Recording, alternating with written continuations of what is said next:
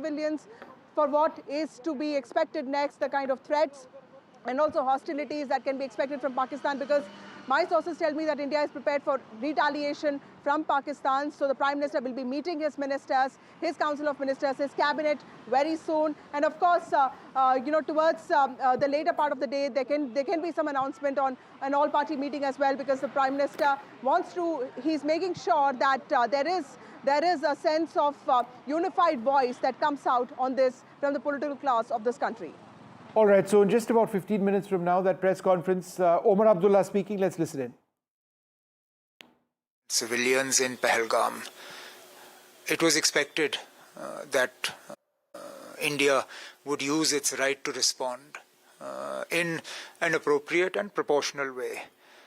I think Government of India, the Indian Defence Forces have gone out of their way to ensure that no military and civilian targets were hit in Pakistan. They have only hit terror bases and launch pads. Unfortunately, the response has been anything but proportionate. Pakistan, as reports are coming in, has gone out of its way to target civilian populations. So I've just had a video conference with all the district collectors along the border and the line of control. I've taken stock of the situation, and we're dealing with the situation as it develops. So there are reports of people injured in Poonch and Uri. There are some reports of casualties. Unfortunately, in Poonch, there are some reports of injuries. I won't get into specifics, but as I said, I've spoken to, in spite of the ongoing shelling in Poonch, DC Poonch was able to come onto the video conference. I was able to take an assessment from him, take stock of the position in the hospital, particularly with regard to blood supplies and other essentials. We are moving more ambulances to the forward areas. At the moment, we can't do much more because shelling is ongoing. But we are keeping totally sort of abreast of the situation. And as it develops, our response will also be tailored accordingly. In the meantime, I have asked the Finance Department to release a contingency fund to all the DCs of Jammu and Kashmir, but with an additional amount to the DCs along the border and the line of control for any exigency that will arise in the current situation. So Pakistan is claiming that their civilians... Us at this stage, Ambassador Dogra, thank you very much for being with us. Pakistan hit us with a terrorist attack. India has responded. What is the play from here onwards? Well, India has responded, yes, and it was also expected that Pakistan would respond to India's response. And as Mr. Omar Abdullah has indicated, there has been Pakistani response, which does not mean that Indian army has not responded in equal measure and perhaps with greater force. And I'm sure that would be the case. So Pakistan is not an easy nation to handle, and Pakistan's army is the most unruly and difficult force to tackle. So we have to be prepared for some unexpected surprises from Pakistan, and I think that is how it is going to be in the coming hours, and hopefully not more than many days to come. But it is a difficult situation. The important thing is, I think here I want to stress one point, that there was some kind of an sort of noises being made in India that, you know, since 22nd April, there's been no retribution, there's been no action. So there was some pressure on the Indian government as well that do something. So Indian government has done something after taking international opinion makers into view. And this is important because that is why Trump responded immediately. Some people are giving extra emphasis to his centuries-old conflict and so on, but that is the Trumpian style. He doesn't care for facts. What he said was that terror must be crushed. That is important. Second, Prime Minister had taken the Qatari Amir into confidence yesterday. And that again was important on a day when OIC was passing its usual resolution. Because Qatar has been host to Hamas, Qatar has been host to Taliban, and Qatar has some links with some other elements in Pakistan. So Qatar came out with a very forthright and forceful statement against terror. So preparations were on for some days. Naturally, it was not possible for government to share everything with the public. Now, one thing we must bear in mind is that Pakistan, successfully or unsuccessfully, is an overdrive with the international media, be it the media in UK or USA. Its ministers have been busy burning the wires since late yesterday night. Yes. So we must also tackle that part of the show as we have tackled the preparations for the strike today night. I think, Ambassador, the fact that it will be Vikram Misri, who is the Foreign Secretary, who will be briefing the media, is an indication enough as to how India is looking at it, whether it will be indeed this Operation Sindoor will be a deterrent or will it be a spark for future confrontation is the big question that is before India at the moment. But the fact that National Security Advisor Ajit Doval spoke to his counterpart, India has also briefed UK, US, UAE, Russia is an indication of how it is, willing to take its allies along in this counter-terror fight. Yes, Maria, you're right. In fact, that is what I emphasize, that India has taken care to take along its friends, allies, sympathizers, and like-minded countries on the issue of terror and terrorism.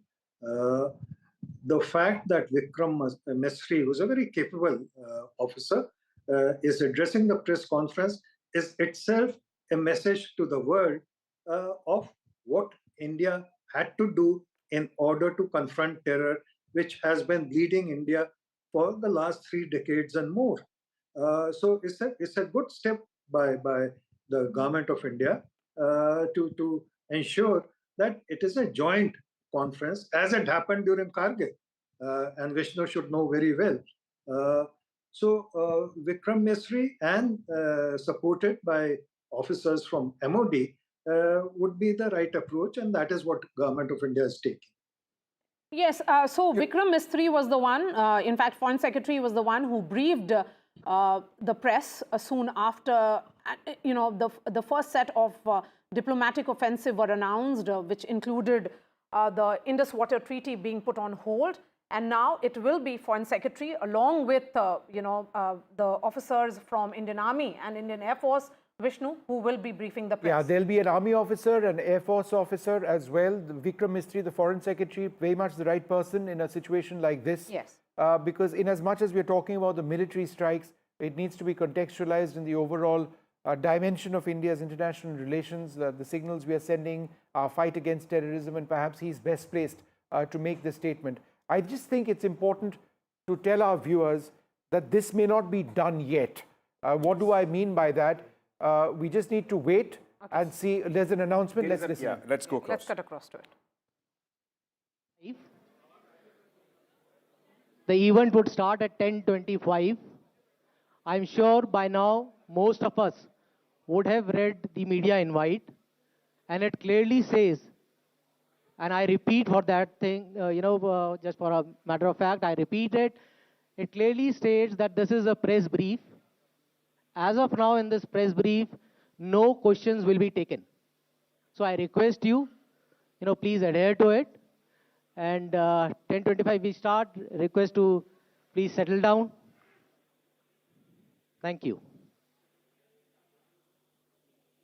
The breaking news before the breaking news comes in is that there will be no questions taken. And this is exactly what we were talking early in the morning. Hopefully, and this is disappointing. And I think that there are questions which are being asked, and these are valid questions. And these questions are being asked because exactly there is intense misinformation that has been taking place. Pakistan has owned this disinformation space. Therefore, the need for clarifications and questions is important. We did not do this after Balakot. We needed to have done this today. This statement hopefully will be extensive and answers all queries. We will know in a little while. Meanwhile, another important information coming in. Chief of Defence Staff has met the Raksha Mantri, Defence Minister has met the CDS, and of course remember that this would be specifically with respect to what is happening and at this moment the options and how India is preparing itself for any kind of escalation. You know, we are seeing one part of that escalation already at the line of control and the international border along Jammu and Kashmir, but for any other escalation that Pakistan could indulge in, of course these are very significant meetings which are taking place in the national capital.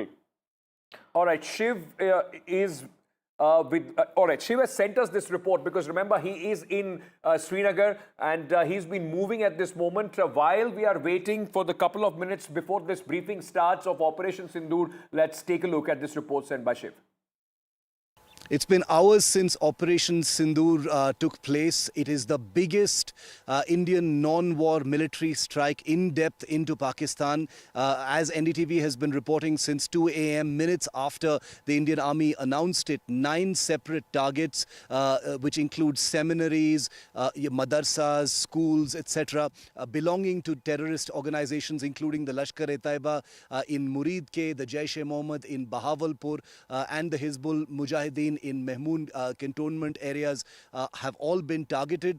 These are all terrorist infrastructure. These are all headquarters and governing bodies of these terrorist groups targeting India, and is seen as the biggest retaliatory response by the Indian military so far. Now remember that Operation Sindoor has only completed phase 1. There is a huge escalation that's currently on the line of control. Huge heavy artillery fires taking place in the Kupwara sector as well as south of the Pir Panjal in the Rajouri, Poonch and Bimbar Gali sectors where the Pakistan Air Force has resorted to heavy artillery firing. The Indian Army obviously is firing back. There are reports of quite a bit of damage on the Indian side in Kupwara. There are some civilian deaths that have been reported, at least 3 of them in the Poonch Rajouri sector. We can confirm also through our sources in the army that extensive damage has happened on the Pakistani side. You can see 3 chairs now inside the National Media Center. That's where the briefing of Operation Sindoor will happen. Foreign Secretary Vikram Misri will be leading this entire briefing along with the Wing Commander Vyomika Singh and Lieutenant Colonel Sophia Qureshi. The message will come in from the government. It will be a statement which will be read out, highlights of which is now available with the media, which talks about 24 missile strikes across 9 locations, which includes 4 in Pakistan and 5 in Pakistan-occupied Kashmir. So targets which included, which were terror pads of Lashkar-e-Taiba and Jaish-e-Mohammed, and no Pakistani military facilities were hit, has been the briefing which has come in from the Indian Army. Indian Army going ahead and giving more details in terms of how it all played out and how it happened in a matter of less than an hour. A synchronized strike which happened within less than an hour. All missiles had struck their designated targets. The strikes were synchronized to avoid detection and management of surprise, and real-time foot from UAVs confirmed the destruction of target facilities. But the Prime Minister had been monitoring this entire Operation Sindoor through the night. He was up. He was giving all the details of it he was giving all the details, getting all the details from the National Security Advisor. The selection of intercepted communication that identified specific buildings and compounds associated with groups like Jaish-e-Mohammed and Lashkar-e-Taiba. The details from the Indian Army also suggest that it was the integrated functioning of satellite surveillance, human intelligence, and intercepted communication. And unlike past response that were often limited in scale and scope, Operation Sindoor was remarkable for its expansive footprint and precision, and the use of high accuracy standoff weapons ensured minimal collateral damage and surgical impact on intended targets. So that briefing by the government going to begin any moment now. This is going to be the first official briefing as far as the government of India is concerned. We have been continuously saying that there are going to be two officers from the Indian Air Force and the Army, along with the Foreign Secretary, who are going to... Let me just jump in here, if I can, Ankit, for a little bit. As we wait for this press conference to take place, I think the key point over here is that there is a lot that needs to be explained over here. We do know about the impact of the terror strikes which have taken place. There will be a lot of question marks about what's taking place along the line of control and the international border. There will be a lot which people want to know about the nature of the air battle which is reported to have taken place. There's a great deal of disinformation which Pakistan has been putting out. There have been some clarifications which have been issued. I think the larger issue at this juncture would be what happens next. Is this where India intends to end this? There is also the possibility of a further Pakistani response. Pakistan, to the best of our knowledge, and this is something again we'll be looking out for, hasn't attempted to strike or any targets within India. Is that something that they would want to do, or are they planning to do that? That's something that the Indian forces would be alert for. I would guess that at this juncture the Indian Air Force would be very heavily deployed. Remember, in 2019, a day after the Balakot strikes, when we saw some of the most intense air battles which had been fought between India and Pakistan since the 1971 war. Abhinandan went down. He was captured by Pakistani forces on that occasion, but Pakistani forces did try to hit a military target in Rajouri, but were unsuccessful. At this juncture, we do believe that there has been some sort of air exchange, the nature of which we do not know at this stage. What happens next, we're going to have to try and find out. What we can say is that there is video evidence, unequivocal proof of India having struck these terror targets. There are 9 of them. The deepest one is in Bahawalpur, 150 kilometers inside Pakistan, opposite Punjab and Rajasthan. Several other camps, approximately 20 to 25 kilometers across the line of control. So that press conference being addressed by Vikram Mistry, the Foreign Secretary of India, scheduled to begin anytime now. Along with Lieutenant Colonel Sophia Qureshi and Wing Commander Vyomika Singh, who will be joining the Foreign Secretary for this briefing. Very clearly, just any moment now it is going to start. You can see the logo and of the Government of India with Operation Sindoor. So this briefing is going to be the first time that we hear about this operation officially from the Government of India, apart from that, a brief press release which was put across by the Ministry of Defense right at 1:44 a.m. This morning, as the world woke up to India hitting back and avenging what had happened in Pahalgam. There is a lot which is happening at this moment. Situation is still very, very hot, ladies and gentlemen, as far as the line of control and the international border in Jammu and Kashmir is concerned. That is where Pakistan has chosen to retaliate. Civilian areas on the Indian side are being targeted by the Pakistani artillery and is being responded to by the Indian security forces. And what we have learned also is that heavy damage has been inflicted on the Pakistani army. All right. News just coming in that Defence Minister Rajnath Singh has now reached 7 LKM, Prime Minister Modi's residence, and that's where the Prime Minister has been monitoring this entire developing situation since late last night. He has been constantly briefed by the CDS, that is the Chief of Defence Staff, and also by the National Security Advisor. What we can tell our viewers is that this briefing, which is being held in the National Media Center, is going to begin any moment now. The presence of the Foreign Secretary becomes important. Remember, he was the one who briefed the press soon after India carried out its diplomatic offensive. And now it is important for India to ensure that its allies in the global sphere, allies are on board as India, tells the world what really happened with regards to Operation Sindoor, a powerful, a significant message which has been sent to Pakistan with all kind of, as it continued to sustain and support cross-border terrorism.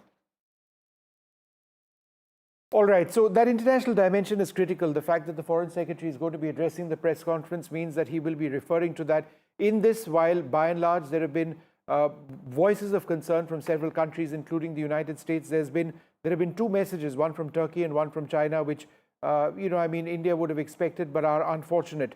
Turkey has backed Pakistan entirely. Turkey is an ally now or a friend of Pakistan's. They've been arming Pakistan as well. That's a cause of huge concern. Vishnu, let's just very quickly go across to our colleague Vasudha Venugopal as we are waiting for this press conference to begin. Vasudha is at the Prime Minister's residence at the 7 LKM. Let me very quickly, Vasudha, as we are learning, the Defence Minister has reached Prime Minister's residence. Very, very important with all that is happening at this moment. Absolutely, Ankit. And what I understand is that I can see his car right here. He just reached about 8 minutes ago, and then it's important that to know that Rajnath Singh, the Defence Minister, the Raksha Mantri, also met the chiefs of the armed forces before the strikes began. That's what sources are telling NDTV. And more importantly, this meeting comes just before the country is sort of briefed, country is told about what really happened. There's going to be that important press conference by MEA and also the officials from the armed forces. So this is an important thing, and it will have a lot of ramifications, geopolitical ramifications, and also, how is India preparing for the, for the retaliation that is likely to happen. So clearly, an important meeting with Rajnath Singh. All right, the Foreign Secretary Vikram Misri over there. Let's just listen in.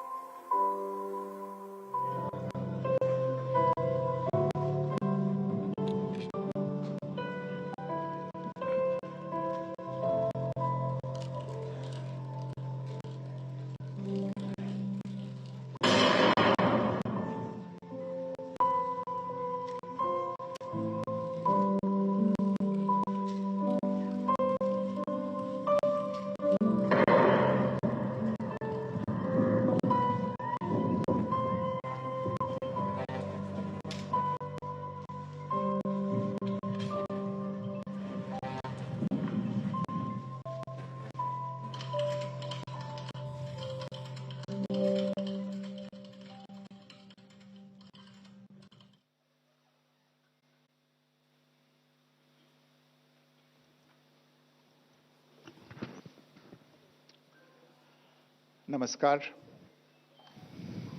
इस briefing में शामिल होने के लिए आप सभी का धन्यवाद।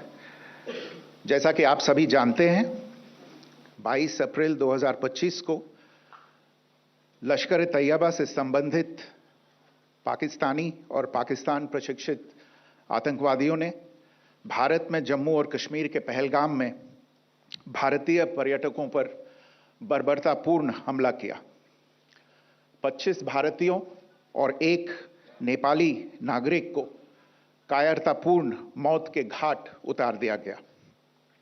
मुंबई के 26 नवंबर 2008 के हमलों के बाद ये भारत में हुई किसी आतंकवादी हमले में मारे गए आम नागरिकों की संख्या की दृष्टि से सबसे गंभीर घटना है।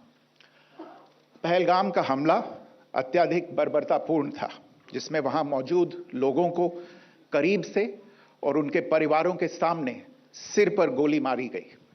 हत्या के इस तरीके से परिवार के सदस्यों को जानबूझकर आघात पहुंचाया गया।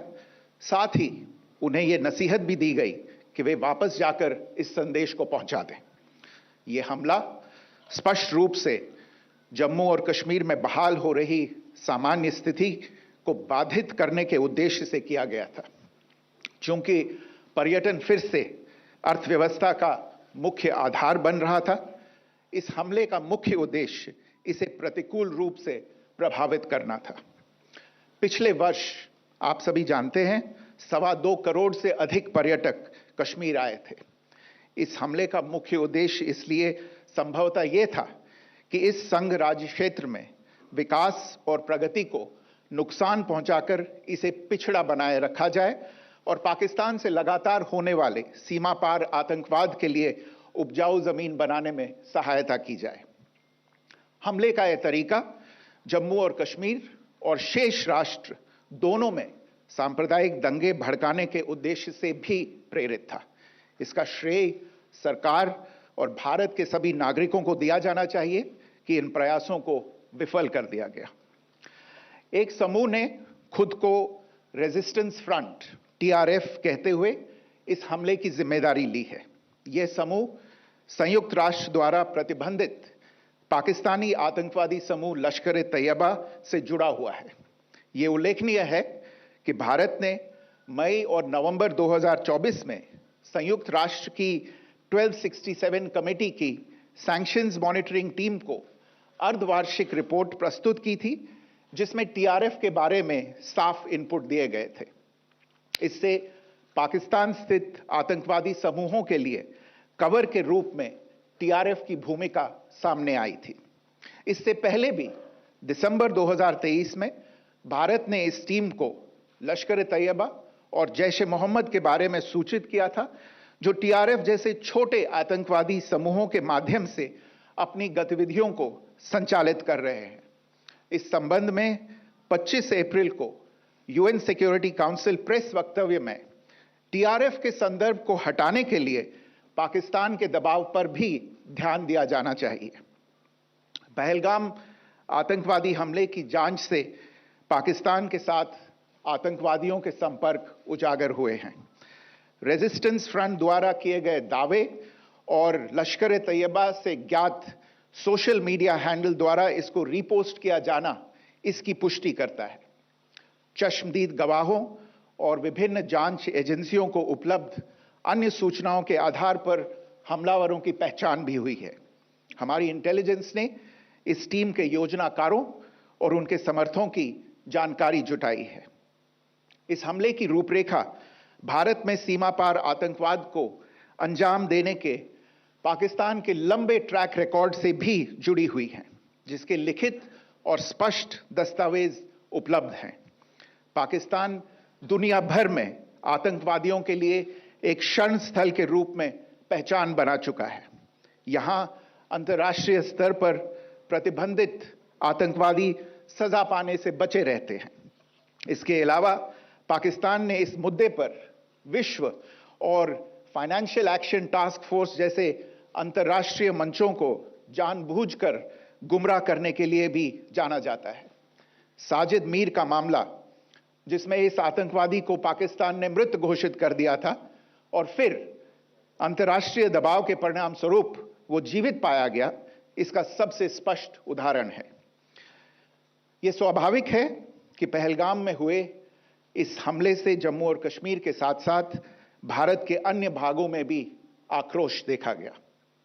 हमलों के बाद भारत सरकार ने स्वाभाविक रूप से पाकिस्तान के साथ संबंधों को लेकर कुछ कदम उठाए। आप सभी उन निर्णयों से अवगत हैं जिसकी घोषणा 23 अप्रैल को की गई थी। तथापि यह आवश्यक समझा गया कि 22 अप्रैल के हमले के अपराधियों और उनके योजनाकारों को न्याय के कटघरे में लाया जाए। हमलों के एक पखवाड़े के बाद भी पाकिस्तान द्वारा अपने क्षेत्र या अपने नियंत्रण वाले क्षेत्रों में आतंकवादियों की इंफ्रास्ट्रक्चर के विरुद्ध कार्यवाही करने के लिए कोई स्पष्ट कदम नहीं उठाया गया है। उल्टे वो इनकार करने और आरोप लगाने में ही लिप्त रहा है। पाकिस्तान आधारित आतंकवादी मॉड्यूल्स पर हमारी खुफिया निगरानी ने संकेत दिया है कि भारत के विरुद्ध आगे भी हमले हो सकते हैं। अतः इनको रोकना और इनसे निपटना दोनों को बेहद आवश्यक समझा गया। आज सुबह, जैसा कि आपको ज्ञात होगा, भारत ने इस तरह के सीमा पार हमलों का जवाब देने और उन्हें रोकने तथा उनका प्रतिरोध करने के अपने अधिकार का प्रयोग किया है।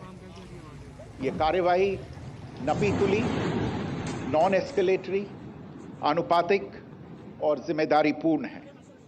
यह आतंकवाद की इंफ्रास्ट्रक्चर को समाप्त करने और भारत में भेजे जाने वाले संभावित आतंकवादियों को अक्षम बनाने पर केंद्रित है। आपको यह भी स्मरण होगा कि 25 अप्रैल 2025 को संयुक्त राष्ट्र सुरक्षा परिषद ने पहलगाम आतंकवादी हमले पर एक प्रेस वक्तव्य जारी किया था, जिसमें आतंकवाद के इस निंदनीय कार्य के अपराधियों, आयोजकों, फाइनेंसरों और प्रायोजकों को जवाबदेह ठहराने और उन्हें न्याय के दायरे में लाने की आवश्यकता पर जोर दिया गया था। भारत की आज की इस कार्रवाई को इसी संदर्भ में देखा जाना चाहिए। Good morning. Thank you all for joining this briefing. As you are all aware, on April 22, 2025, Pakistani and Pakistan-trained terrorists belonging to the Lashkar-e-Taiba carried out a savage attack on Indian tourists at Pahalgam in Jammu and Kashmir in India. They murdered 26 people, including one national of Nepal, causing the largest number of civilian casualties in a terrorist attack in India since the 26 November 2008 attacks in Mumbai.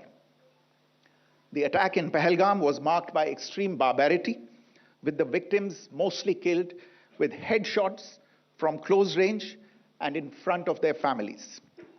Family members were deliberately traumatized through the manner of the killing, accompanied by the exhortation that they should take back the message. The attack was clearly driven by the objective of undermining the normalcy returning to Jammu and Kashmir. In particular, it was designed to impact the mainstay of the economy, tourism, with a record 23 million tourists visiting the valley last year. The calculation, presumably, was that harming growth and development in the Union Territory would help keep it backward and create fertile ground for continued cross-border terrorism from Pakistan. The manner of the attack was also driven by an objective of provoking communal discord, both in Jammu and Kashmir and the rest of the nation. It is to the credit of the government and the people of India that these designs were foiled. A group calling itself the Resistance Front has claimed responsibility for the attack. This group is a front for the UN-proscribed Pakistani terrorist group Lashkar-e-Taiba. It is notable that India had given inputs about the TRF in the half-yearly report to the monitoring team of the UN's 1267 Sanctions Committee in May and November 2024, bringing out its role as a cover for Pakistan-based terrorist groups. Earlier too, in December 2023, India had informed the monitoring team about Lashkar and Jaish-e-Mohammed operating through small terror groups such as the TRF. Pakistan's pressure to remove references to TRF in the April 25 UN Security Council press statement is notable in this regard. Investigations into the Pahalgam terror attack have brought out the communication notes of terrorists in and to Pakistan. The claims made by the Resistance Front and their reposting by known social media handles of the Lashkar-e-Taiba speak for themselves.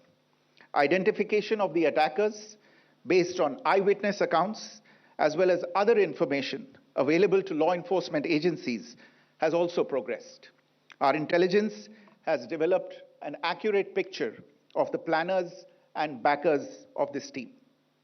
The features of this attack also tie in with Pakistan's long track record of perpetrating cross-border terrorism in India, which is well documented and beyond question. Pakistan also has a well-deserved reputation as a haven for terrorists from around the world, with internationally proscribed terrorists enjoying impunity there. In addition, Pakistan has been known to willfully mislead the world and international forums, such as the Financial Action Task Force, on this issue. The Sajid Mir case, in which this terrorist was declared dead, and then, in response to international pressure, brought back to life, found alive and arrested, is the most glaring example. The latest attack in Pahalgam has understandably generated deep anger in Jammu and Kashmir and in other parts of India. Following the attacks, the government of India naturally responded with a set of initial measures relating to our engagement with Pakistan. You're all aware of the decisions that were announced on the 23rd of April. However, it was deemed essential that the perpetrators and planners of the 22nd April attack be brought to justice. Despite a fortnight having passed since the attacks, there has been no demonstrable step from Pakistan to take action against the terrorist infrastructure on its territory or on territory under its control. Instead, all it has indulged in are denials and allegations. Our intelligence monitoring of Pakistan-based terrorist modules indicated that further attacks against India were impending. There was thus a compulsion both to deter and to preempt. Earlier this morning, as you would be aware, India exercised its right to respond and preempt, as well as deter more such cross-border attacks. These actions were measured, non-escalatory, proportionate, and responsible. They focused on dismantling the terrorist infrastructure and disabling terrorists likely to be sent across to India.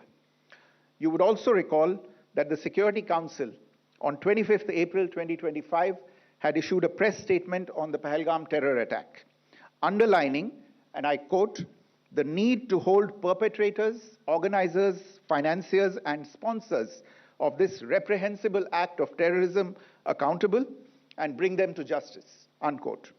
India's latest actions should be seen in this context. Joining me for this briefing on our actions earlier this morning are Colonel Sophia Qureshi and Wing Commander Vyomika Singh. I will request them to share some details regarding Operation Sindoor with all of you.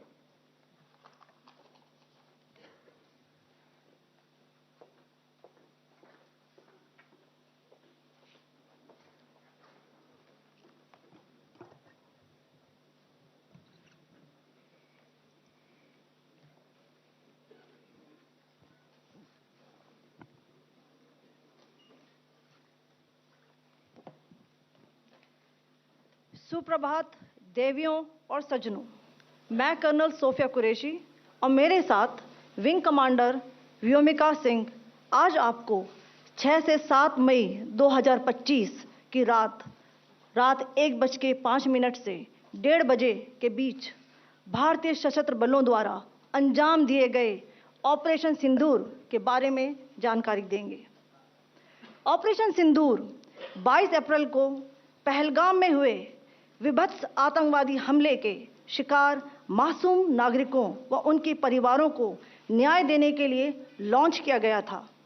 इस कार्रवाई में 9 terrorist camps को target किया गया और पूरी तरह से इसे बर्बाद किया गया। पाकिस्तान में पिछले 3 दशकों से टेरर इंफ्रास्ट्रक्चर का निर्माण हो रहा है। इसमें recruitment, indoctrination centres, training areas व लॉन्च पैड शामिल थे, जो पाकिस्तान और पाक अधिकृत जम्मू कश्मीर POJK दोनों में फैले हैं। Operation Sindoor was launched by Indian Armed Forces to deliver justice to the victims of Pahalgam terror attack and their families. 9 terrorist camps were targeted and successfully destroyed. Over the last 3 decades, Pakistan has systematically built terror infrastructure. It is a complex web of recruitment and indoctrination centers, training areas for initial and refresher courses, and launch pads for handlers. These camps are located both in Pakistan as well as Pakistan-occupied Jammu and Kashmir areas. Some of the well-known training camps are located, as you can see on the screen. They are distributed from Savai Nala in the north, counting to approximately 21, ending at Bhagalpur to the south. इन लक्ष्यों का चयन विश्वसनीय intelligence सूचनाओं के आधार पर हुआ ताकि आतंक गतिविधियों की रीढ़ तोड़ी जा सके और यह खास ध्यान दिया गया कि निर्दोष नागरिकों और सिविलियन इंस्टॉलेशन को नुकसान न पहुंचे. The selection of these targets for Operation Sindoor was based on credible intelligence inputs and role of these facilities in perpetrating the terror activities. The locations were so selected to avoid damage to civilian infrastructures and loss of any civilian lives. This was done with due diligence, and the camps selected for targeting and their engagement will now be shown to you one by one. POJK के target मैं आपको बताना चाहूंगी. सबसे पहले सवाई नाला camp Muzaffarabad, जो कि POJK के लाइन ऑफ कंट्रोल से 30 किलोमीटर दूर है. यह एक लश्कर तौयबा का ट्रेनिंग सेंटर था. 20 अक्टूबर 2024 सोनमर्ग, 24 अक्टूबर 24 गुलमर्ग, 22 अप्रैल 2025 पहलगाम, इन हमलों के आतंकियों ने यहीं से प्रशिक्षण लिया था. सैयदना बिलाल कैंप मुजफ्फराबाद, यह एक जैश ए मोहम्मद का स्टेजिंग एरिया है. यह हथियार, विस्फोटक और जंगल सर्वाइवल ट्रेनिंग का केंद्र भी था. गुलपुर कैंप कोटली, यह LOC से 30 किलोमीटर दूर था. लश्कर तौयबा का बेस था जो रजौरी पुंछ में सक्रिय था. 20 अप्रैल 2023 को पुंछ में और 9 जून 2024 को तीर्थ यात्रियों के बस हमले में यहीं से आतंकी को ट्रेन किया गया था.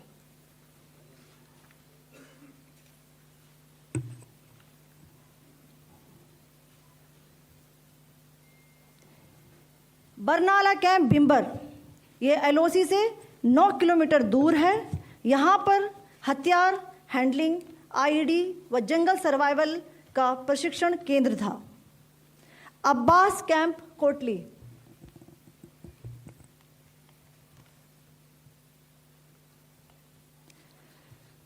यह LOC से 13 किलोमीटर दूर है. लश्कर तौयबा का फिदाइन यहाँ तैयार होता था. इसकी कैपेसिटी 15 टेररिस्ट को ट्रेन करने की थी.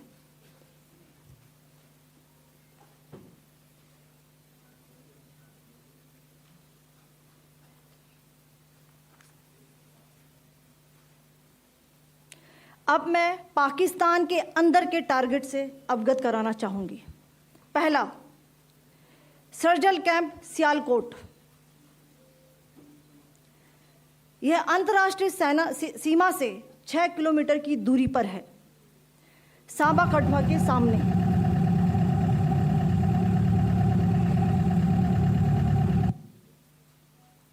मार्च 2025 में जम्मू एंड कश्मीर पुलिस के 4 जवानों को की जो हत्या की गई थी, उन आतंकवादियों को इसी जगह पर ट्रेन किया गया था.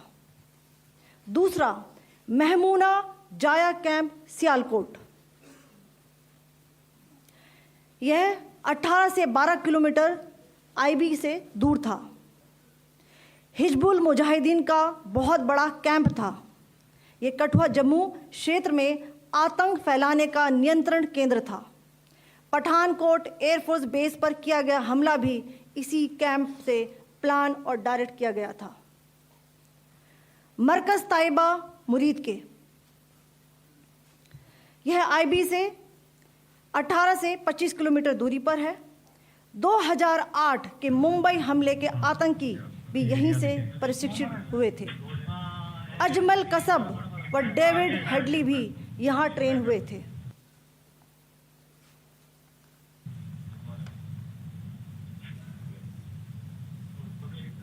आगे दूसरा आया.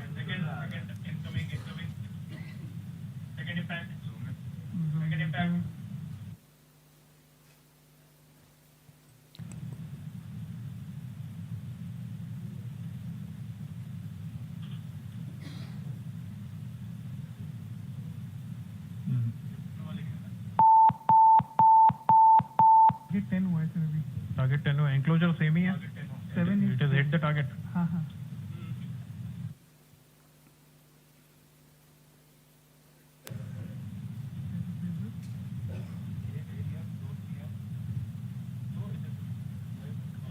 पीछे आ गया sir. Impact.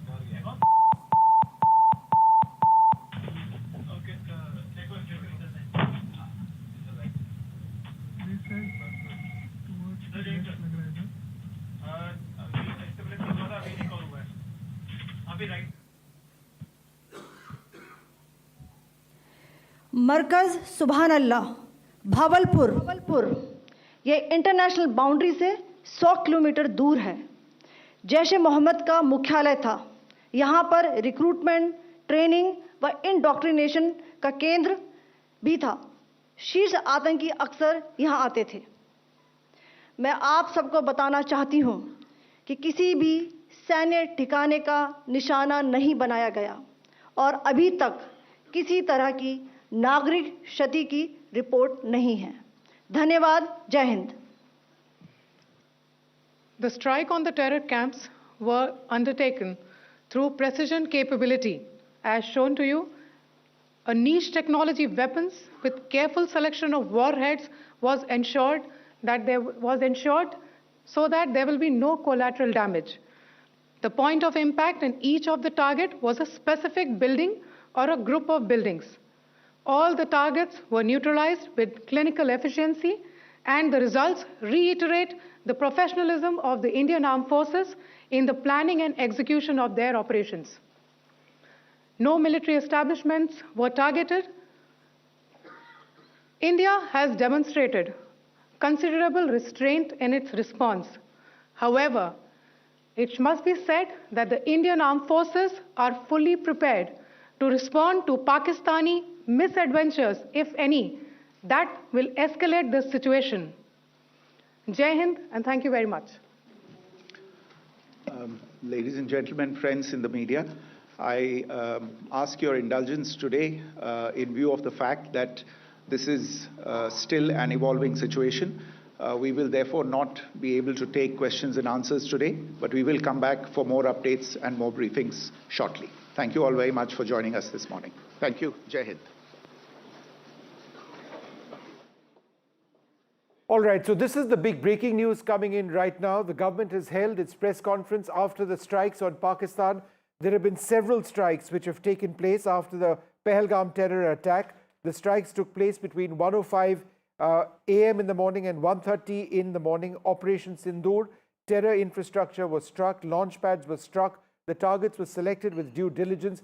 As you can see, and very, very significantly, what the government has released over here is actual video of the targets being hit.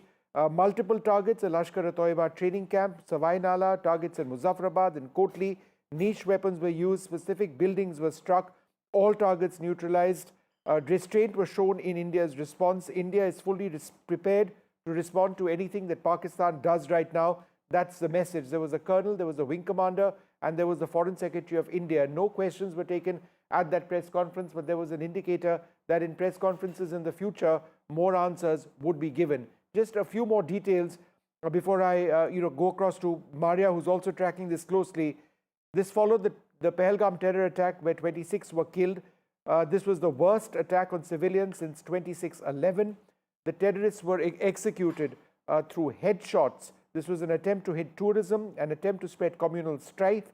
Lashkar Front was involved in this, and only denials from Pakistan were received over the last few days. India's response, therefore, was measured, responsible, non-escalatory, I should say, is how this was characterized. Once again, the attacks took place between 1:05 a.m. and 1:30 a.m. Maria.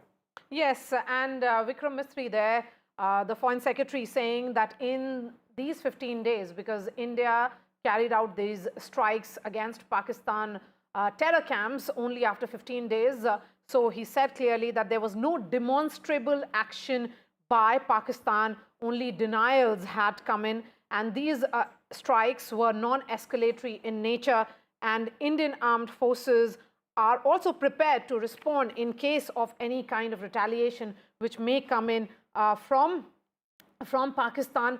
But these visual proofs, the video proofs which have come in, become particularly important, and we will be joined by our reporters in just a bit.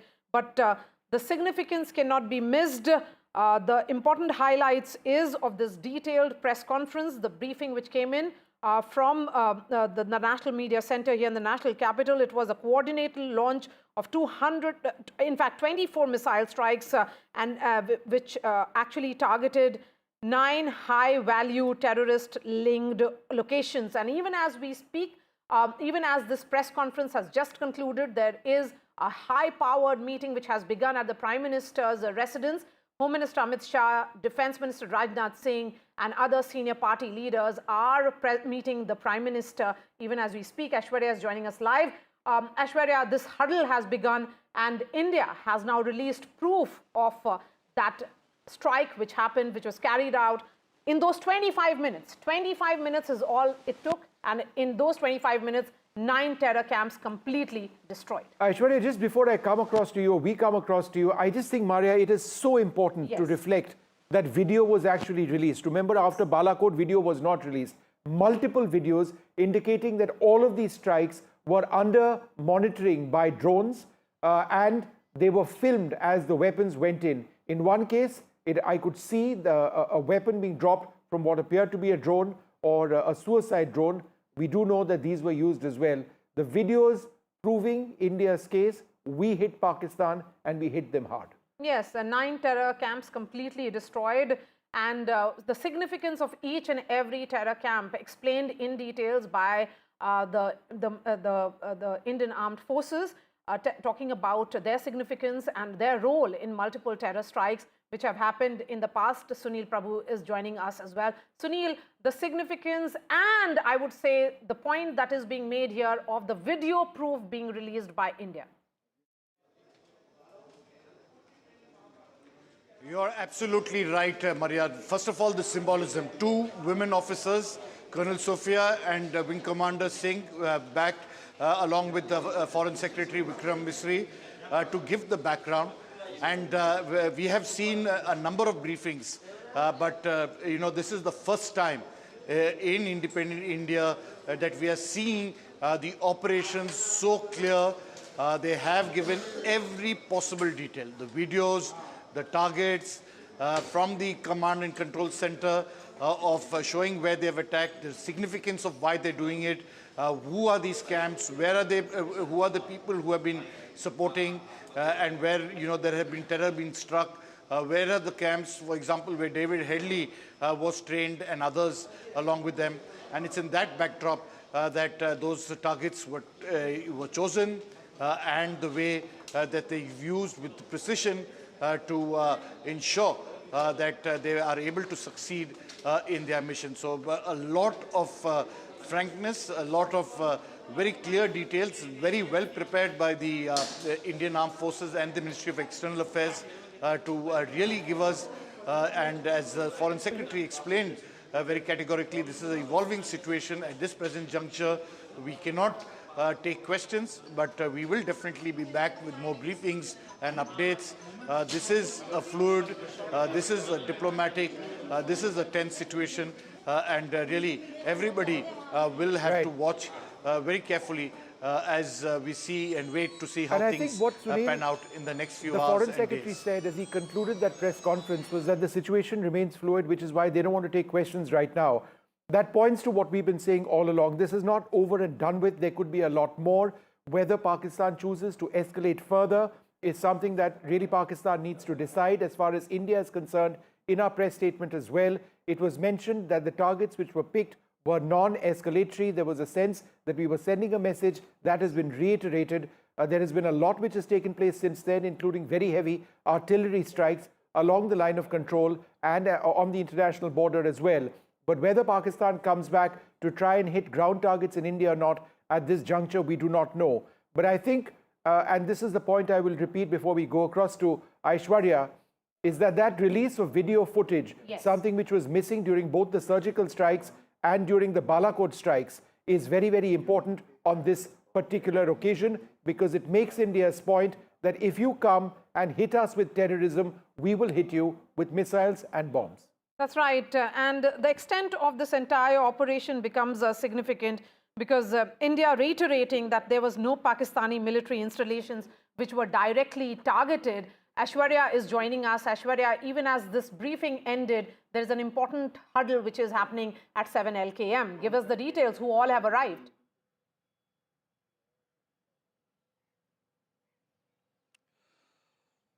Well, Ash, if you heard me.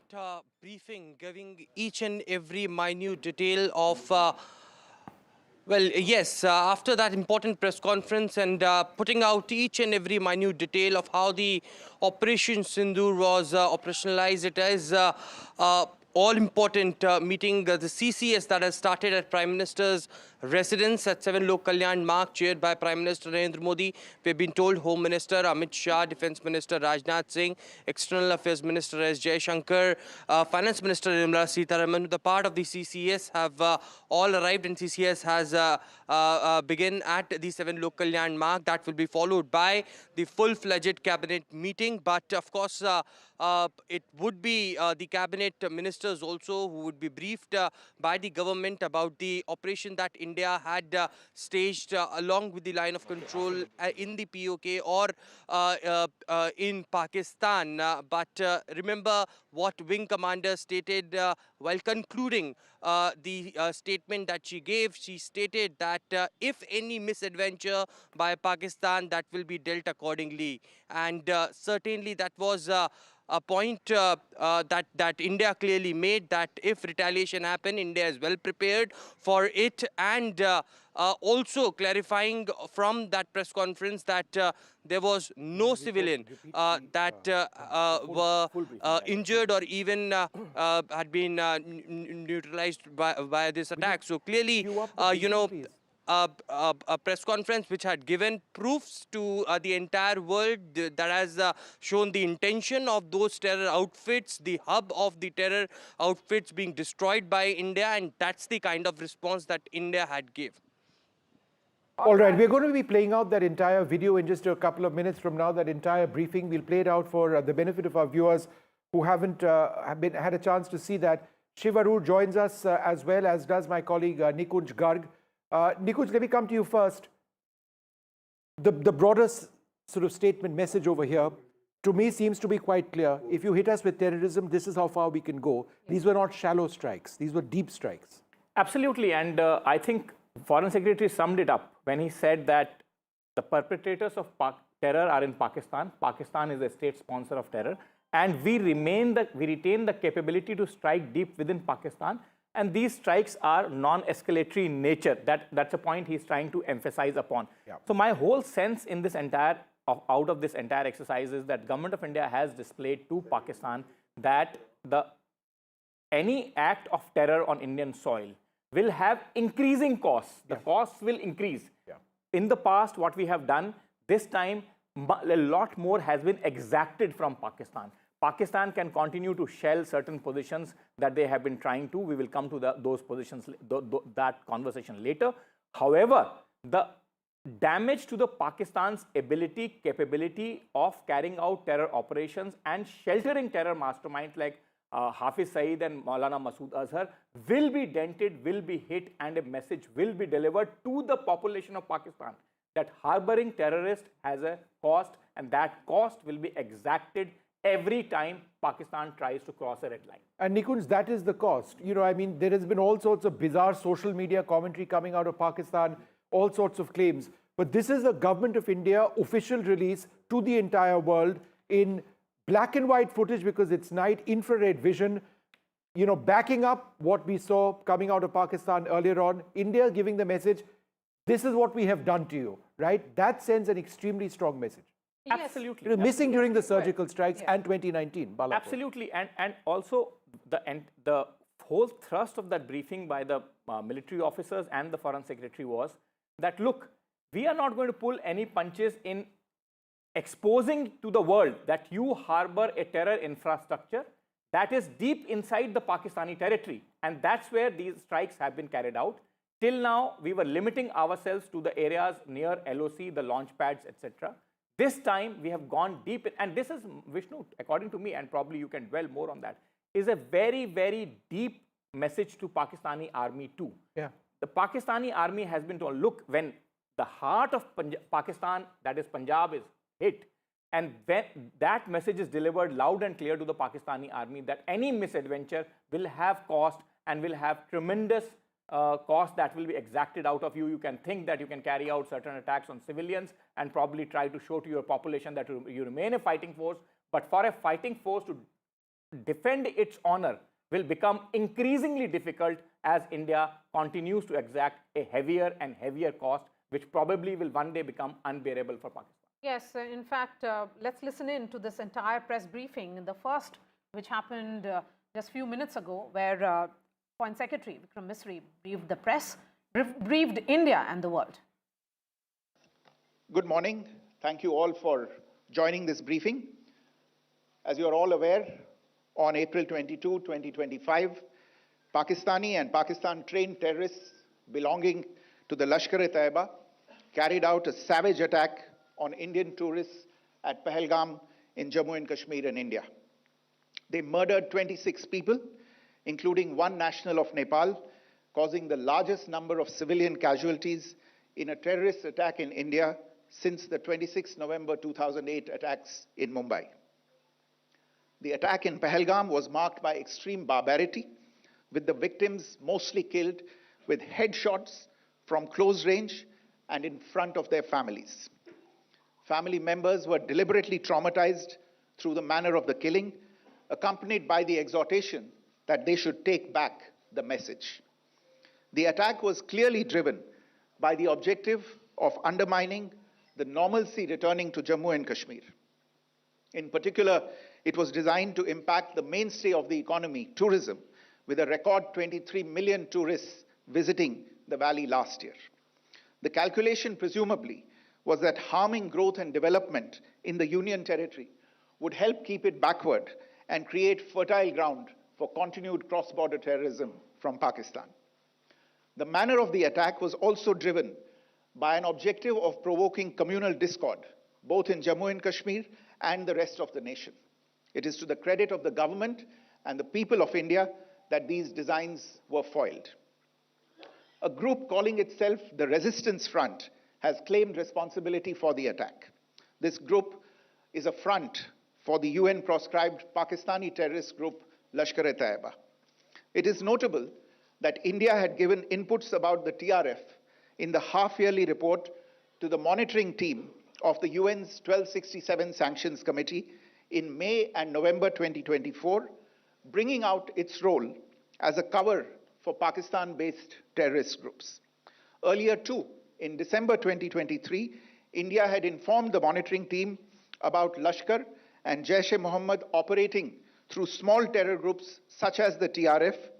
Pakistan's pressure to remove references to TRF in the April 25 UN Security Council press statement is notable in this regard. Investigations into the Pahalgam terror attack have brought out the communication notes of terrorists in and to Pakistan. The claims made by the Resistance Front and their reposting by known social media handles of the Lashkar-e-Taiba speak for themselves.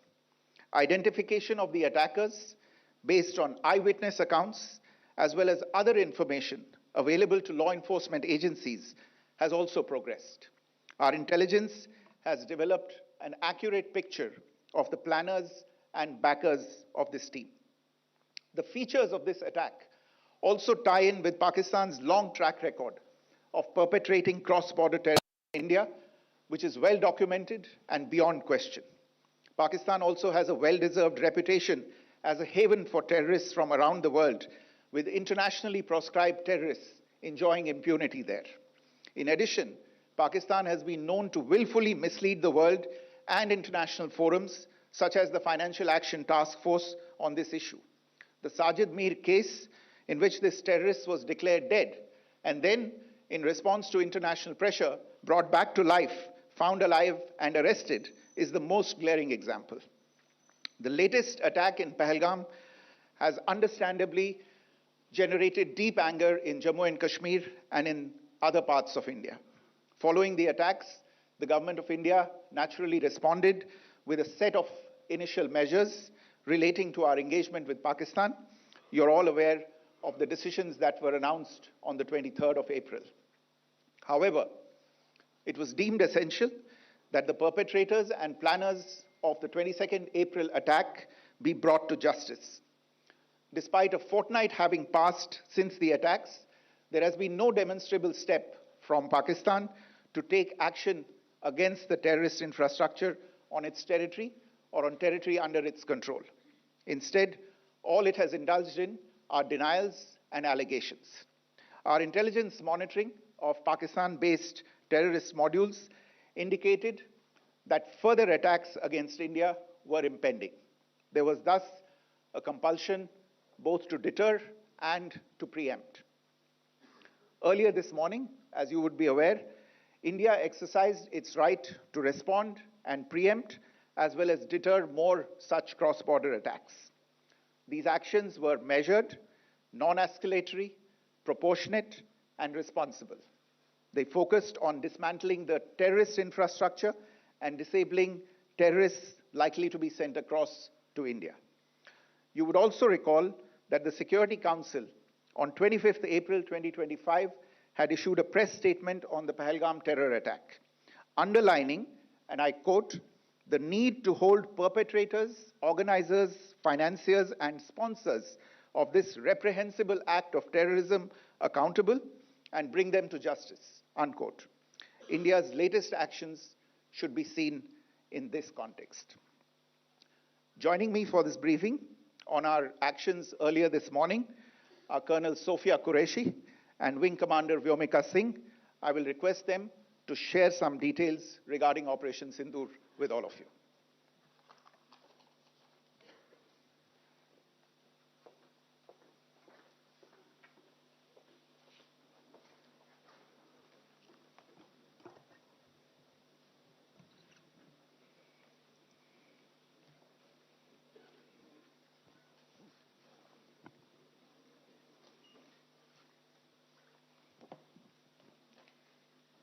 सुप्रभात देवियों और सज्जनों, मैं colonel Sophia Qureshi और मेरे साथ wing commander Vyomika Singh आज आपको 6 से 7 मई 2025 की रात 1:05 से 1:30 बजे के बीच भारतीय सशस्त्र बलों द्वारा अंजाम दिए गए ऑपरेशन सिंदूर के बारे में जानकारी देंगे।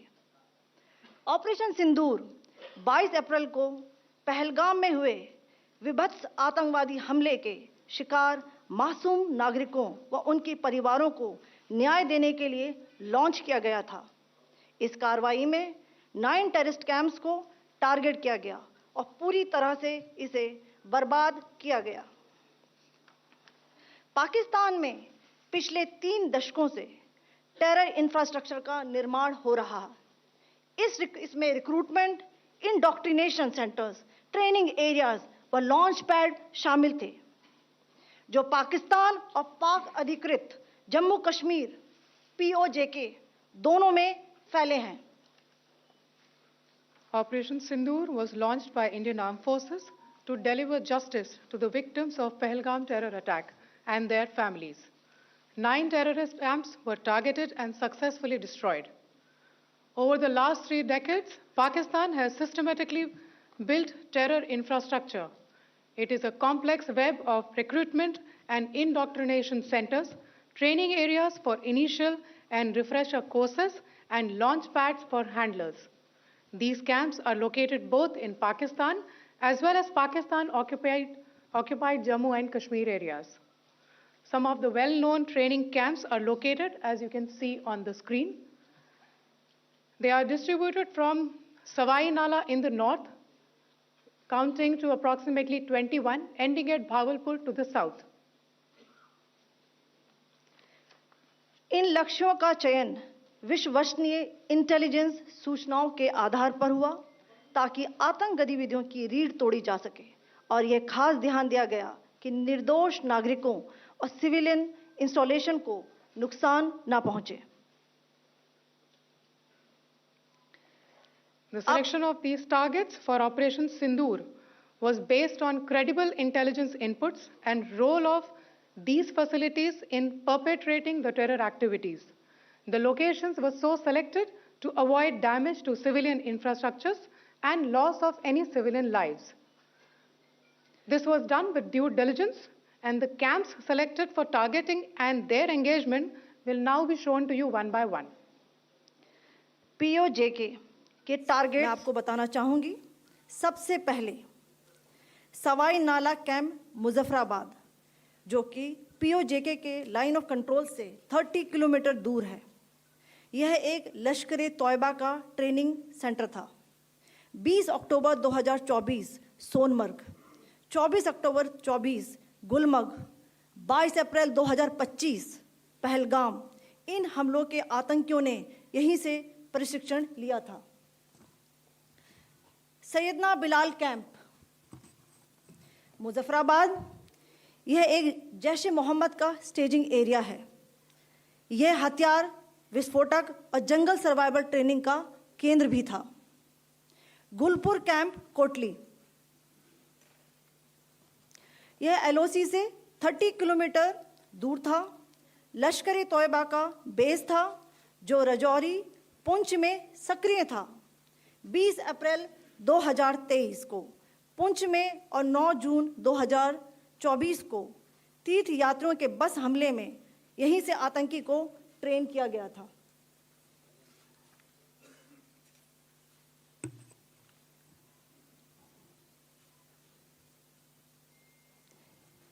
बरनाला कैंप बिम्बर, ये LOC से 9 किलोमीटर दूर है। यहाँ पर हथियार, हैंडलिंग, IED व जंगल सर्वाइवल का प्रशिक्षण केंद्र था। अब्बास कैंप कोटली,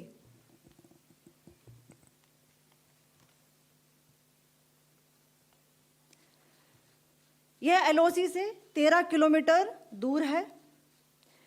लश्कर तोयबा का फिदाइन यहाँ तैयार होता था। इसकी कैपेसिटी 15 टेररिस्ट को ट्रेन करने की थी।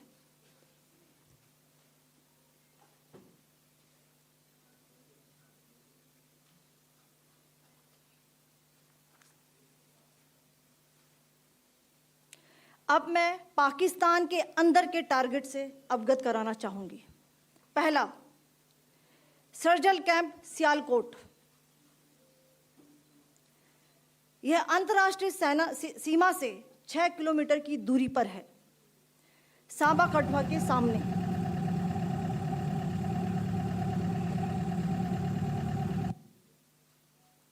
मार्च 2025 में जम्मू एंड कश्मीर पुलिस के 4 जवानों की जो हत्या की गई थी, उन आतंकवादियों को इसी जगह पर ट्रेन किया गया था।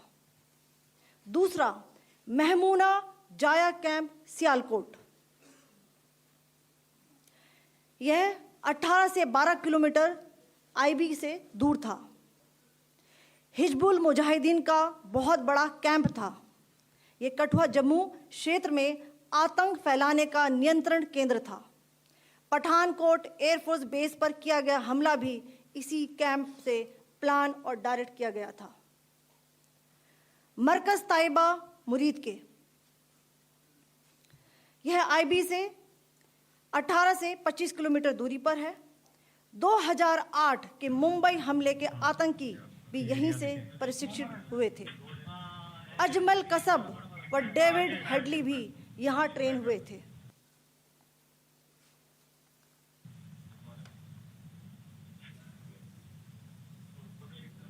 आगे दूसरा आया।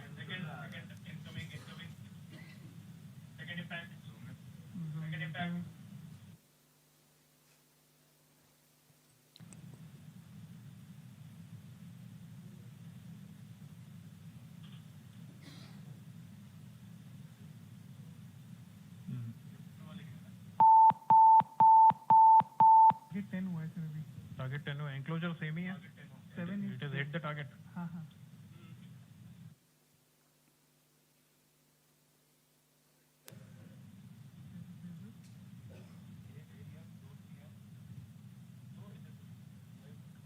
पीछे आ गया सर, इम्पैक्ट।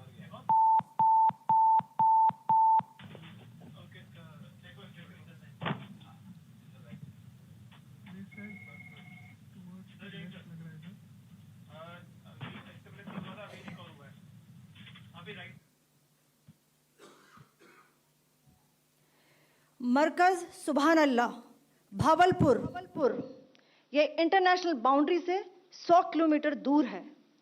जैश ए मोहम्मद का मुख्यालय था। यहाँ पर रिक्रूटमेंट, ट्रेनिंग व इंडॉक्ट्रिनेशन का केंद्र भी था। शीर्ष आतंकी अक्सर यहाँ आते थे। मैं आप सबको बताना चाहती हूँ कि किसी भी सैन्य ठिकाने का निशाना नहीं बनाया गया और अभी तक किसी तरह की नागरिक क्षति की रिपोर्ट नहीं है। धन्यवाद। जय Hind. The strike on the terror camps were undertaken through precision capability, as shown to you. A niche technology weapons with careful selection of warheads was ensured so that there will be no collateral damage. The point of impact in each of the target was a specific building or a group of buildings. All the targets were neutralized with clinical efficiency, and the results reiterate the professionalism of the Indian Armed Forces in the planning and execution of their operations. No military establishments were targeted. India has demonstrated considerable restraint in its response. However, it must be said that the Indian Armed Forces are fully prepared to respond to Pakistani misadventures, if any, that will escalate this situation. Jai Hind, and thank you very much. Colonel Sophia Qureshi and Wing Commander Vyomika Singh briefing the media with regards to Operation Sindoor, a briefing of this nature, which is certainly high on symbolism as well. Two women in uniform leading a mission named after Sindoor, which is vermilion, a mark of strength, sacrifice and Shakti. So the entire preparation of this briefing, again, very, very high, sending a message besides the operational details of what this Operation Sindoor was all about.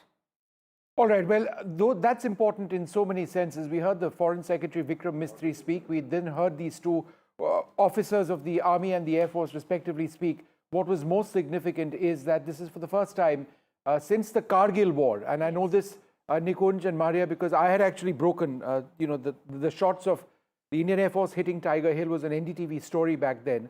It's the first time since then that you've got video footage of strikes going in. This is very important, infrared footage, including from drones. Joining us now. That's an answer to the skeptics also in so many ways. People who they doubted Balakot. Needless questions, on some sensitive operations. Absolutely. General Bikram Singh, former Army Chief, joins us. Thanks so very much for being with us. Just the significance, General Singh, of India telling Pakistan, not only have we hit you, we're showcasing to the entire world video which shows us hitting you. What is the message there? Jai Hind, firstly, to three of you and all your viewers.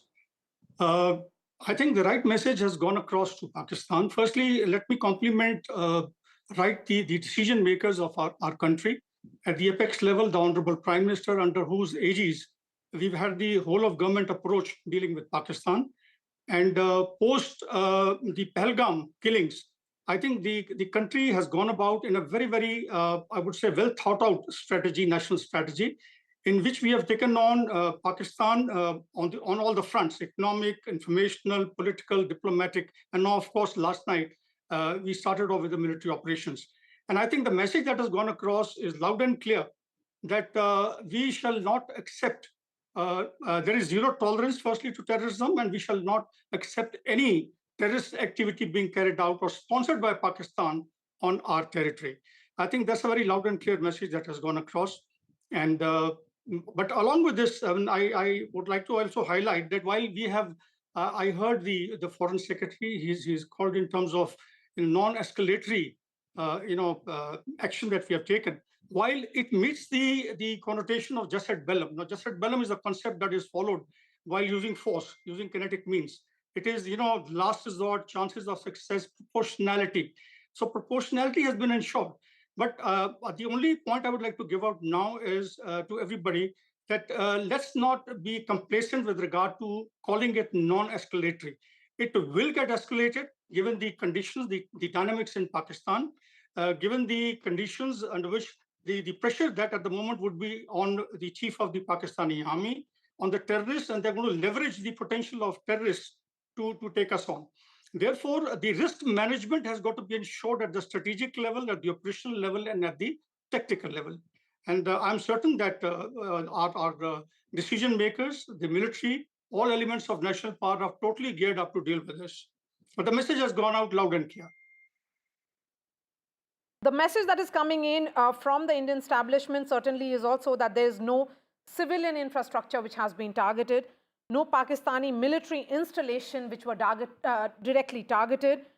India has ensured minimal collateral damage, and it was known terror bases or known terror hotbeds which have been subject of Indian target. That's a message that is going to the world, that this is not against Pakistan, but the terror state that Pakistan has become. Absolutely, Maria. I mean, this is another message that has gone across. And let me tell you, I didn't talk about it because the Indian military is a very responsive, accountable element of national power. It will go exactly as per the diktats of the Honorable Prime Minister and what the government has told it to do. Therefore, the operations have been calibrated, and we've used precision ammunitions. The strikes have been precision. The camps have been targeted while ensuring that there's no collateral damage. And that has been the hallmark of our operations throughout. That we have scrupulously stayed away from ensuring any collateral damage in our operations. I want to ask you one specific question, which probably would be at the top of the mind of most of the population on both sides. And you are talking about an escalation. It is not as if Indian defenses would not be prepared for any kind of escalation, but do you think that Pakistani military planners would escalate this situation necessarily, knowing that the world is watching, that the world has put them on notice, that the United Nations Security Council, the top security body of the International Committee of Nations, has squarely blamed Pakistan and castigated them? Do you think they will still go ahead and plan for an escalation? Yeah, what does your military experience tell you, sir? Right. You see, Nikunj, besides the military experience, firstly, I brought it out in my initial, my speech, my wording that, look, we are geared up. I'm certain that, when such operations are launched, there is risk management is ensured not only at the tactical level, but at the operational and also at the strategic level. And if you ask me, I can later on clarify to you what I mean by these, what all facets are going to come in these. But yes, with regard to your question, specific question, that will Pakistan do something? Yes, it will. I'll tell you why. The reason is that firstly, the statement that was made by the Pakistani chief, where virtually willy-nilly, indirectly, he threatened India, and he brought it out that how he was viewing India as an enemy, despite the various efforts that have gone in the past 10, 12 years to actually assuage the concerns and to ensure that, the situation is stabilized on the line of control and with Pakistan. But the statement that he gave, now he has to live up to it, number one.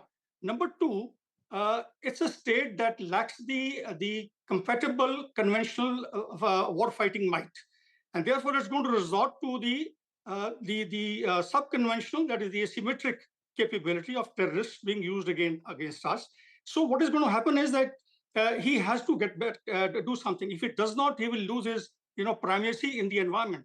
The famous term that is used, that is the Pakistani army that owns the nation, the only army of the world that owns the nation.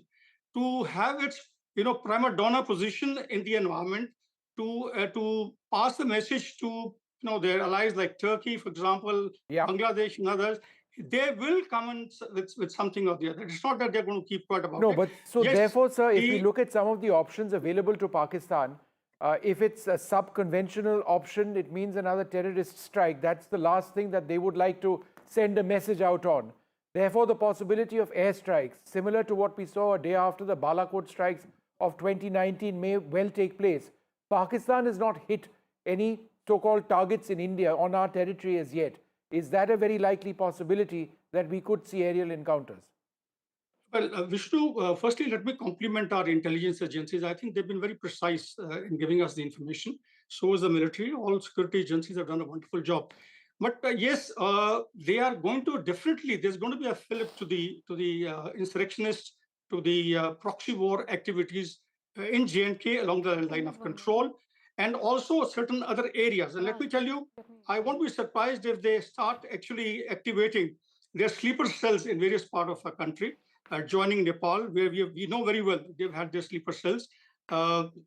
Siliguri corridor, Bangladesh, from there, to our 7 northeastern states. These kind of things you got to be careful about. And I'm certain, let's be very clear, as I told you earlier, we got very, very competent political leaders, military leaders who are leading this entire initiative. And they would have taken all measures. Risk management would have been ensured to the minutest, as far as the strategic, operational, and tactical risks are concerned. Yes, I feel that they will resort to maybe a limited airstrike. If they don't do it, then the chief of the Pakistani army is going to lose his stature in the environment. All right, General Bikram Singh, thank you very much for joining us. But I think that word of caution, which you've sort of you mentioned, is very significant. General Singh, just before we leave you, one short question: what is the situation on the line of control, given the intense artillery shelling between India and Pakistan? This, in fact, when I commanded my battalion, on the line of control, this used to be a daily affair. So our troops are absolutely, accustomed to this kind of firing, and we also are retaliating and firing back. Let me tell you, our defenses are robust. We have weapon systems with us which can neutralize the enemy, guns or missile sites from where they are firing. We have that, firstly, the will is there. Let me tell you this. The political will has throughout been there. The free hand has been given to the army, as the Honorable Prime Minister brought out. And you be rest assured, and the nation should be rest assured that things are going to be under control on the line of control. All right, General Singh, thank you very much. And we shall maintain the moral ascendancy. All right, so thanks so much for sharing your thoughts. I think it is important. It's not done as yet, possibly. If Pakistan chooses to escalate, then there could be more strikes from their side. The Indian Air Force is fully defended, fully on defense at this stage, as is the Indian Army. There are hectic artillery duels now taking place on the line of control. Point there, Vishnu. He says that, the LC skirmishes, you shouldn't add too much. We factored that in. Yeah, a value to it, because he says that, if you get drowned in the regular news or the regular noise that Pakistan creates, then you are only giving Pakistan that kind of additional leeway or importance, which is avoidable. Yeah, no, that's true. Let's bring in the reporters who are tracking the story from ground. We have Vasudha joining us from 7LKM, and Aishwarya is joining us from Vijay Chowk in the national capital. Coming to you, Vasudha, first, because that's where the crucial huddle of the ministers is happening with the Prime Minister. This is almost like a CCS taking place, so perhaps the cabinet will happen a little later. What can you tell us? Are we expecting another briefing by the government, or this is it for today? Well, Maria, I'm standing right outside the Prime Minister's residence, and this is a place that saw a lot of action last night. The Prime Minister, like you know, in fact, we've all been reporting that he has been monitoring Operation Sindoor, since it started. It's a 25-minute high-precision strike that happened, and I'm told by my sources that Operation Sindoor, the name itself came from the Prime Minister, because this is not just a move against Pakistan. This is also a justice for for Indian families, specifically for the women of this country. Many of them who lost husbands in this brutal attack in Pahalgam on 22nd of April. Sindoor is also something very symbolic to the Indian community.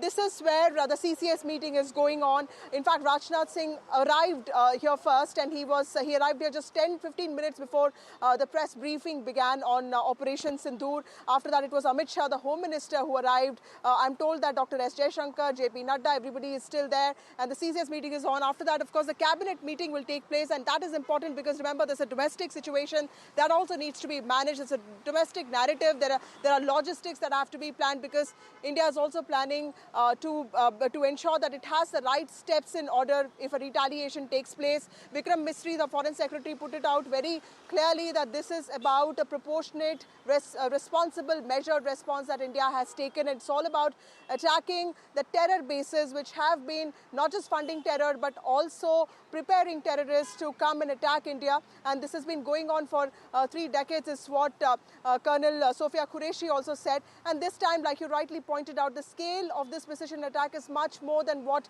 happened in Uri in 2016 or what happened after Pulwama in 2019, because this time we also have visual evidence. So this time the country is also prepared to set this global discourse us that India knows how to respond proportionately without really hitting out at civilians or, for that matter, even military installations, but hitting where it hurts the most, and also, something that serves justice to its own citizens. Okay, let's go quickly across to Gurpreet Chinna, who joins us. Gurpreet, preparations in border areas, that's of concern right now, and that may well be, particularly, important at this juncture, since it's not yet clear if Pakistan intends to end things now. What's been happening around you? Well, we are reporting from this border area of our district Firozpur, and right now we are standing in front of this civil administration office, SSP, Superintendent of Police, where we were trying to talk to the top officers of local administration. They are saying that what they have learned, advisory has already been issued to all the people in the various villages that they don't need to create any panic at this point of time. Some of the families, they have also met those who are trying to move from their village to nearby areas so that they will be able to save their families. But as of now, what we have learned, mock drill is already being prepared by the civil administration officers. At the same time, we have seen blackout had already happened in this specific area in district Firozpur a few days back, and they are also trying to analyze how they are going to guide the people if any warlike situation is going to be created. But as of now, we have seen the people of this border area, they have already stood by the country, the way they have already initiated this war against terrorism, and the way they have already taken action against those who are involved in Pahalgam terror attack. They say at this point of time, this is the right time, this is the need of the hour to uproot this terrorism from all over the world. The way we have seen a lot of lives have been sacrificed because of this terrorism which is growing and which is being trained from across the border. So as of now, if we can talk about the spirit of these border area people, they are, that is very high, and they are saying that whatever the country is going to take action against those who are involved in Pahalgam attack, these border area people will be stood by this. This is the same thing which we learned from the top officers of the civil administration. They are saying they have been in touch with the forces also. They are also guiding the people at this point of time. They are also trying to find out how they can get through these messages which should be given to the people, so that no panic situation will be on the ground. So we have to wait and watch what strategy they are going to opt in the coming days. As of now, what we have seen, multiple meetings are being made at the local administration, so that they will be able to totally in touch and support the country in this cause which they have already initiated action against this terrorism and this drive which has already been initiated by the Indian government, and we have seen the multiple action had already been taken across the border. Back to studio. Let me now go to Aishwarya. Aishwarya, young man, another day of very hard work for you. Now getting hot outside. You keeping track of all the meetings there on the north and south block side of the New Delhi. Are the meetings in south block still continuing? Are the defense brass still inside the south block? Is Raksha Mantri at Prime Minister's residence, or is he back in the south block? What are the status of the meetings on both on the Raisina Hill, both on the north and the south side? Do give us a detailed briefing. Well, there has been a continuous movement of senior officials from both the Ministry of Defence as well as Ministry of Home Affairs. We are witnessing heavy movement out here at the Raisina Hills since morning, and of course the Defence Minister and the CDS was here at the South Block just before the CCS started at 7 Lok Kalyan Marg. The CDS briefed Defence Minister about the Operation Sindoor, and later Rajnath Singh left from Ministry of Defence, but still the hurdle is on as far as the officials from the Defence Ministry are concerned. But as far as Ministry of Home Affairs is concerned, a very important point to note, in the press conference that was delivered, Vikram Misri clearly stated that it was an attempt to end tourism in Jammu and Kashmir. I remember the document that was given by the Ministry of Home Affairs that it was a record high that was recorded as far as tourists going to Jammu and Kashmir is concerned. The infrastructural development that Jammu and Kashmir has seen in the last 1 or 2 years, and this attack on Indian tourists was a serious attempt to end tourism, to disrupt the infrastructure in Jammu and Kashmir, and the amount of money, the funding that was flowing from the government towards the Union territory of Jammu and Kashmir is something that needs to be impacted. The message was clear. According to the Foreign Secretary as well, the terrorists told the family members that go and send this message to the dispensation out in the national capital or your government. So clearly that was the trigger point that led to the smaller meetings after Pahalgam terror attack. We have been witnessing series of meetings happening in the national capital. Prime Minister was briefed on a daily basis, and finally, in alignment to that, a bigger action has unfolded.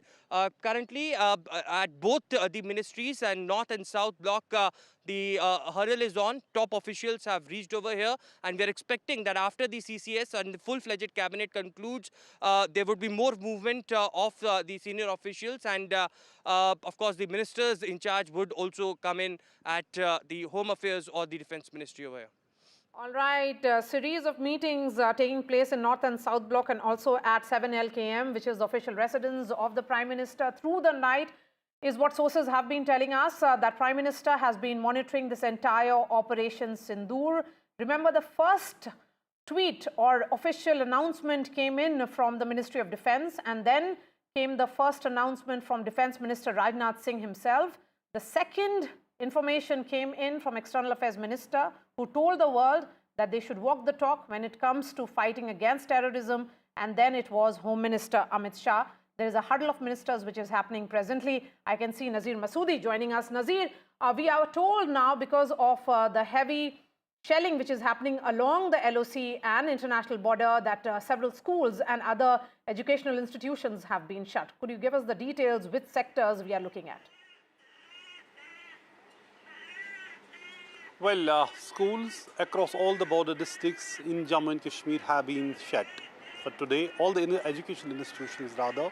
Kashmir University has also postponed exams, and it is Jammu district, Kotwa district, Samba, Poonch, Rajouri, Baramulla, Kupara district, and also Gurez subdivision. Whereas all the schools and educational institutions have been shut as a precautionary measure.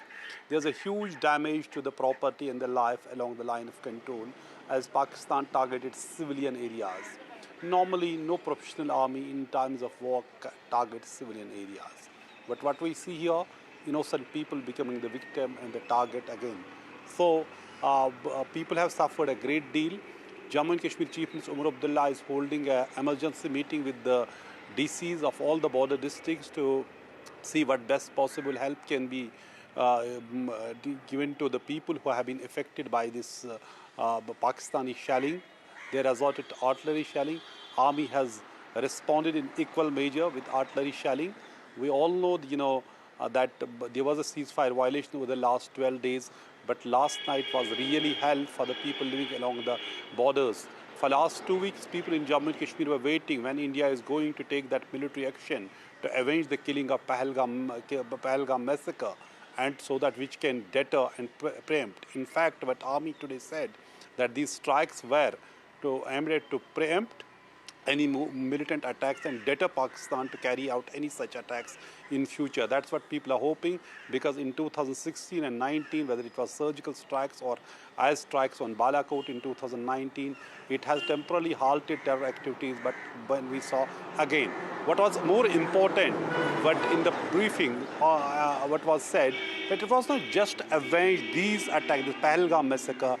Army actually showed us how where these terrorists were involved in the, for example, in 2023 massacre of people, attacks on the army, attack on the pilgrim bus last year in Riyasi, or recent attack on the encounter in Kotwa in which 4 policemen were killed. So even those terrorists who were involved in 26/11 Mumbai attack, the camps where they had taken the training, they all were targeted in 9 coordinated military strikes by India in Pakistan, which includes Bahawalpur, well known for Maulana Masood Azhar's headquarters and his ideological base camp. Murdaki, which was earlier known as Jamiat Dawat Rashad, then transformed into the Lashkar-e-Taiba. Now it is operating in some other name. Then you see Muzaffarabad, Kotli, and other places which are known for hosting and training terrorists and militant leaders there. What we can do at this stage, and Nazir, we will come back to you in just a little while from now, is just play out some of the important footage which we've had in the last little while. The footage on the top right-hand side of your screen is actually video footage from Pakistan, somebody's cell phone showing the attacks actually coming in. I believe this was from Bahawalpur. That's approximately 100, in fact more than that, across the international border between Rajasthan and Punjab. Let's also bring out some of the footage which the government has now released. That is very, very important footage, which clearly shows for the first time since the Kargil war with such clarity the strikes, the Indian strikes actually going through or going across. So let's have that video out, please, so that we can talk a little bit about that. That's on the left-hand side of your screen. Actual footage of the hits on the right-hand side of your screen. But focus for a little bit on what's happening on the left-hand side of your screen, because there you will see an Indian suicide drone actually making its way to a target. It could be a Hammer missile as well, and moments before striking over there, it goes off. That's when it has actually hit its target. We are going to move to some other locations which the government has released in this press belief. This is of the camp in Bhimber. Now, this is interesting because this appears to be a bomblet which has been dropped from a loitering drone.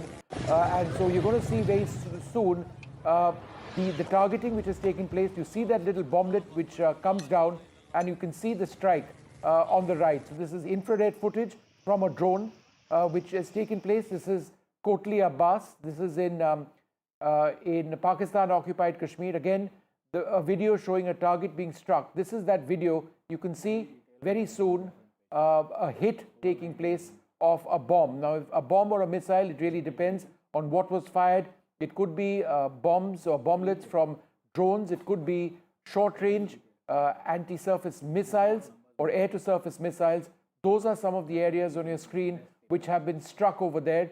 There are 9 targets which have been struck, multiple camps, terror bases, and others which have gone down. So there's a lot of detail which is now coming up. We'll try and stick to this footage for another 30-40 seconds to try and show to our viewers this video evidence, because it's a message which proves, and the government would have been aware of the criticism which they received earlier on in 2019 when there was no footage of Balakot. This time around there is footage. It's sending a very strong message to Pakistan. That's right. And this remains our top focus here on NDTV. We can tell our viewers that 24 missile strikes have happened across 9 locations in Pakistan, inside Pakistan, and also in Pakistan-occupied Kashmir. No Pakistani military facilities were hit. The message from the Indian establishment is that there has been no demonstrable action by Pakistan in the last 15 days. There were only denials and allegations. These are non-escalatory targets and strike by India. Operation Sindoor was carried out in a matter of just 25 minutes between 1:05 and 1:30 a.m. And Indian Armed Forces is actually prepared for any response. India ensured minimum collateral damage. They had carried out this entire strike with great precision. The operation, as we have been saying, was, the targets were highlighted, and these were target and terror camps of Lashkar-e-Taiba and Jaish-e-Mohammed. These included trainers and logistic officers who had been operating with impunity in the relative safety of Pakistan-administered Kashmir territory, and intelligence assessments and post-operation indicated that key communication nodes were also taken out.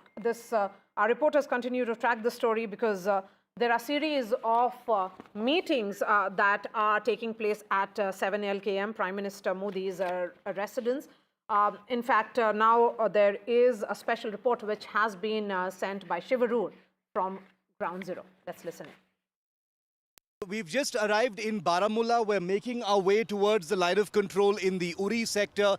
That lies just a few kilometers ahead from here when we'll be reaching Uri. Now, obviously, the Vikram Misri, the Foreign Secretary, and the two lady officers from the Army and the Air Force have provided an extensive briefing on what we already know. They talked about the targets that have been attacked. They've provided, very importantly, they've provided imaging video footage of the actual strikes, which adds a visual layer to Operation Sindoor, which was not there, at least thus far. But the missing pieces that are still there, because this is an evolving situation and the press conference wasn't able to take any questions, is probably because there is still a fog of war. A lot of information is still being corroborated and verified at this time, including casualties along the line of control on the Pakistan side, some on the Indian side as well. Information about fighter aircraft on both sides having been shot down, and the details of the escalation on the line of control, especially in Rajouri, Poonch, where the artillery shelling is heaviest at this point of time, and in Kupwara sector of North Kashmir, which is just north of where I'm standing right now in Baramulla district. We'll be reaching Uri in a very short while from now, where we will hopefully get a first-hand view of what this escalation is actually looking like. Suffice it to say that the two big points made by the Foreign Secretary were A, that these strikes were punitive in nature and preemptory in nature, trying to stop further attacks from these Pakistani terror camps. And the second point is that India reserves the right to escalate right back at Pakistan should it indulge in any misadventure. Those are the exact words. We're in Baramulla. We'll be reporting next from LOC in Uri. That's the update at this time. Kashmir Chief Minister Omar Abdullah has also spoken out. Let's listen in. I think Government of India, the Indian Defence Forces have gone out of their way to ensure that no military and civilian targets were hit in Pakistan. They have only hit terror bases and launch pads. Unfortunately, the response has been anything but proportionate. We are in this situation because of them. If they had not targeted our innocent civilians in Pahalgam, we wouldn't be here. This ceasefire had held along the line of control for a number of years now. We did not provoke this. We have responded to a provocation. Now it is for Pakistan to realize that our response was limited to what happened to us in Pahalgam. They must be careful not to escalate things beyond control.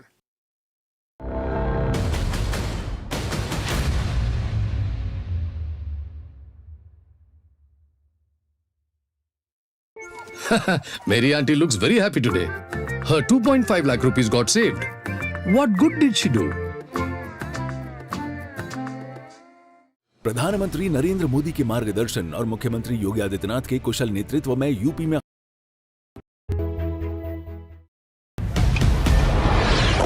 This is Operation Sindoor. It is India's big retaliation for the Pahalgam terror attack.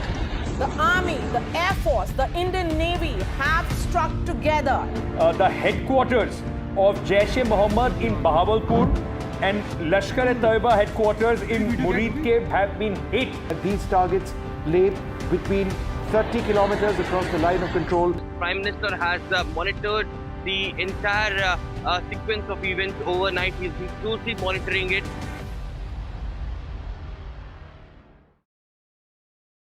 Caste enumeration should be included in the forthcoming census. पहली बार देश में आजादी के बाद ये फैसला किया गया है. For this decision we were waiting since long. This has been only possible with our Prime Minister's decision. Rahul ji जो सोचदार है मोदी जी ने अडॉप्ट कर लिया, अच्छा है. राहुल गांधी के सर्टिफिकेट के लिए राहुल गांधी को क्रेडिट देने के लिए कोई निर्णय नहीं किया. They have always used it as a political weapon, and now that weapon's gone.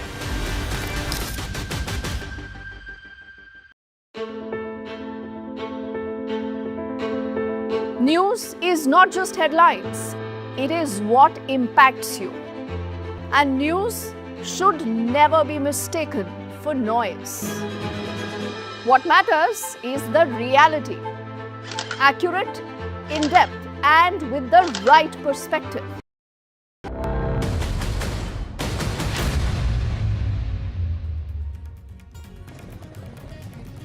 India avenges Pahalgam attack. 25 minutes of precision strikes carried out between 1:05 and 1:30 a.m. this morning. India rains fire on Pakistan terror hubs inside Pakistan and in POK.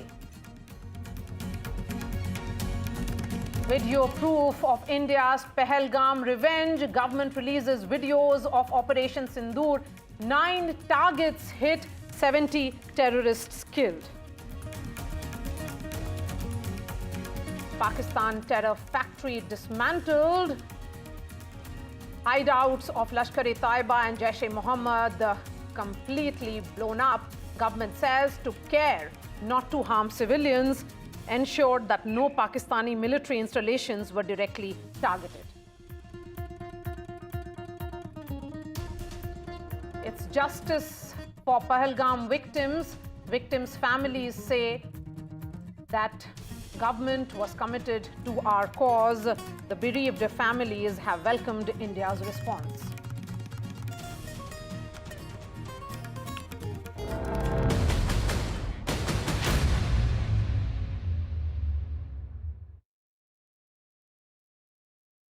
Details of Operation Sindoor has been shared by the defense forces. The strikes were carried out on camps in Pakistan-occupied Kashmir and inside Pakistan, straight 150 kilometers plus.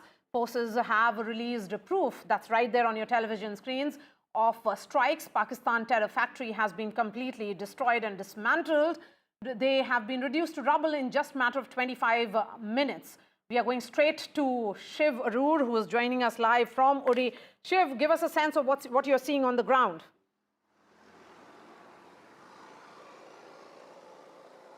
Well, I'm not far from the line of control in Uri sector. We've just arrived in the Uri sector and we're an hour away from that press conference that was just held by Vikram Misri, the Foreign Secretary. And as you rightly just pointed out, visual evidence of strikes adding a huge layer of compelling proof of the accuracy of those strikes, in addition to all of those mobile phone videos that have come out from civilians in Muridke, Bahawalpur, Kotli, Muzaffarabad, Sialkot and elsewhere. The details coming out from that press conference clearly showing that the Indian military, the Indian armed forces and the government are not going to let grass grow under their feet as far as putting forward specific information is concerned. This very likely is one of the lessons that they've learned from the 2019 information warfare whirlpool that India got sort of trapped in because many of the claims being made were not undisputed at that time. This time they definitely are. There are some unanswered questions. Behind me at the line of control in Uri sector, we are told that there is shelling going on. We will of course be going until a secured area. Uri town has been completely, people have fled from there. It's completely empty, we are told. We'll have a look for ourselves in a short while. From now, the forward villages which no one has access to at this point are being shelled. We don't have any information just yet about any casualties or civilian casualties over there, but we do know that civilian casualties have taken place in the Rajouri-Poonch sector of the line of control, that's south of the Pir Panjal Mountains in the Jammu division. But here in the Uri sector, as it has been for the last 2 weeks, huge escalation using artillery, but this is something that the Indian Army was prepared for. It had been watching artillery rolling in towards the line of control in Uri and Kupwara sectors and was fully prepared. Like we've been reporting, huge amount of damage to Pakistan Army posts, not just in Uri, Kupwara, but also in the Rajouri-Poonch area that we've been reporting. Yes, since you are reporting from Uri, Shiv Arur, Nikunj, you have a question for Shiv. Yes, I just wish to ask you one question, Shiv, that you now almost very close to ground zero, you know, I mean, the theater of action is almost, you're there in that zone, so to say. What is it that you are sensing? I mean, is there active gunfire still on? Has it ended? Are there preparation that is visible on the ground from each side, or at least from our side? And what is the overall reaction of the civilian population? Please dwell on that. You know, just 2 kilometers before we arrived at this spot where Uri actually begins, we saw, a convoy of vehicles actually fleeing, which contained some, civilians who appeared to be leaving from Uri. So we actually spoke to them. They weren't willing to speak on camera, but we asked them precisely the question that you're asking. Is there still gunfire happening there? They said that Uri town is a ghost town right now. Everyone has left. All shop shutters are down, and you can hear artillery booming, you can hear intermittent gunfire even during the morning hours. So way after Operation Sindoor happened between 1:05 and 1:30 a.m., apparently as recently as 11 a.m., there apparently has been gunfire in Uri. We're just about 15 to 16 kilometers from the LC itself. We'll be reaching there, and I'll be able to answer your question firsthand about the gunfire sounds and artillery. But we've been hearing from our contacts that entire area, the villages there have completely been evacuated and abandoned, even though there are bunkers over there, and the gunfire is definitely audible. We should be able to hear it just a few kilometers from now. Shiv, first of all, be careful. Take care of your personal safety. That is paramount. Very important points being made by Shiv Arur there, that just about half hour back, we are at 12:05, and till about 11:35, he has first-hand eyewitness accounts narrating to him that active gunfire was on the line of control, which means that Pakistanis are wanting to keep the LOC hot and India is retaliating in equal measure. So that's a very significant point coming directly from the ground zero, where Shiv Arur has very valiantly tried to reach almost the ground zero where this actual skirmish is taking place currently. But Shiv, be careful about your security, your personal safety. Now moving to Nazir Masoodi. Yes, Nazir, Shiv was giving us details of what's really happening, along the LOC. He's very close to that location. Tell us what's happening where you are. Well, I'm on way to Kupara, and the police have stopped the media. They are not allowing to go beyond, and rightly so. They're saying that it is a situation where we don't want that media should go to these areas which should not be shown right now, and we're very careful when it comes to even that particular check post to show. We are not showing, or any security force movement. That is already an advisory has been issued, and in these times one has to be very, very careful to show what activity needs to be shown and what should not be shown, and that is something this situation calls for that caution. Having said that, it is a tough situation for the people living near the border. The whole night was all about loud explosions. Large number of people have lost their homes, they have lost their shops, businesses, and then some people have lost their lives also. We don't know exact number, has not come from the officials yet, but there's a loss of life as Pakistan has targeted civilian areas, their properties, their shops, for example. Space is not just a destination. It is a declaration of curiosity, courage, and collective progress. India's space journey reflects this spirit.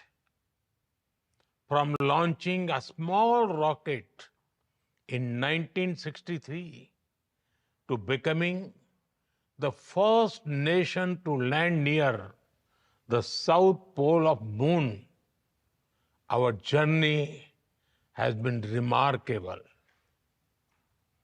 Our rockets carry more than payloads. They carry the dreams of 1.4 billion Indians. India's achievements are significant scientific milestones.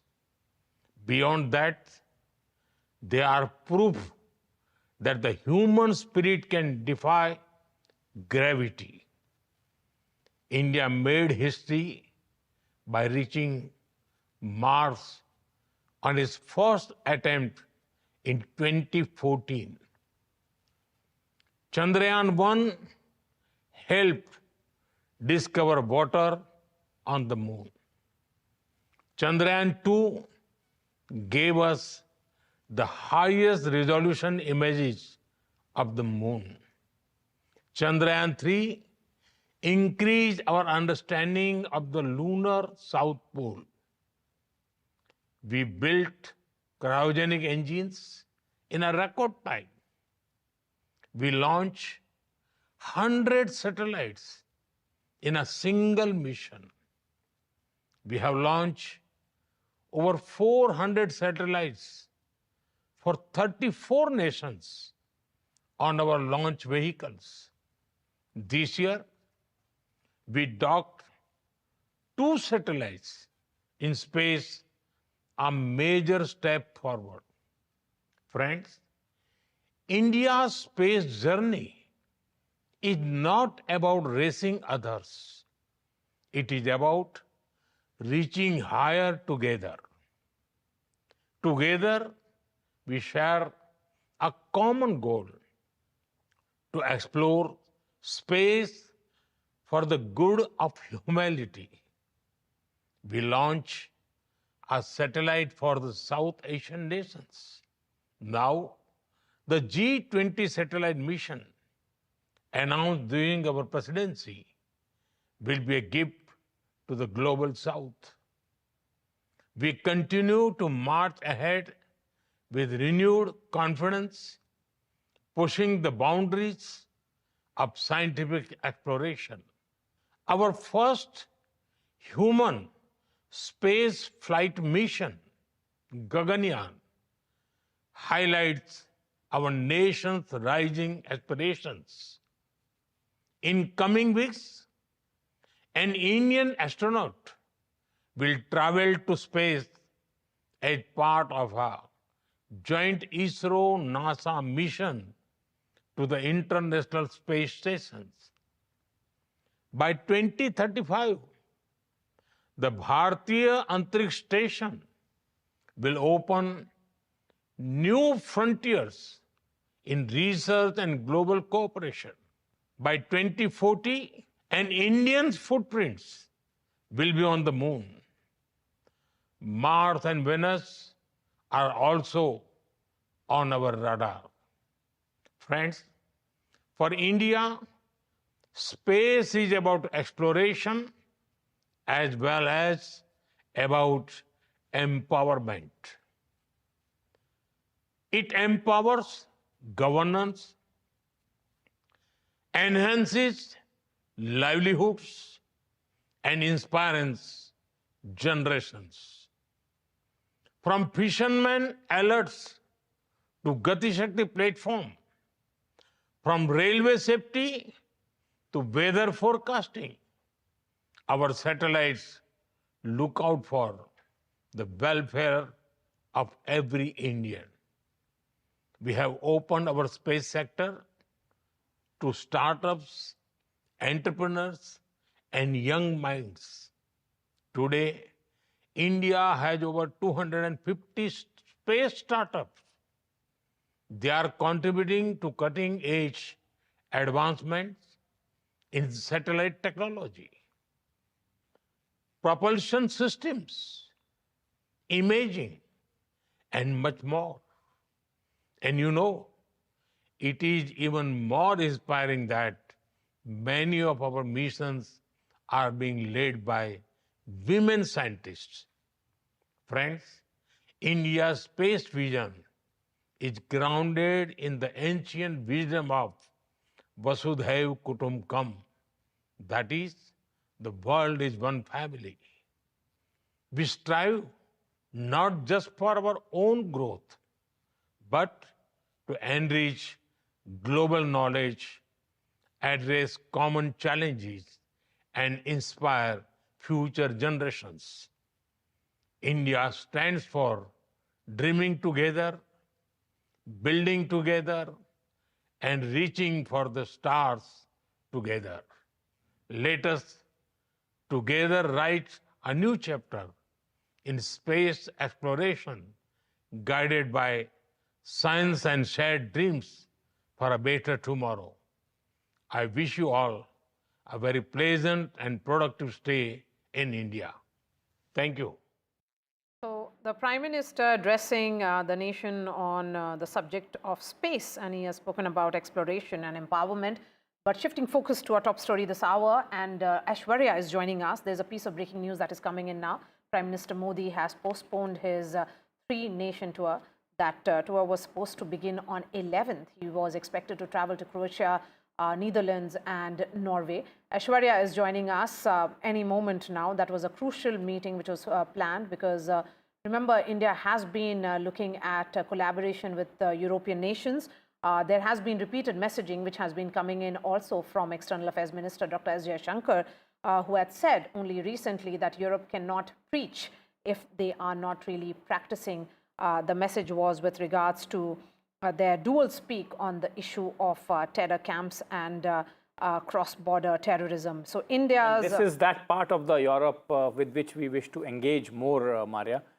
This is not the Western Europe. This is the other part of the Europe, Eastern Europe, principally Croatia and then the Nordic countries. Aishwarya is joining us live, Maria, and we can talk to him. Yes, Ash, give us the details. I mean, the Prime Minister postponing it. It is perhaps on expected lines. The Prime Minister is expected to be in India. It's a developing situation, a dynamic situation, as we have been saying. There could be retaliatory, attack by Pakistan, although we are certainly being careful and hopeful that Pakistan understands that India's target has been specific and also only on terror camps inside Pakistan. Well, we have seen in the last few days that it was Prime Minister who was briefed regularly on regular intervals by either Defence Secretary or the Navy Chief, Army Chief, and he was constantly monitoring the entire situation as far as the entire operations that the country has conducted. Prime Minister was supposed to visit, and go for an official visit to Netherlands, Croatia, and of course, it was a three-nation tour of Prime Minister, and that was supposed to be on 13th to 18th of May, and it has been now postponed. It has not been cancelled as far as the official message from the Prime Minister's office is concerned. It has been postponed as of now, and Prime Minister will later visit these three countries. But certainly the focus of the government and Prime Minister will be certainly on the entire operations that are taking place as far as the Indian Armed Forces are concerned, and how there could be a possible retaliation from the Pakistani side. It will be Prime Minister would be engaged in that, and therefore the reason it would, probably this would be the reason that Prime Minister had postponed his three-nation tour. All right, Ash, continue to be with us because just some time back, in fact, an hour ago, Vikram Misri, who is the Foreign Secretary, was leading this entire group of, that came in to brief what really happened vis-a-vis this Operation Sindoor. Let's listen in to what Foreign Secretary told the media. Earlier this morning, as you would be aware, India exercised its right to respond and preempt as well as deter more such cross-border attacks. These actions were measured, non-escalatory, proportionate, and responsible. They focused on dismantling the terrorist infrastructure and disabling terrorists likely to be sent across to India. You would also recall that the Security Council on 25th April 2025 had issued a press statement on the Pahalgam terror attack, underlining, and I quote, the need to hold perpetrators, organizers, financiers, and sponsors of this reprehensible act of terrorism accountable and bring them to justice, unquote. India's latest actions should be seen in this context.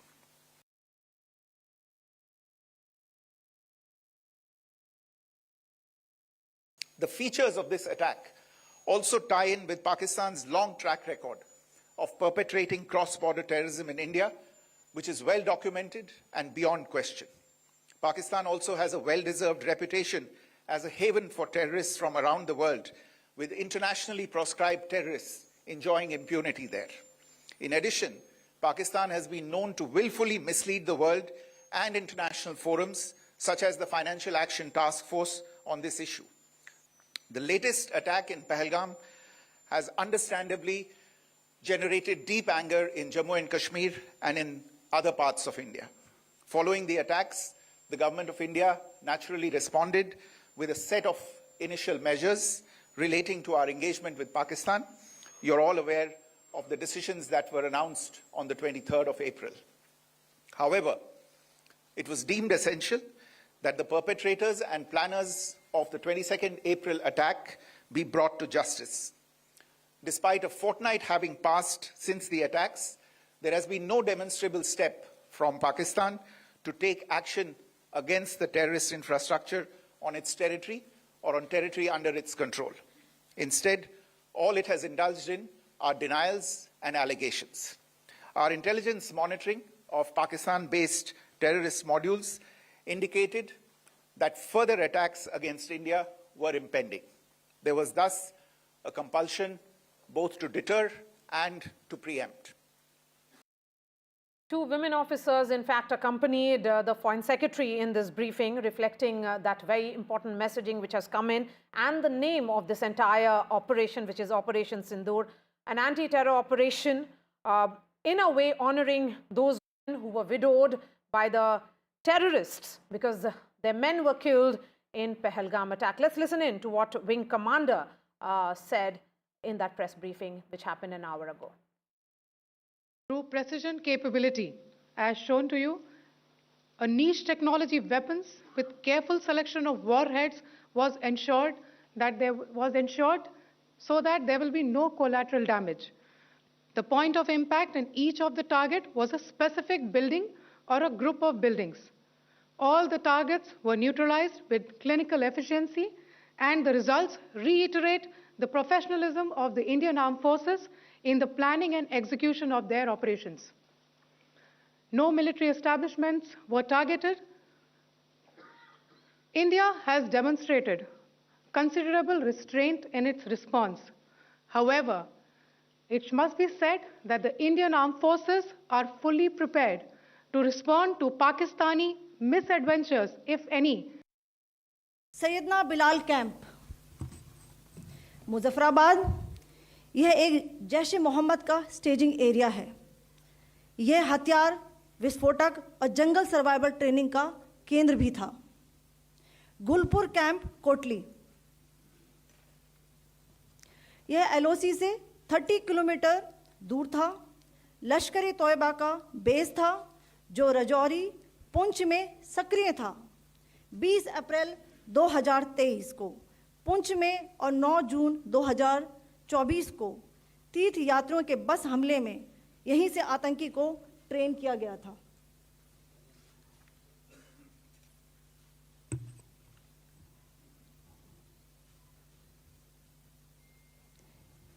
Barnala camp बिंबर, यह LOC से 9 kilometre दूर है। यहाँ पर हथियार handling, ID व जंगल survival का प्रशिक्षण केंद्र था। अब्बास कैंप कोटली, यह एलओसी से 13 किलोमीटर दूर है। लश्कर-ए तोयबा का फिदाइन यहाँ तैयार होता था। अब मैं पाकिस्तान के अंदर के टारगेट से अवगत कराना चाहूँगी। पहला, सर्जल कैंप सियालकोट,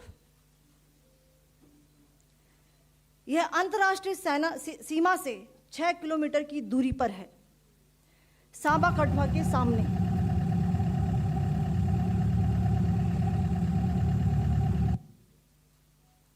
मार्च 2025 में जम्मू एंड कश्मीर पुलिस के 4 जवानों की जो हत्या की गई थी, उन आतंकवादियों को इसी जगह पर ट्रेन किया गया था। दूसरा, महमूना जाया कैंप सियालकोट, यह 18 से 12 किलोमीटर आईबी से दूर था। हिजबुल मुजाहिदीन का बहुत बड़ा कैंप था। यह कठुआ जम्मू क्षेत्र में आतंक फैलाने का नियंत्रण केंद्र था। पठानकोट एयरफोर्स बेस पर किया गया हमला भी इसी कैंप से प्लान और डायरेक्ट किया गया था। मरकज ताइबा मुरीद के, यह आईबी से 18 से 25 किलोमीटर दूरी पर है। 2008 के मुंबई हमले के आतंकी भी यहीं से प्रशिक्षित हुए थे। अजमल कसब व डेविड हेडली भी यहाँ ट्रेन हुए थे। मरकज सुभान अल्लाह भावलपुर ये इंटरनेशनल बाउंड्री से 100 किलोमीटर दूर है। जैश ए मोहम्मद का मुख्यालय था। यहाँ पर रिक्रूटमेंट, ट्रेनिंग व इंडोक्ट्रिनेशन का केंद्र भी था। Let me now go across to our colleague Vasudha. Vasudha reporting from outside the Prime Minister's residence. Vasudha, Home Minister Amit Shah has just left Prime Minister's residence. It appears that the crucial series of meetings that were happening, that were taking place at Prime Minister's residence, have now finished. What is it, other than the Cabinet Committee on Security, that in your sense, it is too early for me to ask you that question, that, you know, what are you gauging from your sources? But in your sense, what is it that is being discussed now? Is it about success of the Indian operation, or potential Pakistani response, or both? Well, Nikunj, let me tell you that I'm right outside the Prime Minister's residence, and this road opposite me was completely full of vehicles today. The entourages of several ministers had come in just about an hour and a half ago, and in fact, around 10:15 is when Rajnath Singh, Defence Minister, arrived. He was one of the first to arrive, and within 10 minutes, even as the briefing was going on by Colonel Vyavika Singh and Wing Commander Sophia Qureshi, and of course the Foreign Secretary Vikram Misri, Amit Shah arrived, and now just 4 or 5 minutes ago, all the vehicles have left. So the cabinet meeting is over, the CCS meeting is over. We are told that in the cabinet meeting, the Prime Minister has listened to all of them very intently. He has been briefed again and again. In fact, there's no need for that as well, because he has been, at his residence, trying to find out what really is happening. He's been monitoring the entire operation. And Operation Sindoor is not just a military strike. This is also a move of justice to the country, because Sindoor is very integral to the Indian sentiment. The word itself evokes a lot of sentiment. It's core to the Indian family system, and that's what the Prime Minister, that's why the Prime Minister really came up with this name, because remember, of the 26 dead, all of them are males, and in fact, most of them, were married, and it was in front of the wives and children that they were attacked, they were killed, and the wives were often told to go and tell Prime Minister Modi that this happened. So clearly, this is a marker of how India seeks revenge and justice, but at the same time also is diplomatically ruthless with Pakistan, because we also saw with both UNSC and FATF, India worked very hard to create those diplomatic channels and isolation for Pakistan. But now I'm told that in the cabinet meeting, the Prime Minister has taken stock of the domestic narratives, ensuring that logistics are in place. There's a narrative, there's a situation that has to be managed within the country, and Pakistan is all set to retaliate, is what my sources are saying, which is why the country is also, India is also prepared for that. Now, the Prime Minister, I'm told, is in a wait-and-watch mode. At the same time, he is monitoring the entire situation, ensuring that India remains completely prepared, and civilians of India, the citizens of India, also know what is happening, which is why we also saw this extensive briefing by 3 senior officials with visual evidence, something that we didn't see in 2016 and also in 2019, which is why this time India is far more prepared to answer the world and also answer the people of this country, to basically defend its own point of view and say and prove this as something that was important for justice. Vasudha, before I let you go, let me ask you one more question, and that is that Prime Minister, we have just got the news. I'm quite sure that decision probably would have been taken earlier, but we have just got the news that Prime Minister has cancelled his multinational trip, multi-nation trip to Europe. Now, that clearly signifies that as the head of the state, he wants to be in the country, and he wants to monitor all the developments that are happening vis-a-vis Pakistan and vis-a-vis our neighborhood and larger security matrix personally. And that's quite quintessential Prime Minister Modi, isn't it?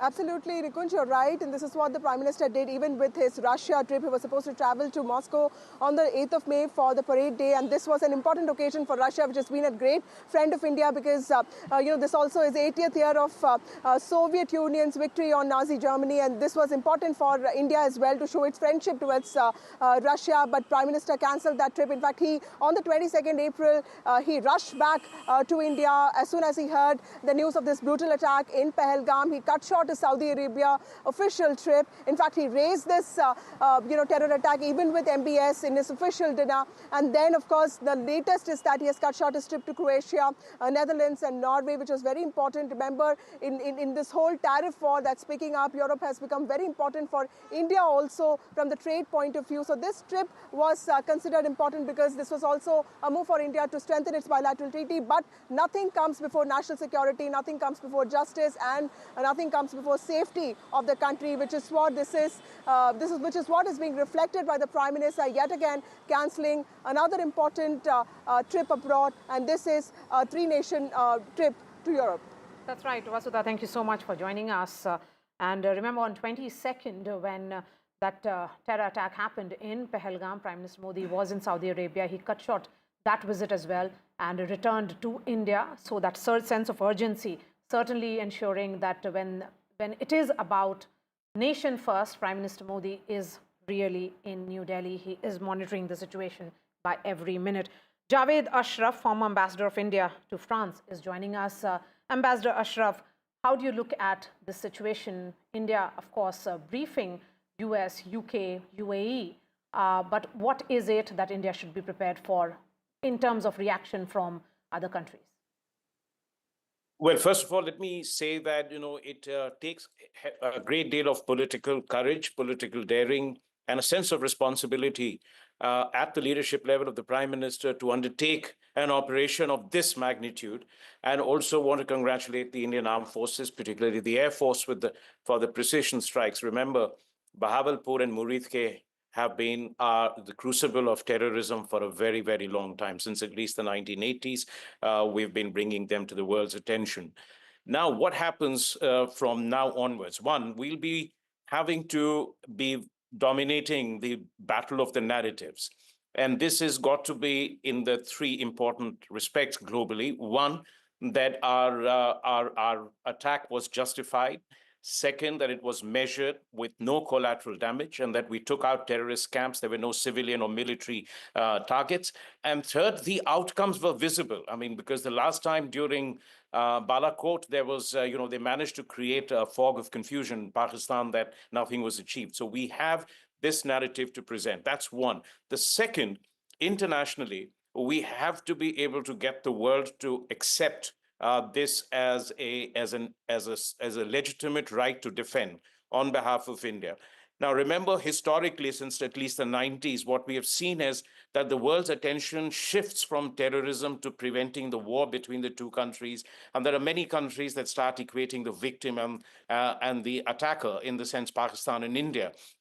And we have to be sure that we do not get back into that trap. So this operation was planned to be swift, to achieve the political and the security objectives with minimal risk, minimum economic fallout, and in a manner that the escalation could be controlled. We also have to watch out for hybrid warfare, which is that cyber attacks, information warfare. All of that will go on simultaneously besides what you see on the military field. So this is also a moment of great responsibility for us diplomatically, and that we have to not just at this point of time get the world to accept the action that we have taken, but also to, in a sense, ensure that Pakistan is treated as a sponsor of terrorism, because hitherto the world has differentiated in some way between terrorism emanating from Pakistan that affects them and terrorism that affects us. And we've got to be sure that we push it pretty strong. And so far, I think the world has, in a sense... Ambassador Ashraf, let me ask you one question. I asked earlier before you joined the broadcast, I asked General Bikram Singh, former Chief of Army Staff, that does he think that a retaliation from Pakistan is imminent?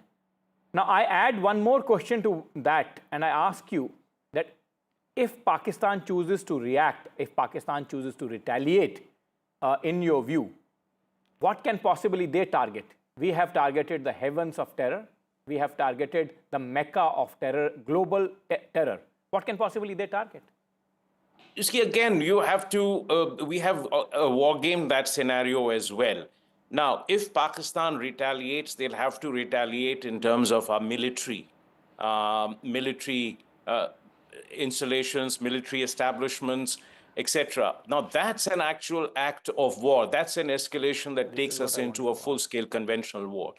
In that event, of course, we have obviously a number of retaliatory options. There are, the possibilities. We have much higher level of superiority in terms of naval power. Also in terms of our air power, there, of course, ground forces are well positioned. I think it would be, perhaps it's hard to, wars are always a series of escalation of unanticipated developments. But I would say that Pakistan would have a limited objective of inflicting a limited damage, trying to win the battle of narratives, play the victim, and satisfy its domestic audience that it stood up to a much larger adversary and that had tried to bully it. I mean, that would serve its objective as long as it feels that India would not then go on to the second order and a third order steps after what we have done in terms of the taking out the 9 terrorist camps.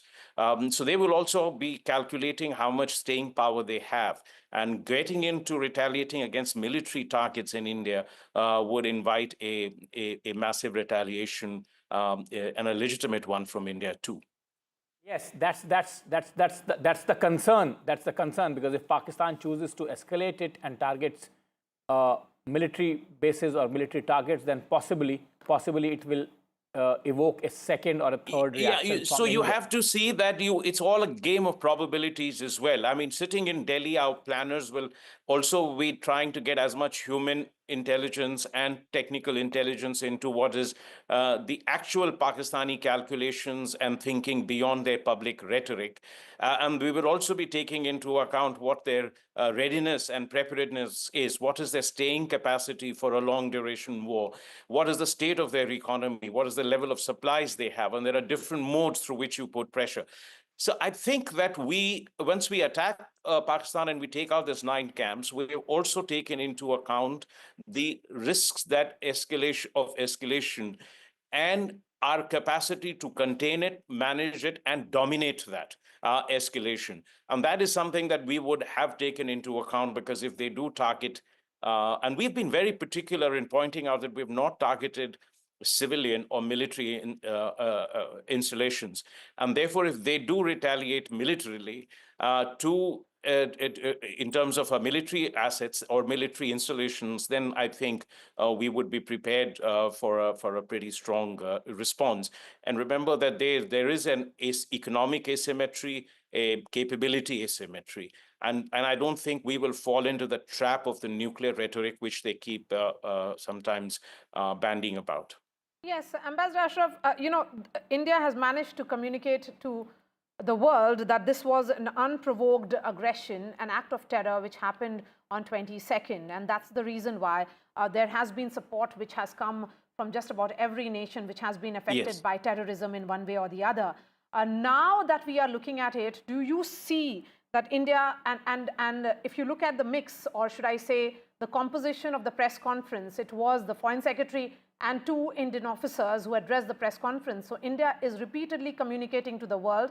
First it did after 22nd when the terror attack happened, and now after having carried out these strikes against terror camps, that there is a need for constant engagement with all these nations, not just the allies as we look at them, but also envoys of multiple nations as we did on 23rd. So, our diplomatic initiative is going to be intense and very comprehensive. One, we will reach out to all the countries in the world. It isn't just about the United States or our European allies or, Japan or Korea, or the countries in the Gulf, our partners in Africa. We will be reaching out to everyone to convey the correct picture. And it's important we do that, because we've done that at every time we have been hit by terrorism on this scale from Pakistan, and that we have retaliated. It's very important. One is that bilaterally we engage all the countries with evidence and with evidence of what we've done. That's number one. The number two is what we are already doing in the UN Security Council and the UN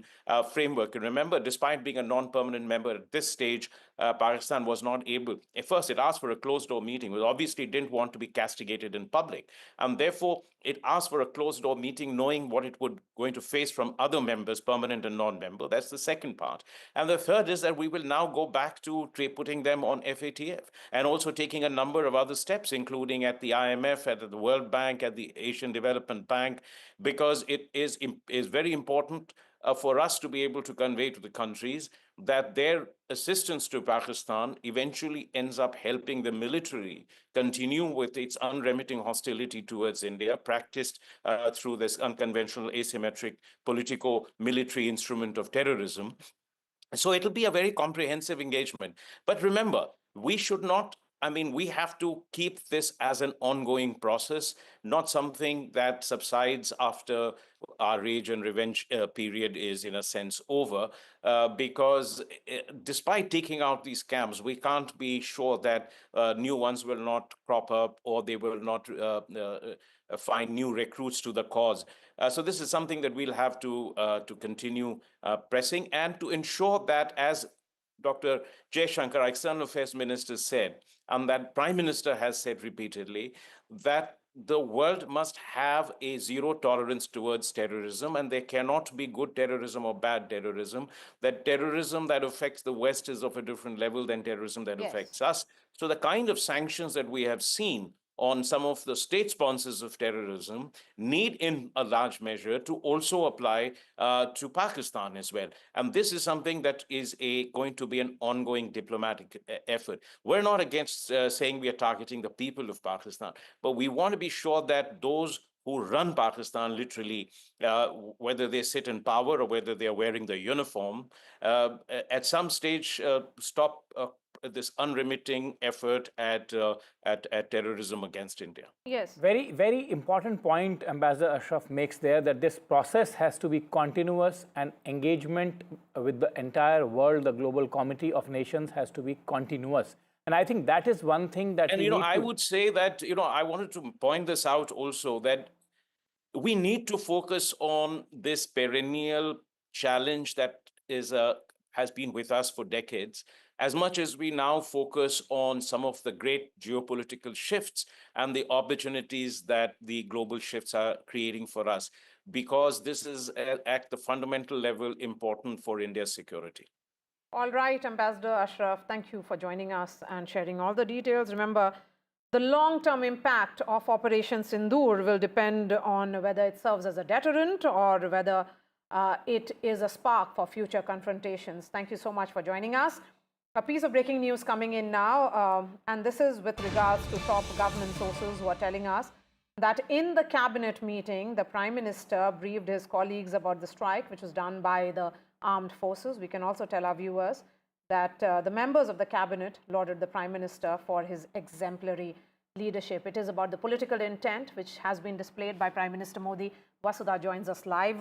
Vasudha, Prime Minister Modi monitoring this entire operation through the night. The messaging has been that minute by minute update being given to the Prime Minister by the entire security establishment. Absolutely, Maria. If you remember, one important move by the Narendra Modi government after 2014 has been on dehyphenation, because the Prime Minister has always believed that before 2014, India would behave like Pakistan is an equal, and hence the world used to think of India-Pakistan issues as together. And one thing that he did was to dehyphenate India and Pakistan, showing the world that Pakistan is no match for India.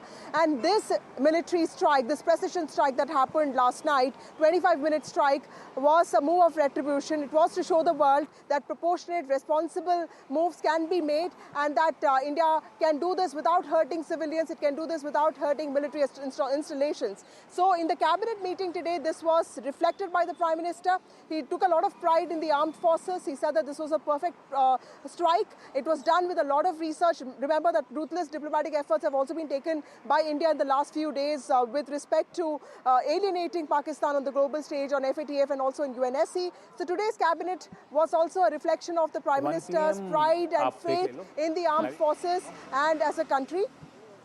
And more importantly, what we understand is that the cabinet ministers also lauded the Prime Minister's initiative leadership in this. And now we'll have to wait and see how India is prepared for the retaliation. I'm told that the Prime Minister is monitoring each move very closely. He's being guided by the best voices and experts. So we'll have to wait and see how this pans out. There's no cabinet briefing today, as as there is every Wednesday. Whenever there's a cabinet meeting. So today is an important day.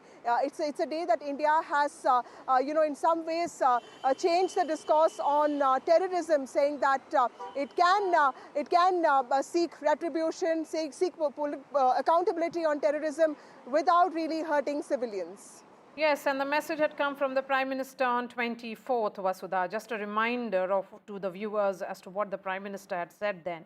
He had said that India will identify, trace and punish every terrorist and their backers. Prime Minister Modi then saying that terrorism will not go unpunished. Every effort will be made to make sure that justice is done and the entire nation is one in its resolve.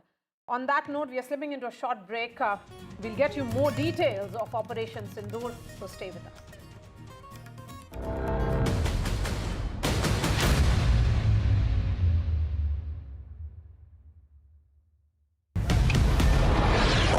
This is Operation Sindoor. It is India's big retaliation for the Pahalgam terror attack. The Army, the Air Force, the Indian Navy have struck together. The headquarters of Jaish-e-Mohammed in Bahawalpur and Lashkar-e-Taiba headquarters in Muridke have been hit. These targets lay between 30 kilometers across the line of control. Prime Minister has monitored the entire sequence of events overnight. He's been closely monitoring it.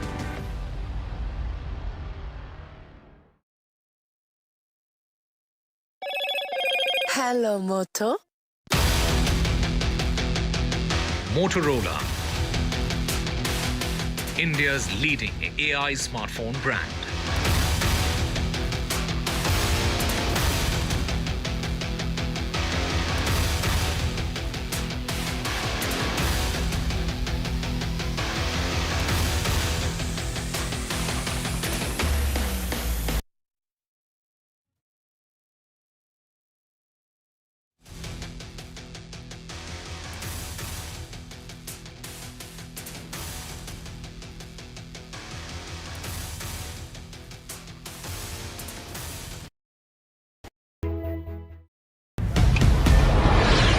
This is Operation Sindoor. It is India's big retaliation for the Pahalgam terror attack.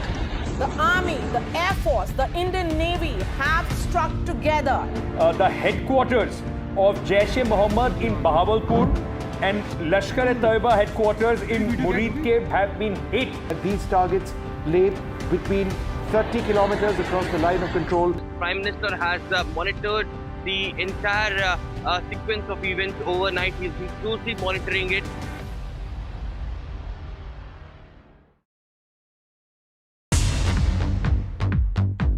More news that matters. Big exclusive. Tulsi Gabbard gunned down by Pakistan-backed cowards. When you interact with people on ground, you're able to reflect their sentiments much better.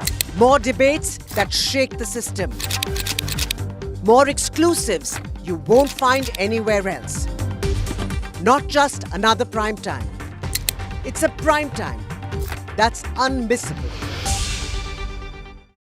I've been reporting on all issues big and small from Andhra Pradesh, Telangana, rest of South India, bringing you all the action, all that you need to know, all that you want to know. The energy of Maximum City is infectious. I'm bringing that energy in our news coverage from financial capital Mumbai. Covering from the southernmost part of India over the last 23 years. I bring in-depth and 360-degree coverage from the Dravidian heartland. The land of Mishti, also known for its bitter politics. I have seen much water flow under the Howrah Bridge, covering Bengal in all its vivid colors. India's IT capital is always bustling, a city full of startups, stories and surprises. And I keep you ahead on all the Bengaluru buzz.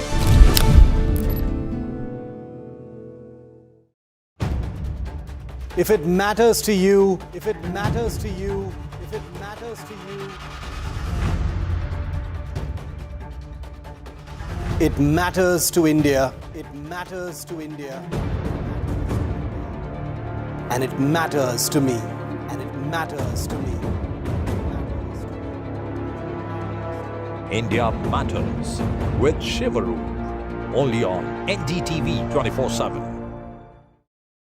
In today's interconnected world, India's voice is more crucial than ever.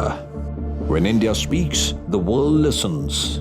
At NDTV World, we are that voice, bringing you intelligent and insightful news from India and beyond. From geopolitics and diplomacy to economic shifts, migrations, tech disruptions, and the stories of our diaspora. We cover the news that shapes our global future. NDTV World, your new home for global news, is here. Caste enumeration should be included in the forthcoming census.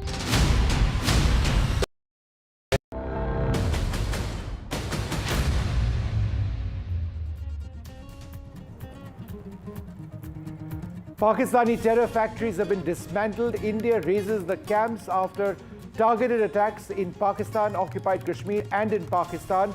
The government says that in the military strikes in response to the Pahalgam terror attacks, India targeted civilians and military targets. They did take out terrorist hubs. Of India's Pahalgam revenge, the government has released videos of Operation Sindoor, as it is known. The government says that the targets were chosen on credible intelligence and video has been released. That's not the video, but we'll bring you the video of what exactly they showed as the strikes went in.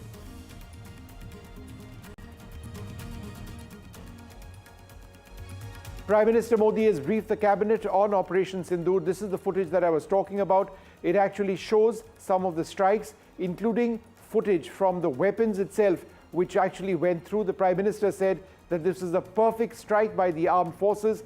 The cabinet has lauded the Prime Minister for his exemplary leadership.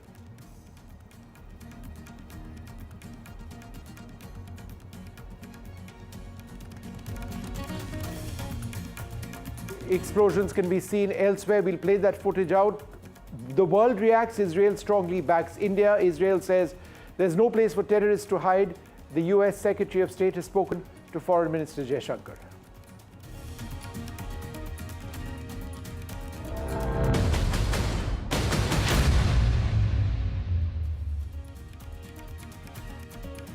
Good afternoon. In case you've just tuned in, the big story we are tracking right now, and we'll bring you all aspects of this, is that in a period of approximately 25 minutes from 1:05 a.m. in the morning to 1:30 a.m. in the morning, 25 minutes of Indian fire on Pakistani terrorist hubs all across the line of control, or on their side of the line of control, and deep in Pakistan itself. So let me give you an idea of what India did in terms of raining fire on these Pak terror hubs. We'll give you as much detail as we can over here.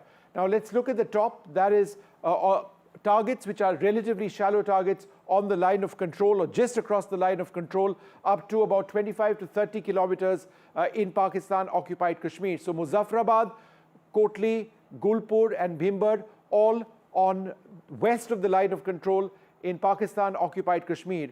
But in terms of the Sialkot sector, the Chakamru sector and Muridke, that is all on the international border, west of the international border in Pakistan itself, Pakistan-occupied Kashmir itself. That's where the international border begins. So above the international border in Jammu and Kashmir is the line of control. That's where the international border is. And I'll tell you about the significance about all of these areas in a little while from now. But this is Bahawalpur. Bahawalpur is 100 to 150 kilometers west of Punjab and Rajasthan. It is deep inside Pakistan. The strikes which went down in Bahawalpur, which is where India blew up through our airstrikes, the Jaish-e-Mohammed primary training hub, is the deepest strike which has been conducted by the Indian Armed Forces into Pakistan since the 1971 war. It's been called Operation Sindoor. It took place as a result of precision airstrikes which were carried out by the Indian Air Force. Soon after the strikes, there has been a strong retaliation by Pakistan all along the line of control, where there has been extensive artillery shelling that was going on even till a couple of hours back. As a result of that, there have been casualties on both sides. Initial reports, official ones from the army, indicated that 3 people had lost their lives on our side, but defense sources indicating that we have, as a result of artillery strikes along the line of control, really hit Pakistani posts as well, and that Pakistan has suffered considerable losses at this stage. Now, what I'd like to do at this stage is actually to play out some of that footage which was released by the government in their press briefing a little while back, and that shows the actual footage of the strikes going in. So if we can cue up that footage, please, and play it out, I'd like to describe it before we go across to our correspondent. So what you see on your screen over here is of Gulpur. This is one of the Kotli Gulpur. This is of a missile going in to hit its target. The video goes off shortly before the impact. The target itself is destroyed over there. Let's give you more footage. We'll stay with this. Why is this important? This is absolutely critical because unlike in the case of Balakot, what India has been able to do is prove to the entire world that, look, we've done it. There is no controversy over there, and it's here for the world to see. This is in Bhimbar. This is very interesting footage. This is the footage of the strike coming down. That looks to be a small bomblet from an unmanned aerial vehicle, possibly a drone, a small one, and a target over there was actually taken out. This is Kotli Abbas, another terrorist camp. This is before. This is the target, which was what they wanted to hit. This is the footage. Let's just play that video out. That's the video. You can see of the bombs actually going in or the weapon going in. I'm unclear if that is a bomb or a cruise missile. Looks to be some sort of a bomb. India possibly used the Hammer bomb, which is a guided bomb. This actually shows some of the targets that I was speaking about. Bahawalpur, Muridke, Sarjal and Mehmuna Joya. These are the specific names of the camps, but I've already given you the broader ideas. We're going to show this video as well of Sarjal. This is one very important piece of video because it shows perhaps most clearly of a strike, and you saw the explosion taking place over there. Well, let's just go right across now to our correspondents who've been tracking every aspect of this story. I'm joined by Nazir Masoodi. We've got Vasudha with us as well. We've got Aishwarya and Gurpreet Chinda. Gurpreet is in one of the border areas of Punjab. Where are you right now, Gurpreet? Give us a sense of what's happening around you, particularly with civil drills expected to be taking place. Well, right now we are reporting from a border area of Punjab. This is the district of Firozpur, where we have been talking to the multiple administrative officers since morning. We have seen there is a high alert in all over Punjab, and specifically in the border areas of Punjab, whether it's the district Gurdaspur, Firozpur, Fazilka, Pathankot, they are already on high alert. The second defense line is the Punjab Police. They are already conducting patrolling at the various locations of these areas, and what we have seen as a precautionary measure, they have already shut down all the schools in district Firozpur, in district Gurdaspur and Pathankot also. As of now, what we have learnt that they are already busy in the mock drills. They are also conveying the message to the general and the civil administration so that number of strategic discussions. We're going to go across now to Aishwarya, our correspondent. Aishwarya, go ahead. Give us an idea of what's happening around you. You were signaling. Go ahead. What's happening? The route is in place as far as Prime Minister's arrival at Rashtrapati Bhavan is concerned. Let me show you these visuals from the Raisina Hills. Prime Minister's convoy is about to reach over here, and he would be briefing the President of India, who is the Supreme Commander of Indian Armed Forces. Prime Minister Narendra Modi would be briefing about Operation Sindoor to President of India very shortly. The route is in place, and any moment from now, the convoy will arrive over here. Let me show you these visuals of the Rashtrapati Bhavan as well, where now, any moment from now, after the cabinet meeting ended, it was Prime Minister Narendra Modi who also was congratulated, as sources indicated to us, by the cabinet colleagues about Operation Sindoor, and it was, of course, Prime Minister who briefed his cabinet colleagues about the entire operation by the Indian Armed Forces. And soon after that, now Prime Minister Narendra Modi's convoy is now about to arrive very shortly here at Raisina Hillside. Okay, hold on for a second, Aishwarya. Let's go across to Vasudha as well. Vasudha, there's a very important... Aishwarya, don't worry. The moment the motorcade passes by you, we will cut to your pictures. But Vasudha, there's a Cabinet Committee on Security meeting taking place. What's happening?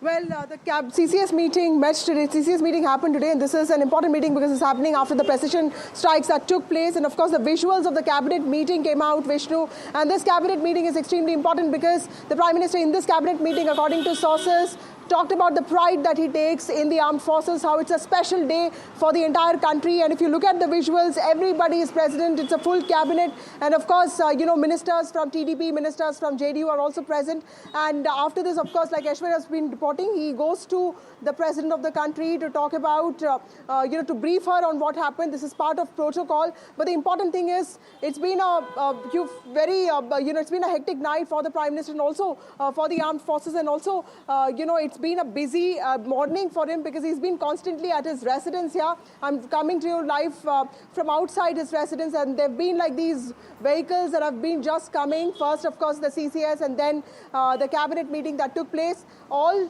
reflecting just one thing, that the Prime Minister has the political will to see this through. And what has happened last night is also not just a sign of retribution, but it also is a sign of India fighting back in a calibrated measure fashion to seek justice and also accountability from those who promote terrorism. Any further reactions coming in from any other ministers? Well, not yet. We know that in the morning, a lot of ministers did put out posts, including the Home Minister. We saw the Health Minister, JP Nadda, put out that important tweet. Ram Mohan Naidu, the Aviation Minister, has also been putting out tweets. What I've been told is all ministers have also been given specific tasks because, there's a domestic narrative that needs to be managed. There's a domestic situation that can get out of hand if not managed properly. India is also prepared for any retaliation that comes. And the Prime Minister, I'm told, in the cabinet meeting also stressed a lot on preparedness, on participation, and on ensuring that while we take pride in our armed forces for what they've done, we also remain prepared and help our agencies, our institutions in preparing the civilians for what is to come. And what has the opposition said so far? Vasudha? Well, the opposition, let me tell you that although there have been these, exceptional voices like Jignesh Mevani or for that matter, Rashid Alvi, other than that, the opposition has been extremely careful here, Vishnu. They've been very cautious to not really ask for proof like what they did after the Pulwama attack in 2019 when the Balakot strikes happened, and also in 2016 when, Indian forces crossed the border and, attacked launch pads in Pakistan. This happened immediately after 11 days. This time, both the opposition and the government have been prepared. The opposition is saying in every sentence, Jai Hind, a victory to armed forces, not making it a political victory of the BJP, not talking about the political will. At the same time, making it sure that they don't seem like they are anti-armed forces or they are questioning anything that the armed forces have done, because remember, Pahalgam attack was something that, was brutal and 26 innocent people died. Opposition, this operation is called Operation Sindoor, which evokes a lot of sentiment.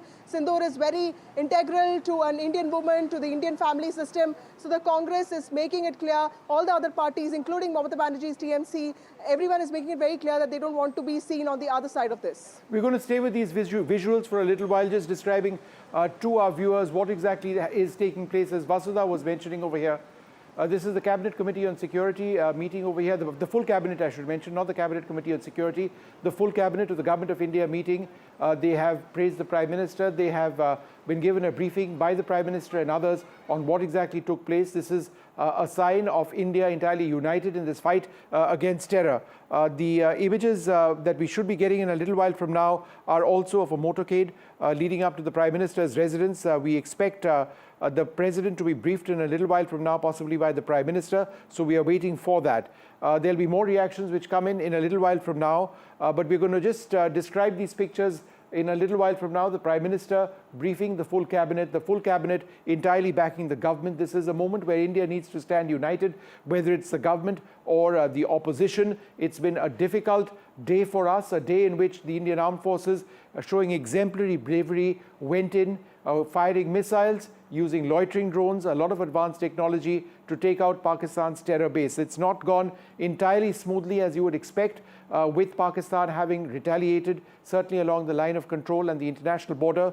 There have been reports of fighter aircraft also having been impacted, a fighter aircraft of the Indian Air Force. There is no detail which has come of that at the moment, but Pakistan has responded in his press briefing earlier today. The Foreign Secretary, Vikram Misri, said questions would be answered, but not today because the situation itself is fairly fluid. Let's go across to Nazir Masoodi, who joins us at this stage. Nazir, thanks very much for being with us. What exactly is taking place in Srinagar now? Is there a great deal of tension? I know that air travel has stopped from Srinagar. Give us a sense of what's happening where you are. Well, I was on way to Kupara, but clearly authorities have put restrictions on the media entry into Kupara, not allowing to go because of the sensitivities today. I appreciate that. But the fact is that the news coming from the border areas is not really good.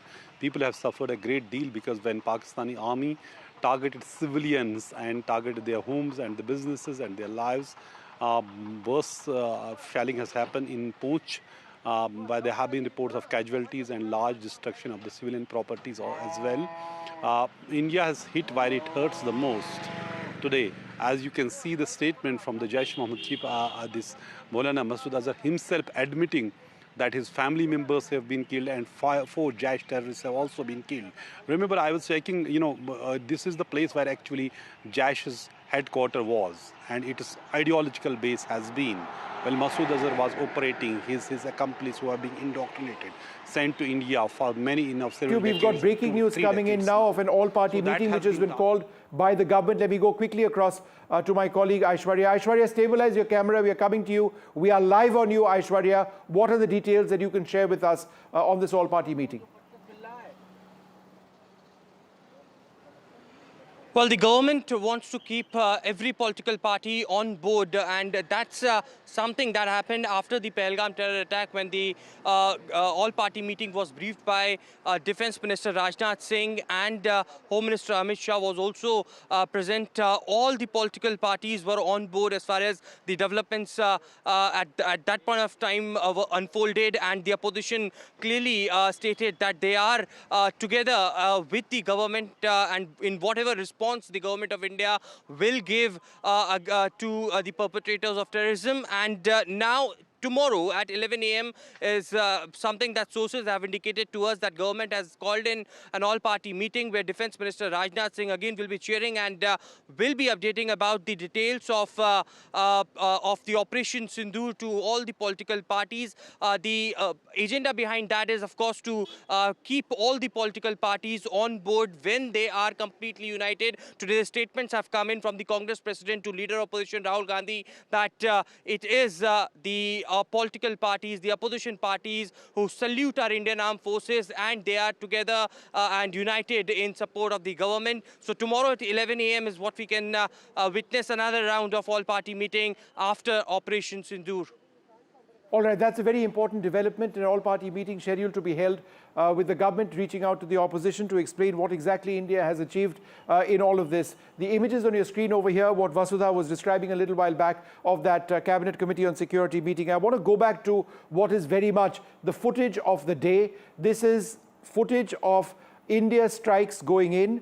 This is possibly a hammer missile footage from that coming in. The footage goes off moments before it strikes the target. This is in Kotli, Gulpur. It goes off because it's hit the target. And there is a lot more which has been played out by the government over here. They're going to run through that footage and bring you what exactly it is. Now, this is what they were trying to hit. This is before the target was struck. This is a camp in Bhimber. This is particularly interesting footage because, as you will see very shortly, there appears to be a loitering drone which drops a bomblet that you can see over there. It goes and it hits its target right over here. So you can see the target being hit as well over here. Now, this is the Kotli Abbas terrorist camp. I believe this is a Lashkar-e-Toiba terrorist camp. This is what they were looking to target.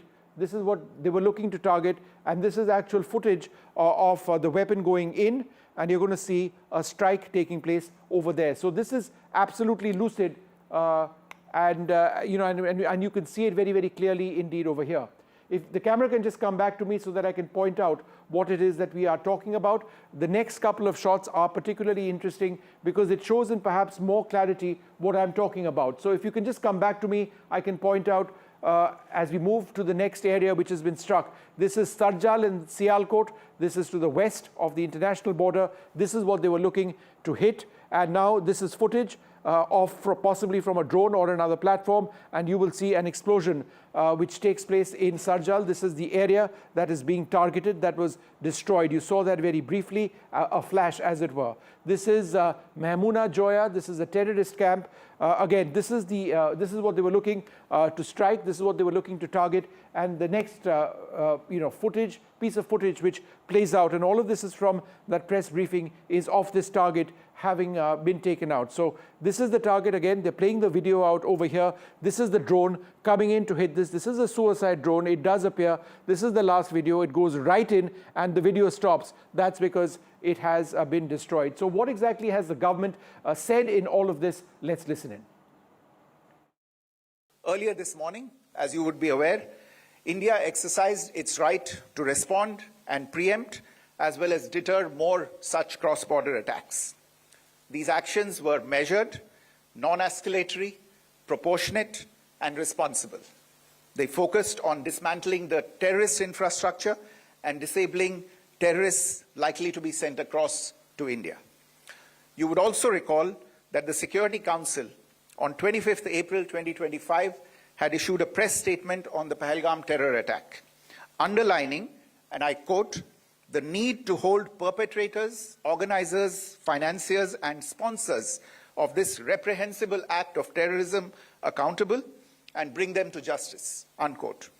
India's latest actions should be seen in this context. The features of this attack also tie in with Pakistan's long track record of perpetrating cross-border terrorism in India, which is well documented and beyond question. Pakistan also has a well-deserved reputation as a haven for terrorists from around the world, with internationally proscribed terrorists enjoying impunity there. In addition, Pakistan has been known to willfully mislead the world and international forums, such as the Financial Action Task Force, on this issue. The latest attack in Pahalgam has understandably generated deep anger in Jammu and Kashmir and in other parts of India. Following the attacks, the Government of India naturally responded with a set of initial measures relating to our engagement with Pakistan. You're all aware of the decisions that were announced on the 23rd of April. However, it was deemed essential that the perpetrators and planners of the 22nd April attack be brought to justice. Despite a fortnight having passed since the attacks, there has been no demonstrable step from Pakistan to take action against the terrorist infrastructure on its territory or on territory under its control. Instead, all it has indulged in are denials and allegations.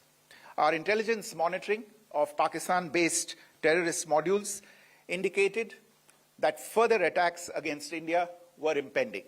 There was thus a compulsion both to deter and to preempt. Through precision capability, as shown to you, a niche technology weapons with careful selection of warheads was ensured so that there will be no collateral damage. The point of impact in each of the target was a specific building or a group of buildings. All the targets were neutralized with clinical efficiency, and the results reiterate the professionalism of the Indian Armed Forces in the planning and execution of their operations. No military establishments were targeted. India has demonstrated considerable restraint in its response. However, it must be said that the Indian Armed Forces are fully prepared to respond to Pakistani misadventures, if any. Syedna Bilal camp, Muzaffarabad, यह एक जैश मोहम्मद का staging area है। यह हथियार, विस्फोटक और जंगल survival training का केंद्र भी था। गुलपुर कैंप कोटली, यह एलओसी से 30 किलोमीटर दूर था। लश्कर तोयबा का बेस था जो रजौरी, पुंछ में सक्रिय था। 20 अप्रैल 2023 को पुंछ में और 9 जून 2024 को तीर्थ यात्रियों के बस हमले में यहीं से आतंकी को ट्रेन किया गया था।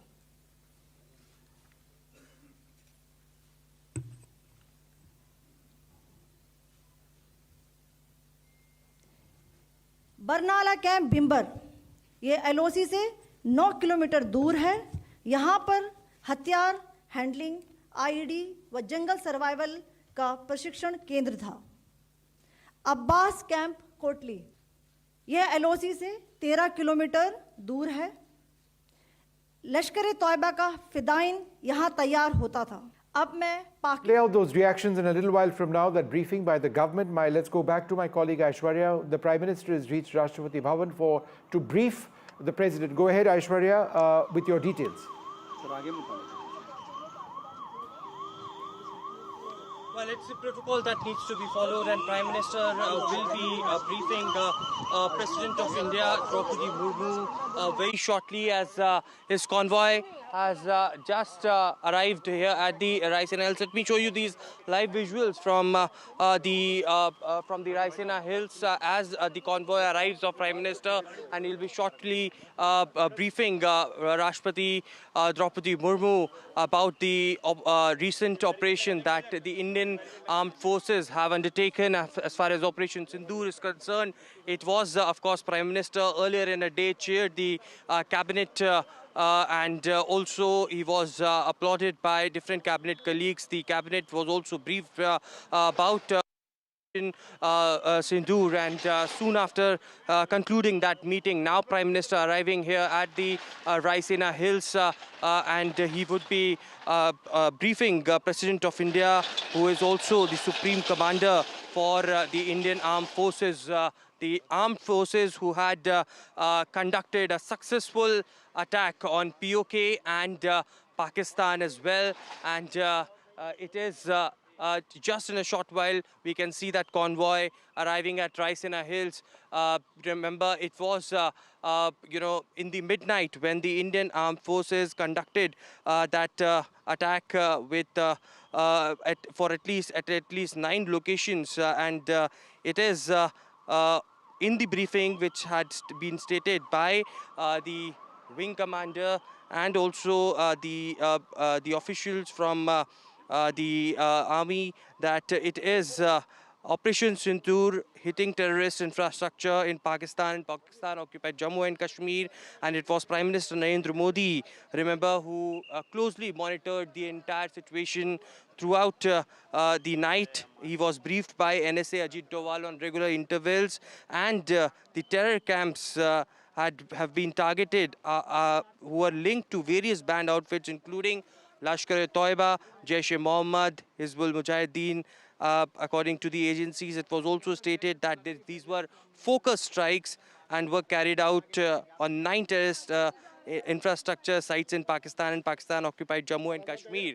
It is certainly, a big achievement for Indian Armed Forces, and therefore the reason perhaps Prime Minister Narendra Modi would be briefing the Rashtrapati very shortly, as his convoy now arrives at the Raisina Hills. It is also, remember, the Prime Minister who was briefed on a regular from intervals Aishwarya, with as we wait for the officials Prime from the Minister to Defence drive up to Ministry. Rashtrapati Bhavan. The image on the right-hand side of your screen is of the Cabinet, the full meeting of the Cabinet a little while earlier on, where the government has endorsed the moves of the Prime Minister and authorizing the strikes to take place. You see the Prime Minister, Amit Shah, over there as well, and the entire Cabinet of the Government of India. So this is important. It is a statement of support which the government has received. I should also mention that there's been several reactions which has come in from countries around the world. Israel, one of our strongest allies, has backed India 100% in the fight against terrorism. We've had strong reactions from the United States. The US President as well has said that he was made aware of the strikes. So when they were going in, India has reached out earlier on today, shortly after the strikes, to some of our closest allies. We'll track all of those developments as well. For now, this short break.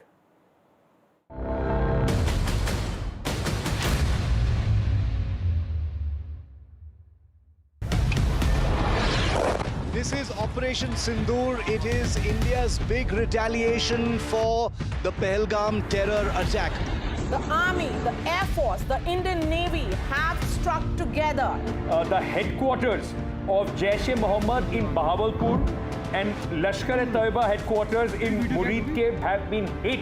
These targets lay between 30 kilometers across the line of control. Prime Minister has monitored the entire sequence of events overnight. He's been closely monitoring it.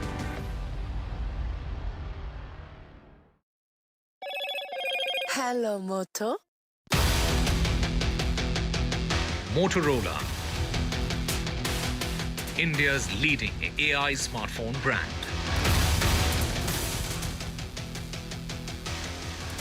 Payback for Pahalgam. India takes out Pakistani terror hubs. 24 strikes, 9 targets. 70 terrorists have been killed. Pakistani terror factories have been dismantled. India raises camps that train 2611 terrorists. The government says that we avoided civilians and military targets. Proof of India's Pahalgam revenge. The government releases videos of Operation Sindoor and says that targets chosen were based on credible intelligence.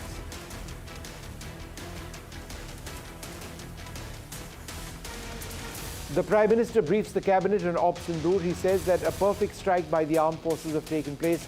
Sources say that the Cabinet has lauded the Prime Minister for exemplary leadership.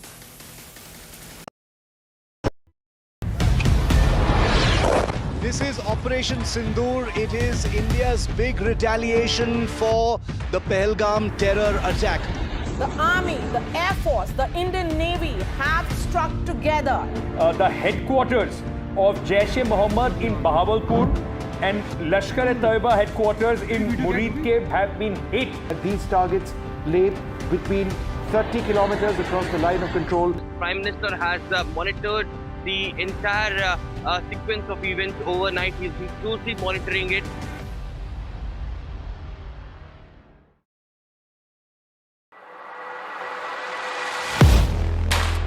Do you really know the company you invest in? What is the real picture behind presentations and claims? Is the outlook as rosy as the company claims? Know Your Company, powered by NDTV Profit Research, shines a light on the biggest stock market movers.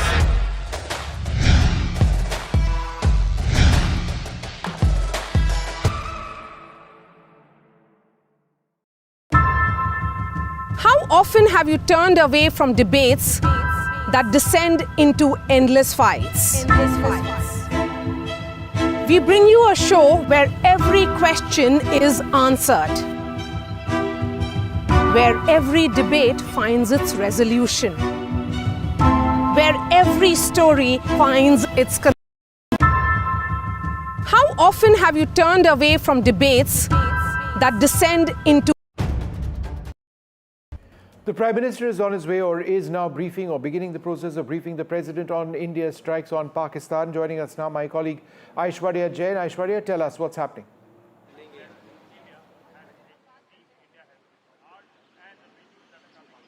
The Prime Minister Narendra Modi had reached Rashtrapati Bhavan over here just a short while back, and now he would be briefing President of India Draupadi Murmu about a successful operation that Indian Armed Forces had concluded in the midnight Operation Sindoor. That was also something that was awaited by the entire nation, and that's what Prime Minister also stated in the cabinet meeting, that desh ko isi ka intezar tha. And finally, as far as the protocol is concerned, after any such major operation by the Indian Armed Forces, it is Prime Minister who usually briefs the President of India. And just now, let me show you these visuals around Rashtrapati Bhavan. Over here, it is Prime Minister who had arrived at the Rashtrapati Bhavan, and he would be briefing President of India Draupadi Murmu about the successful operation. He chaired a crucial CCS and the cabinet meeting this morning, and after concluding that, now Prime Minister reaches Rashtrapati Bhavan over here at the Raisina Hills. All right, Aishwarya, there's also been an important meeting of the Cabinet Committee, not the Cabinet Committee on Security, the full Cabinet, I should say, a little while back. And I believe there's an important meeting where the opposition will be brought in tomorrow as well. Tell us what happened at the Cabinet and what's expected tomorrow.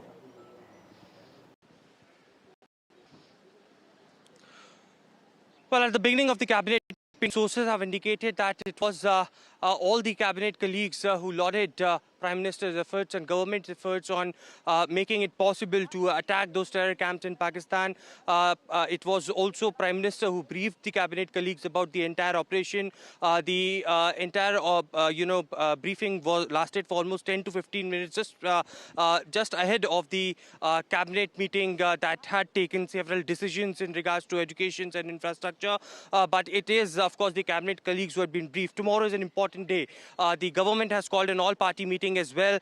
This is to keep all the political parties on board as far as India's decisions regarding these operations, the kind of developments that are taking place along with the line of control, how India is well prepared in terms of the retaliation from the Pakistani side. So all of that would be briefed to the opposition parties. Remember, in the last all-party meeting, it was the unanimous decision that was taken by the opposition, who had supported the government and stated that it will be, at any point of time in response to the terror, and to the perpetrators of terrorism who had come to the Indian soil to kill our Indian civilians. The entire opposition united together in response to the terror attacks. And it is tomorrow as well, we can see a unanimous, a resolution that could be brought in by the government, can be brought by the government.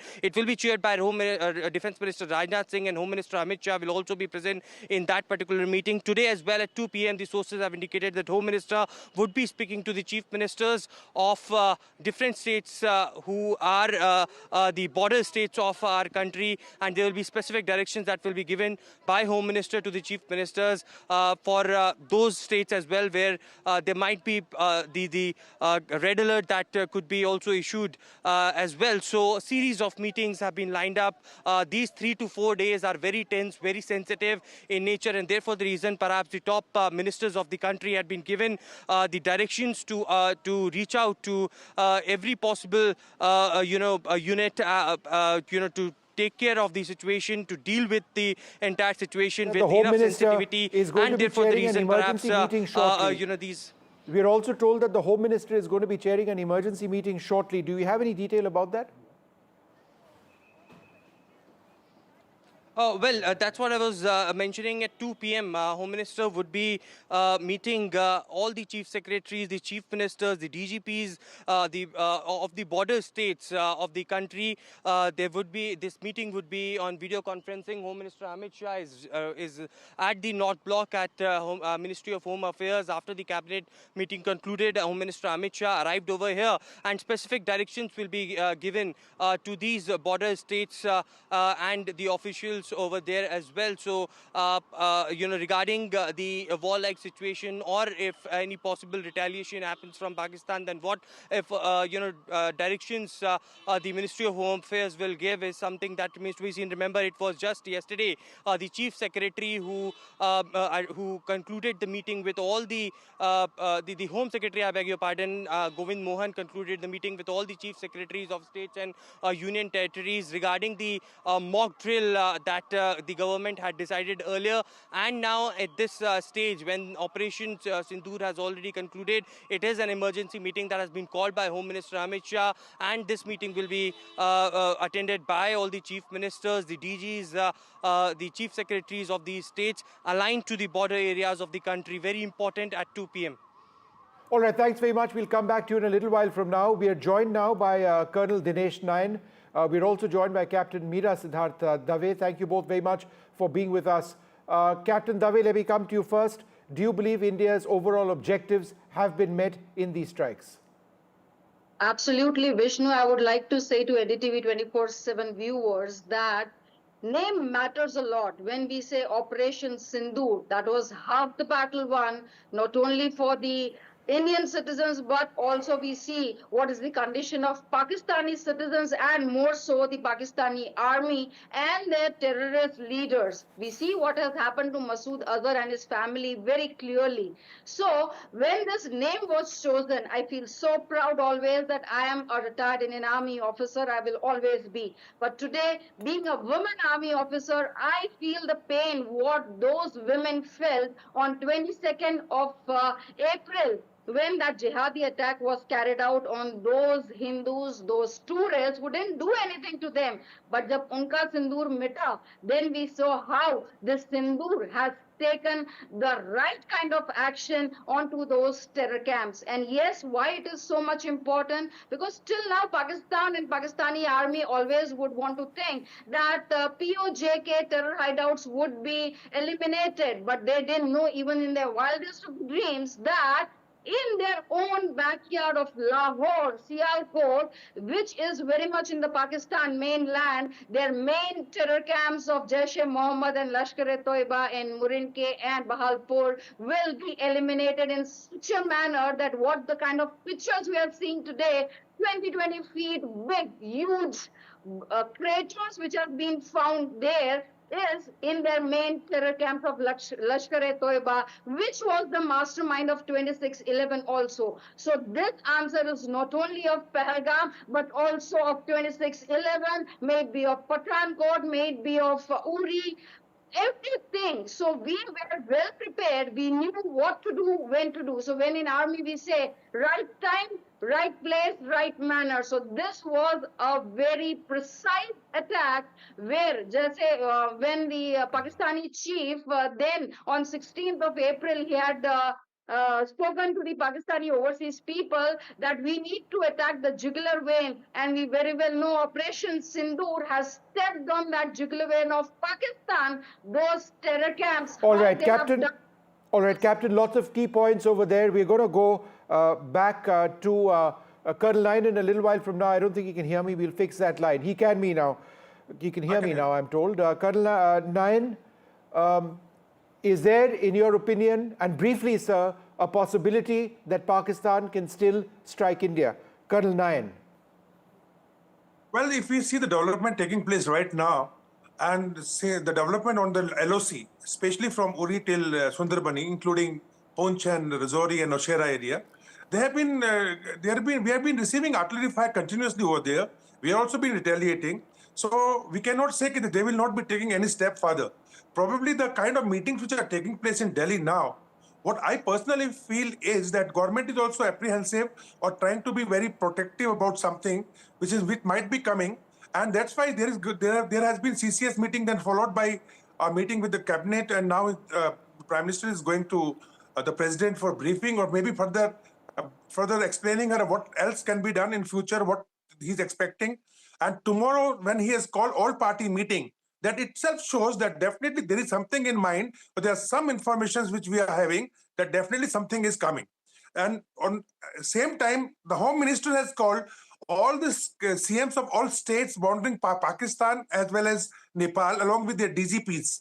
So that shows that there is something which is now being decided by us, and probably it may be it may be that we must be preparing for any kind of action which, or action can be taken from Pakistan side or something, or maybe for a moment I need to whatever take is a short happening on break at this LOC right stage. I'm now- going to come back with a lot more in a little while from now as we continue to track this story. India hitting Pakistan hard. 9 targets have been struck, multiple attacks on each of these, on some of these areas, 26 I believe in total. That number we were going to double check for you, but all across the line of control, west of that, and indeed west of the international border between Punjab and Rajasthan as well. We'll take a short break, come back with more.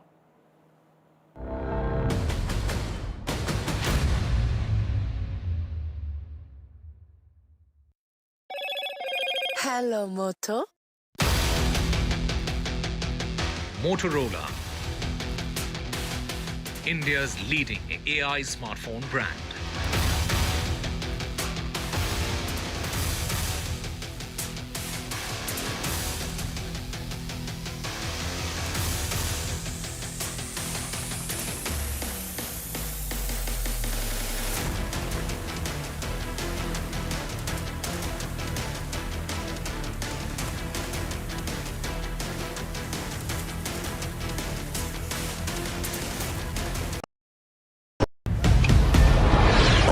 This is Operation Sindoor. It is India's big retaliation for the Pahalgam terror attack. The Army, the Air Force, the Indian Navy have struck together. The headquarters of Jaish-e-Mohammed in Bahawalpur and Lashkar-e-Taiba headquarters in Muridke have been hit. These targets lay between 30 kilometers across the line of control. Prime Minister has monitored the entire sequence of events overnight. He's been closely monitoring it.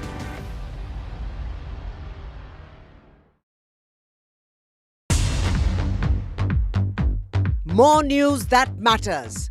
Big exclusive. Tulsi Gabbard gunned down by Pakistan-backed cowards. When you interact with people on ground, you're able to reflect their sentiments much better. More debates that shake the system.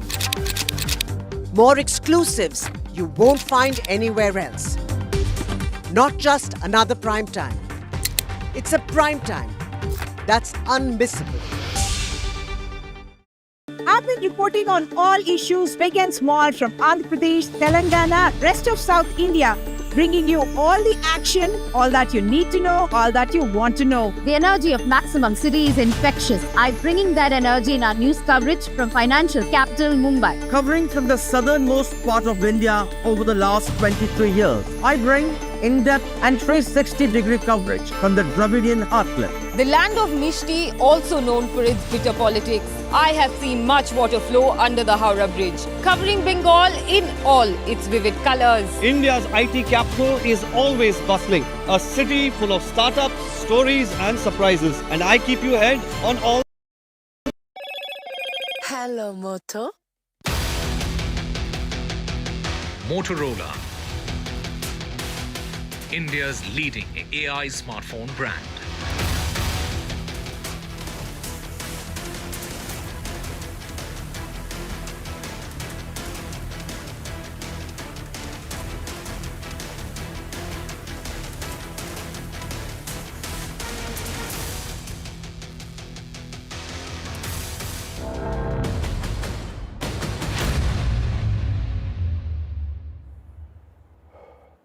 Well, in all of this, let's not for a moment forget about the families of the Pahalgam victims, people who've lost so much. We've reached out to these family members to ask on their reaction to India striking back. Here's what they've said. This was a significant moment as far as families of the victims are concerned. 64-year-old Dilip Desle lost his life when he was on a holiday with his wife and he was shot dead in front of his wife. This is what happened. He was from Panvel and I'm with his relatives, Dilip Desle's relative Prajakta as well as Sanjay. You know, of course, a retaliatory step has taken place. India has attacked Pakistan in several of the terror infrastructure. Do you see this as a sense of justice for families of those who lost their loved ones? Honestly, sense of justice, that would be a right answer. A person has already been lost. So only thing is what Honorable Prime Minister has done, a huge respect to him for what he has done today. But I can't say it's injustice for our family. All right. What do you want to say, sir? Is there some sort of closure for a family member? I have a strong belief in my government, and I am very happy and proud. But the only thing is that ensure that this is not repeated, because even a small single loss is a big loss for a family. And it is not the one person who is get affected, it is a hell lot of people get affected. And, how has the family been coping, over the last couple of weeks? The family is still in trauma because we are still getting a lot of relatives, we are visiting our village hometowns, the rituals and all. So it will take some time to cope up. It is not going to be 100% for sure. And this morning when you heard the news, what went through your minds? Especially of the wives. I'm sure you're in touch with the wife who saw what had happened. Yes, but honestly, I have not been in contact with her since morning. But whatever we saw in the morning, as I told you, it was a big relief that some action has been taken by government. But as I told you that whatever is lost, we are not going to get it back. Absolutely. And how has the family coping, sir, over the last 2 weeks? Because, you've... It will take time. It will take time. We can't expect her to cope up because it is a huge loss, and I don't think it is going to be 10-15 days. And so what do you want the country, Prime Minister Modi, and what do you want the centre to understand about the loss? Because a lot has happened over the last few weeks. Multiple retaliatory action has taken place diplomatically. Now, of course, an attack has taken place. So what would you like the centre to understand coming from the victims' families? No, I think they have understood what we wanted, and they have done exactly what was expected. And this action is definitely going to... what I can say, give them the response that, okay, this country is into retaliatory mode. And apart from that, the other steps that has been taken, which is going to affect them in a big way. So all in all, I think that why the Pakistan is existing here. Is it just for the terrorism or is it something for else? So that is what I believe. Any other message that you'd like to give? Somebody who suffered this loss? Somebody has suffered, but the only thing is that it should not be repeated again. It should not absolutely zero tolerance on this. And Jammu Kashmir is our own country, and we should not have a fear to reach out to go over there. So right now the situation is not like that. We are having a fear to go there. So I want that to be changed. And I think Dilip Desle went there for the first time after his retirement, right? After our recommendation only. Okay. We only had discussion and we thought that let's go to that place. It is now safe, it is sound, and we can go. So he had been, I think Vaishno Devi we had been. So we thought that let's go step ahead. So, and we paid the price for that. Right, I'm really sorry about that. There you heard family members of Dilip Desle, how they had planned the trip for 64-year-old Dilip soon after his retirement. This was the first visit, as far as Dilip is concerned, was his first visit to Kashmir, but that didn't turn out well at all. Tragic, certainly, but of course, they are... obviously the family members here are relieved that some sort of action has taken place, but they feel more must be done and this cannot be repeated, and that J&K should be a place where every citizen can visit without any fear and with confidence. আমার গভর্নমেন্টের কাছে শুধু thank you বলার আছে। আমি আমার স্বামী হারা হয়েছি। আমি 9টা জায়গায় স্ট্রাইক করেছেন, জাস্টিস চেয়েছিলাম গভর্নমেন্টের কাছে। ইন্ডিয়া গভর্নমেন্ট উনি অ্যাকশন নিয়েছেন, তার জন্য আমি এই যে হাত জোড় করে বলছি। কিন্তু একটাই প্রেয়ার, ভবিষ্যতে যাতে কারোর সিঁদুর না যায়, এই জঙ্গি, এই টেররিস্ট, এদের প্রতি যাতে প্রচণ্ড স্ট্রিক্ট হয়। কারোর যদি এরকম মর্মান্তিক মৃত্যু কারোর ওয়াইফকে চোখের সামনে দেখতে না হয়, কারোর বাচ্চাকে দেখতে না হয়। কিন্তু গভর্নমেন্ট অফ ইন্ডিয়া আমাদের প্রার্থনা শুনেছেন, ওনারা অ্যাকশন নিয়েছেন, ওনারা আমাদের পাশে আছেন, আমরা proud. All right, let's just never forget about the families who've lost so much. But for now, let's go quickly across to NDTV Shiv Arud. He's in front of a building in the Uri sector which has been hit by artillery shelling. Firstly, Shiv, be careful while you're there. Secondly, what's happening around you? Vishnu, we're at the line of control in Salamabad. It's one of the last outposts before the line of control. There are 2 houses here that were struck last night in Pakistan Army shelling here in the Uri sector. These 2 houses have been completely totaled, completely destroyed. There's still a fire burning, if you can see over there, smoke smoldering across this entire pair of houses.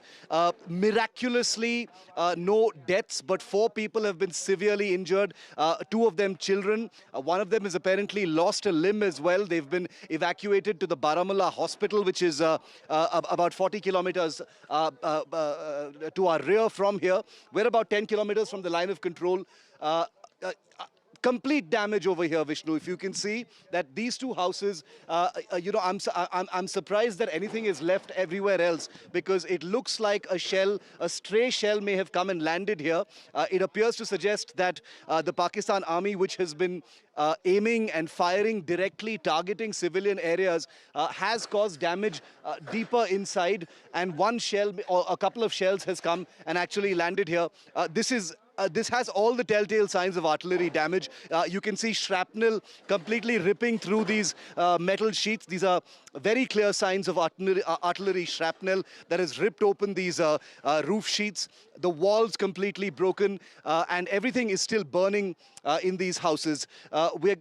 This is a place called Salamabad where there have been some casualties. The 4 people from just this small little settlement over here.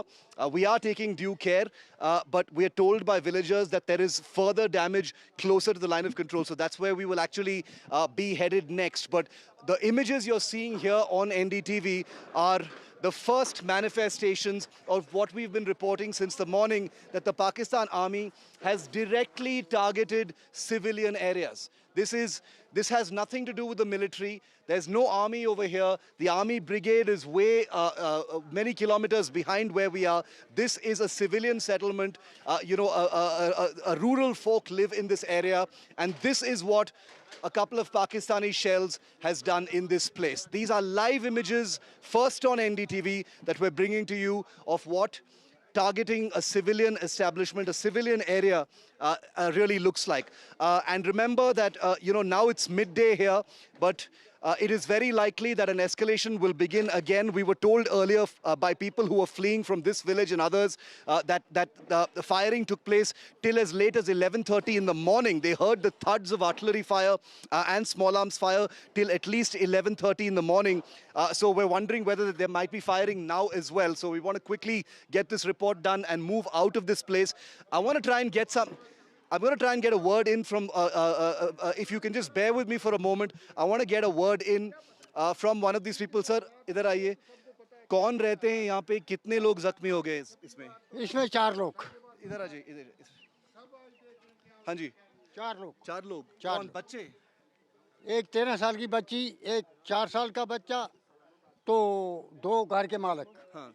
और क्या ये पाकिस्तान के shell? हाँ, ये पाकिस्तान का आया, रात के 2 बजे का मसला है. तो उससे ये घायल हो गए. तो यहाँ मकानों की बात ही नहीं. मकान कितने बजे गिरे थे ये शेल? 2 बजे. 2 बजे सोए होते हैं. आप कहाँ थे उस टाइम? आपने सुना ये? हाँ, हमने ये भरोसी है यहाँ. हम तो रात को बाहर आ रहे. 2 बजे के बाद हमारे बच्चे भी बाहर आ गए. उधर इधर लगे भागने. क्या करते भाग? सर इधर आइए एक सेकंड. सर, आप यहाँ रहते हैं? नजदीक में रहते? इस्लामाबाद का. कहाँ थे आप जब ये हुआ था? हम तो घर में रात को 2 बजे. आपने सुना ये जब ये हुआ था? बहुत आवाज सुना. क्या आवाज था? वो आवाज था ये शेल की थी जी. अच्छा. पूरे शेल लग रहे थे. एक तो नहीं था ना, बहुत आ रहे थे. कितने शेल? इसको मेरे ख्याल 1-2 लगे हैं मेरे ख्याल में इसमें. 2 लगे. जख्मी लोग बारामूला हॉस्पिटल में हैं. पहले उड़ी लिए, उसके बाद उन्होंने उड़ी वालों ने बारामूला भेज दिए. बारामूला हॉस्पिटल में भेज. बुरा है जख्म? वो जख्म तो सर में भी लगी. हमने उसको देखा नहीं है. सुबह हम खुद डरे थे. हम जंगलों में भाग रहे थे. इधर तो हमारे पास कोई है ही नहीं, सेफ्टी है ही नहीं. क्यों? तो इस गांव में डर नहीं है अभी? वो डर तो बहुत है. माल तो आप यहीं पे क्या करेंगे? अपना कहाँ छोड़कर जाएंगे? किसके घर जाएंगे? गरीब शख्स कहाँ जाएगा? हमारे पास कोई बैंकर नहीं है, कुछ नहीं है. तो कहाँ जाएंगे? अगर बैंकर होता फिर अपनी कुछ सेफ्टी होती, बैंकर ही नहीं है. I want all of our viewers to hear what this gentleman has just said. For all of those people who say, why don't you get out of the village? Why are you still standing there? This gentleman and this elderly gentleman here have basically told a truth that needs to sink in. People don't have a choice to leave. They have their livelihoods here. This is their home. They've got their children. They've got their agriculture. They've got their jobs here. And this is what Pakistan has done. India targeted terror sites in Pakistan and Pakistan-occupied Kashmir, and this is how Pakistan has responded by directly targeting a civilian area. Let me take you a little bit deeper. Ashwini will join me a little bit deeper. Let's just show you, it's not just one house. There are two houses that have been completely decimated. We are taking due care because we do realize that that shell ammunition, artillery ammunition was used. But just take a look at the complete destruction of this house. All of the wood has been reduced to coal and charcoal.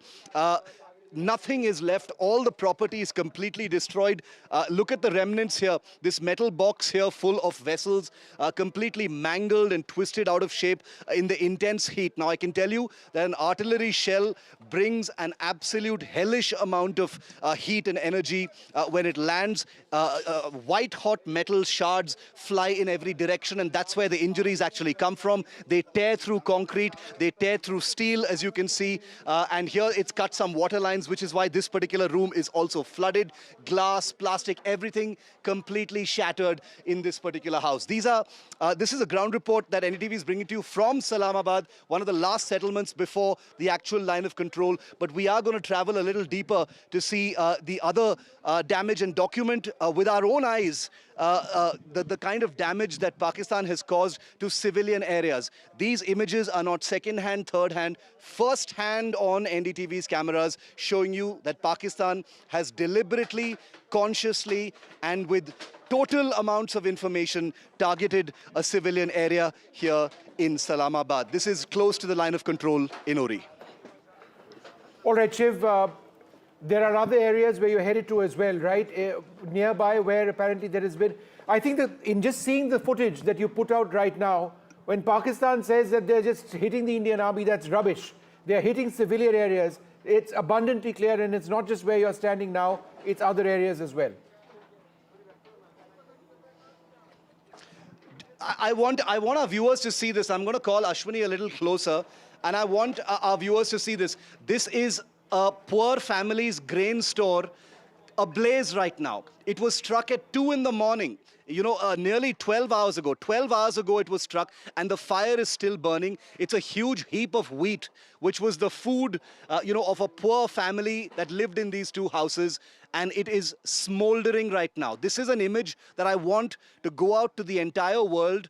Not a military target, not an armed forces target, not a vital establishment, not a vulnerable point. This is a poor family living in Islamabad, Kashmir, close to the line of control, that has been deliberately targeted by a Pakistan shell. And there you have it, their livelihood, probably the rest of their year's supply of wheat, simply burning in a pile over there. There's nothing left of this house. There's nothing more to really say.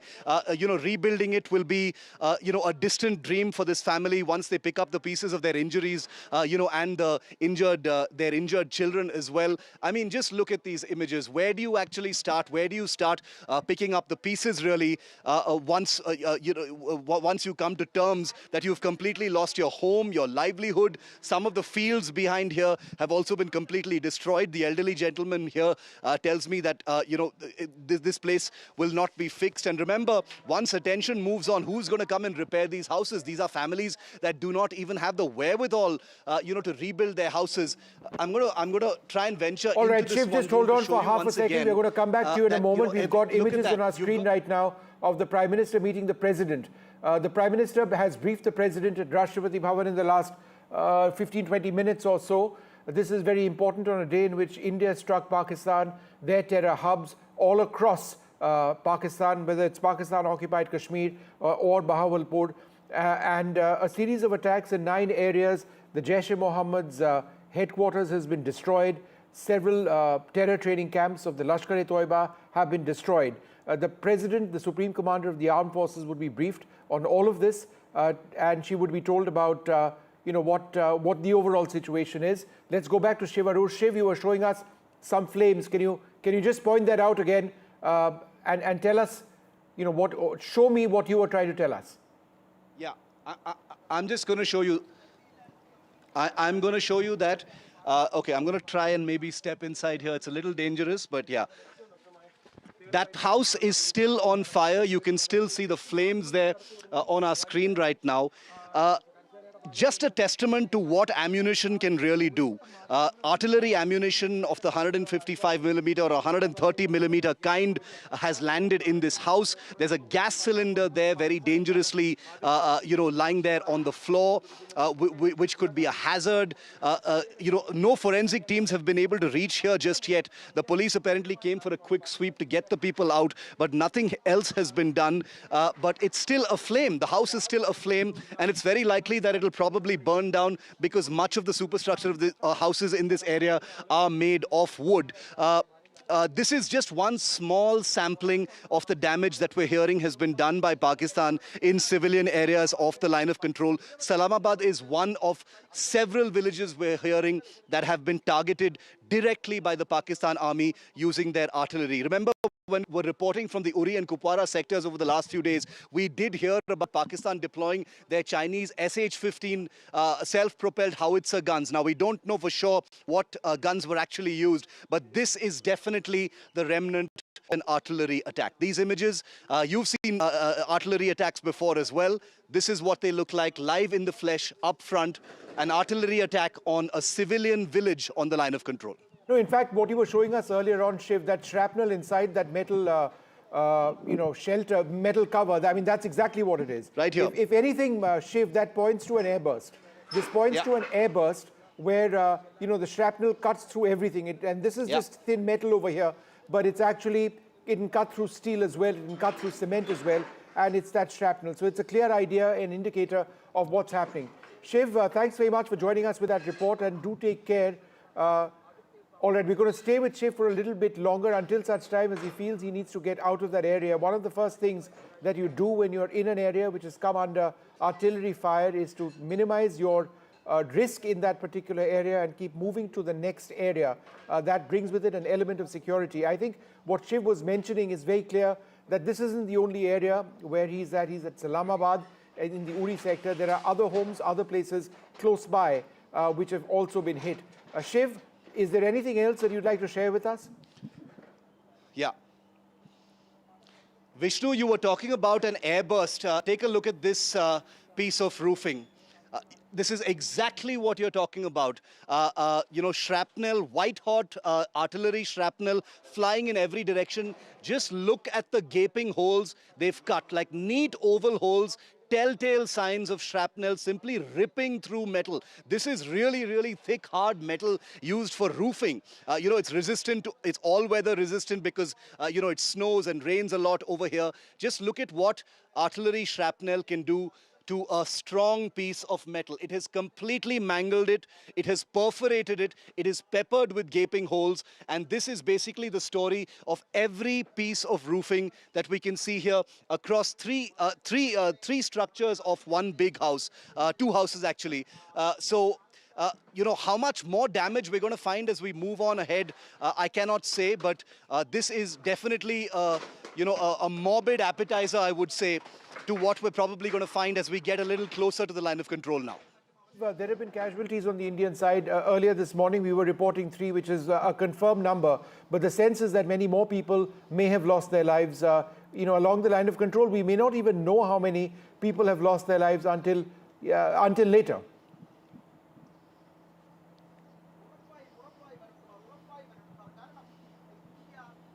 Shiv, can you hear me?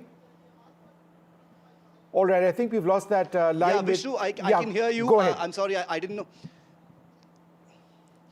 Yeah, I'm just trying to get to another point to, to show our viewers the damage from another angle, if possible. We're trying to get to the other side of the house. Oh, there you go. This is the real view now of the damage. Here it is. Completely collapsed roof. Completely collapsed wall of this entire house. Now you get a proper vantage view of the damage that's taken place. The entire roof has blown off.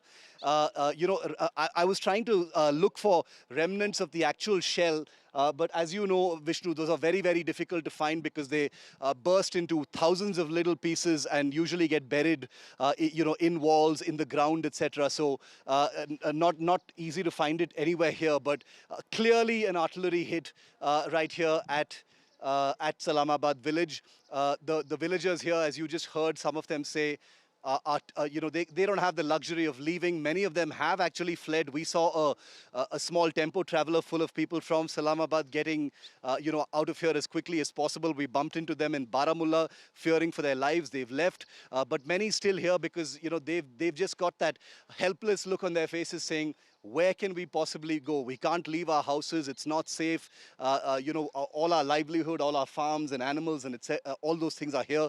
Everything moving costs money. There's no help from anyone to actually get out of here.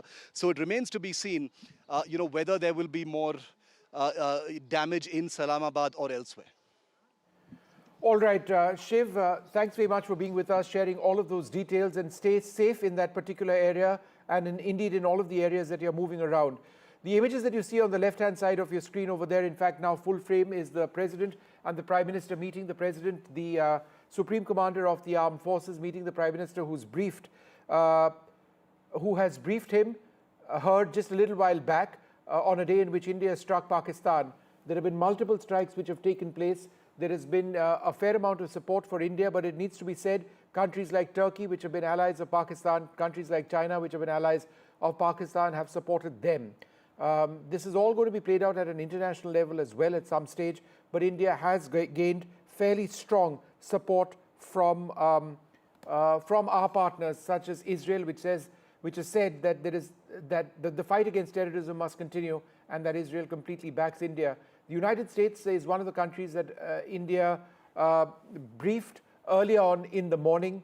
There have been reactions from President Trump as well. The US Secretary of State, the National Security Advisor of India, and the US have spoken as well. Let's go back to Shiv Arush. Shiv, go ahead.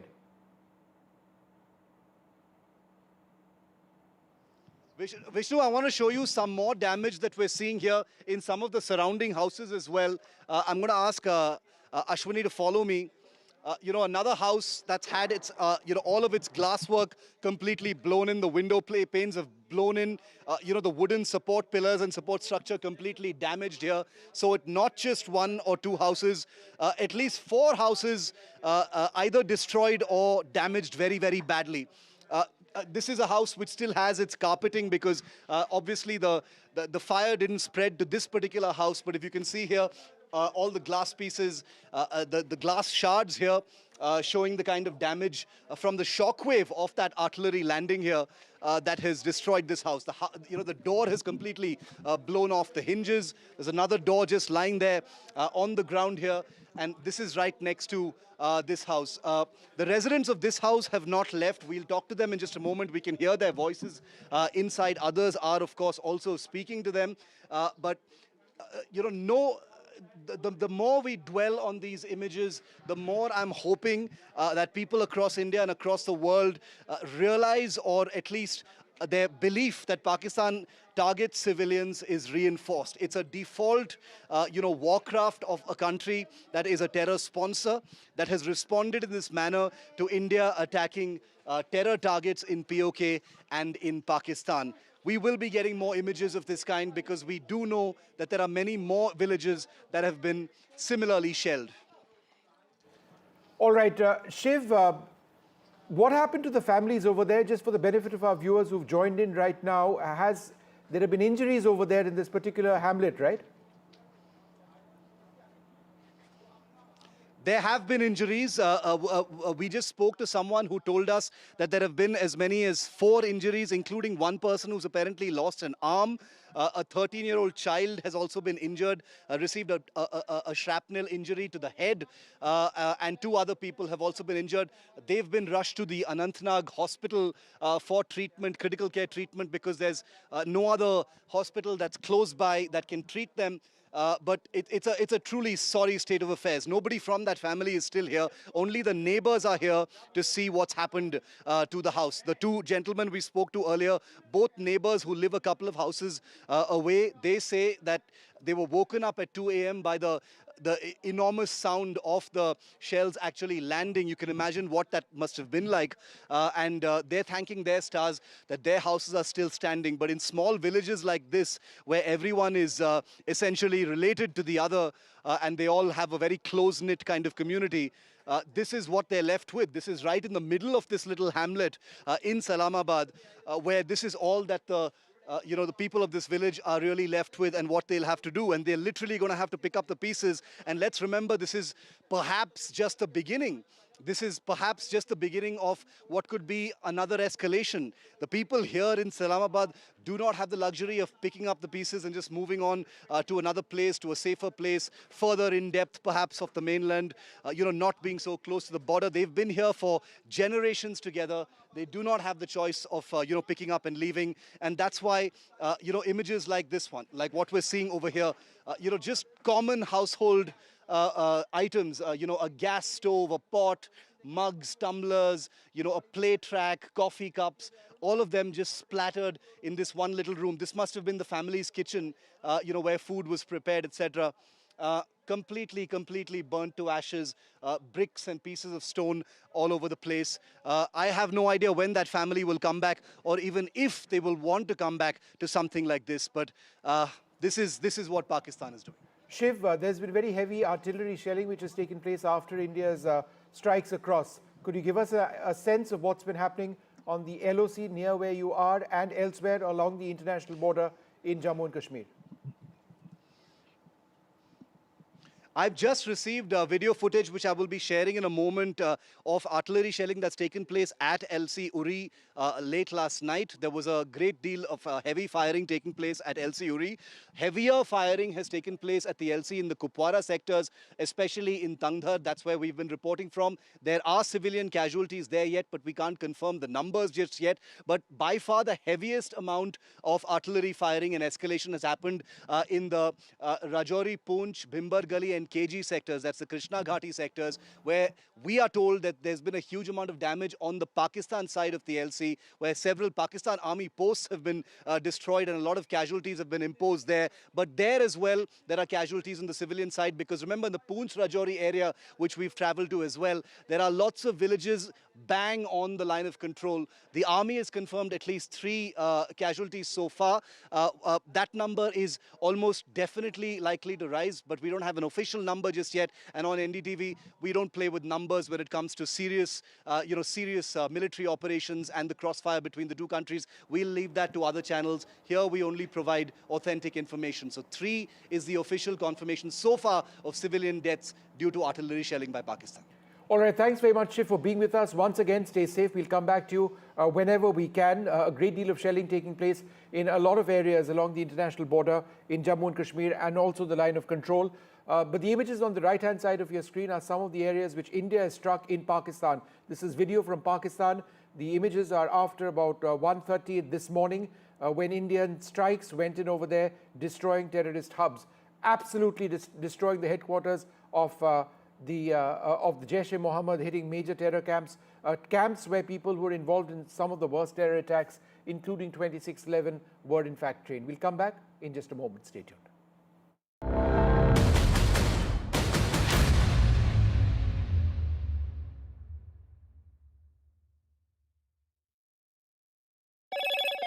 Hello, Moto.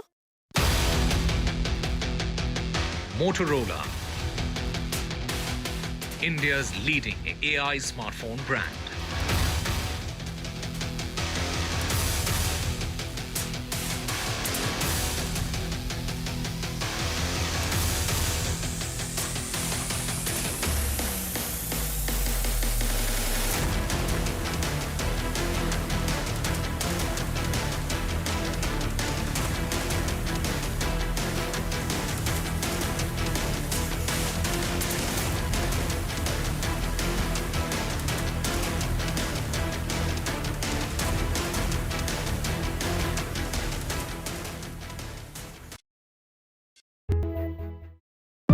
today's interconnected world, India's voice is more crucial than ever. When India speaks, the world listens. At NDTV World, we are that voice, bringing you intelligent and insightful news from India and beyond. From geopolitics and diplomacy to economic shifts, migrations, tech disruptions, and the stories of our diaspora. We cover the news that shapes our global future. NDTV World, your new home for global news, is here. This is Operation Sindoor. It is India's big retaliation for the Pahalgam terror attack. The Army, the Air Force, the Indian Navy have struck.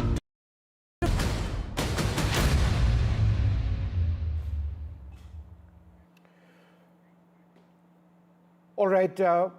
As we see, some of the video which was released by the government earlier on, showing the Indian strikes going in, footage from drones, footage from missiles as well. Let's go across to NDTV's Aishwarya Jain and Nazir Masoodi in Srinagar. Nazir, let me come across to you first. What exactly is happening now with the strikes having taken place? Have shops been opened in Srinagar? I know air travel has been impacted. Give us a sense briefly about what's happening there. Open, but very less traffic is moving, and it is across Kashmir. Fingers crossed, people are actually fearing something more can happen. The way border areas suffered great, damage, huge damage during the night, and people suffered. People don't know what will happen next when again there would be clash between India and Pakistan if it doesn't stop here where it is.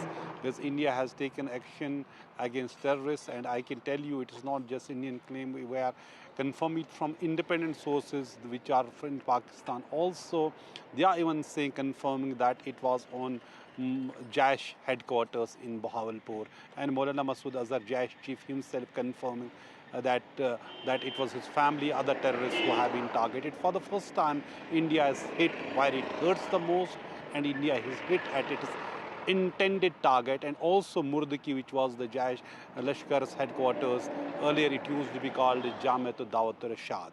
So, and whether it was Kotli, whether it was in Muzaffarabad, everywhere where they have been, militant over operating, or their headquarters or their ideological base, all that has been hit by India. There has been some damage here also. We're waiting for the official numbers, but exactly is the total number of casualties here on this side, particularly in Poonch area and other areas which have suffered damage. There's also been some damage to, air assistance, but the fact is we are waiting for the official confirmation. The fact is that how India is hit, and hit very hard within 2 weeks after Pahalgam terror attack. But on the ground here in the valley, people are really apprehensive what is going to happen next, while the people were actually saying here after terror attack in Pahalgam that there should be retribution, and this terror factory should end once for all, and it should not be done in the name of Kashmiris, not in our name, what was always said. And India has actually paid back, and very, very hard in the areas which Pakistan would have never. All right, Nazir, hold on for a second. Let's go across to Aishwarya Jain as well. Aishwarya, very important meetings taking place in Delhi today, but also tomorrow, the government taking the set to take the opposition into confidence, right?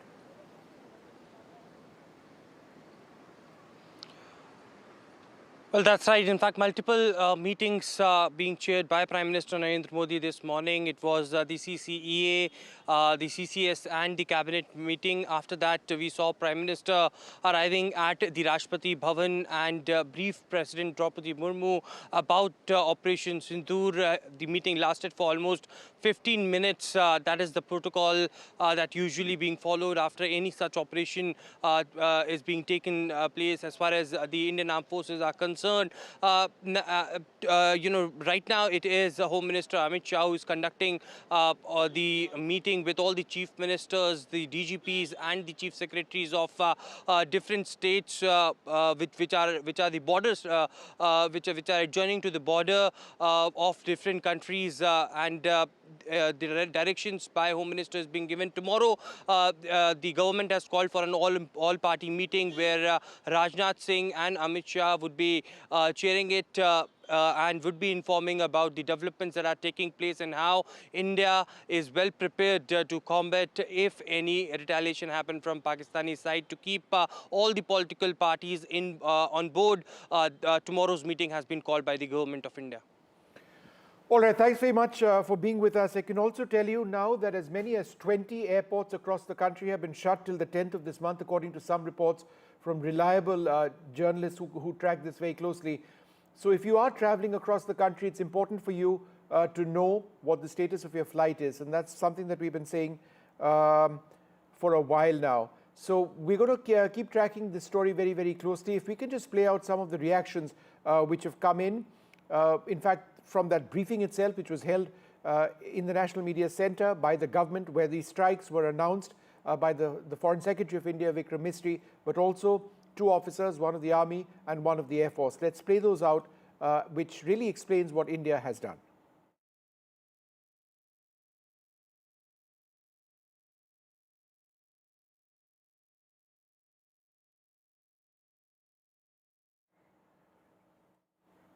All right, we're just about to show you that footage in a moment from now, but what you see on your screen is some of that video which was publicly released. I cannot stress enough the importance of the release of this video. It indicates quite clearly that Pakistan needs to be sent a message, India wanting to send Pakistan a message. Unlike the surgical strikes where there was only very, very sketchy footage, and Balakot where there essentially was none, this is very clear footage which has been sent. So let's play those packages across. Earlier this morning, as you would be aware, India exercised its right to respond and preempt as well as deter more such cross-border attacks. These actions were measured, non-escalatory, proportionate, and responsible. They focused on dismantling the terrorist infrastructure and disabling terrorists likely to be sent across to India. You would also recall that the Security Council on 25th April 2025 had issued a press statement on the Pahalgam terror attack, underlining, and I quote, the need to hold perpetrators, organizers, financiers, and sponsors of this reprehensible act of terrorism accountable and bring them to justice, unquote. India's latest actions should be seen in this context. The features of this attack also tie in with Pakistan's long track record of perpetrating cross-border terrorism in India, which is well documented and beyond question. Pakistan also has a well-deserved reputation as a haven for terrorists from around the world, with internationally proscribed terrorists enjoying impunity there. In addition, Pakistan has been known to willfully mislead the world and international forums, such as the Financial Action Task Force, on this issue. The latest attack in Pahalgam has understandably generated deep anger in Jammu and Kashmir and in other parts of India. Following the attacks, the Government of India naturally responded with a set of initial measures relating to our engagement with Pakistan. You're all aware of the decisions that were announced on the 23rd of April. However, it was deemed essential that the perpetrators and planners of the 22nd April attack be brought to justice. Despite a fortnight having passed since the attacks, there has been no demonstrable step from Pakistan to take action against the terrorist infrastructure on its territory or on territory under its control. Instead, all it has indulged in are denials and allegations. Our intelligence monitoring of Pakistan-based terrorist modules indicated that further attacks against India were impending. There was thus a compulsion both to deter and to preempt. Precision capability, as shown to you, a niche technology weapons with careful selection of warheads was ensured so that there will be no collateral damage. The point of impact in each of the target was a specific building or a group of buildings. All the targets were neutralized with clinical efficiency, and the results reiterate the professionalism of the Indian Armed Forces in the planning and execution of their operations. No military establishments were targeted. India has demonstrated considerable restraint in its response. However, it must be said that the Indian armed forces are fully prepared to respond to Pakistani misadventures, if any. Syedna Bilal camp Muzaffarabad, यह एक जैश ए मोहम्मद का staging area है। यह हथियार, विस्फोटक और जंगल survival training का केंद्र भी था। गुलपुर कैंप कोटली, यह एलओसी से 30 किलोमीटर दूर था। लश्कर-ए तोयबा का बेस था जो रजौरी, पुंछ में सक्रिय था। 20 अप्रैल 2023 को पुंछ में और 9 जून 2024 को तीर्थ यात्रियों के बस हमले में यहीं से आतंकी को ट्रेन किया गया था।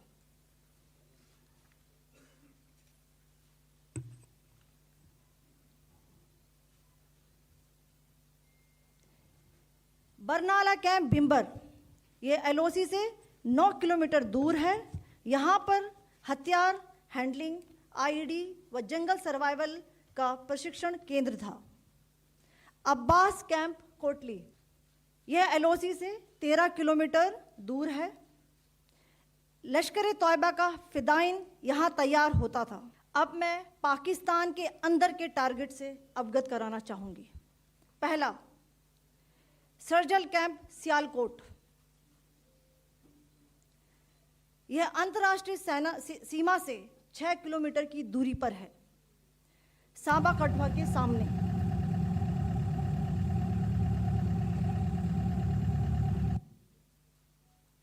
मार्च 2025 में जम्मू एंड कश्मीर पुलिस के 4 जवानों की जो हत्या की गई थी, उन आतंकवादियों को इसी जगह पर ट्रेन किया गया था।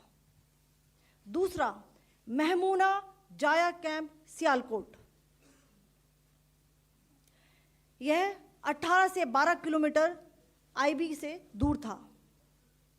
हिजबुल मुजाहिदीन का बहुत बड़ा कैंप था। यह कठुआ जम्मू क्षेत्र में आतंक फैलाने का नियंत्रण केंद्र था। पठानकोट एयरफोर्स बेस पर किया गया हमला भी इसी कैंप से प्लान और डायरेक्ट किया गया था। मरकज ताइबा मुरीद के, यह आईबी से 18 से 25 किलोमीटर दूरी पर है। 2008 के मुंबई हमले के आतंकी भी यहीं से प्रशिक्षित हुए थे। अजमल कसब व डेविड हेडली भी यहाँ ट्रेन हुए थे। मरकज सुभान अल्लाह भावलपुर, यह इंटरनेशनल बाउंड्री से 100 किलोमीटर दूर है। जैश ए मोहम्मद का मुख्यालय था। यहाँ पर रिक्रूटमेंट, ट्रेनिंग व इंडोक्ट्रिनेशन का केंद्र भी था।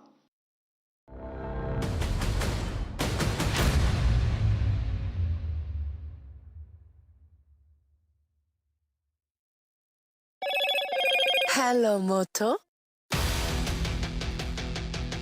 Motorola, India's leading AI smartphone brand.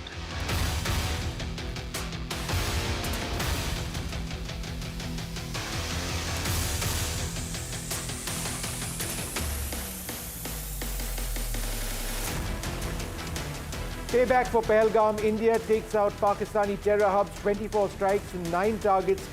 At least 70 terrorists believed to have been killed. Pakistani terror factories have been dismantled. India raises camps that trained 2611 terrorists. The government says that India avoided civilians and military targets. Proof of India's Pahalgam revenge. The government releases videos of Operation Sindoor. The government says that the targets chosen were based on credible intelligence. Prime Minister Modi briefs the cabinet on Operation Sindoor. He says that it's been a perfect strike by the armed forces. The cabinet lauds the Prime Minister for exemplary leadership.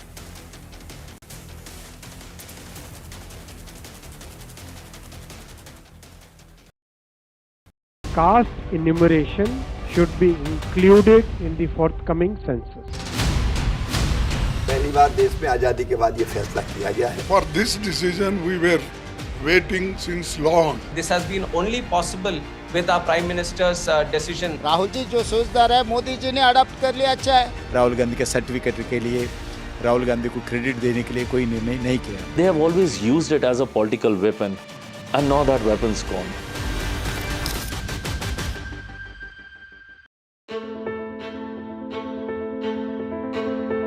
News is not just headlines, it is what impacts you. And news should never be mistaken for noise. What matters is the reality. Accurate, in-depth, and with the right perspective. For over 20 years, I have been a journalist, and never has clarity mattered more than now. At Newsnight, we go beyond the surface. We dissect the details, challenge the narratives, and bring you the unparalleled clarity you deserve in a world clouded by misinformation. We are bold, we are direct.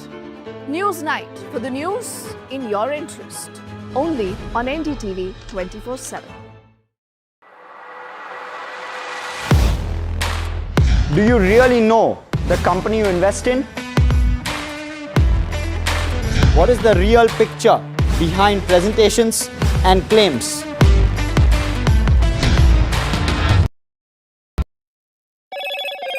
Hello, Moto. Motorola, India's leading AI smartphone brand.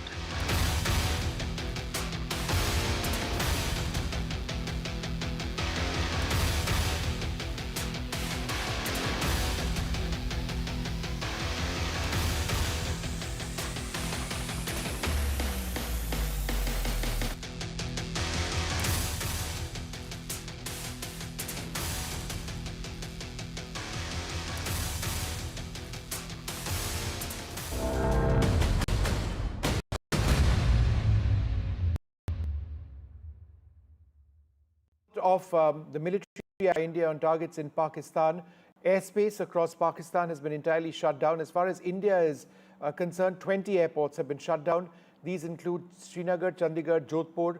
Airports have been shut down till the 10th of May. The list is a little bit more exhaustive, and we'll try and bring you that entire list in a little while from now. But it is important what has taken place. The message is that you should perhaps consult your airline before you travel in case you are scheduled to travel. But there are 20 odd airports which have shut down, and we'll try and bring you more details of this in a little while from now. We're going to move on now to our guests. General Rakesh Sharma and Air Vice Marshal Manmohan Bahadur join us at this stage. Air Vice Marshal Manmohan Bahadur, is it your sense that it's not the end of it? There's every possibility of a Pakistani attack which might come in. We've hit targets in Pakistan, and very correctly so, but they might retaliate, and that's a possibility, right? That, my sense is that it is the case, because the public opinion in Pakistan would demand, what is it that you have done to respond to India's attacks? So my sense is, and I think we are already seeing army action along the LOC. I saw the earlier report of the shelling going on in Punch area. So that may be a starter, and the shelling, I believe, is only increasing. So we have to be on guard. It's just 13 odd hours from the time we struck.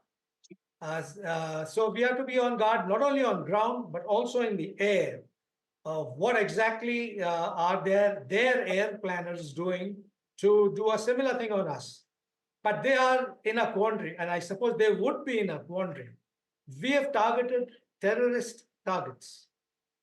What do they target in India? Would they target army installations? Would they target our economic installations? So they, I think, are stuck or would be stuck with what to strike. Because striking a military target or an economic target would mean that we would have to respond again. So the choice of their targeting would be there, but we have to be on guard, absolutely. It's certainly not the end of it.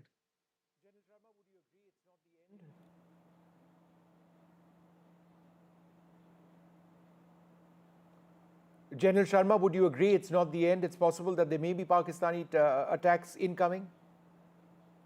Thank you, Vishnu, for inviting me. I think the Prime Minister's office in Pakistan has clearly said that they will abide by Article 51 of the United Nations Convention, which says that they have the right to respond to any affront. So this is coming up recently, lately, which actually implies that they are telling us that they would respond. But Khwaja Asif, in his statement about 2-3 hours ago, had said that in case India does not want to escalate, we will let things die.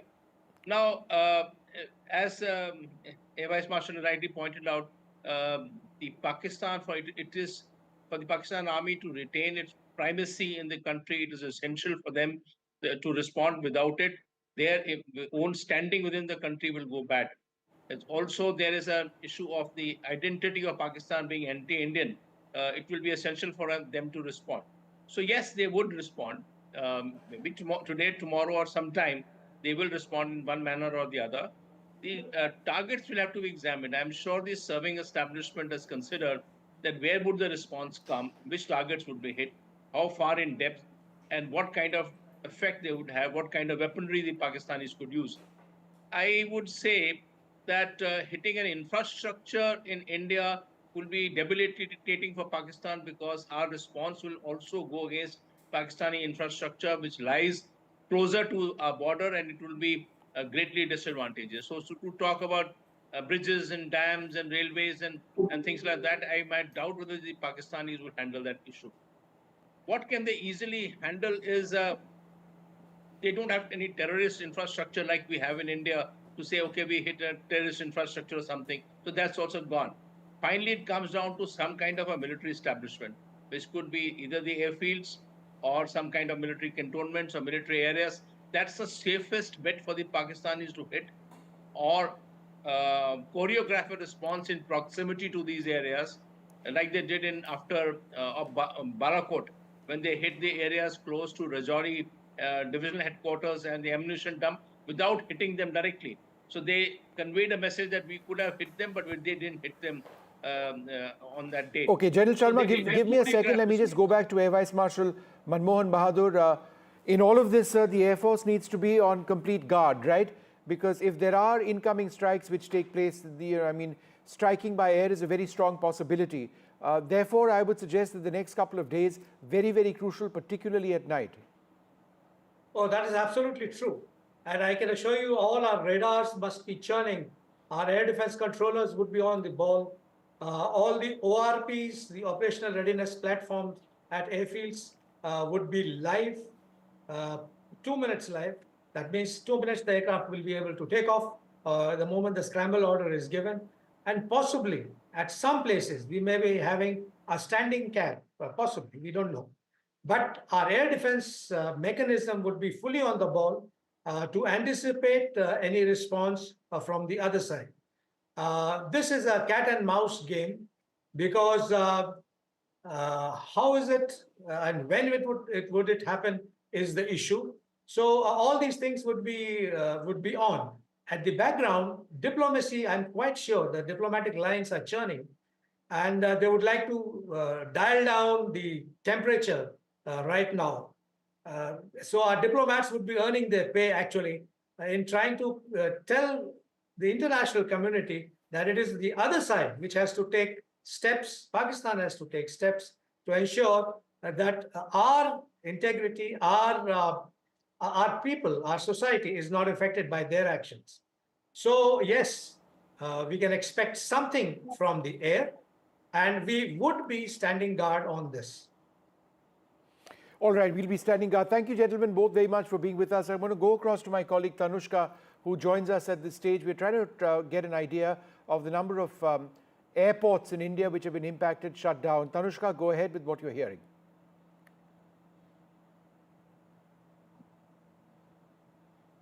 Tanushka, you're on air. How many airports have been shut down?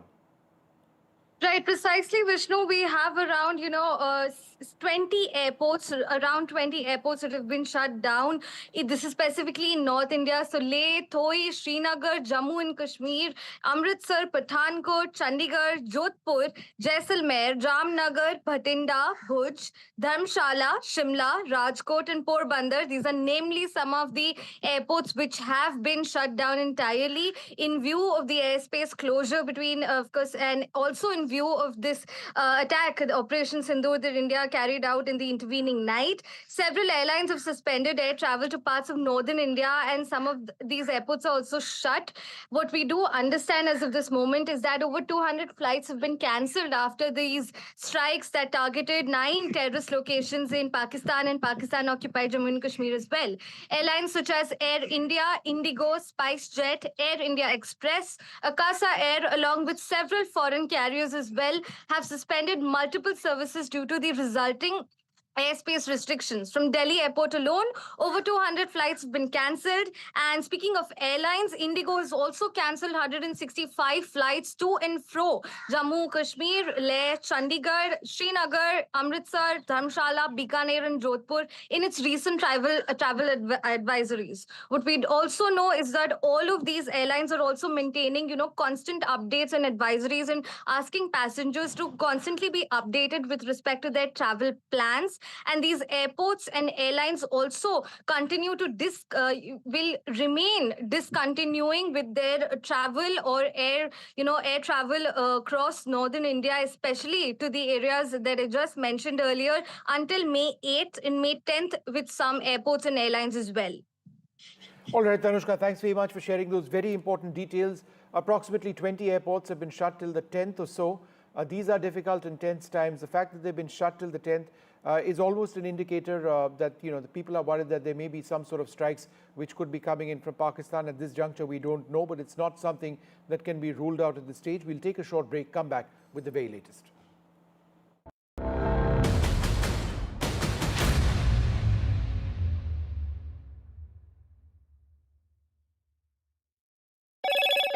Hello, Moto. Motorola, India's leading AI smartphone brand.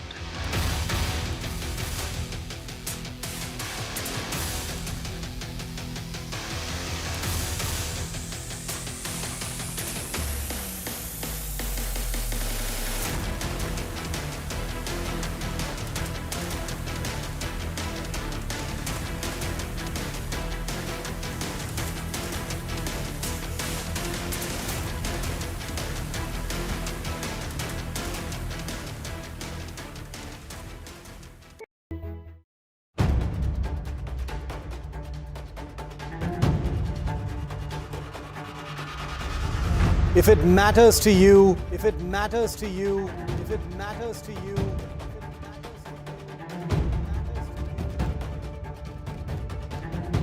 it matters to India. It matters to India. It matters to India. And it matters to me. And it matters to me.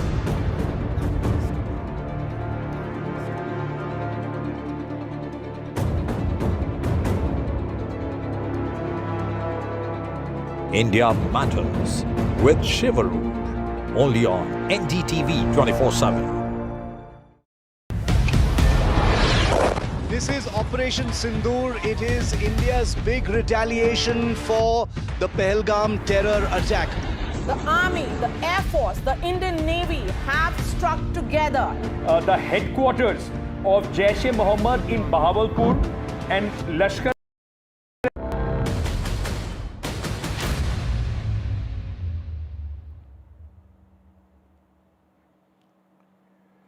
Welcome back. In all of this, let's not for a moment forget about the victims, the families of the victims who lost their lives in the Pahalgam terror attack in which 26 people were killed. We reached out to some of the families to ask for their reaction on India's strikes going in against terror centers in Pakistan. Here's what they said. I have with me the family of Bharat Bhushan. He was shot dead by the terrorists in Pahalgam, even as he said that he has a young 3-year-old child and requested to spare his life, but there was no mercy shown. Today, as these, retaliatory attacks have happened, so I have with me, the father of Bharat Bhushan. So do you feel that this is some sort of, how is the family feeling? I don't want to really put words in your mouth. Family is in a difficult state. Every day they are suffering like anything. Yeah. And small kid, and he is also suffering much because the incident happened just in front of him and his mother. So they are in severe pain. So when this attack has been carried out by the Indian Army, does it bring you some sort of satisfaction? Definitely. We are very happy to know all these incidents. And Army and Air Force, they have done very good work. And they are controlling the terrorists as well as they are attacking terrorist camps in Pakistan. And they are putting missiles so that everything will be demolished then and there itself. And even terrorists are killed there itself. Absolutely. And while many of them have in the past said that, including the families of several of the victims, that they are not looking for any sort of vengeance. They're looking for safety measures. They're looking to ensure that the government in the future ensures that such an incident does not occur. But right now, with such an attack that's being carried out, Operation Sindoor being carried out, somewhere for the family, is it relief that if those terrorists who are a part of Pahalgam or any other people who could carry out such an attack, them being eliminated, does that bring you some level of satisfaction? I don't know if I should say, it's a satisfaction, it's a relief, because Bharat is not going to be back. So there is a void, which he's left for us. Second is, I want to state that, we are with the government and their decisions. I'm very sure, this is a very well thought through decision after a complete study of, what has happened in Pahalgam and what is expected to happen in the future. They would have thought through all these things, and then they would have made a step, or they've taken the step of, attacking these terror outfits. So I wouldn't want to call it saying, it gives us a bit of satisfaction, it's a good revenge. I don't know. I don't want to call it, I don't want to give any term to this, but we are with the government, and we fully support their decisions, and whatever they have to do, they will do. We know that. So we'll just wait and watch. How's the family doing at this point in time, sir? It's been, of course, a hard couple of weeks, I'm sure. How is the wife doing? How is the kid doing? I mean, hats off to her and her courage. She lost the most important person of her life in front of her, and still, she had the courage to hold the kid, bring him down safe from Baisaran to Pahalgam. I don't think many could do that. She's going through a lot of pain. She's in a lot of pain at the moment. She's struggling. My family is struggling. All of us are struggling. We only realize when I look at the photograph of Bharat with the garland is when I realize saying he's not there. I mean, initial week was more the shock. Now it's the pain which all of us are going through at this point in time. Harshal Lele, who is the son of Sanjay Lele, who lost his life in the attacks, the cowardly attacks that took place on the 22nd of last month. India has finally retaliated, and let us try and understand from him on what are his initial reaction to this attack. Harshal, first of all, tell me, when did you get to know about the kind of reaction that India has given to Pakistan? Yesterday midnight. I was awakened till late. I don't know why I was not able to sleep.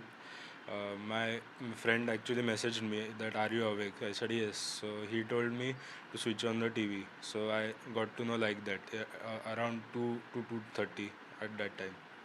Have you been awake for many nights in the last 15-16 days, or was it something special that made you keep awake last night? I was awake for last 15-16 days during late night. But yesterday, previously I was sleeping but wasn't able to sleep. Yesterday, on my own I was awake. I was I don't know why, but I didn't go to the bed. I was just kept scrolling the mobile. So maybe that was a sign for me that something is going to happen. Harshal, everyone is talking about the sense of justice, right? That we have given justice to those who lost their lives. Do you think that this in any way completes the sense of justice? Yes, it is a justice, but it will be my humble request to the government as well as all three departments that the operation should not stop here. This operation should continue to the point that there should not be a single terrorist left in the POK or even in Pakistan. In the last 15 days, a lot of people were talking about what is the way in which India is going to retaliate. Is it going to be satisfactory, not satisfactory? Personally, you are the one who have lost the most as compared to any other countryman. Has the the product been worth the wait for last 15 days?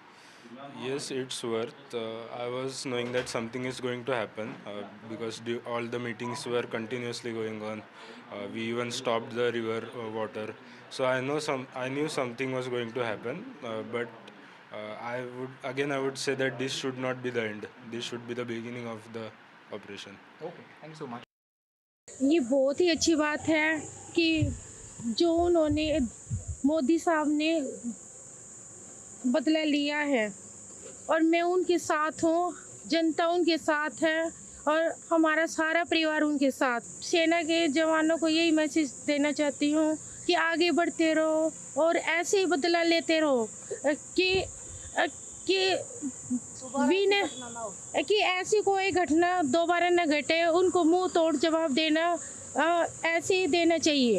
हम सब इस पल की प्रतीक्षा कर रहे थे और जो भी सरकार ने निर्णय लिया है वो योग्य लिया है और हमारी बस यही इच्छा है कि अभी जो भी ये संगठन है या ये जो ग्रुप्स है जो आतंकवादी हमले कर रहे हैं इनको पूरी तरीके से निकाल के मतलब ढूंढ के मार देना चाहिए और ख़त्म कर देना चाहिए। उनसे बहुत थैंक यू कहती हूँ कि उन्होंने मेरे पति की मौत का बदला लिया है। मैं बहुत छोटी हूँ, उन्हें कुछ भी कहने या नहीं कहने वाली, लेकिन हाँ जिस तरीके से हमारे पूरे परिवार को उन पे विश्वास था, उन्होंने उसी तरीके से जवाब दे के हमारे विश्वास को कायम रखा है and I am really thankful. हमें ऑपरेशन सिंदूर के बारे में न्यूज़ चैनल से मतलब हमारे परिवार वालों के कॉल आए हमें और तब पता चला कि भारत ने जो पहलगाम में हमला हुआ था उसके ऊपर आज उन्होंने रिएक्शन मतलब उनको उत्तर दिया है इसके बदले में एयर स्ट्राइक करके। पहले तो मिशन का नाम सुन के हम लोगों को बहुत मतलब मैं तो बहुत रो रही थी सुन के। थैंक्सफुल देना चाहता हूँ उसको, ये जो पाकिस्तान ये आपका टेररिस्ट ये अड्डा को मुँह तोड़ ये जवाब दिया है, काफ़ी डैमेज किया है और अभी इंडियन ये फौजी वालों से करूँगा सतर्क है क्योंकि पाकिस्तान वालों के भरोसा नहीं है कब वो फिर ये अंदर से फिर कब ये हमें नुकसान पहुंचाने के लिए उन लोग जो स्टेप लेंगे, तो सतर्क रहने के लिए उन लोग को भी मैं दरख्वास्त करूँगा। मोदी जी अभी ये जो स्टेप लिया है हमारे ये फौजी लोगों को ये मुँह तोड़ जितना भी आतंकवादी है उनको मुँह तोड़ जवाब देने के लिए जो स्टेप लिया मोदी को मैं थैंक्सफुल देना चाहता हूँ। Well, several border areas are extremely tense right now. There have been civil alert drills or drills for civilians as well.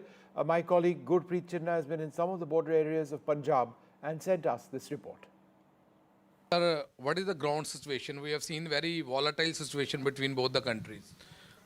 Right now in Firozpur, situation is normal. Like we have prepared for every exigency.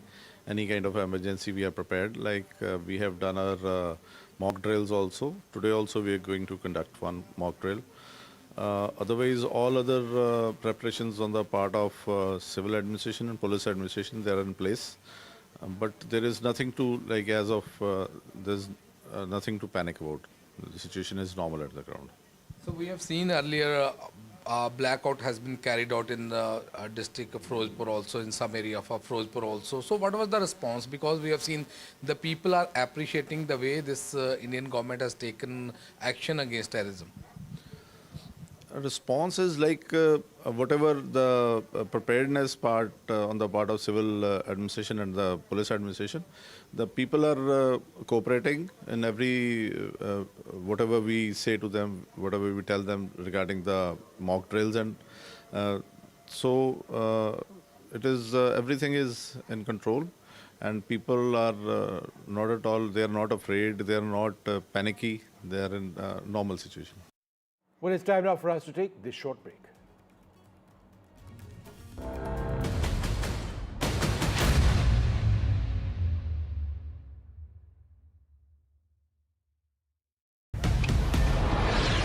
This is Operation Sindoor. It is India's big retaliation for the Pahalgam terror attack. The precision with which this attack has been carried out, it's payback time. The headquarters of Jaish-e-Mohammed in Bahawalpur and Lashkar-e-Taiba headquarters in Muridke have been hit. That these targets lay between 30 kilometers across the line of control. Prime Minister has monitored the entire sequence of events overnight. He's been closely monitoring it.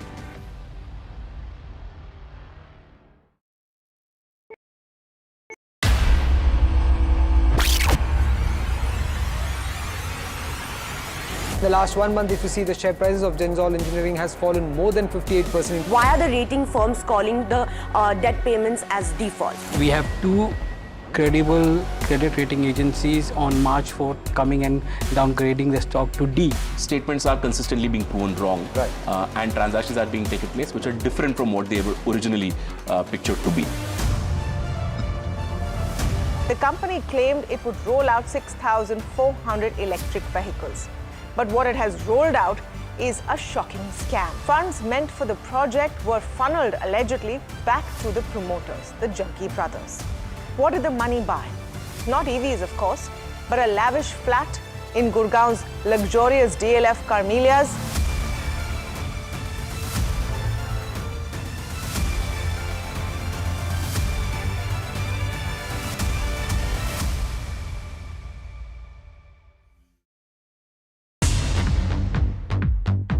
More news that matters. Big exclusive. Tulsi Gabbard gunned down by Pakistan-backed cowards. When you interact with people on ground, you're able to reflect their sentiments much better. More debates that shake the system. More exclusives you won't find anywhere else. Not just another prime time. It's a prime time that's unmissable. I've been reporting on all issues big and small from Andhra Pradesh, Telangana, rest of South India, bringing you all the action, all that you need to know, all that you want to know. The energy of Maximum City is infectious. I'm bringing that energy in our news coverage from financial capital Mumbai. Covering from the southernmost part of India over the last 23 years. I bring in-depth and 360-degree.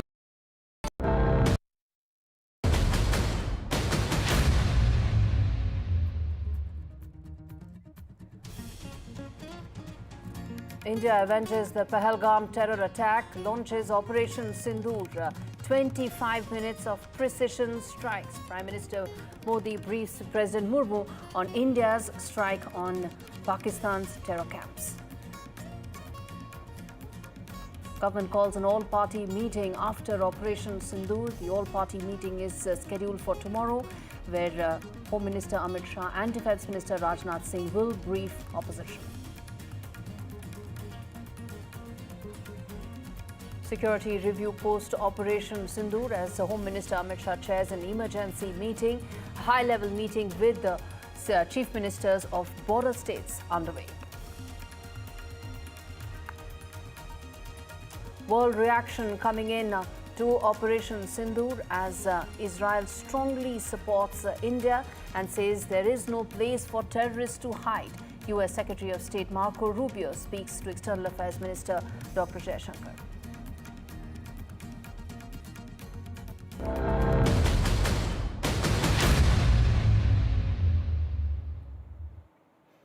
Operation Sindoor leaves Pakistan red-faced. The daring, direct and decisive action taken by India and Indian armed forces. India shows its mettle to Pakistan, and video proof of those precision strikes is making all details absolutely clear for the world to see that the terror hideouts in Pakistan have been bombed by India. The precision strikes have in fact stunned Pakistan, where the terror modules have existed for long and that have been busted by India in the loud and clearest message that they can run but they cannot hide at all. In fact, let's get in my colleagues joining me live on this, Gurpreet as well as Aishwarya, to talk to us about some of the next steps that are happening and taking place underway, important meetings that are taking place. Aishwarya, to you first. There have been important high-level meetings that have taken place. President Murmu was also briefed a short while back by Prime Minister Modi. There is another high-level meeting taking place right now. Talk to us about what's happening on ground after Operation Sindoor.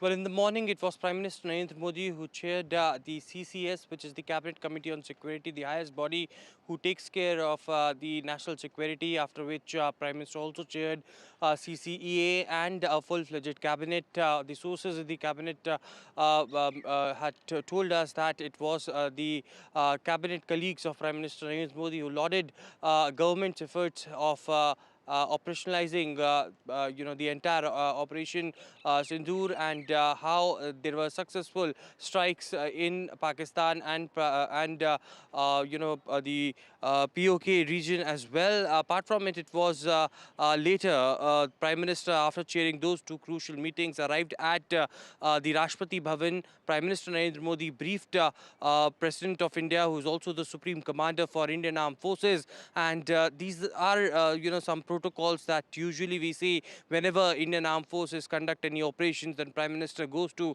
President of India. That meeting lasted for almost 15 minutes, and it is another high-level meeting which is underway at the Ministry of Home Affairs. Amit Shah is holding a very high-level meeting with the chief ministers, the DGPs, with the chief secretaries of the states which are joining to the border areas of Pakistan, Nepal, and others as well. And important directions are being given in a situation of a war like what the state governments needs to do, and what directions the Ministry of Home Affairs will be conducting for tomorrow. Then we've been told that government has called an all-party meeting in which it will be Rajnath Singh, Defence Minister, and Home Minister Amit Shah will be chairing, and of course the political parties would be briefed about the development that India is taking and how India is well prepared to counter any such operations or in a situation of retaliation by Pakistani side. The government aims to have all the political parties on board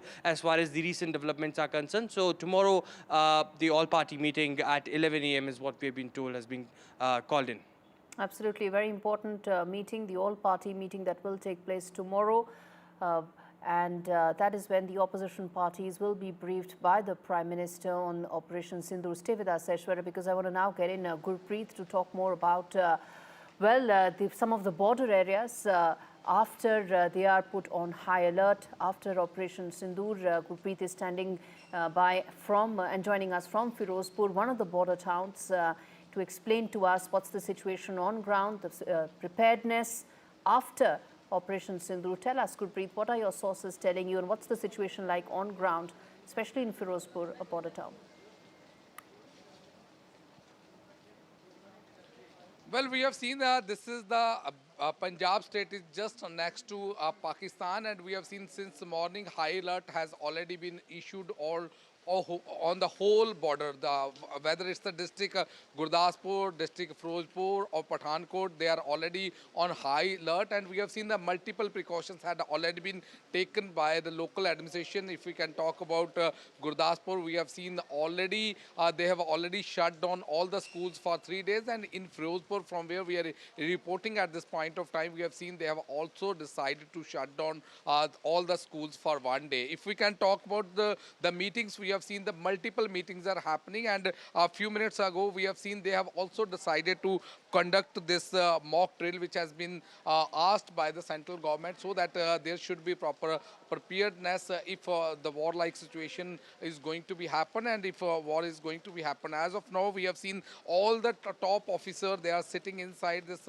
municipal office where they are holding multiple meetings, even chalking out a strategy how they are going to deal the situation. We had a word with SSP of Firozpur also. He was saying as of now they are already in touch with the forces, they are already preparing on the ground each and everything, and a mock drill is also being conducted so that the people of this border area should be aware. But as of now, we have seen that he says we haven't issued a single advisory to villagers to leave the village to move other place, but some of the families we have seen they have also started moving from their village to nearby area to stay their relatives so that they can save their lives. But at the same time, we have seen the multiple decisions had already been taken by the administration, because we have seen the retreat ceremony which which is also happening in this border area in Firozpur Hossaini Wala border, that had already scaled on. They had decided not to hold retreat ceremony here, and same thing is happening at Atari Wagah border.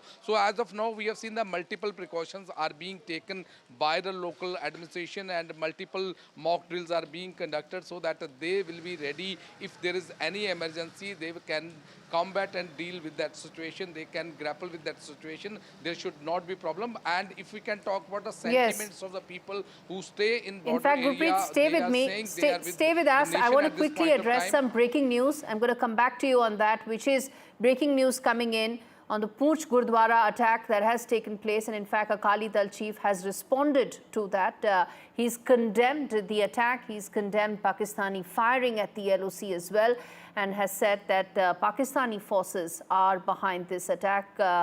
Tell us more on this breaking news that's coming in as we speak, the attack that has taken place, in Sukhbir Badar's reaction to that.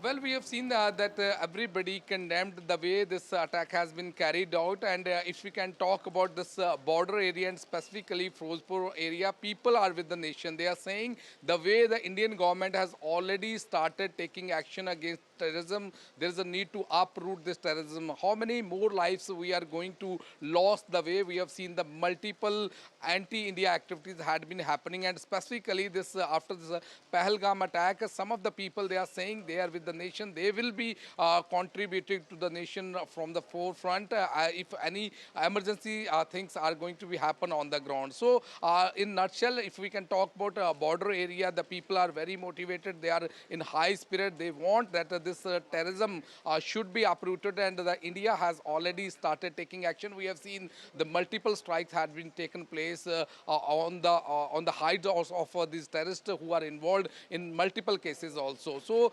administration, they are also preparing. We have seen the people, they are also preparing. They are also supporting the Indian action at this point of time. So we have to wait and watch how this preparation is going on, because we have seen the central government has already given direction to the state government to carry forward these mock drills so that the people should be aware, and that preparation is already on the cards at this point of time. Any time the officer who are holding meeting inside this office, they will come and they will also address their officer so that they will be able to deal with this emergency situation, and there should not be any more problem for the people of this border area. Back to studio. Right, stay with us, Gurpreet, because I want to also get in Nazir Masoodi, who's joining us live from Kupwara, to talk to us about what's the situation like on ground.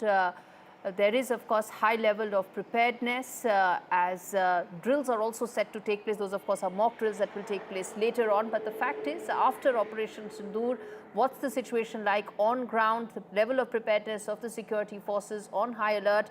Nazir, talk to us about what's it like on ground, joining us live from Kupwara.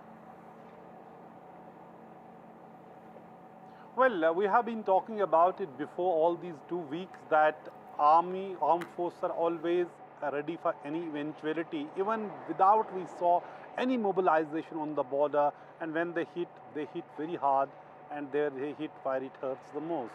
But there has been the huge damage to the property and life here along the line of control, be it Tangdar in Kupwara, yeah, or it is Poonch and Poonch district which has borne the brunt of this Pakistani shelling, and particularly the civilian areas, houses, shops and innocent lives have been cut short. So they have been hit, and we are waiting for the official number, what is the total death toll, but several people have lost their lives. All schools in border areas including Jammu, Kutwa, Samba, Rajouri, Poonch, Kupwara, Baramulla, in all these border district schools are closed, and also sub-district Gurez as well. University also postponed exams for today. So fingers crossed, people don't know what will happen next. There have been some damage or the loss of some arrests as well during this military attack on Pakistan, which has been clearly targeted in those areas which have been known as terror factories or the militant headquarters, like the Jaish Mohammed, Bahawalpur, Murdiki, Lashkar-e-Tayyiba, earlier it was known as Jamaat Dawat Irshad, or the Kotli or Muzaffarabad, where Hizbul camps or the Lashkar camps were being run. So it is much more serious, much more coordinated than it was in 2016 or 2019 when surgical strikes were launched by the army or then the Balakot airstrikes. This time it has really hit deep inside Pakistan, and unlike the last two times Pakistan was in a denial mode, this time they are already accepting there have been more than 26 casualties. India has said that they have killed 70 terrorists in this attack, and even there are reports that even Masood Azhar of Jaish has admitted that his 10 family members have been killed and 4 Jaish terrorists have been killed. That is, statement we do. It's not signed or named that Masood Azhar done it, but there's a statement which is saying this. Having said that, it is a very, very tricky situation.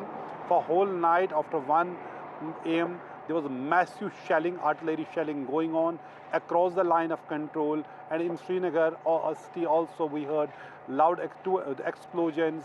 Then there was some crash of some aircraft also. We don't know the nature of that crash also.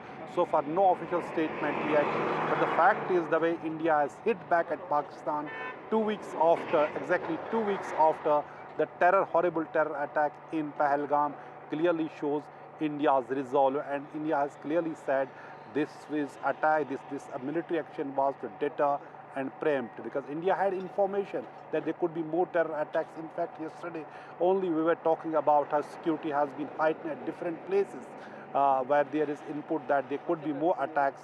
So this strike was to preempt and deter Pakistan from carrying out future attacks in Jammu and Kashmir. So clearly it is a dynamic situation, very complex situation. The way things will unfold, our defense system has been operationalized since last night. India is prepared for any eventuality as it was after Pahalgam terror attack. Absolutely. Nasir and Gurpreet and Aishwarya, thank you so much for joining us live to talk more about the situation that's unfolding, the several aspects to this big story that we are getting. And now, of course, we're going to get you this exclusive report that's been filed by my colleague Shiv Arur from Ground Zero, where LOC, of course, continues to remain tense with Pakistan's firing. In fact, there's the shelling, the Pakistani shells, where they have landed is where this ground report has been filed by Shiv Arur. Take a look.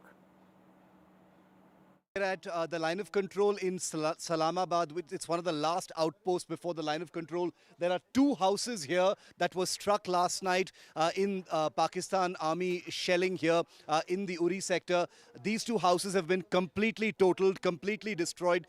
There's still a fire burning, if you can see over there, smoke smoldering across this entire pair of houses.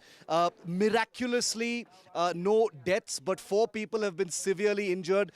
2 of them children. One of them has apparently lost a limb as well. They've been evacuated to the Baramulla hospital, which is about 40 kilometers to our rear from here.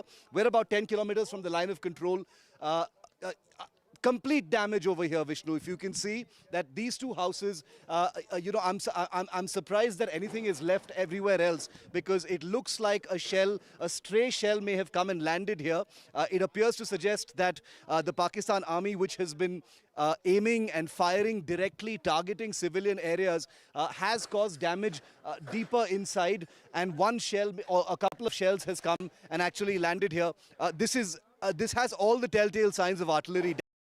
You can see shrapnel completely ripping through metal sheets. These are very clear signs of artillery shrapnel that has ripped open these roof sheets. The walls completely broken, and everything is still burning in these houses. This is a place called Salamabad where there have been some casualties. The 4 people from just this small little settlement over here.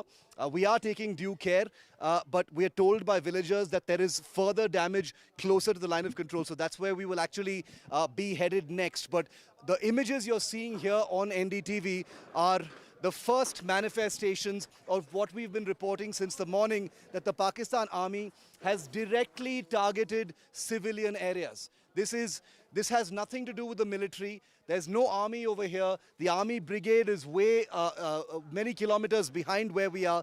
This is a civilian settlement. A rural folk live in this area, and this is what a couple of Pakistani shells has done in this place. These are live images, first on NDTV, that we're bringing to you of what targeting a civilian establishment, a civilian area really looks like. And remember that, now it's midday here, but it is very likely that an escalation will begin again. We were told earlier by people who were fleeing from this village and others that the firing took place till as late as 11:30 in the morning. They heard the thuds of artillery fire and small arms fire till at least 11:30 in the morning. So we're wondering whether there might be firing now as well. So we want to quickly get this report done and move out of this place. I'm going to try and get a word in from, if you can just bear with me for a moment. I want to get a word in from one of these people. Sir, इधर आइए. कौन रहते हैं यहाँ पे? कितने लोग जख्मी हो गए इसमें? इसमें 4 लोग. इधर आ जाइए, इधर. हाँ जी. 4 लोग. 4 लोग. 4 कौन? बच्चे? एक 13 साल की बच्ची, एक 4 साल का बच्चा, तो 2 घर के मालिक. हाँ. और क्या ये पाकिस्तान के शेल? हाँ, ये पाकिस्तान का है. रात के 2 बजे का मसला है. तो उससे ये घायल हो गए. तो यहाँ मकानों की बात ही नहीं. मकान कितने बजे गिरे थे ये शेल? 2 बजे. 2 बजे सोए होते हैं. आप कहाँ थे उस टाइम? हमने सुना ये? हाँ, हमने ये भरोसी है यहाँ. हम तो रात को बाहर आ रहे. 2 बजे के बाद हमारे बच्चे भी बाहर आ गए. उधर इधर लगे भागने. क्या करते भाग? सर इधर आइए एक सेकंड. सर, आप यहाँ रहते हैं? नजदीक में रहते? इस्लामाबाद का. कहाँ थे आप जब ये हुआ था? हम तो घर में रात को 2 बजे. आपने सुना ये जब ये वो बहुत आवाज सुना. क्या आवाज था? वो आवाज था ये शेल की थी जी. अच्छा. पूरे शेल लग रहे थे. एक तो नहीं था ना, बहुत आ रहे थे. कितने शेल? इसको मेरे ख्याल 1-2 लगे हैं मेरे ख्याल में इसमें. दो लगे. जख्मी लोग बारामूला हॉस्पिटल में हैं. पहले उड़ी लिए, उसके बाद उन्होंने उड़ी वालों ने बारामूला भेज दिए. बारामूला हॉस्पिटल में भी. बुरा है जख्म? वो जख्म तो सर में भी लगी. हमने उसको देखा नहीं है. सुबह हम खुद डरे थे. हम जंगलों में भाग रहे थे. इधर तो हमारे पास कोई है ही नहीं, सेफ्टी है ही नहीं. क्यों? तो इस गांव में डर नहीं है अभी? वो डर तो बहुत है. माल तो आप यहीं पे क्या करेंगे? अपना कहाँ छोड़कर जाएंगे? किसके घर जाएंगे? गरीब शख्स कहाँ जाएगा? हमारे पास कोई बैंकर नहीं है, कुछ नहीं है, तो कहाँ जाएंगे? अगर बैंकर होता फिर अपनी कुछ सेफ्टी होती. बैंकर ही नहीं है. I want all of our viewers to hear what this gentleman has just said. For all of those people who say, why don't you get out of the village? Why are you still standing there? This gentleman and this elderly gentleman here have basically told a truth that needs to sink in. People don't have a choice to leave. They have their livelihoods here. This is their home. They've got their children. They've got their agriculture. They've got their jobs here. And this is what Pakistan has done. India targeted terror sites in Pakistan and Pakistan-occupied Kashmir, and this is how Pakistan has responded. That's a very important report that we just played out to show what exactly has Pakistan done in retaliation, hit out at civilian infrastructure. But listen now to these sound bites that I'm going to play out, first of Foreign Secretary and then of course of Wing Commander Vyomika Singh as well, to talk about the rationale behind these attacks, the precision with which they only hit the terror modules with absolutely no damage whatsoever to civilian infrastructure or to any military installations. Listen in. Earlier this morning, as you would be aware, India exercised its right to respond and preempt as well as deter more such cross-border attacks. These actions were measured, non-escalatory, proportionate and responsible. They focused on dismantling the terrorist infrastructure and disabling terrorists likely to be sent across to India.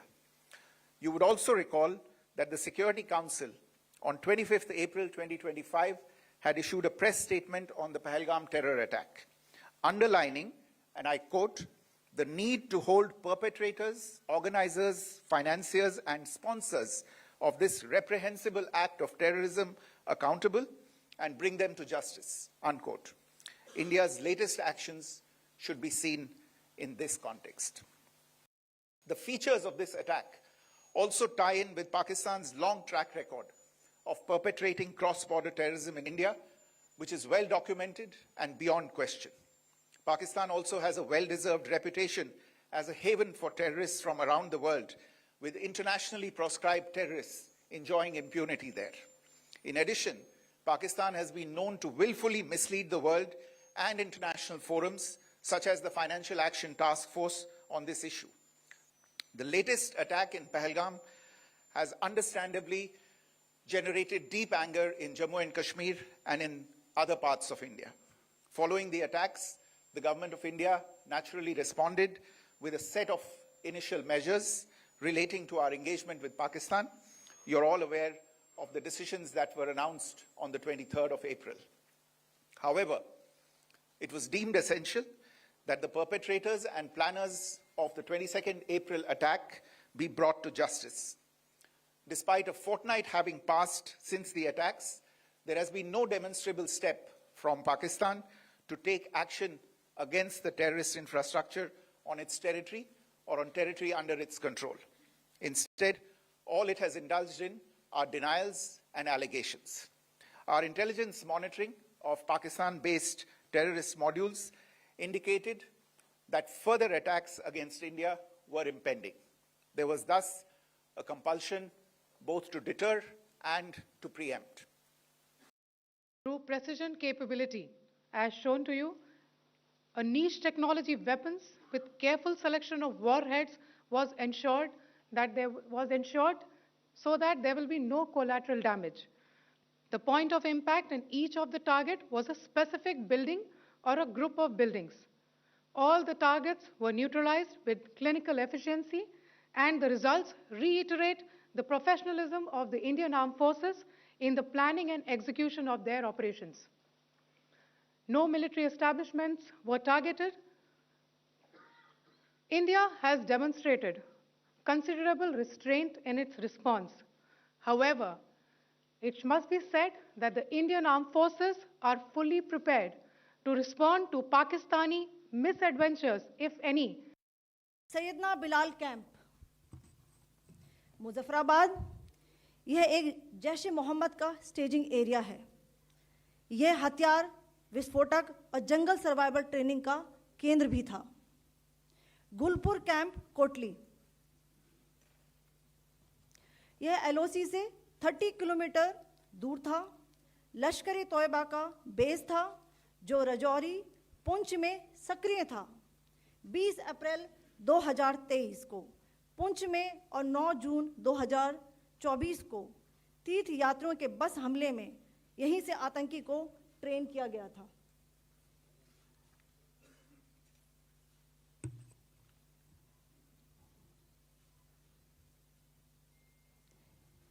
Barnala camp, बिंबर, ये LOC से 9 kilometre दूर है। यहाँ पर हथियार handling, ID व जंगल survival का प्रशिक्षण केंद्र था। अब्बास कैंप, कोटली, यह एलओसी से 13 किलोमीटर दूर है। लश्कर-ए तोयबा का फिदाइन यहाँ तैयार होता था। अब मैं पाकिस्तान के अंदर के टारगेट से अवगत कराना चाहूँगी। पहला, सर्जल कैंप, सियालकोट, यह अंतर्राष्ट्रीय सीमा से 6 किलोमीटर की दूरी पर है, सांबा कठुआ के सामने।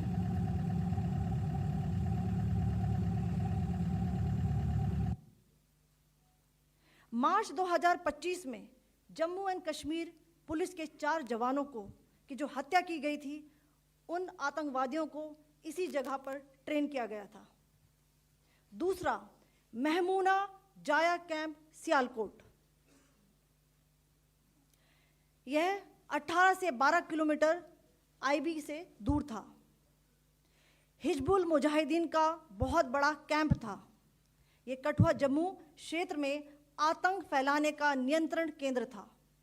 पठानकोट एयरफोर्स बेस पर किया गया हमला भी इसी कैंप से प्लान और डायरेक्ट किया गया था। मरकज ताइबा, मुरीद के, यह आईबी से 18 से 25 किलोमीटर दूरी पर है। 2008 के मुंबई हमले के आतंकी भी यहीं से प्रशिक्षित हुए थे। अजमल कसब व डेविड हेडली भी यहाँ ट्रेन हुए थे। मरकज सुभान अल्लाह, भावलपुर, यह इंटरनेशनल बाउंड्री से 100 किलोमीटर दूर है। जैश मोहम्मद का मुख्यालय था। यहाँ पर रिक्रूटमेंट, ट्रेनिंग व इंडोक्ट्रिनेशन का केंद्र भी था। All right, shifting focus now. On your screens are those latest visuals coming in of the Congress Party meeting, informal meeting of senior leaders of the Congress Party is underway ahead of the all-party meeting that will take place tomorrow. I guess the Congress Party leadership would like to decide its official line ahead of that all-party meeting tomorrow that will take place, when the government will brief all opposition parties about Operation Sindoor. On that note, let's quickly now play out some of those important reactions coming in from political parties across the board on Operation Sindoor. I think Government of India, the Indian Defence Forces have gone out of their way to ensure that no military and civilian targets were hit in Pakistan. They have only hit terror bases and launch pads. Unfortunately, the response has been anything but proportionate. We are in this situation because of them. If they had not targeted our innocent civilians in Pahalgam, we wouldn't be here. This ceasefire had held along the line of control for a number of years now. We did not provoke this. We have responded to a provocation. Now it is for Pakistan to realize that our response was limited to what happened to us in Pahalgam. They must be careful not to escalate things beyond control. As you know from my earlier statements and writings, this is exactly what I thought the government should do, and I'm glad they have done, which is that there is no question in my mind that we had to give some sort of fitting response to the terror attack. The terrorists had to be taught that there was a price to be paid. And sadly, this kind of impunity that they believe they enjoy would have only emboldened them to continue with further attacks. So it was important and essential to give them some sort of response that was a kinetic response. In addition to the diplomatic measures we all know about, the government announced various things, action on visas, all sorts of things. But today, what they have done is a fitting response. We support the Sarkar on behalf of the government of Karnataka. I welcome this attack. And we will be in a position to attack if the Pakistan counter-attack us.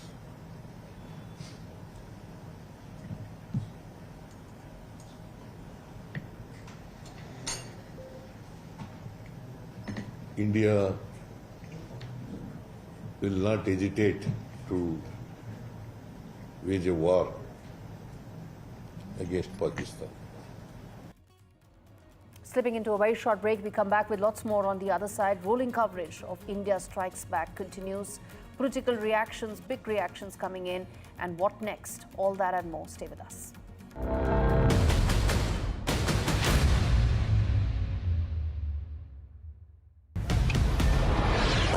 This is Operation Sindoor. It is India's big retaliation for the Pahalgam terror attack. The precision with which this attack has been carried out, it's payback time.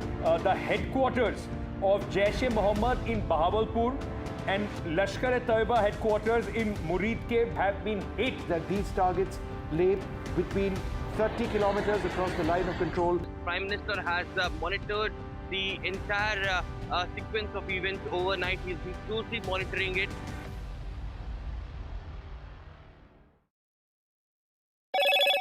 Hello, Moto.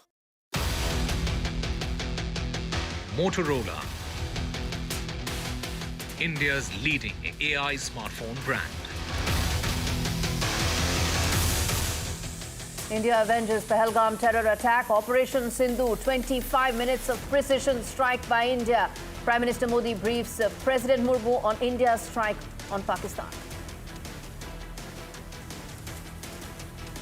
Government calls an all-party meeting after Operation Sindoor. The all-party meeting will take place tomorrow, where Home Minister Amit Shah and Defence Minister Rajnath Singh are set to brief opposition parties. Security review post-Operation Sindoor as Home Minister Amit Shah chairs an emergency meeting. Home Minister's high-level meeting with border CMs underway. World reacts to Operation Sindoor by New Delhi. Israel strongly stands and supports India and says there's no place for terrorists to hide. US Secretary of State Marco Rubio speaks to External Affairs Minister Dr. Jaishankar.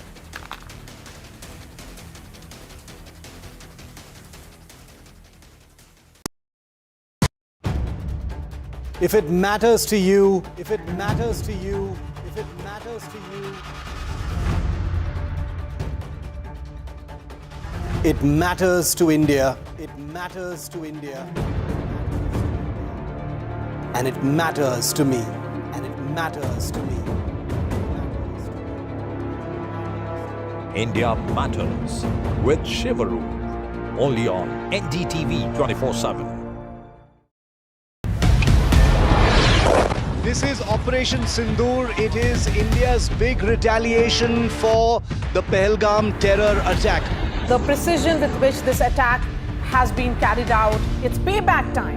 The headquarters of Jaish-e-Mohammed in Bahawalpur and Lashkar-e-Taiba headquarters in Murid have been hit. That these targets lay between 30 kilometers across the line of control. Prime Minister has monitored the entire sequence of events overnight. He's been closely monitoring it.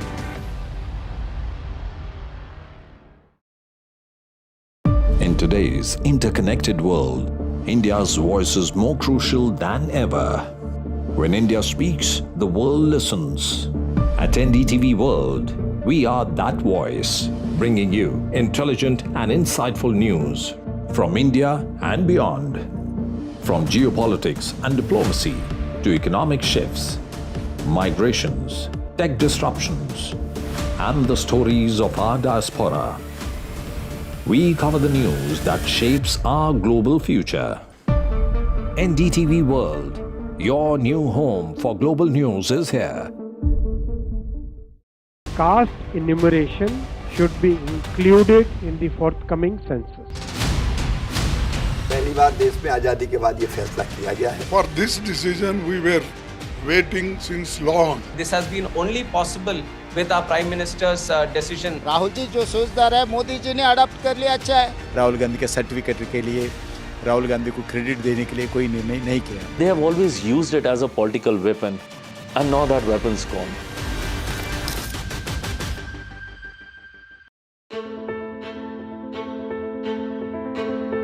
News is not just headlines, it is what impacts you. And news should never be mistaken for noise. What matters is the reality. Accurate, in-depth, and with the right perspective. For over 20 years, I have been a journalist, and never has clarity mattered more than now. At Newsnight, we go beyond the surface. We dissect the details, challenge the narratives, and bring you the unparalleled clarity you deserve in a world clouded by misinformation. We are bold, we are direct. Newsnight, for the news in your interest. Only on NDTV 24/7. Do you really know the company you invest in? What is the real picture behind presentations and claims? Is the outlook as rosy as the company claims? Know Your Company, powered by NDTV Profit Research, shines a light on the biggest stock market movers.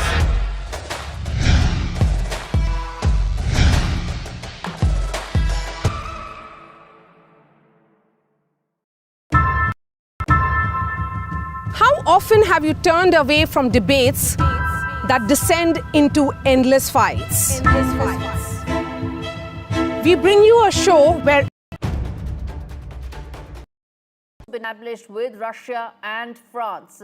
After Operation Sindoor, this is NSA Ajit Doval speaking to his counterparts in US, UK in terms of briefing his counterparts on possible next course of action. Remember, India has been very clear that the method has been non-escalatory, something that they've said again and again, and in fact reiterated in these important meetings as well. What's the larger message here? Let's get in my colleague Aishwarya Jain joining us to talk more about this.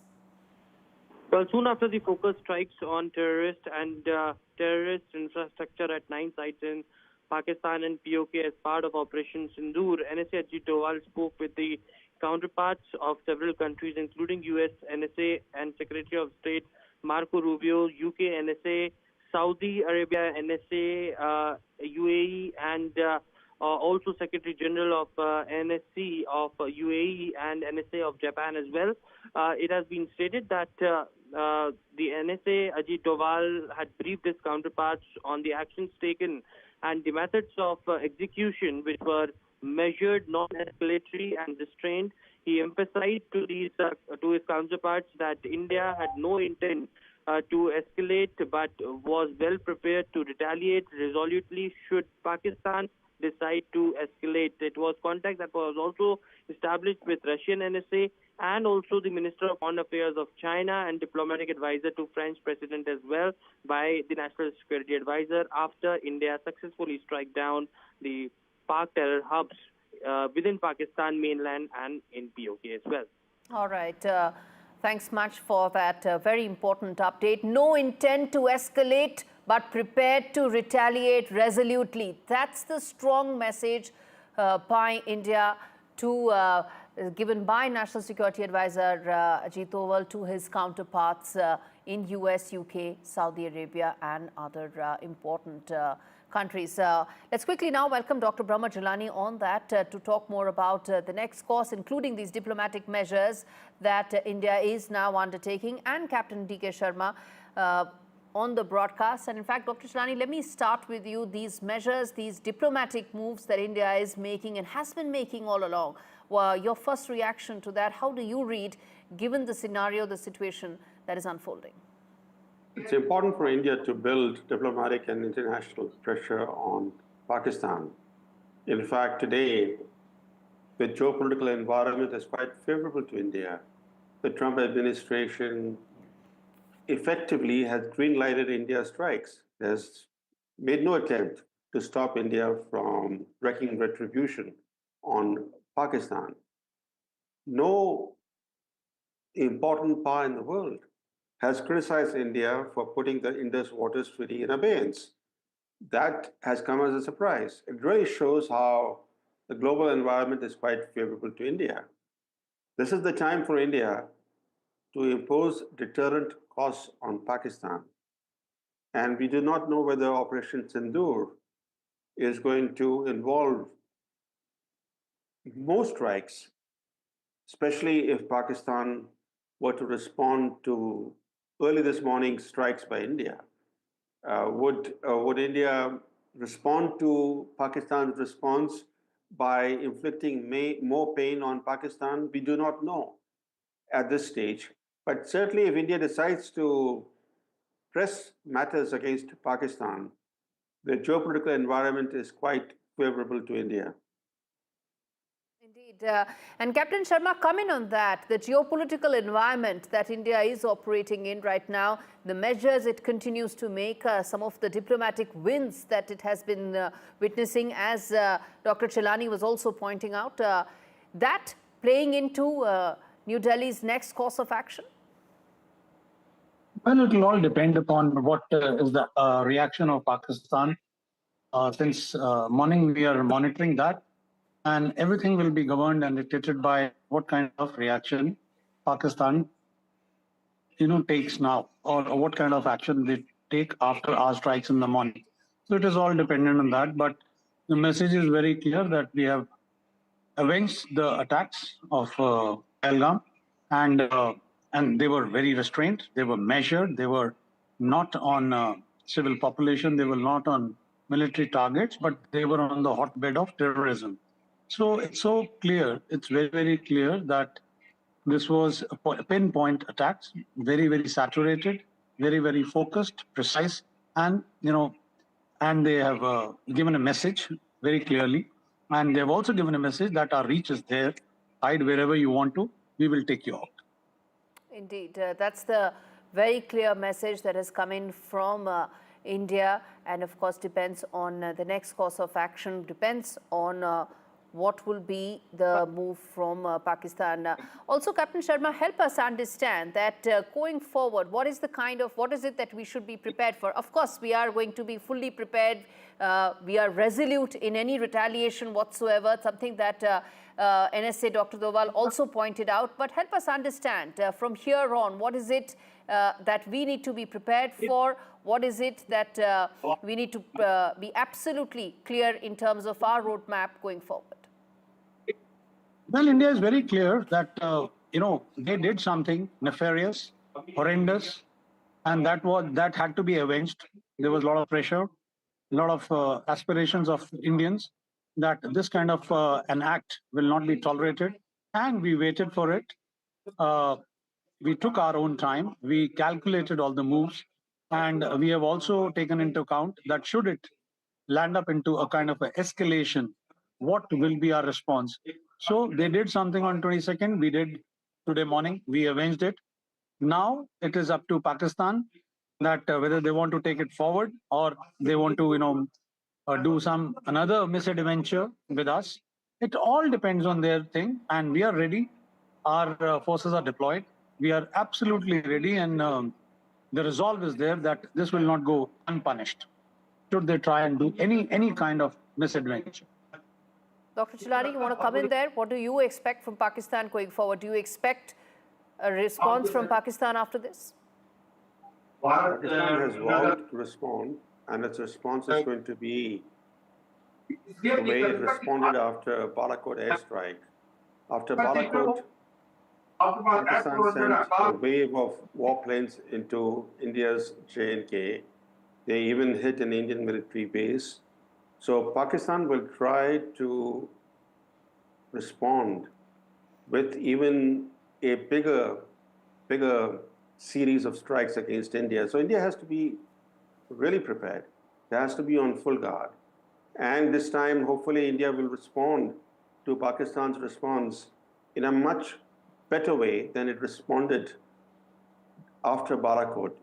We lost one aircraft at that time. We had an Indian pilot captured by Pakistan, and then there was a mishap where we accidentally shot down our own chopper. This time, hopefully... No, but what are you saying? What is it that we should be prepared for this time around? Yes. Sorry? I'm saying, what is it that we should be prepared and looking at and preparing for this time around? I want to talk about that. I want to talk about Operation Sindoor. Pakistan will seek to take India by surprise at a time of its choosing. It'll try to hit India where it finds openings, and India will have to respond to that response.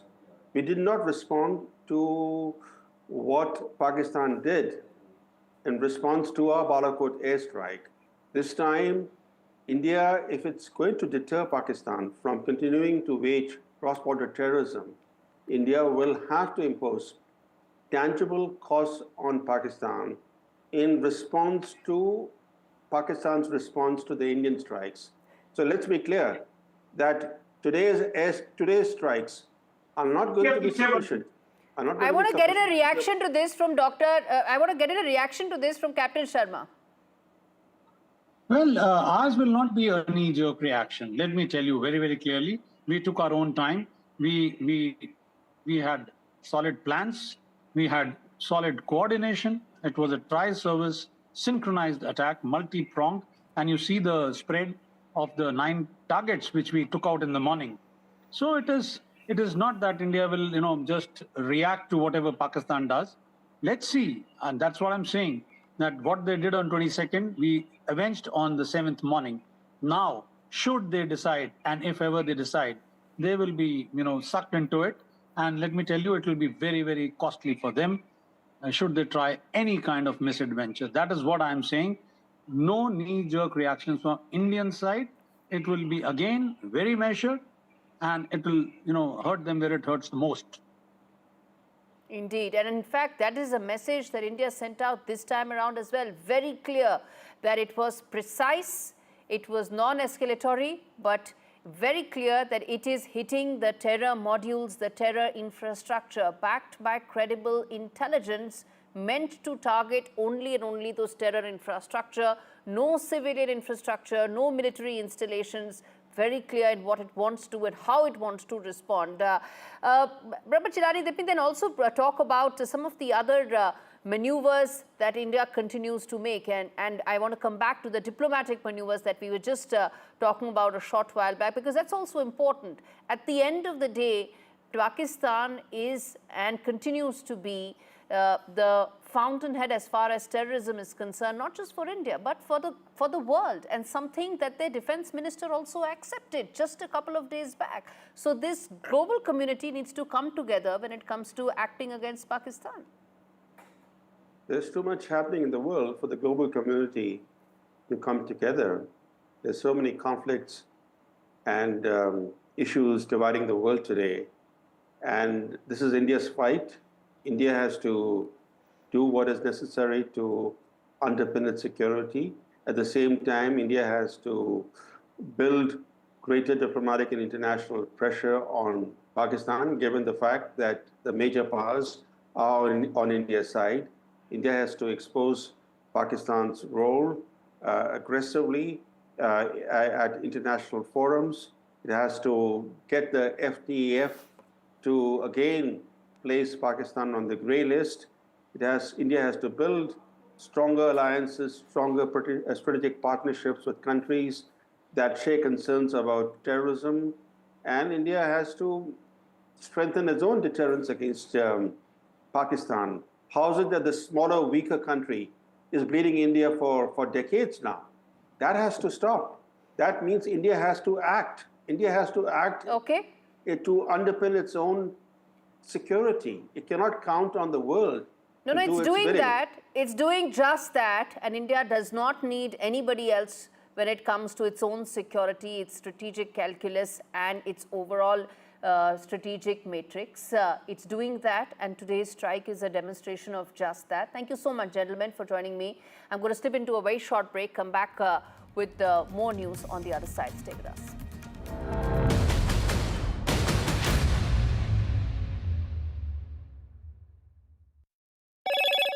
Hello, Moto. Motorola, India's leading AI smartphone brand.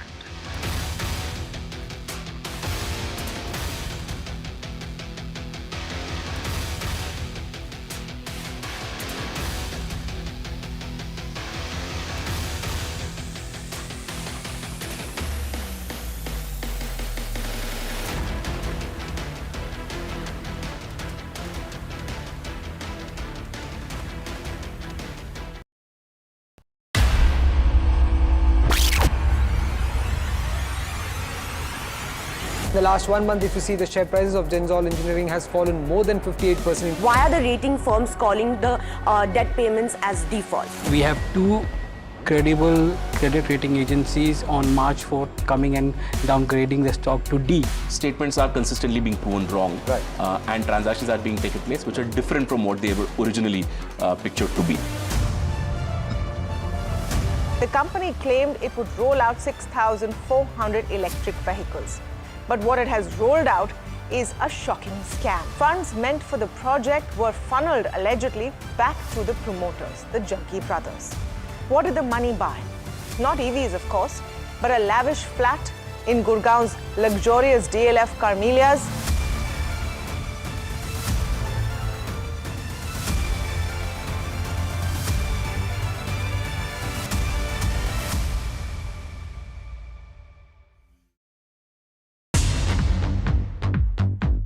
More news that matters. Big exclusive. Tulsi Gabbard gunned down by Pakistan-backed cowards. When you interact with people on ground, you're able to reflect their sentiments much better. More debates that shake the system. More exclusives you won't find anywhere else.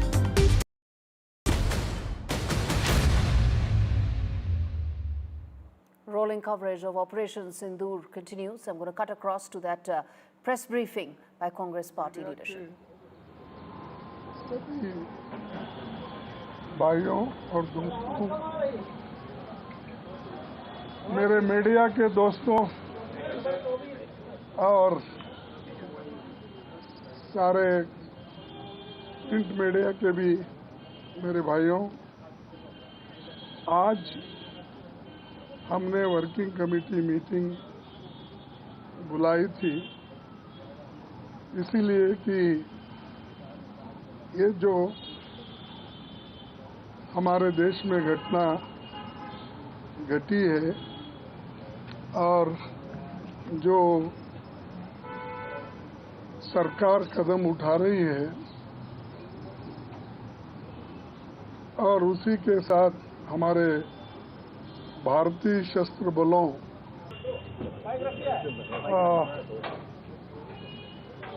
हमारे media के सभी भाइयों और दोस्तों, मेरे media के दोस्तों और सारे प्रिंट मीडिया के भी मेरे भाइयों, आज हमने वर्किंग कमेटी मीटिंग बुलाई थी इसीलिए कि ये जो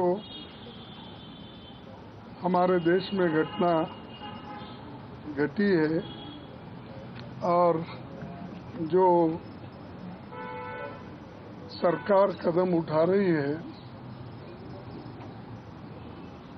और उसी के साथ हमारे भारतीय सशस्त्र बलों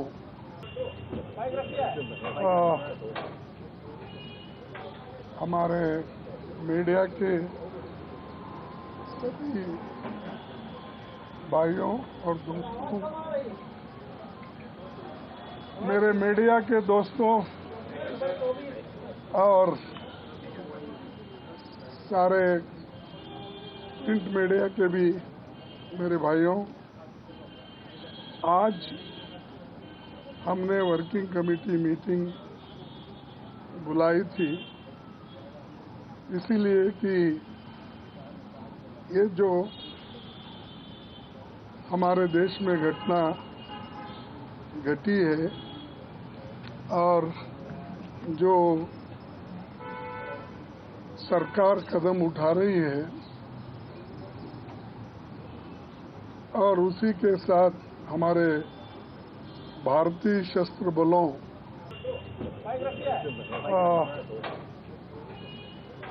हमारे मीडिया के सभी भाइयों और दोस्तों, मेरे मीडिया के दोस्तों, वो बात रही वर्किंग कमेटी में हमारा डिस्कशन हुआ, पूरा समर्थन, full support to our forces, best wishes to them, much love to them, complete support from the Congress party and the Congress working committee. Thank you. Sir, all party meet बुलाई गई है. We've been invited. We got a call today. We've been invited to the all party meeting tomorrow. That was Congress party president and Rahul Gandhi, leader of opposition, saying they completely support and back India's armed forces and they stand with India's forces against terror as it acts against terror again.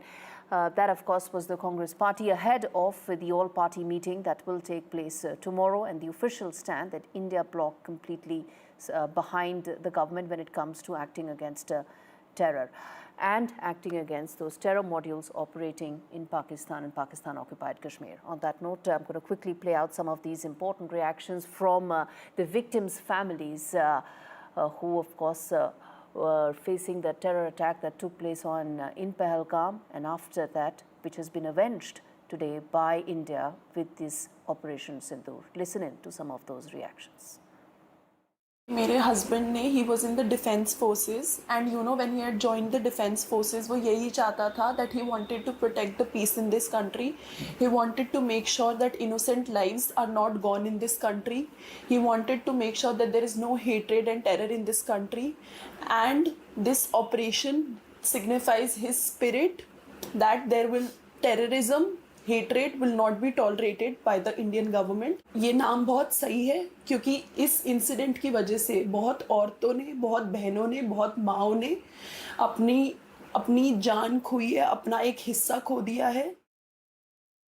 All right, important update coming in. Key airports have been shut after Operation Sindoor. 20 airports have now been shut till further information comes in, and that includes Srinagar, Chandigarh, Jodhpur, some of the crucial airports that have now been shut till the 10th of May. All border areas, the airports have been shut. Temporarily, of course. 200 flights have been cancelled because of that. In Jammu and Kashmir, Punjab and Rajasthan, this action has been taken. This is till the 10th of May. Leh, Jammu, Amritsar are some of the airports that have been impacted and shut till the 10th of May. All right, on that note, a quick break. We come back with more. Stay with us.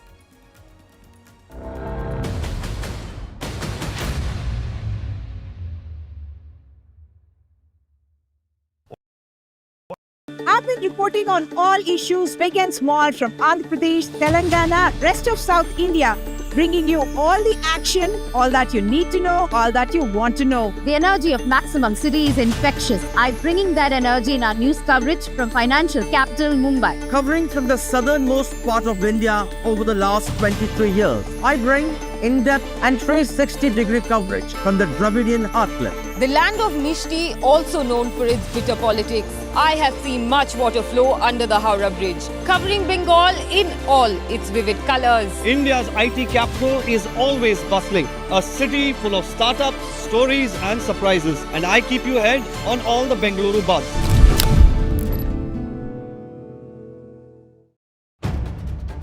If it matters to you, if it matters to you, if it matters to you,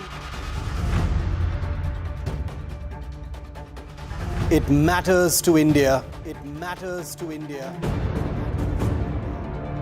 And it matters to me. And it matters to me. India Matters with Shivaru. Only on NDTV 24/7. This is Operation Sindoor. It is India's big retaliation for the Pahalgam terror attack. The precision with which this attack has been carried out, it's payback time. The headquarters of Jaish-e-Mohammed in Bahawalpur and Lashkar-e-Taiba headquarters in Murid.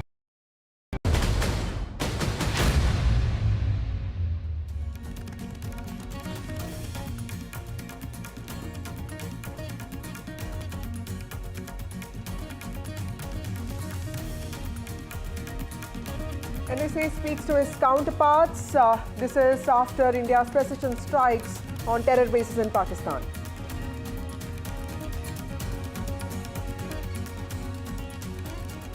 Dr. S. Jaishankar also speaks to his counterparts. He speaks to Qatar PM as well, briefs him about what happened in precision strikes against Pakistan.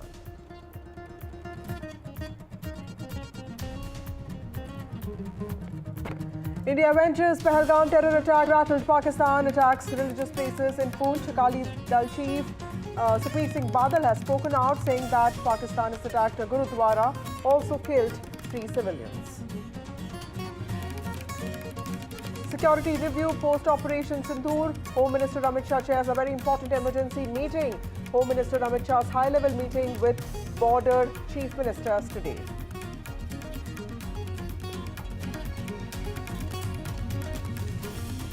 India prepares nationwide mock drills across 244 districts held today. India venges Pahalgam, prepares its citizens.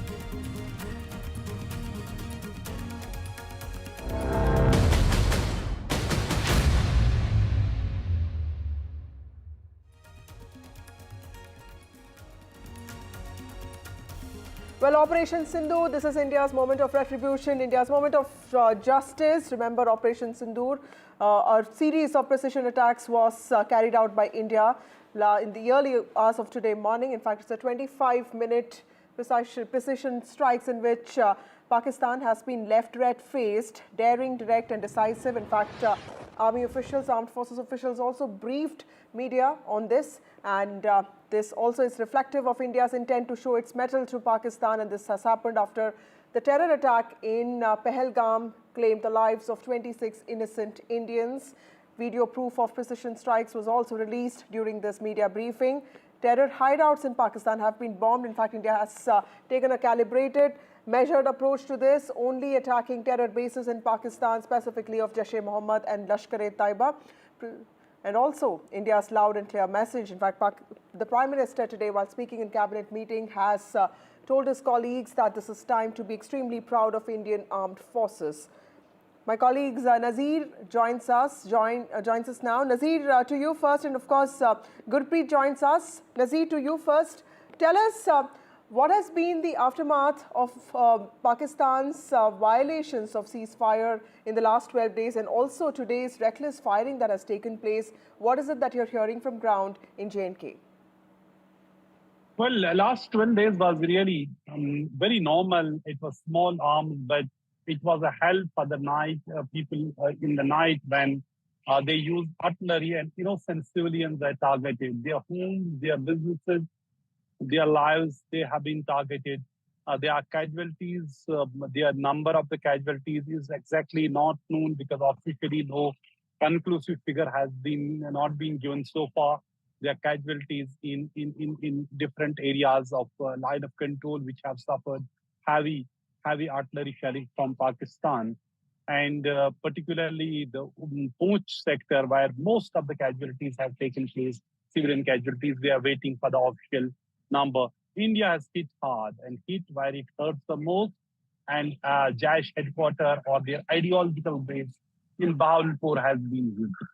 There are casualties which are reports attributed to Maulana Masood Azhar, founder and the chief of Jaish-e-Mohammed, their organization. They are saying 14 people, including his family, have been killed in that attack. So clearly, India had this targeted this with military precision, and also there was attack in Murdiki. Murdiki was Lashkar headquarters. Earlier, it was known as Dawat-e-Irshad, Jamaat Dawat-e-Irshad, and there are attacks in Kotli, Muzaffarabad, other places. All those places which were well known that these are militants and their leadership is operating from there. These are launch pads, they are training centers. These are indoctrination centers.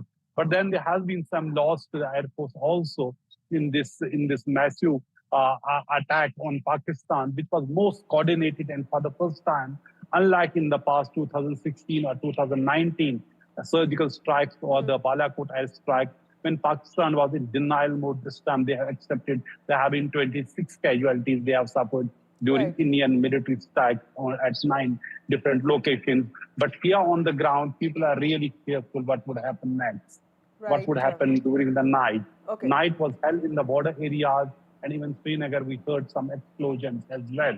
So fingers crossed what may happen next. In fact, the schools remain closed. All the education institutions remain closed. Chief Minister Umar Abdullah held emergency meeting with the district deputy commissioners of all the border districts to ensure that relief reached to the victims of this violence across border challenge. Okay. Harsha also joins us from Jaipur. But first of all, let me go to Gurpreet. Gurpreet, Akali Dal and especially Sukhbir Singh Badal have reacted very strongly to what Pakistan has done, and this has also claimed the lives of civilians. A Gurudwara has been attacked. Tell us how is Punjab getting sort of ready for mock drills, and also take us through the kind of action that Pakistan has taken in the last few hours.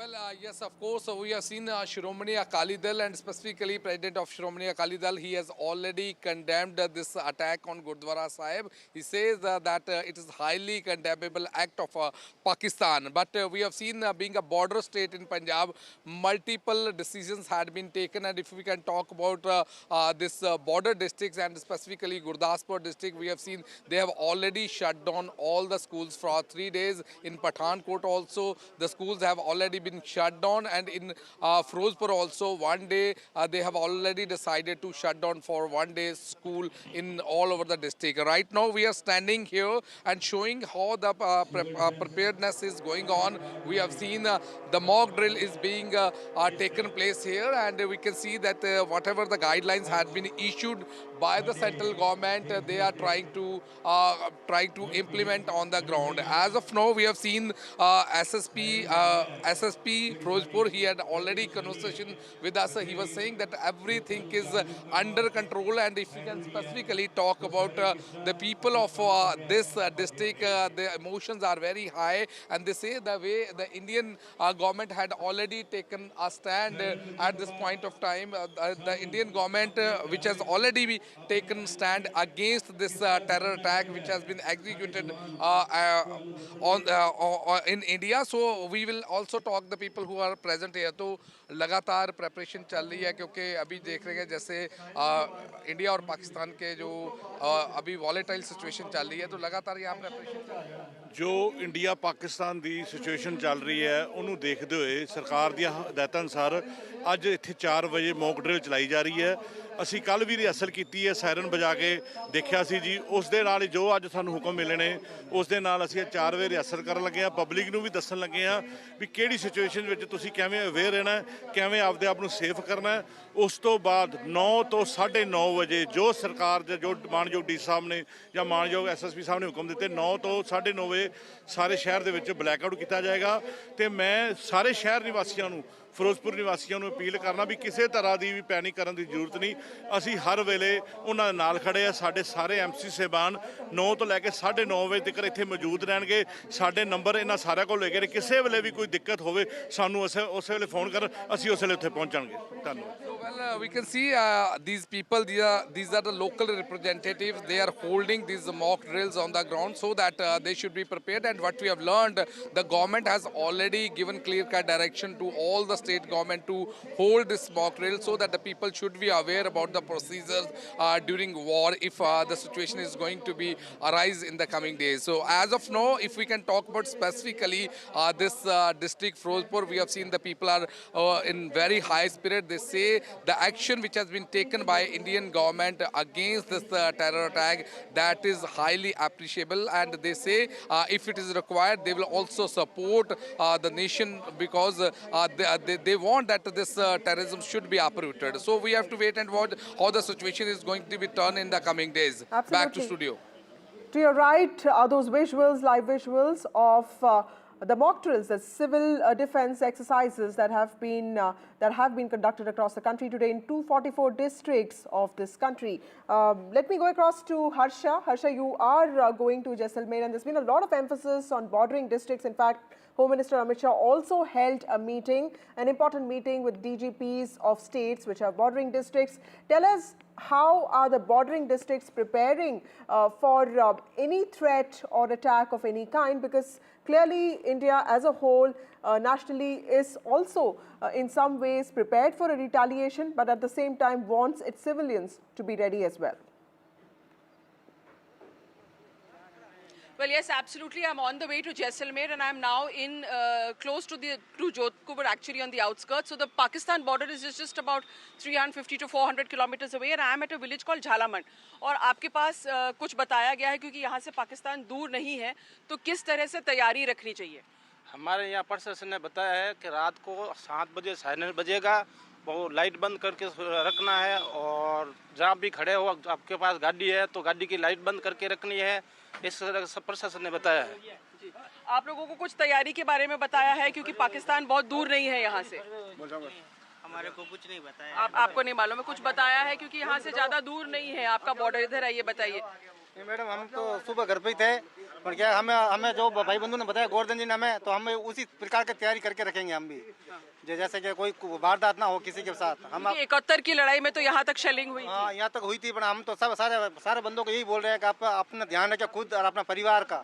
जो कच्चे मकान है उसमें रहे, बने बनाए ना रहे। जी बिल्कुल। So, these are people who faced, a lot of, in the 71 war, they were very close to the border. So, they are kind of prepared. They've heard these things. But, Rajasthan is on high alert, especially the border districts are on high alert. The airports have been shut down in Jodhpur and Bikaner. In fact, Jodhpur, which is, the airport has been shut down till the 10th of May. Bikaner and Jaisalmer are non-functional right now. There are no tourists coming in. So, anyway, the flights are not operating from there. Also, all railway employees, their leaves have been cancelled. They've been told to stay in duty. Schools have been closed in the border districts. Exams are not going to be held. So, and there's a state of high alertness in these border areas. Of course, in Jaipur also, but especially in the border districts of Jaisalmer, Jodhpur, Bikaner, Ganganagar, and Hanumangarh. Harsha, let me also ask you another question. There's been a lot of talk about the kind of precision strikes that India has undertaken, today morning. What is the sentiment amongst people? Because this time, the briefing that we saw by officials in the armed forces also had a lot of visual evidence. They had videos, they had context and history. And this was expected, but clearly, after what happened on 22nd of April, the Pahalgam terror attack and an operation called Operation Sindoor, so evoking sentiments at a different level, what are people of Rajasthan feeling about this? Yes, well, actually, in fact, as soon as they saw the TV camera, they all came here to speak to me. हमारे anchor पूछ रहे हैं कि आप लोग ने सुना है कि पाकिस्तान पे इंडिया ने जहाँ पे आतंकवाद था उस पे टेरर स्ट्राइक किया, तो आप लोग उसके बारे में क्या बोलना चाहते हैं? कल रात को इंडिया ने जो 9 जगह हमले किए थे उसके बारे में हमें मालूम है और उससे हम जागरूक हैं। और क्या बोलना चाहते हैं आप? कह रहे अच्छा, आइए इधर आइए। हाँ जी, पाकिस्तान वालों पे हमला किया, भारत ने बहुत अच्छा किया, मोदी जी ने बहुत तगड़ा काम किया है। हम मर मिटने के लिए तैयार हैं, मोदी जी के साथ हैं। बस हम भी साथ हैं, हम अलग थोड़ी, मोदी जी के साथ है, मोदी जी के और हमारे सब साथ है। मोदी जिंदाबाद। आप लोग को सब मालूम है इसके बारे में क्या? हाँ, मोदी जिंदाबाद। So you can see that very spontaneous crowd that is collected around me, and the sentiment is, of course, they know exactly what has happened, and they do feel that the right thing has happened, and they appreciate the fact that the Indian government has taken a strong stand. Remember, we are very close to the border with Pakistan, so these people actually are aware and alert of how they should behave in the eventuality if there is escalation. But at the same time, there is a sense that at least India has responded strongly and correctly.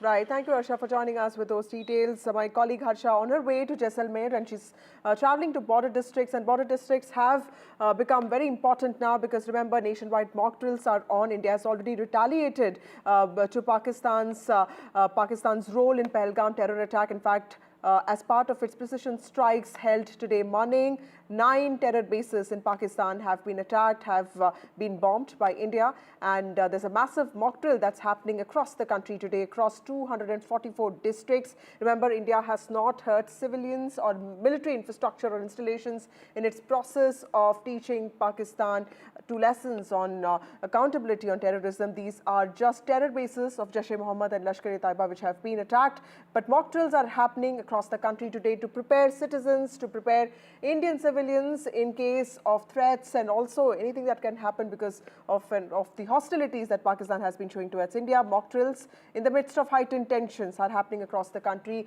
and these are the first drills that are happening in this country since the 1971 war against Pakistan. Blackouts, evacuations, sirens, all of that in order. And those on your right are visuals of the mock drills that have taken place across the country. Various states are taking part in this. In fact, this was an MHA notification that was sent out to at least 6 to 7 states where they were asked to prepare, identify districts and then prepare accordingly to ensure that civilians are ready for threats of any nature. Let me also get you some more details from my colleagues who have been recording, who've also been talking to civilians who are preparing for this, for these kind of civil defense exercises. First, let me go across to Anuj, my colleague from Maharashtra, on how Maharashtra is sort of gearing up or preparing for a threat of any nature, and how did Maharashtra sort of conduct these mock drills today? I'm present here at the CST where a mock drill is underway at the moment. This mock drill has been going on for the last 20 minutes, which involves, the RPF volunteers, which involves the civil defense volunteers and, the volunteers from the Central Railway as well. These are the people who have arranged for these mock drills. It becomes very important for us to understand why is, this activity important at this particular place, because CST is one of the more vulnerable places when it comes to Mumbai. Even during the 2008 attacks, we remember that this was one of the prime targets of the terrorists. Secondly, it becomes an important center of the entire city because it's not just a place where people from across the state come, but people from across the country find this as the gateway while coming to Mumbai city. As you can see that a lot of people have come here and have gathered here to view the mock drill, and at the moment one can see that the mock drill involves the the volunteers acting out on the instructions of the of the instructor, who is intending to show to the people what are the immediate steps that needs to be undertaken when if in case the station is under attack. This involves an airstrike attack. This involves a bomb perception or a bomb threat outside this particular station in the parking area, and all of these things are taken into consideration on what are the immediate reaction of the people that should be. At the same time, the authorities here have also taken this opportunity to make sure that the volunteers are also kept in line with how to make sure that they approach the people. Just a while back we saw them showing the people on how they can take help of the volunteers here and make sure that the first aid service reaches till the least common denominator in case of such an attack. It also demonstrated how the police officials, how the RPF officials and the civil defense personnel can reach out to people when it comes to those who have received serious injuries in physical form. With camera person Rajendra Dyalkar, this is Anuj Raith reporting for NDTV from Mumbai. Well, let me also go across to my colleague Uma Sudhir, who reports from the south of India for us, specifically from Telangana and Andhra Pradesh. Uma, take us through the kind of mock drills that are happening across these states, and also how are people looking at these precision strikes that have been carried out by India? Is there a sentiment that finally there's some kind of retribution that has happened, especially for those who faced the brutalities of the Pahalgam attack of the terror attack in Pahalgam on the 22nd of April? So we are in the mock drill that's happening in Secunderabad, and this is of course a civilian defense mock drill, as part of which there was a blast that happened, after which 12 different departments are showing what they are going to be doing as part of this mock drill. You have the defense, you have the revenue department, you have the police force, you have the fire, and you also have others who are actually showing how this kind of a defense is going to happen. And that's why 12 different departments getting together to show how this is going to be done, and NCC volunteers also showing. This is of course a civilian defense mock drill, and that's the reason why this apartment complex has been chosen. And after the blast happened, they went through what was called as a kind of a debris that had to be cleared, after which now the volunteers are going in to carry out the rescue. The mock, as part of the mock, there is said to be a fire in one of the top floors of this building, where the fire department personnel have gone in, and they are going to be showing how they will be bringing in people from there. What we understand is that as part of their operations, they are also going to be recruiting volunteers. They are going to be bringing volunteers in from everywhere to be able to do this, and those volunteers are from the apartment complex itself. They identify how many people are there in the building on each floor, who are the people who are there, and how they should be evacuated. Should they be evacuated through the staircase? That is somebody who's said to be injured, and then those people will have to be moved. The injured, how they have to be moved. There is a demo, there's a live demo now about how someone is injured and how the movement will happen, the emergency, how the ambulances will come in and will start moving the people to the emergency medical camp that is nearby. The water department, for instance, is also here to be able to tell them where the source of water is, to be able to put out such a fire that is there in the building. The volunteers are helping to evacuate those who are injured away from the building, from the areas where the danger may exist, to areas where they can be kept in safety, moved away so that they are not part of the crowd and they don't get trapped in a situation where more of an emergency is likely to happen, and therefore the injured being moved away. The fire department is also going to show a demo about how people will be brought down the building using a rope as well to show that this is the kind of situation that we are looking at. So while for the fire department and for the NCC, these are drills that they do very usually, very regularly. particularly for the civilian population. This is an exposure to say that how you must behave, what you must be doing during the time of an emergency, and how the different departments are going to come together to carry out this kind of a rescue. Of course, this comes at a time when the armed forces is engaged with the tensions with the borders, at the borders, and here if an emergency were to arise in the civilian areas, what these people will be doing, that is what is now being demonstrated through these through this action that is happening here, where you can see 12 different departments who are all doing their different functions and showing how they are going to be carrying out or reacting in a situation of emergency. Thank you, Masudi, for joining us with those So you have details.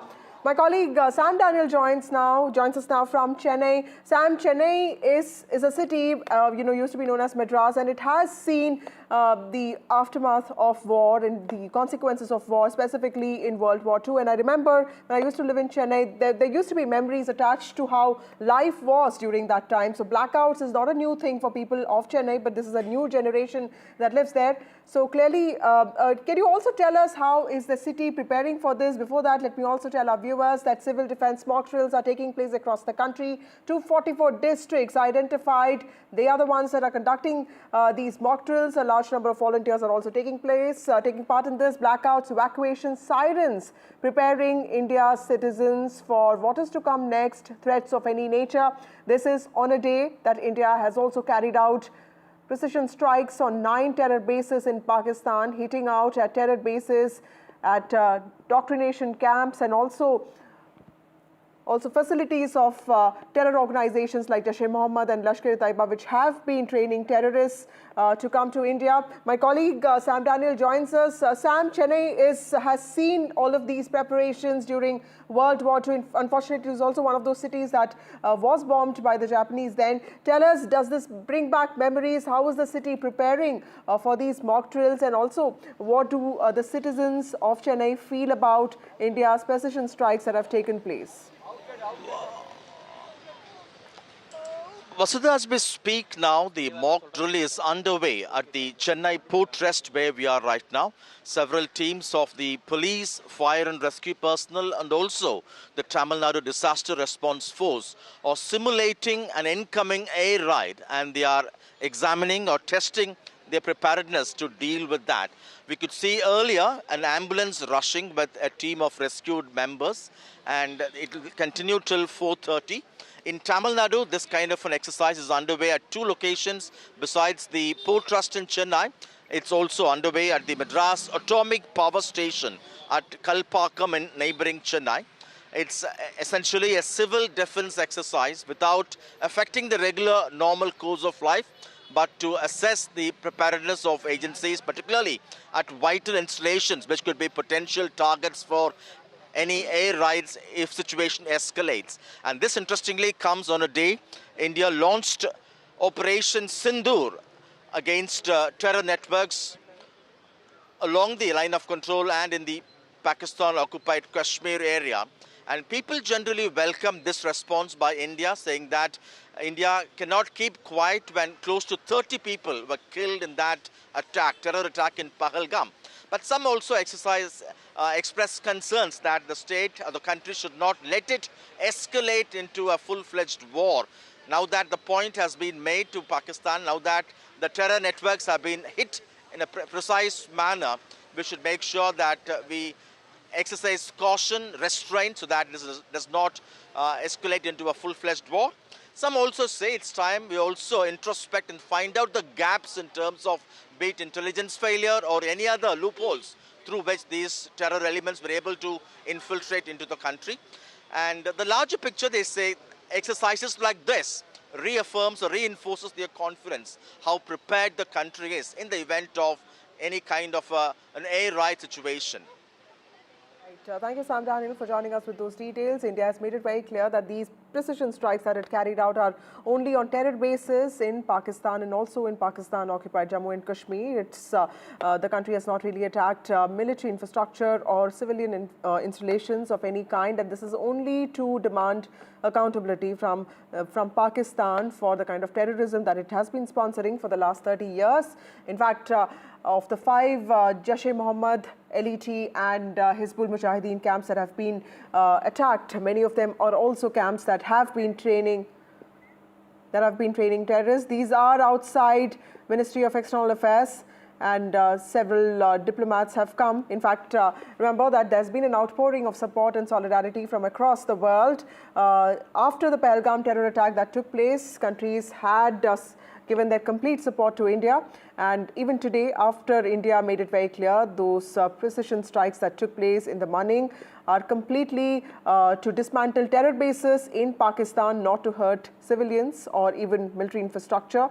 There has been a show of solidarity from allies across the country. In fact, External Affairs Minister Dr. S. Jaishankar has also been talking to his counterparts. The NSA, the National Security Advisor, Ajit Doval, has in fact briefed his counterparts from various countries, making it clear that India does not want to escalate these tensions. In fact, Vikram Misri, who is the Foreign Secretary, opened this briefing with these lines that the precision strikes that India carried out were completely non-escalatory in nature. They were proportionate and they were responsible and they were measured. India does not want to escalate these attacks, but is prepared for any retaliation or misadventure, is what Yomika Singh also used, of any kind if it comes from Pakistan.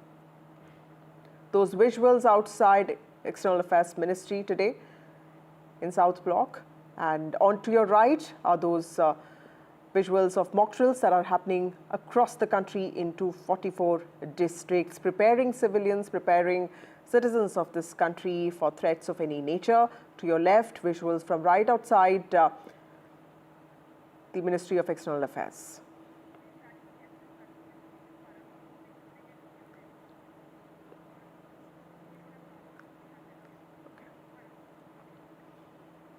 Okay, we have Major Paramjeet Singh. He's an ex-Army officer, Indian Army officer. Thank you, Major Singh, for joining us on this discussion. Tell us, from everything that has happened today, sir, from the precision attacks, Operation Sindoor, and of course, the heavy artillery shelling by Pakistan. Thank you very much. Okay. I would like to... Okay, Major Singh, sorry to interrupt you. Let me go across to my colleague Deepak Bopanna, who joins us from Karnataka, Bengaluru. In fact, a mock drill is just about to start. Deepak, over to you.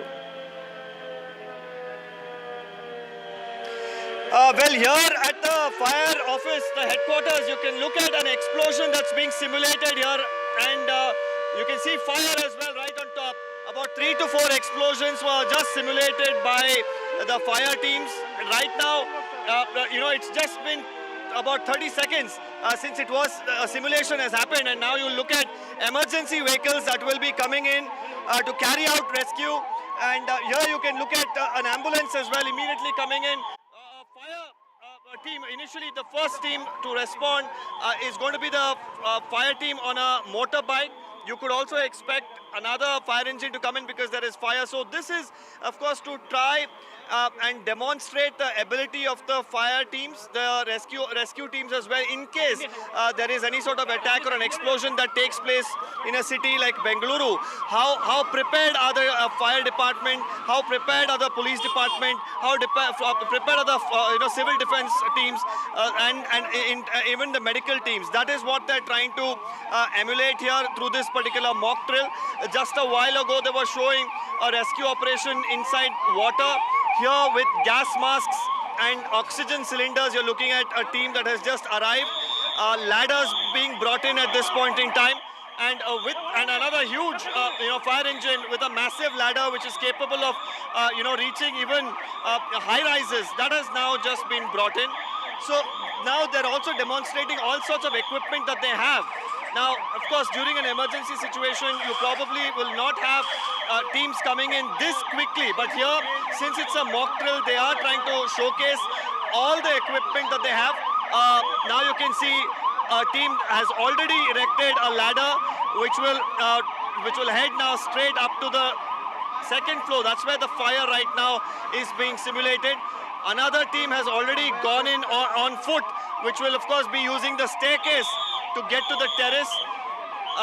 So for the people, of course, at this point in time, this is a form of preparation, because while this is now in a controlled atmosphere inside the Karnataka state, disaster response building. This could be a situation anywhere in the country. Hopefully not, but if it is, how are the people going to respond? How are the citizens in particular going to respond? How are the rescue teams going to respond? Are they prepared? Are the equipments that they have all in order? That is what they're trying to establish, trying to ascertain through this mock drill exercise that's right now underway. As we look at these dramatic pictures that we're looking at from Bengaluru, there you see two firemen who have reached the terrace where the explosion took place. The fire still being witnessed, that we can still witness. Now using the extinguishers there, the water jets to extinguish the fire. A lot of smoke now emanating. Here, I'm just going to show you as this vehicle now passes by me. There's a person who's injured. That's what they're trying to once again demonstrate. That person will now be taken in an ambulance. They're trying to, of course, show all forms of rescue, all forms of efforts that the personnel here will be, of course, trying to put forth. So it's not just a demonstration of the fire department, it's a demonstration of all the people who are right now working here, including civil defense, the paramedics.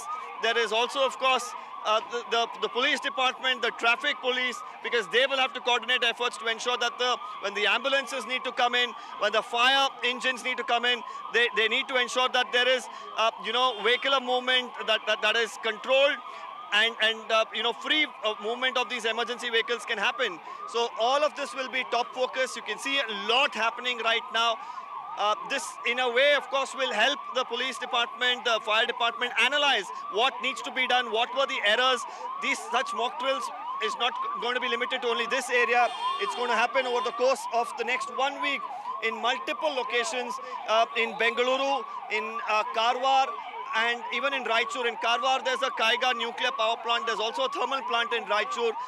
We've also been told that there could be drills happening in Mysuru, in Mandya as well. So this is going to be a week-long exercise where various forms of such rescue and relief operations will continue to happen as a demonstration, as a mock exercise to train civil defense personnel, fire personnel, and the citizens combined. Back to you. Thank you, Deepak Bupana, for those insights and also those visuals. Back to Major Paramjeet Singh. Thank you so much for waiting patiently, sir. How do you see India's precision strikes on Jaish-e-Mohammed and Lashkar-e-Taiba terror camps, and also, getting civilians to be prepared for threats of any kind? So clearly there's work happening at two levels there. Yeah, first of all, I would like to thank you for inviting me to your channel. And these preemptive strikes which have been carried out in Pakistan as well as Pakistan-occupied Kashmir is a measured, non-escalatory and targeted to a particular terror infrastructure. So we took around 15 days to bring this action, into reality. And there have been our security forces as well as our civilian government and political will. They all have created a nexus, and they have, measured to the minute details what could be the escalations, and they have carried out these precision attacks. So these preparing civilians as well as, civil administration for further action is part of the plan. We should not, draw conclusions from it. Every time if we are prepared, we could respond better in situation of unforeseen. So we should take it positively. We should participate, and we should obey to the guidelines of the government. Right. We also have Dr. Tara Karta, who's a former director, National Security Council Secretariat. Thank you, Dr. Karta, for joining us. Always a pleasure to speak to you, ma'am. I asked this question to Major Singh on how he views India's precision strikes on the terror bases in Pakistan. Let me ask you a different question. How are you expecting Pakistan to retaliate now? Because there's been a lot of stuff that's been written about, talked about how India is trying to isolate Pakistan on global stage. But clearly there's also something that Pakistan is trying to do. There are also countries that are friendly towards Pakistan. How is Pakistan expected to retaliate to something like this? I guess I would get the difficult question. No, see, they did this attack, right? In knowing you would retaliate, knowing there is no way that you would not retaliate. Understand? So the attack was timed 4 days after his speech, with the Hindu-Muslim flavor, attacking innocent civilians. So they know that you will attack. So for some reason, they want you to attack so that they will then launch a huge strike for whatever reason, whatever way that they can, and get General Asim Munir into the headlines. That is the objective of this whole exercise. It gets the heat off him on various fronts, on terms of Imran Khan shouting, in terms of Baloch attacks, in terms of the infighting, political infighting. So there's a lot riding, and the danger here, what I'm trying to stress is, situations get dangerous when it becomes personal. When this man has put his ego on the line and stood up on a tank and said, I will hit you if you hit me, then you're pretty much open to anything. Right.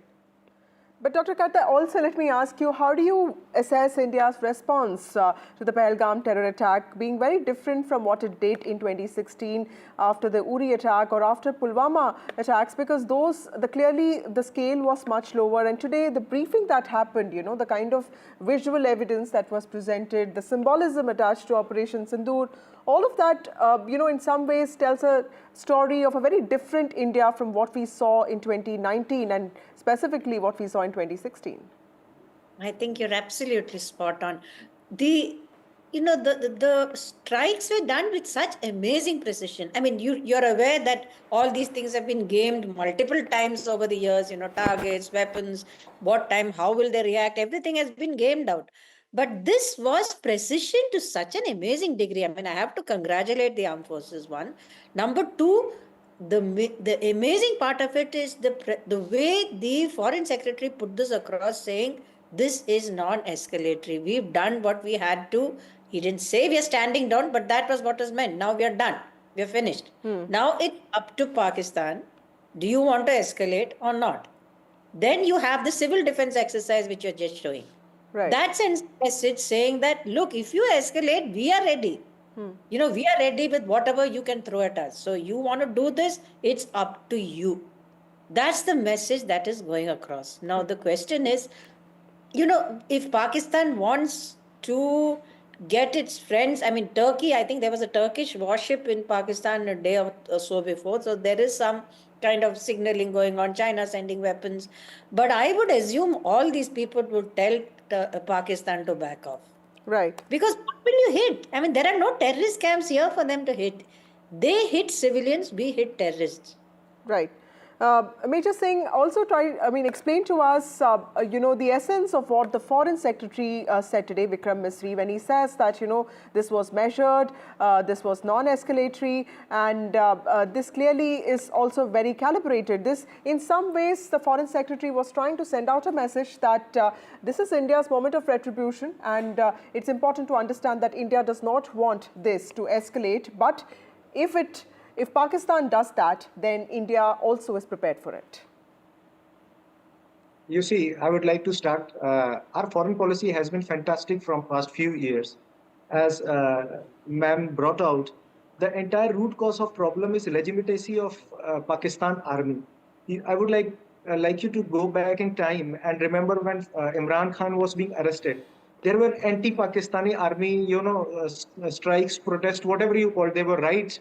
And the entire mood, the most suppressed person, in this subcontinent is Pakistani's Awam, which is, suppressed by Pakistan's army.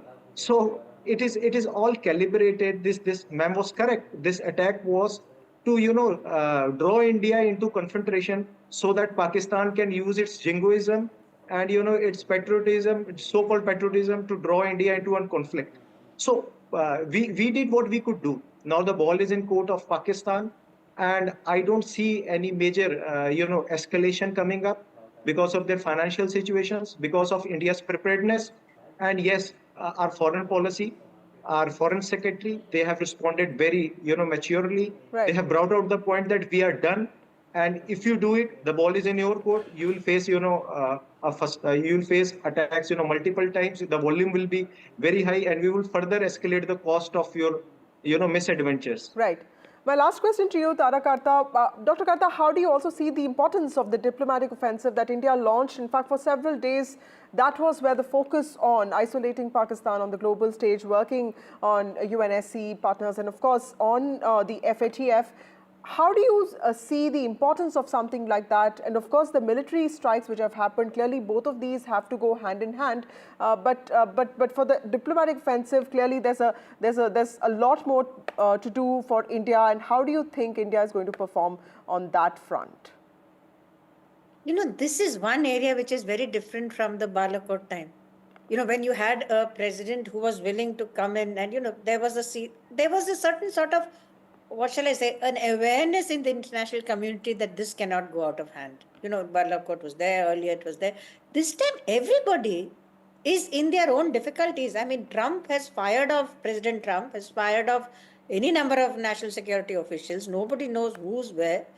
The Russians are struggling with their own Ukraine. The Israelis, while they have given us total support in terms of diplomacy, they are bogged down in Gaza. So this time, I think the danger is that there is no specific outside power who can come in and say, listen, Pakistanis, guys, you better stop this. There's just too much going on, you know, which is a problem for us.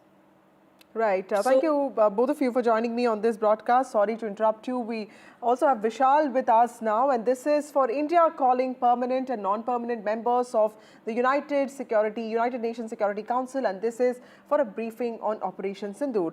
Vishal, this is immediately after the precision strikes that India has carried out, just 2 days after Pakistan called a similar meeting in, you know, and within closed doors. Although Pakistan was expecting traction for its own narrative and for its defense, the members only asked very tough questions on Pakistan, making it clear that the country does find itself quite isolated on the global front. Now, tell us a little bit about this particular meeting that India has called, and what does it expect? So the meeting has already happened, and Indian officials, particularly of the Ministry of External Affairs, they have briefed these permanent and non-permanent members of the United Nations Security Council. So before I get into the details, so the permanent members of the United Nations Security Council are 5. They are namely China, France, Russia, United Kingdom and the US. And there are some non-permanent members which are chosen every year. So this year they are Algeria, Denmark, Greece, Guyana, Pakistan, Panama, Republic of Korea, Sierra Leone, Slovenia, and some other nations are also there. So these nations officials were briefed by Indian officials just about half an hour ago on the Operation Sindoor and the details of the operation. India has already shared the details with almost everyone. So the United Nations Security Council was also one of the major bodies that needed to be shared information with. So that has indeed happened, and United Nations, as you mentioned earlier, has been repeatedly shunning Pakistan in the wake of the dastardly attacks in Kashmir that killed 26 innocent people. And just yesterday, the closed door meeting that was called by Pakistan, almost all members of the United Nations Security Council unequivocally Vishal, I'm really sorry to interrupt you. Rajnath Singh, Raksha Mantri is speaking now. Let's go to him. Chief of Army Staff Tri Rajesh Singh ji, Defense Secretary Lieutenant General Raghu Srinivasan, DG Border Roads, BRO के सभी कर्मयोगी एवं देवियों व सज्जनों, आप सभी जानते हैं कि आज हमारे प्रधानमंत्री जी के मार्गदर्शन में हमारे भारत की सेना ने हम सभी भारतवासियों का मस्तक ऊंचा किया है।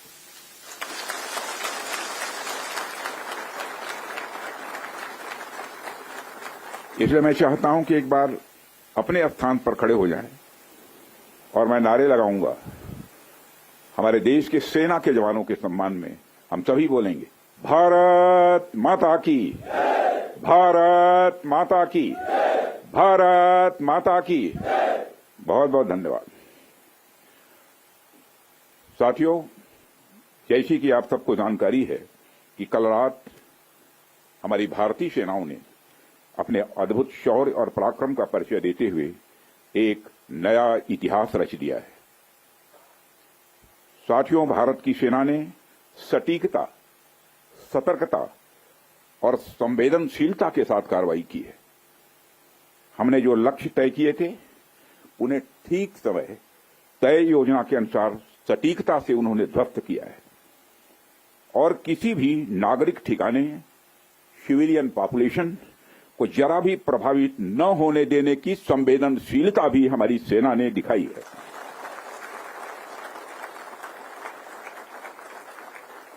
यानी एक तरीके से देखा जाए तो हम कह सकते हैं एक तरीके की सटीकता, सतर्कता और मानवीयता यह हमारी भारत की सेना के जवानों ने दिखाई है,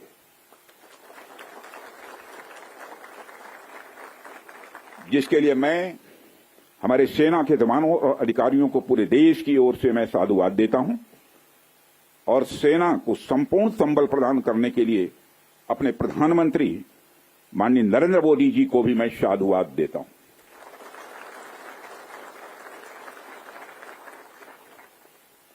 मित्रों, हमने हनुमान जी के उस आदर्श का पालन किया है जो उन्होंने अशोक वाटिका उजाड़ते समय किया था।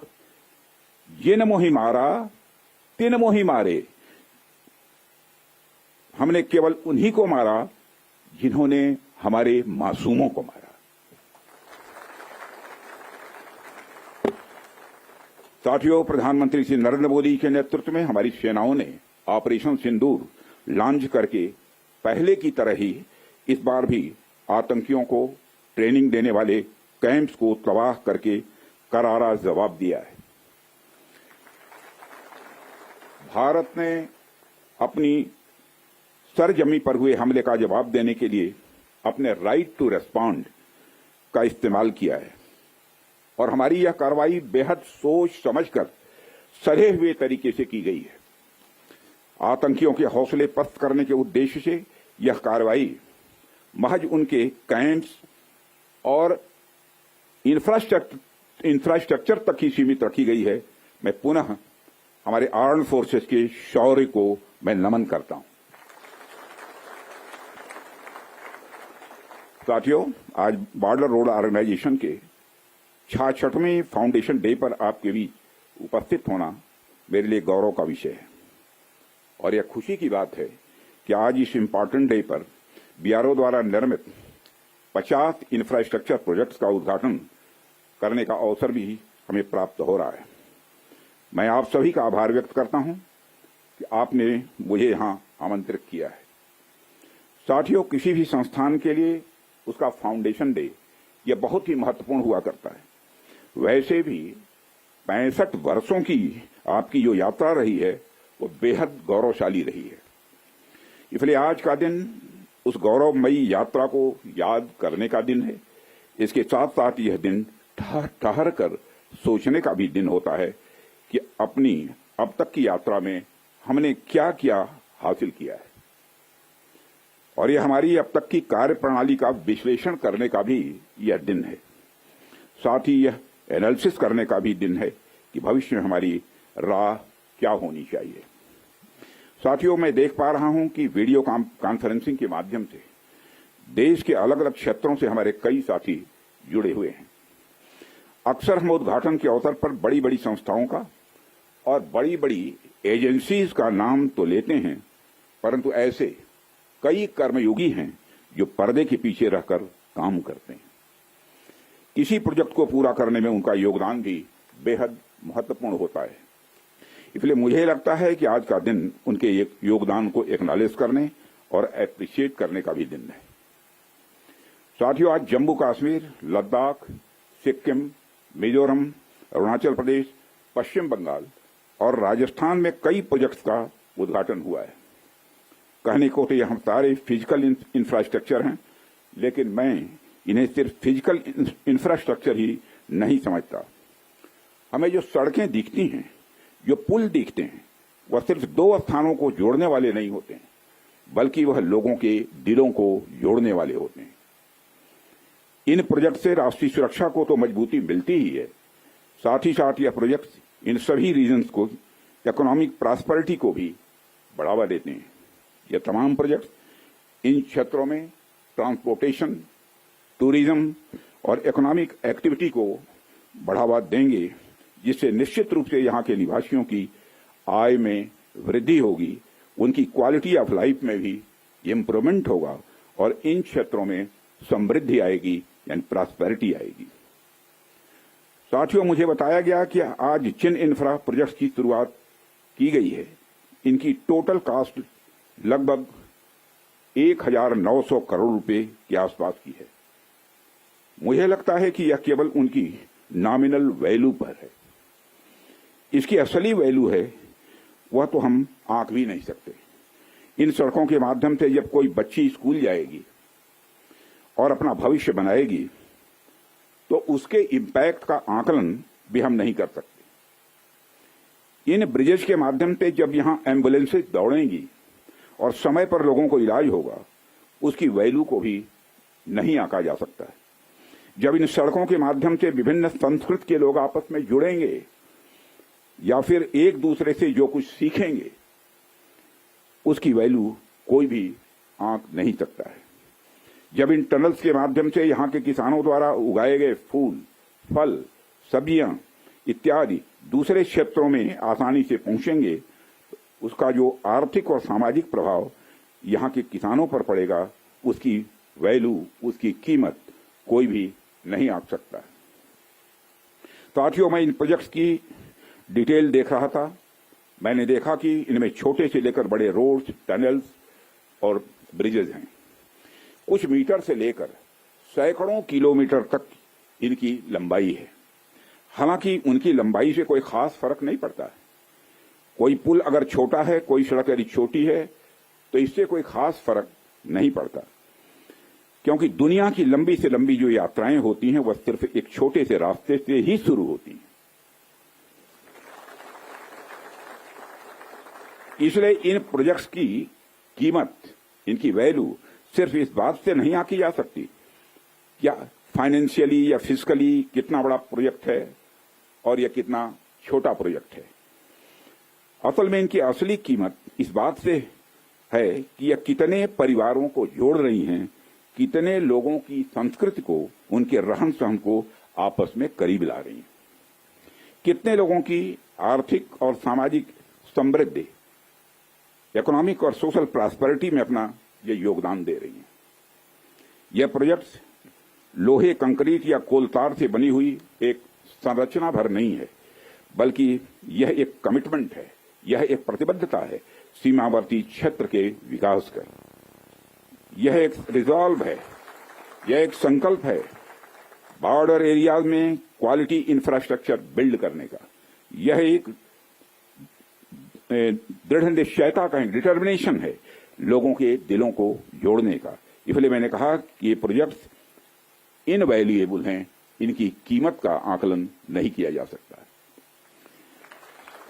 साथियों, प्राचीन काल से ही मार्ग मानव सभ्यता के विकास में बड़ी महत्वपूर्ण भूमिका निभाते आए हैं। मार्गों की महत्ता हमारे इतिहास में हमेशा से रही है। जब आप मानवता का इतिहास पलट कर देखेंगे तो आप ये पाएंगे कि ट्रांसपोर्टेशन रूट्स ने कितना इंपॉर्टेंट रोल प्ले किया है। इतिहास बताते हैं कि सिविलाइजेशन थ्राइव हुई तो उसके पीछे रूट्स और राजमार्गों का बहुत बड़ा योगदान रहा है। कला, साहित्य, संस्कृति और विज्ञान का प्रचार प्रसार एक क्षेत्र से दूसरे क्षेत्र तक इन्हीं के माध्यम से फैलता है। यदि मैं भारत के संदर्भ में बात करूं तो मुझे यहाँ के दो इंपॉर्टेंट रूट्स के नाम स्वाभाविक रूप से याद आ रहे हैं। आप शायद उत्तरापथ और दक्षिणापथ के बारे में जानते होंगे या सुना होगा। उत्तरापथ और दक्षिणापथ हमारे इंडियन सब कॉन्टिनेंट के डिफरेंट रीजन्स को एक दूसरे से जोड़ने वाले धागे की तरह हैं। आप सोचिए, हजारों साल पहले जब संचार के इतने तेज साधन नहीं थे, तब आइडियाज और कल्चर, विचार और संस्कृति एक जगह से दूसरी जगह कैसे पहुंचते थे। पांड्य साम्राज्य का मोती और मदुरई का कपास आखिर मगध के पाटलिपुत्र में कैसे बहुत प्रसिद्ध हो गया। राजकुमार सिद्धार्थ से भगवान बने महात्मा बुद्ध की शिक्षाएं कावेरी पट्टनम तक कैसे पहुंच गईं। संगम युग की मणिमैखली की चर्चा कश्मीर तक कैसे फैल गई। जब भारत में मॉडर्न पॉलिटिकल यूनिटी का कंसेप्ट भी नहीं आया था, तब से इन रूट्स ने सभ्यता और संस्कृति के विकास और आदान प्रदान में बहुत ही महत्वपूर्ण भूमिका निभाई है। यदि हम महात्मा बुद्ध के बाद के इतिहास पर भी नजर डालें, तब भी हमें यह देखने को मिलता है कैसे दूसरे क्षेत्रों से आकर लोगों ने भारत की संस्कृति को समृद्ध किया और भारत की संस्कृति से भी उन्होंने बहुत कुछ सीखा भी है। इन मार्गों का महत्व तब भी इतना ज्यादा था कि व्यापार के लिए समर्पित सड़कें बनाई जाती थी। आप जब सिल्क रूट के बारे में जानते हैं, आप सभी को मालूम है सिल्क रूट के बारे में, जिसने एक तरह से पूरे एशिया और मध्य यूरोप तक को कवर कर लिया था। भारत से भी उस सिल्क रूट का एक बड़ा हिस्सा होकर गुजरता था, जिससे न सिर्फ सामान बल्कि संस्कृति और विचार का भी एक्सचेंज, आदान प्रदान यह होता था। एशिया और यूरोप के बीच कल्चरल एक्सचेंज, सांस्कृतिक आदान प्रदान में भी सिल्क रूट का बहुत बड़ा योगदान रहा है। साथियों, सिर्फ स्थलीय मार्ग का ही नहीं बल्कि जलीय मार्ग का भी ह्यूमन सिविलाइजेशन, मानव सभ्यता में एक बहुत बड़ा महत्व रहा है। मेसोपोटामिया की सभ्यता के साथ हमारा व्यापार जलीय मार्ग से ही होता था। अरब के जो व्यापारी आते थे वह भारत में जलीय मार्ग से ही आते थे। इन रूट्स का असर हमारे संस्कृति पर, हमारे परंपराओं पर और हमारी अर्थव्यवस्था पर तो पड़ा ही, साथ ही साथ इन रूट्स ने दुनिया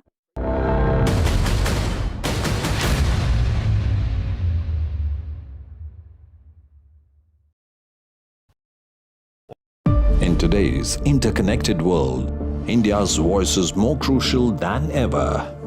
When India speaks, the world listens. At NDTV World, we are that voice, bringing you intelligent and insightful news from India and beyond.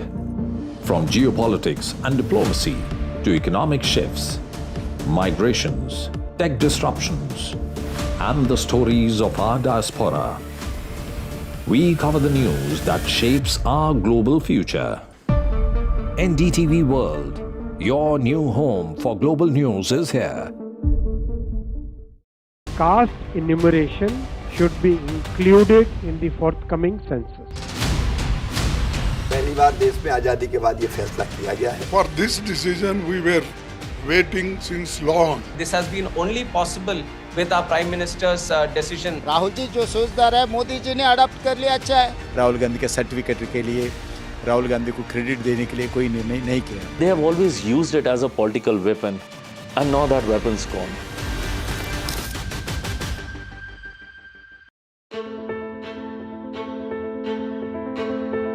News is not just headlines, it is what impacts you. And news should never be mistaken for noise. What matters is the reality. Accurate, in-depth, and with the right perspective. For over 20 years, I have been a journalist, and never has clarity mattered more than now. At Newsnight, we go beyond the surface. We dissect the details, challenge the narratives, and bring you the unparalleled clarity you deserve in a world clouded.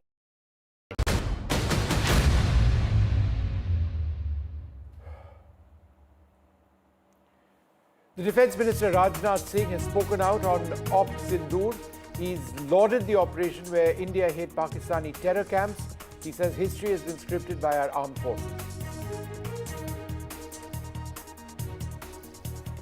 India has briefed members of the UN Security Council on the strikes on Pakistan.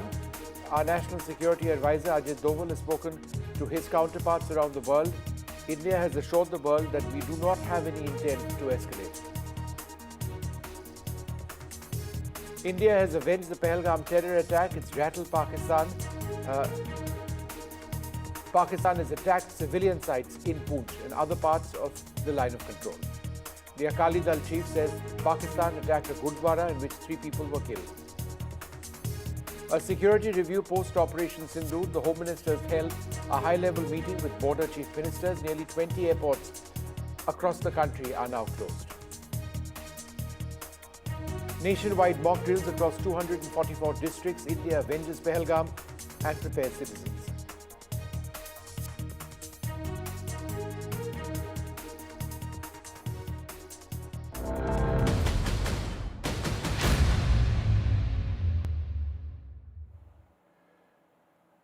Good evening and welcome. The big story that we continue to track, the aftermath of India's devastating strikes on terror targets in Pakistan.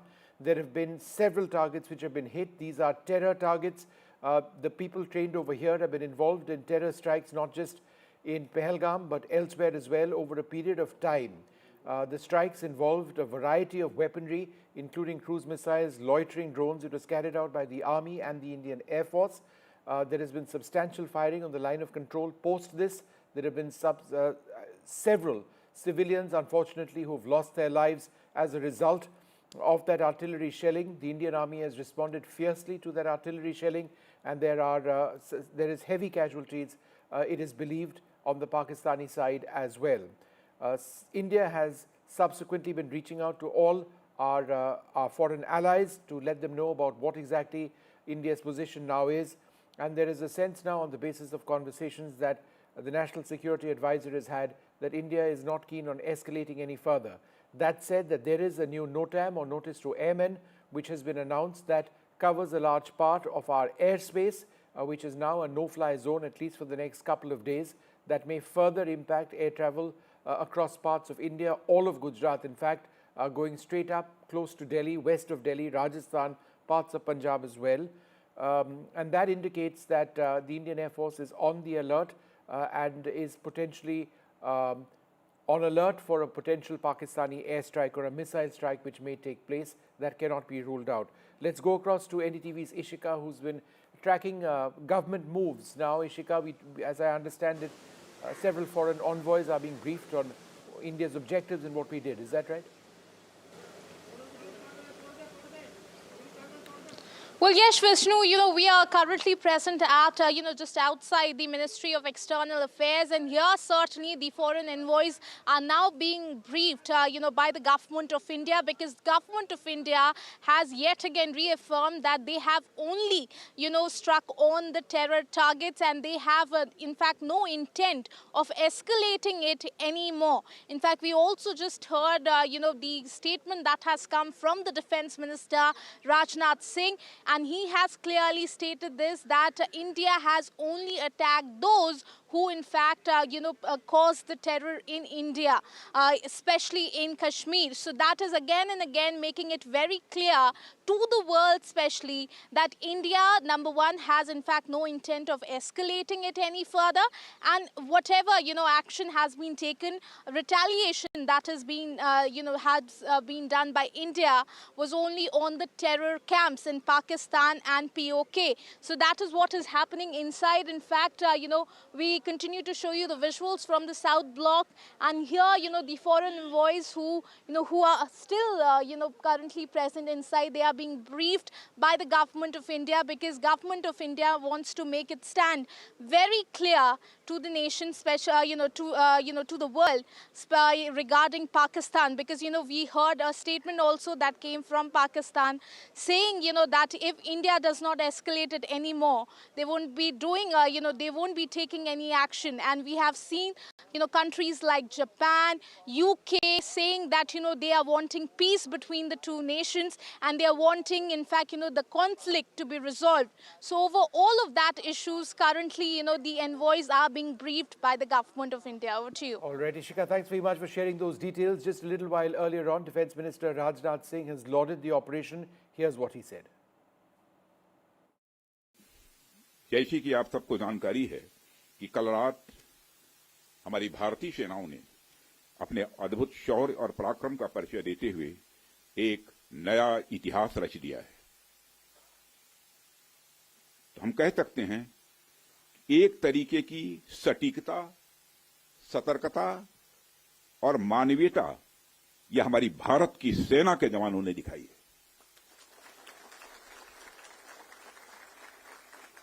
जिसके लिए मैं हमारे सेना के जवानों और अधिकारियों को पूरे देश की ओर से मैं साधुवाद देता हूं। हमने केवल उन्हीं को मारा जिन्होंने हमारे मासूमों को मारा। हमारे प्रधानमंत्री जी के मार्गदर्शन में हमारे भारत की सेना ने हम सभी भारतवासियों का मस्तक ऊंचा किया है। Defense Minister Rajnath Singh there congratulating the armed forces on this operation. In case you're just tuning in, we've got the exact areas where the Indian Air Force and the Indian Army struck. These were primarily Indian Air Force strikes which took place. First up, the line of control is what is marked red over there. South of the line of control is the black line, which is the international boundary, the international border. The red parts are the line of control between India and Pakistan.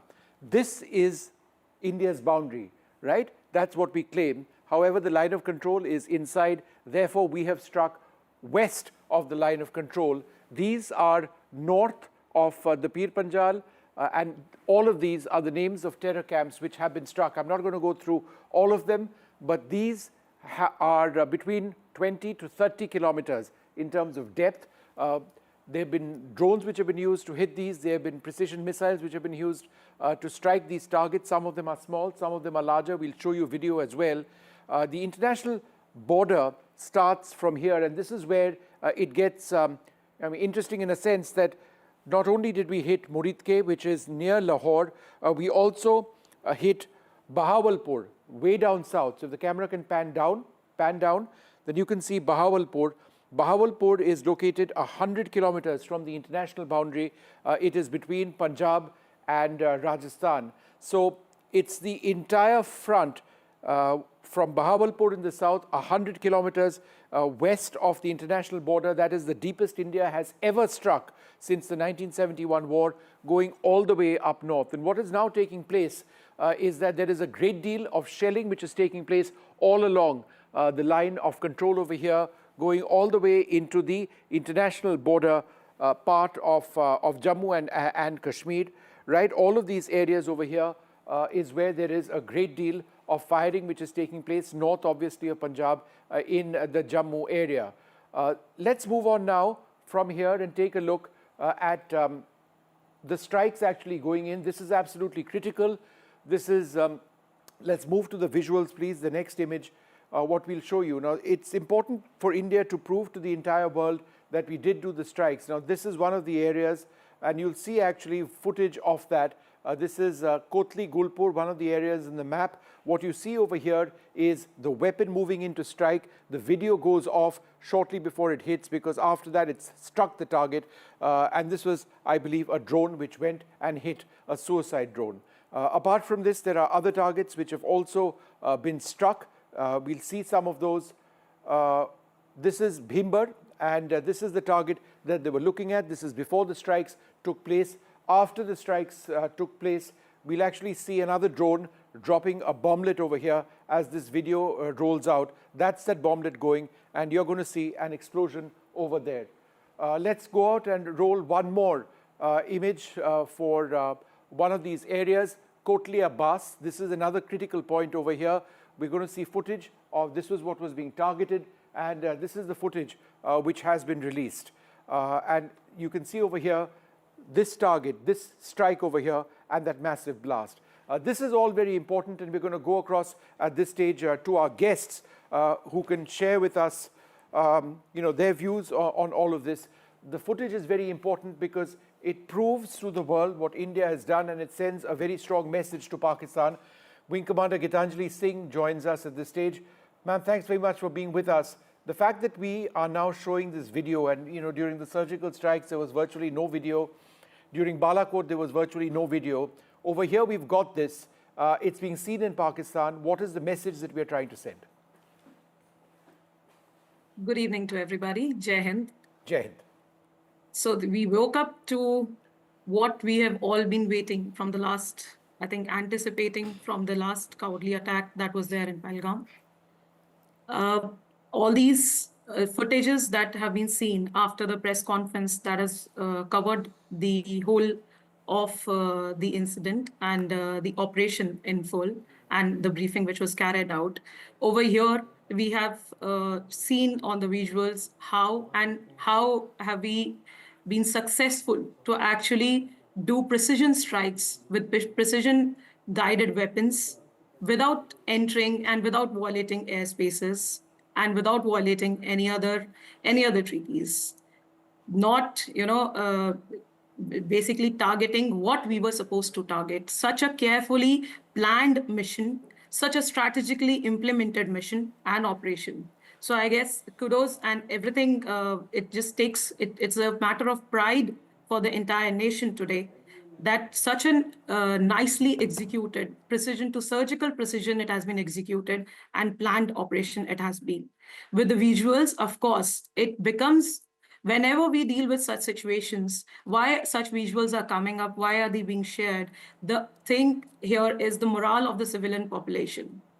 When such skirmishes happens, the such operations and such cowardly attacks like Pahalgam targeting civilian populations, unarmed civilians, there is a lot of morale backing up which is required to the population. So when we go frontline, do these things, such operations are covered so that everyone is back to the morale, feels for the nation, is back again with the patriotism and knows that, yes, this is the power India holds, the nation holds. We all woke up to the uproar today, not just our nation, but worldwide, roaring and cheering for India, for the stances that we have taken against terrorism. It's not escalating, it's just a retaliation and hitting hard and giving an answer to what was well-deserved and what was waiting for the terrorists, for the cowardly attacks the nation has been facing from the last 30 decades. 3 decades. All right, Wing Commander, thank you very much for sharing those views and coming in and talking to us. Well, there's a lot more which we are going to be reporting. India in the last little while has been calling up permanent and non-permanent members of the United Nations Security Council to brief them about the operation at this stage. There is a notice to airmen which has also been out in the last little while. It's a fresh one where almost all of Gujarat has been shut down in terms of its airspace. Flights coming from the west are going to have to extend further south. Let's go straight across now to NDTV's Vishal, my colleague Vishal, who joins us, Vishal Vivek, for more on how India is reaching out also to foreign diplomats and briefing them about what's happened today. Vishal, go ahead. So just about an hour ago, MEA officials had briefed the permanent and non-permanent members of the United Nations Security Council. In the last 48 hours, the top body of UN has been quite critical of Pakistan's actions, and just about 24 hours ago, it had condemned Pakistan's actions, and they have gone on to say that there needs to be tough measures, and that needs to be executed to keep things in place, to keep things in check.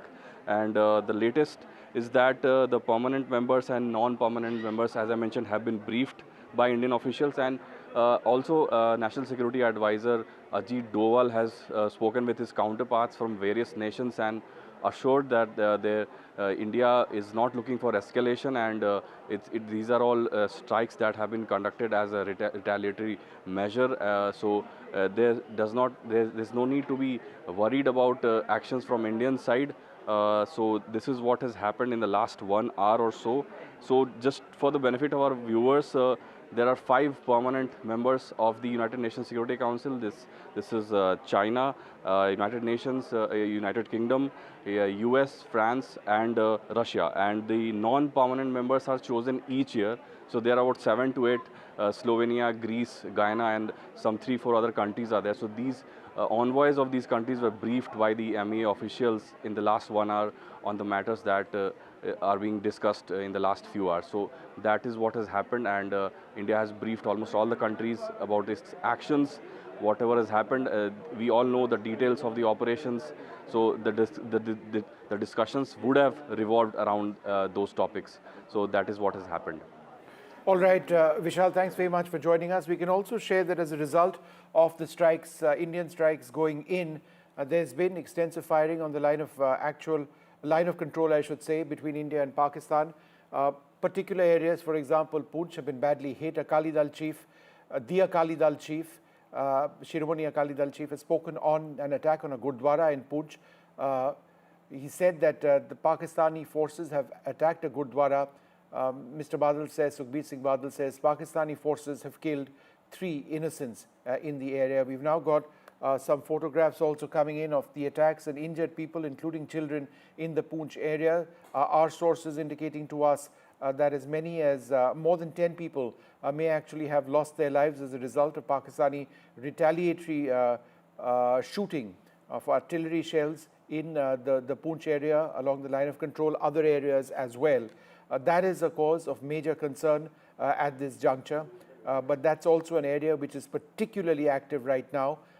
We've seen small arms fire over the last several days, but once these strikes went in, we've seen very heavy artillery shelling coming in on and hitting hamlets, people dying, several injuries taking place. But India has struck hard on Pakistan as well, Pakistan-occupied Kashmir, and targets on that side. So that line of control has clearly heated up in the last little while. My colleague Shiva Root has been just in the last couple of hours in some of those areas which have been worst hit by Pakistani shelling. He sent us this report.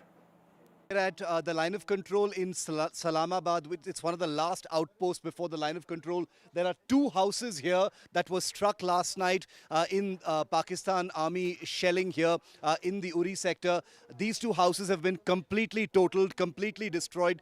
There's still a fire burning, if you can see over there, smoke smoldering across this entire pair of houses. Miraculously, no deaths, but 4 people have been severely injured. 2 of them children. One of them has apparently lost a limb as well. They've been evacuated to the Baramulla hospital, which is about 40 kilometers to our rear from here. We're about 10 kilometers from the line of control. Complete damage over here, Vishnu. If you can see that these 2 houses, I'm surprised that anything is left everywhere else, because it looks like a shell, a stray shell may have come and landed here. It appears to suggest that the Pakistan Army, which has been aiming and firing directly, targeting civilian areas, has caused damage deeper inside, and one shell or a couple of shells has come and actually landed here. This has all the telltale signs of artillery damage. You can see shrapnel completely ripping through these metal sheets. These are very clear signs of artillery shrapnel that has ripped open these roof sheets. The walls completely broken, and everything is still burning in these houses. This is a place called Salamabad where there have been some casualties. The 4 people from just this small little settlement over here. We are taking due care, but we are told by villagers that there is further damage closer to the line of control. So that's where we will actually be headed next. But the images you're seeing here on NDTV are the first manifestations of what we've been reporting since the morning, that the Pakistan Army has directly targeted civilian areas. This has nothing to do with the military. There's no army over here. The army brigade is way many kilometers behind where we are. This is a civilian settlement. A rural folk live in this area, and this is what a couple of Pakistani shells has done in this place. These are live images, first on NDTV, that we're bringing to you of what targeting a civilian establishment, a civilian area really looks like. And remember that, now it's midday here, but it is very likely that an escalation will begin again. We were told earlier by people who were fleeing from this village and others that the firing took place till as late as 11:30 in the morning. They heard the thuds of artillery fire and small arms fire till at least 11:30 in the morning. So we're wondering whether there might be firing now as well. So we want to quickly get this report done and move out of this place. I'm going to try and get a word in from, if you can just bear with me for a moment. I want to get a word in from one of these people. Sir, इधर आइए. कौन रहते हैं यहाँ पे? कितने लोग जख्मी हो गए इसमें? इसमें 4 लोग. इधर आ जाइए, इधर. हाँ जी. 4 लोग. 4 लोग. 4 कौन? बच्चे? एक 13 साल की बच्ची, एक 4 साल का बच्चा, तो 2 घर के मालिक. हाँ. और क्या ये पाकिस्तान के शेल? ये पाकिस्तान का है. रात के 2 बजे का मसला है. तो उससे ये घायल हो गए. तो यहाँ मकानों की बात ही नहीं. मकान कितने बजे गिरे थे ये शेल? 2 बजे. 2 बजे सोए होते हैं. आप कहाँ थे उस टाइम? हमने सुना ये. हाँ, हमने ये भरोसी है यहाँ. हम तो रात को बाहर आ रहे हैं. 2 बजे के बाद हमारे बच्चे भी बाहर आ गए. उधर इधर लगे भागने, क्या करते भाग? सर इधर आइए एक सेकंड। सर आप यहाँ रहते हैं, नजदीक में रहते? इस्लामाबाद का। कहाँ थे आप जब ये हुआ था? हम तो घर में रात को 2 बजे। आपने सुना ये जब ये वो हुआ था? बहुत आवाज सुना। क्या आवाज था? वो आवाज था ये शेल की थी जी। अच्छा। पूरे शेल लग रहे थे, एक तो नहीं था ना, बहुत आ रहे थे। कितने शेल? इसको मेरे ख्याल 1-2 लगे हैं मेरे ख्याल में इसमें। दो लगे। जख्मी लोग बारामूला हॉस्पिटल में हैं। पहले उड़ी लिए, उसके बाद उन्होंने उड़ी वालों ने बारामूला भेज दिए। बारामूला हॉस्पिटल में भेज। बुरा है जख्म? वो जख्म तो सर में भी लगी, हमने उसको देखा नहीं है। सुबह हम खुद डरे थे, हम जंगलों में भाग रहे थे। इधर तो हमारे पास कोई है ही नहीं, सेफ्टी है ही नहीं। क्यों? तो इस गांव में डर नहीं है अभी? वो डर तो बहुत है माल का। आप यहीं पे क्या करेंगे अब ना? कहाँ छोड़कर जाएंगे, किसके घर जाएंगे? गरीब शख्स कहाँ जाएगा? हमारे पास कोई बैंकर नहीं है, कुछ नहीं है, तो कहाँ जाएंगे? अगर बैंकर होता फिर अपनी कुछ सेफ्टी होती, बैंकर ही नहीं है। I want all of our viewers to hear what this gentleman has just said. For all of those people who say, why don't you get out of the village? Why are you still standing there? This gentleman and this elderly gentleman here have basically told a truth that needs to sink in. People don't have a choice to leave. They have their livelihoods here. This is their home. They've got their children. They've got their agriculture. They've got their jobs here. And this is what Pakistan has done. India targeted terror sites in Pakistan and Pakistan-occupied Kashmir, and this is how Pakistan has responded. All right, there have been, let's just take a look at this stage and what the government had to say in an important press conference today where they announced the strikes and shared some details. Earlier this morning, as you would be aware, India exercised its right to respond and preempt as well as deter more such cross-border attacks. These actions were measured, non-escalatory, proportionate, and responsible. They focused on dismantling the terrorist infrastructure and disabling terrorists likely to be sent across to India. You would also recall that the Security Council on 25th April 2025 had issued a press statement on the Pahalgam terror attack, underlining, and I quote, the need to hold perpetrators, organizers, financiers, and sponsors of this reprehensible act of terrorism accountable and bring them to justice, unquote. India's latest actions should be seen in this context. The features of this attack also tie in with Pakistan's long track record of perpetrating cross-border terrorism in India, which is well documented and beyond question. Pakistan also has a well-deserved reputation as a haven for terrorists from around the world, with internationally proscribed terrorists enjoying impunity there. In addition, Pakistan has been known to willfully mislead the world and international forums, such as the Financial Action Task Force, on this issue. The latest attack in Pahalgam has understandably generated deep anger in Jammu and Kashmir and in other parts of India. Following the attacks, the government of India naturally responded with a set of initial measures relating to our engagement with Pakistan. You're all aware of the decisions that were announced on the 23rd of April. However, it was deemed essential that the perpetrators and planners of the 22nd April attack be brought to justice. Despite a fortnight having passed since the attacks, there has been no demonstrable step from Pakistan to take action against the terrorist infrastructure on its territory or on territory under its control. Instead, all it has indulged in are denials and allegations. Our intelligence monitoring of Pakistan-based terrorist modules indicated that further attacks against India were impending. There was thus a compulsion both to deter and to preempt. Through precision capability, as shown to you, a niche technology weapons with careful selection of warheads was ensured so that there will be no collateral damage. The point of impact in each of the target was a specific building or a group of buildings. All the targets were neutralized with clinical efficiency, and the results reiterate the professionalism of the Indian Armed Forces in the planning and execution of their operations. No military establishments were targeted. India has demonstrated considerable restraint in its response.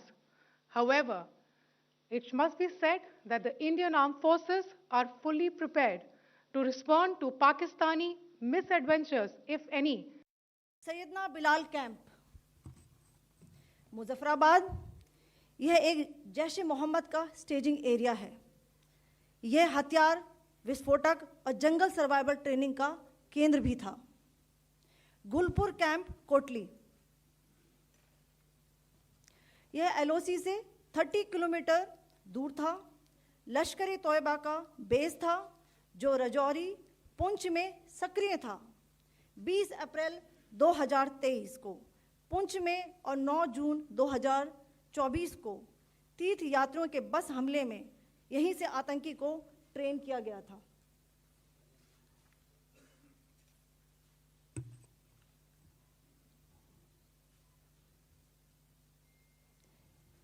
Barnala camp बिम्बर, यह LOC से 9 kilometre दूर है।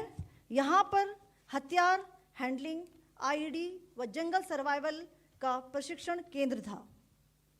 Abbas camp Kotli, यह LOC से 13 kilometre दूर है।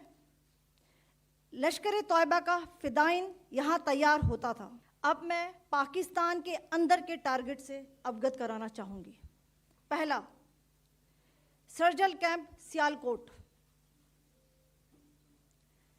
यह अंतर्राष्ट्रीय सीमा से 6 किलोमीटर की दूरी पर है, सांबा कठुआ के सामने।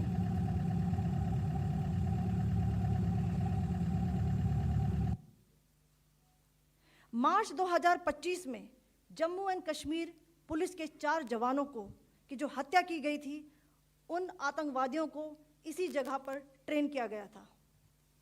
दूसरा, महमूना जाया कैंप सियालकोट, यह 18 से 12 किलोमीटर आईबी से दूर था। हिजबुल मुजाहिदीन का बहुत बड़ा कैंप था। यह कठुआ जम्मू क्षेत्र में आतंक फैलाने का नियंत्रण केंद्र था। पठानकोट एयरफोर्स बेस पर किया गया हमला भी इसी कैंप से प्लान और डायरेक्ट किया गया था। मरकज ताइबा मुरीद के, यह आईबी से 18 से 25 किलोमीटर दूरी पर है। 2008 के मुंबई हमले के आतंकी भी यहीं से प्रशिक्षित हुए थे। अजमल कसब व डेविड हेडली भी यहाँ ट्रेन हुए थे। मरकज सुभान अल्लाह भावलपुर, यह इंटरनेशनल बाउंड्री से 100 किलोमीटर दूर है। जैश मोहम्मद का मुख्यालय था। यहाँ पर रिक्रूटमेंट, ट्रेनिंग व इंडोक्ट्रिनेशन का केंद्र भी था। All right, there have been several political reactions which have been coming in. I just want to give you an immediate reaction which has come in from Japan. Our Foreign Minister, Dr. S. Jaishankar, has said that he's had a teleconference with his Japanese counterpart, Takeshi Iwaya. And he said, Dr. Jaishankar says that he appreciates the strong condemnation of the April 22nd terror attack, and he's discussed India's action against the cross-border terrorist infrastructure this morning. But those are some foreign reactions coming in. There have been several reactions internally as well. Let's take a look. I think Government of India, the Indian Defence Forces have gone out of their way to ensure that no military and civilian targets were hit in Pakistan. They have only hit terror bases and launch pads. Unfortunately, the response has been anything but proportionate. We are in this situation because of them. If they had not targeted our innocent civilians in Pahalgam, we wouldn't be here. This ceasefire had held along the line of control for a number of years now. We did not provoke this. We have responded to a provocation. Now it is for Pakistan to realize that our response was limited to what happened to us in Pahalgam. They must be careful not to escalate things beyond control. As you know from my earlier statements and writings, this is exactly what I thought the government should do, and I'm glad they have done, which is that there is no question in my mind that we had to give some sort of fitting response to the terror attack. The terrorists had to be taught that there was a price to be paid.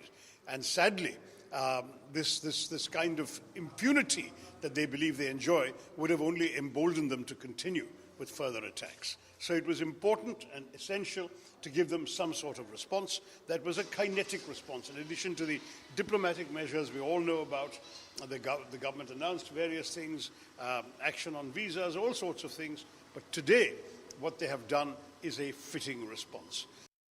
We support the Sarkar on behalf of the government of Karnataka. I welcome this attack. And we will be in a position to attack if the Pakistan counter-attack us.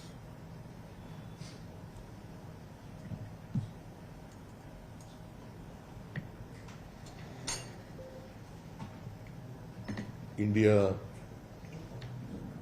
will not hesitate to wage a war against Pakistan. तो सरकार फैसला लेना चाहे, ठोस कदम उठाना चाहे, जहां से आतंकवाद शुरू हो रहा है, जहां से आतंकवाद की घटनाएं हो रही हैं,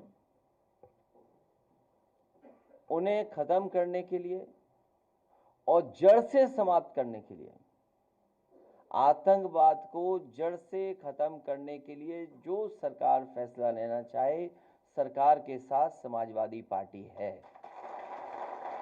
हमें अपनी सेना पर, हमें अपनी आर्म फोर्सेस पर पूरा भरोसा है। यही फोर्स है जो सीमा पर हमारे देश की रक्षा कर रही है। Well, an emergency meeting of the Congress party has been underway after Op Sindoor. The Congress has been holding a key meet. This comes a day ahead of an all-party gathering which is being organized by the government, where members of the opposition will be taken into confidence about the Operation Sindoor strikes which have taken place. Working committee में हमारा discussion हुआ, पूरा समर्थन, full support to our forces, best wishes to them, much love to them, complete support from the Congress party and the Congress working committee. There have been nationwide mock drills today. These have been underway, drills across 244 districts. A real worry that there could be, this may not be over, Pakistan could strike. That is a possibility that cannot be ruled out. Mock drills are taking place amidst this heightened tension. The first such drills since the 1971 war. There have been blackouts, evacuations, sirens, civil defense activity, particularly in border areas, which has been taking place today. I'm present here at the CST railway station where the mock drill that was supposed to happen in multiple parts of the cities is underway. As you can see, the volunteers from the civil defense in cooperation with the central railways are carrying out the mock drills here, which is a part of an awareness program amongst the commoners who are present here, to spread awareness on what exactly are those basic steps that they need to undertake when there is an if and when there is a airstrike in this part of the city. This is the drill that they need to undertake according to the authorities here. If there is an attack either through an airstrike or if there's any sort of a bomb threat perception, because we know that the parking area for the state vehicles, for the buses and private vehicles outside the railway station is huge. As you can see, all these volunteers have been trained on how to conduct these mock drills. It's a sort of an exhibition that has been put forth in front of the people who are using CSMT railway station for their daily need travels. They've also made it very clear, or have tried to shed light on the fact that the volunteers or the people present here in the railway station will also be all prepared to help the people, even if it involves carrying the injured people out of that area, or providing first aid help to all of these individuals. Now CSMT, Chhatrapati Shivaji Maharaj terminus becomes an extremely important and a vulnerable center when you talk about city of Mumbai, right? This center was one of the centers that was attacked during the 2008 attacks as well.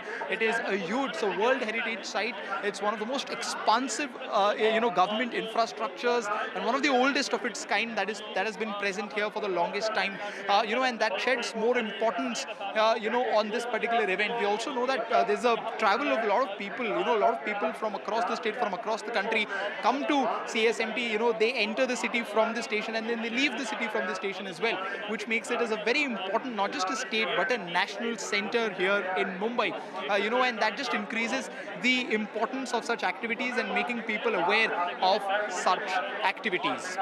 With camera person Rajendra Dyarkar, this is Anuj Raith reporting for NDTV from Mumbai. Well, joining us now, the former Research and Analysis Wing Chief, Vikram Sood. Thanks, sir, very much for being with us. We've obviously sent a very clear signal to Pakistan at this stage. Do you believe that now that we've crossed a certain bar, that if terror attacks on India keep happening, then you would almost always be obliged to take action like this? Yes, I suppose so. I think, but they'll have to think twice before doing that. It's not going to be easy for them to get onto their aircraft and start bombarding, because they know that the reaction will be appropriate and strong. So the ball's in their court. It's up to them to decide what they want to do. And one of the ministers, I believe, said that they don't want to go any further, but that doesn't mean that is how it will be played. Because as you know, the ministers don't call the shots there. The army does. So it depends on what the army feels or the general of the day feels about taking further action against India. Is it your belief that there will be further action? No, it's not my belief. It's my hope that it doesn't happen. Because there will be escalation then if they do that. We're not going to. I don't expect the government of India to stay quiet if they do that. There will be, as they say, appropriate and reasonable action all the way. Mr. Sood, some would suggest that after the Pahalgam terror attacks, the first thing Pakistan would have done is clear out their terror training camps. If that was the case, then apart from sending a very strong signal to Pakistan, would you agree that we've not really broken the back of Pakistani terror? No, terrorism can't be finished in a day or two, not in a single attack. That would take time. That would take consistency. That would requires also a change of mind in Pakistan. It's not just us who keep doing it. And look at how Israel has been having to deal with Hamas. So this will take time. It's not an overnight do. But it does make Pakistan realize that there can be repercussions, strong repercussions, that have never happened before in a long, long time. And that repercussions will cost them in this day and age, when, particularly when their economy is in the dumps.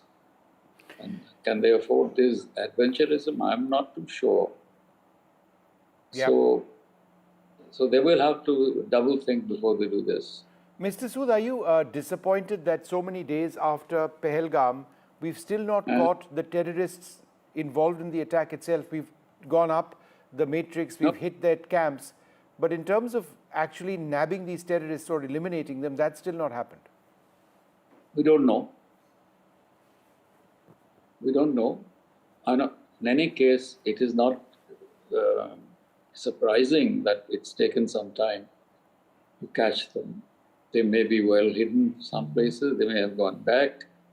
We just have to keep trying to get them. I don't think sometimes it can take months or years to catch the fellow. So it's how well he's been hidden, where he's been hidden, who's supporting him, here or the other side. So let's not lose heart in this. Mr. Sood, what is particularly disappointing is that after these Pahalgam strikes, the entire environment in Kashmir, where we were seeing a real revival in terms of tourism, so many other things, that seems to have taken several steps back. Would you agree that to restore that level of confidence is again going to take a fair amount of time?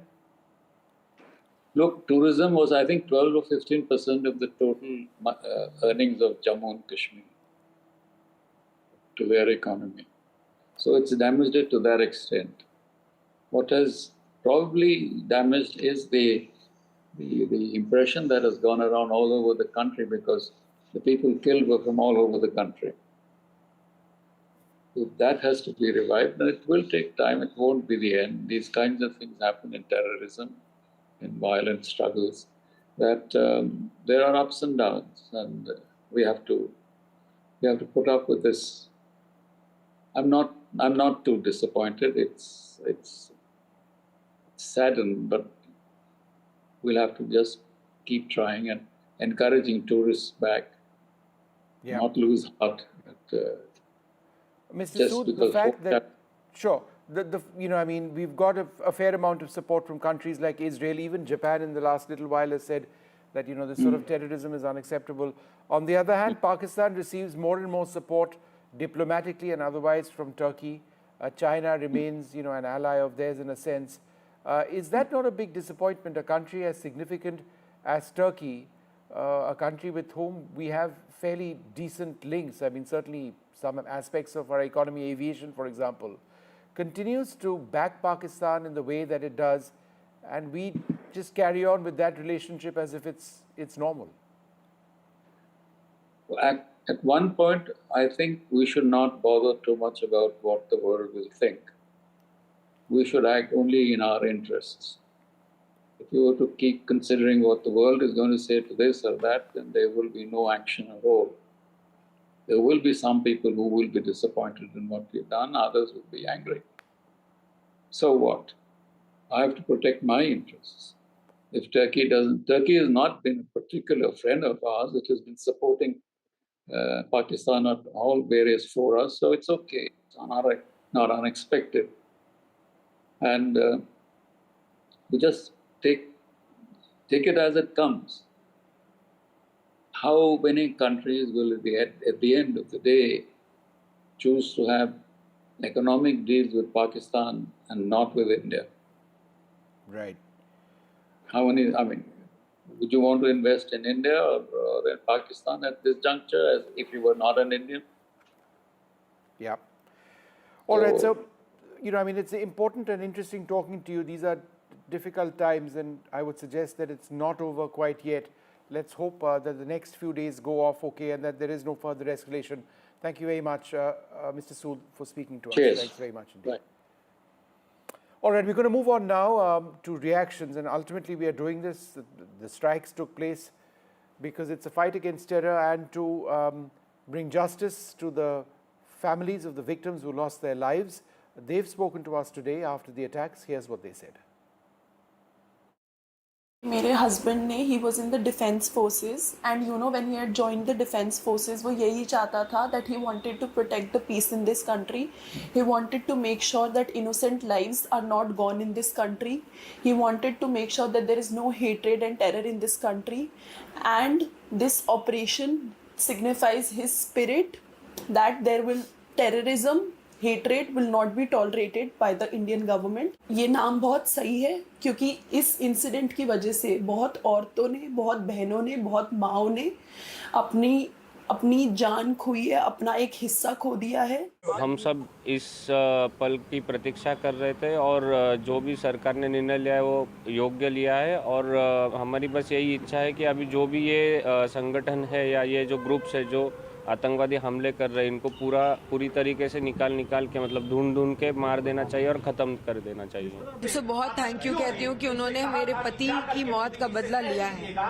मैं बहुत छोटी हूँ, उन्हें कुछ भी कहने या नहीं कहने वाली, लेकिन हाँ जिस तरीके से हमारे पूरे परिवार को उन पे विश्वास था उन्होंने उसी तरीके से जवाब देके हमारे विश्वास को कायम रखा है and I am really thankful. हमें ऑपरेशन सिंदूर के बारे में न्यूज़ चैनल से मतलब हमारे परिवार वालों के कॉल आए हमें और तब पता चला कि भारत ने जो पहलगाम में हमला हुआ था उसके ऊपर आज उन्होंने रिएक्शन मतलब उनको उत्तर दिया है इसके बदले में एयर स्ट्राइक करके.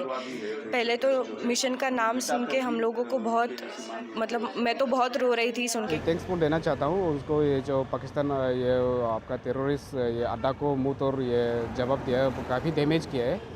और अभी इंडियन ये फौजी वालों से भी मैं दरख्वास्त करूँगा सतर्क रहे क्योंकि पाकिस्तान वालों के भरोसा नहीं है कब वो फिर ये अंदर से फिर कब ये हमें नुकसान पहुंचाने के लिए उन लोग जो स्टेप लेंगे, तो सतर्क रहने के लिए उन लोग को भी मैं दरख्वास्त करूँगा. मोदी जी अभी ये जो स्टेप लिया है हमारे ये फौजी लोगों को ये मुँह तोड़ जितना भी आतंकवादी है उनको मुँह तोड़ जवाब देने के लिए जो स्टेप लिया है मोदी को मैं थैंक्सफुल देना चाहता हूँ. All right, well, we're going to take a short break at this stage. Come back with the very latest. Stay tuned.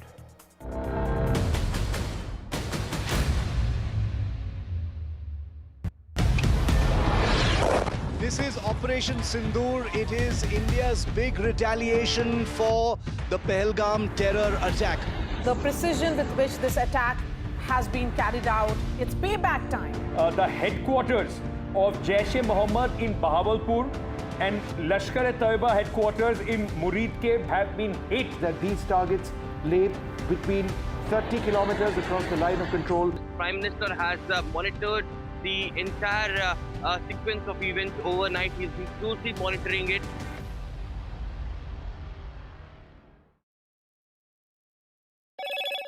Hello, Moto. Motorola, India's leading AI smartphone brand. Defence Minister Rajnath Singh speaks out on Op Sindoor. He launched the operation. He says history has been scripted by our armed forces. India briefs members of the UN Security Council on Op Sindoor. The National Security Advisor speaks to counterparts across the world. India says that we don't have any intent to escalate.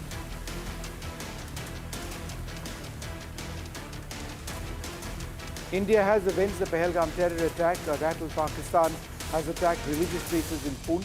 The Akali Dal chief says that Pakistan attacked a Gurdwara in Poonch, killing 3 people.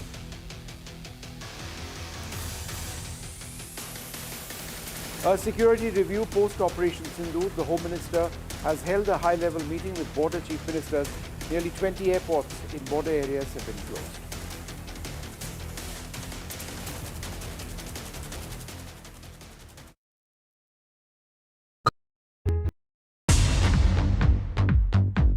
More news that matters. Big exclusive. Tulsi Gabbard gunned down by Pakistan-backed cowards. When you interact with people on ground, you're able to reflect their sentiments much better. More debates that shake the system. More exclusives you won't find anywhere else. Not just another prime time. It's a prime time that's unmissable. I've been reporting on all issues big and small from Andhra Pradesh, Telangana, rest of South India, bringing you all the action, all that you need to know, all that you want to know. The energy of Maximum City is infectious. I'm bringing that energy in our news coverage from financial capital Mumbai. Covering from the southernmost part of India over the last 23 years, I bring in-depth and 360-degree coverage from the Dravidian heartland. The land of Mishti, also known for its bitter politics. I have seen much water flow under the Howrah Bridge, covering Bengal in all its vivid colors. India's IT capital is always bustling, a city full of startups, stories and surprises. And I keep you ahead on all the Bengaluru buzz.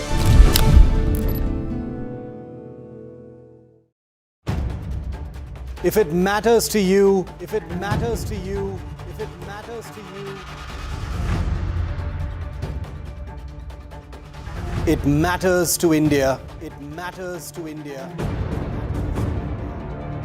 And it matters to me. And it matters to me. India Matters with Shivaru. Only on NDTV 24/7.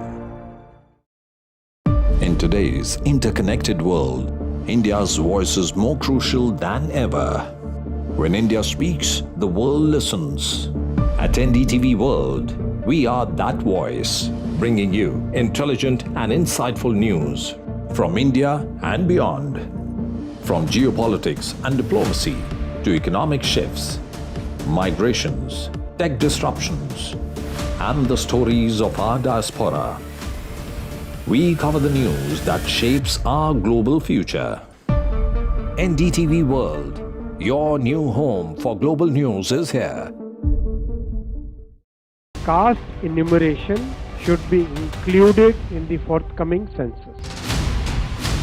पहली बार देश में आजादी के बाद ये फैसला किया गया है। For this decision we were waiting since long. This has been only possible with our Prime Minister's decision. Rahul ji जो सोचदार है, मोदी जी ने अडॉप्ट कर लिया, अच्छा है। राहुल गांधी के सर्टिफिकेट के लिए राहुल गांधी को क्रेडिट देने के लिए कोई निर्णय नहीं किया। They have always used it as a political weapon, and now that weapon's gone.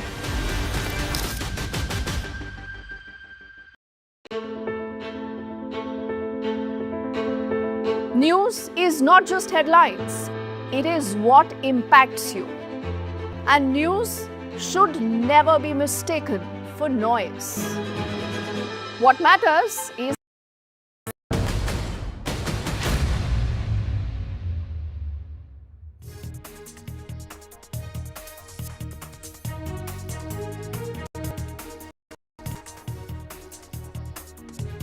conducts Operation Sindoor, destroys 9 terror camps in Pakistan. Defense Minister and the Prime Minister salutes the armed forces.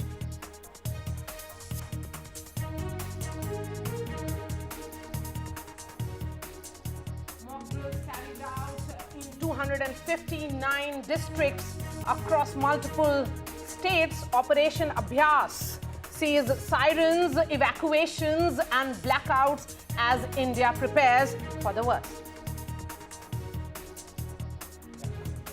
Important meeting of the Prime Minister with his cabinet and the CCS on Operation Sindoor. After successful operation, Prime Minister Modi chaired the meeting of the Union Cabinet and the Committee of Security to hail the operation and bring his colleagues up to speed. Centre calls an all-party meeting at 11 a.m. tomorrow. The government will be taking the entire opposition along.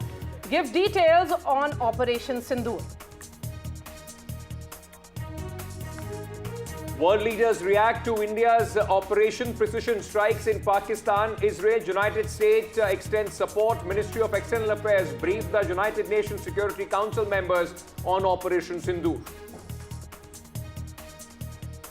Concerns now over IPL matches in Dharmshala. Matches are scheduled for 8th and 11th May. BCCI awaits government's nod.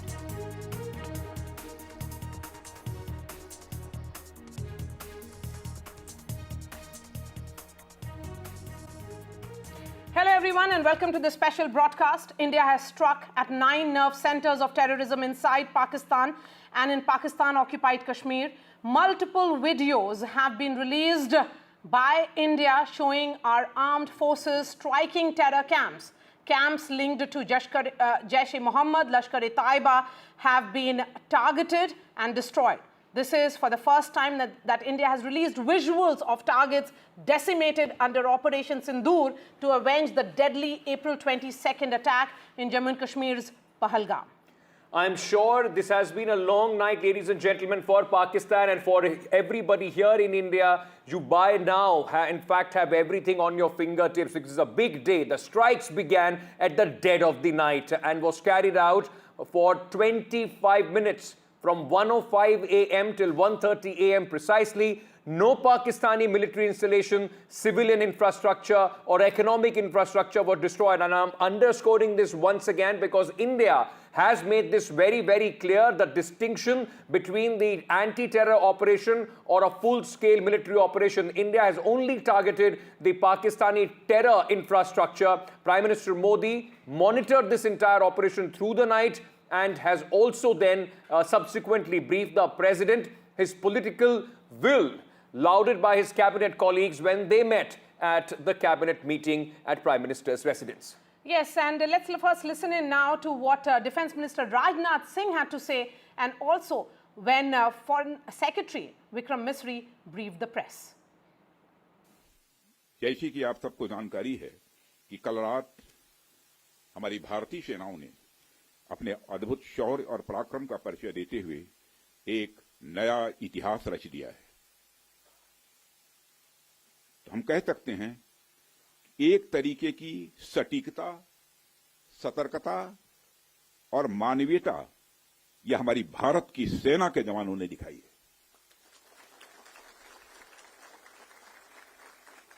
जिसके लिए मैं हमारे सेना के जवानों और अधिकारियों को पूरे देश की ओर से मैं साधुवाद देता हूं। हमने केवल उन्हीं को मारा जिन्होंने हमारे मासूमों को मारा। हमारे प्रधानमंत्री जी के मार्गदर्शन में हमारे भारत की सेना ने हम सभी भारतवासियों का मस्तक ऊंचा किया है।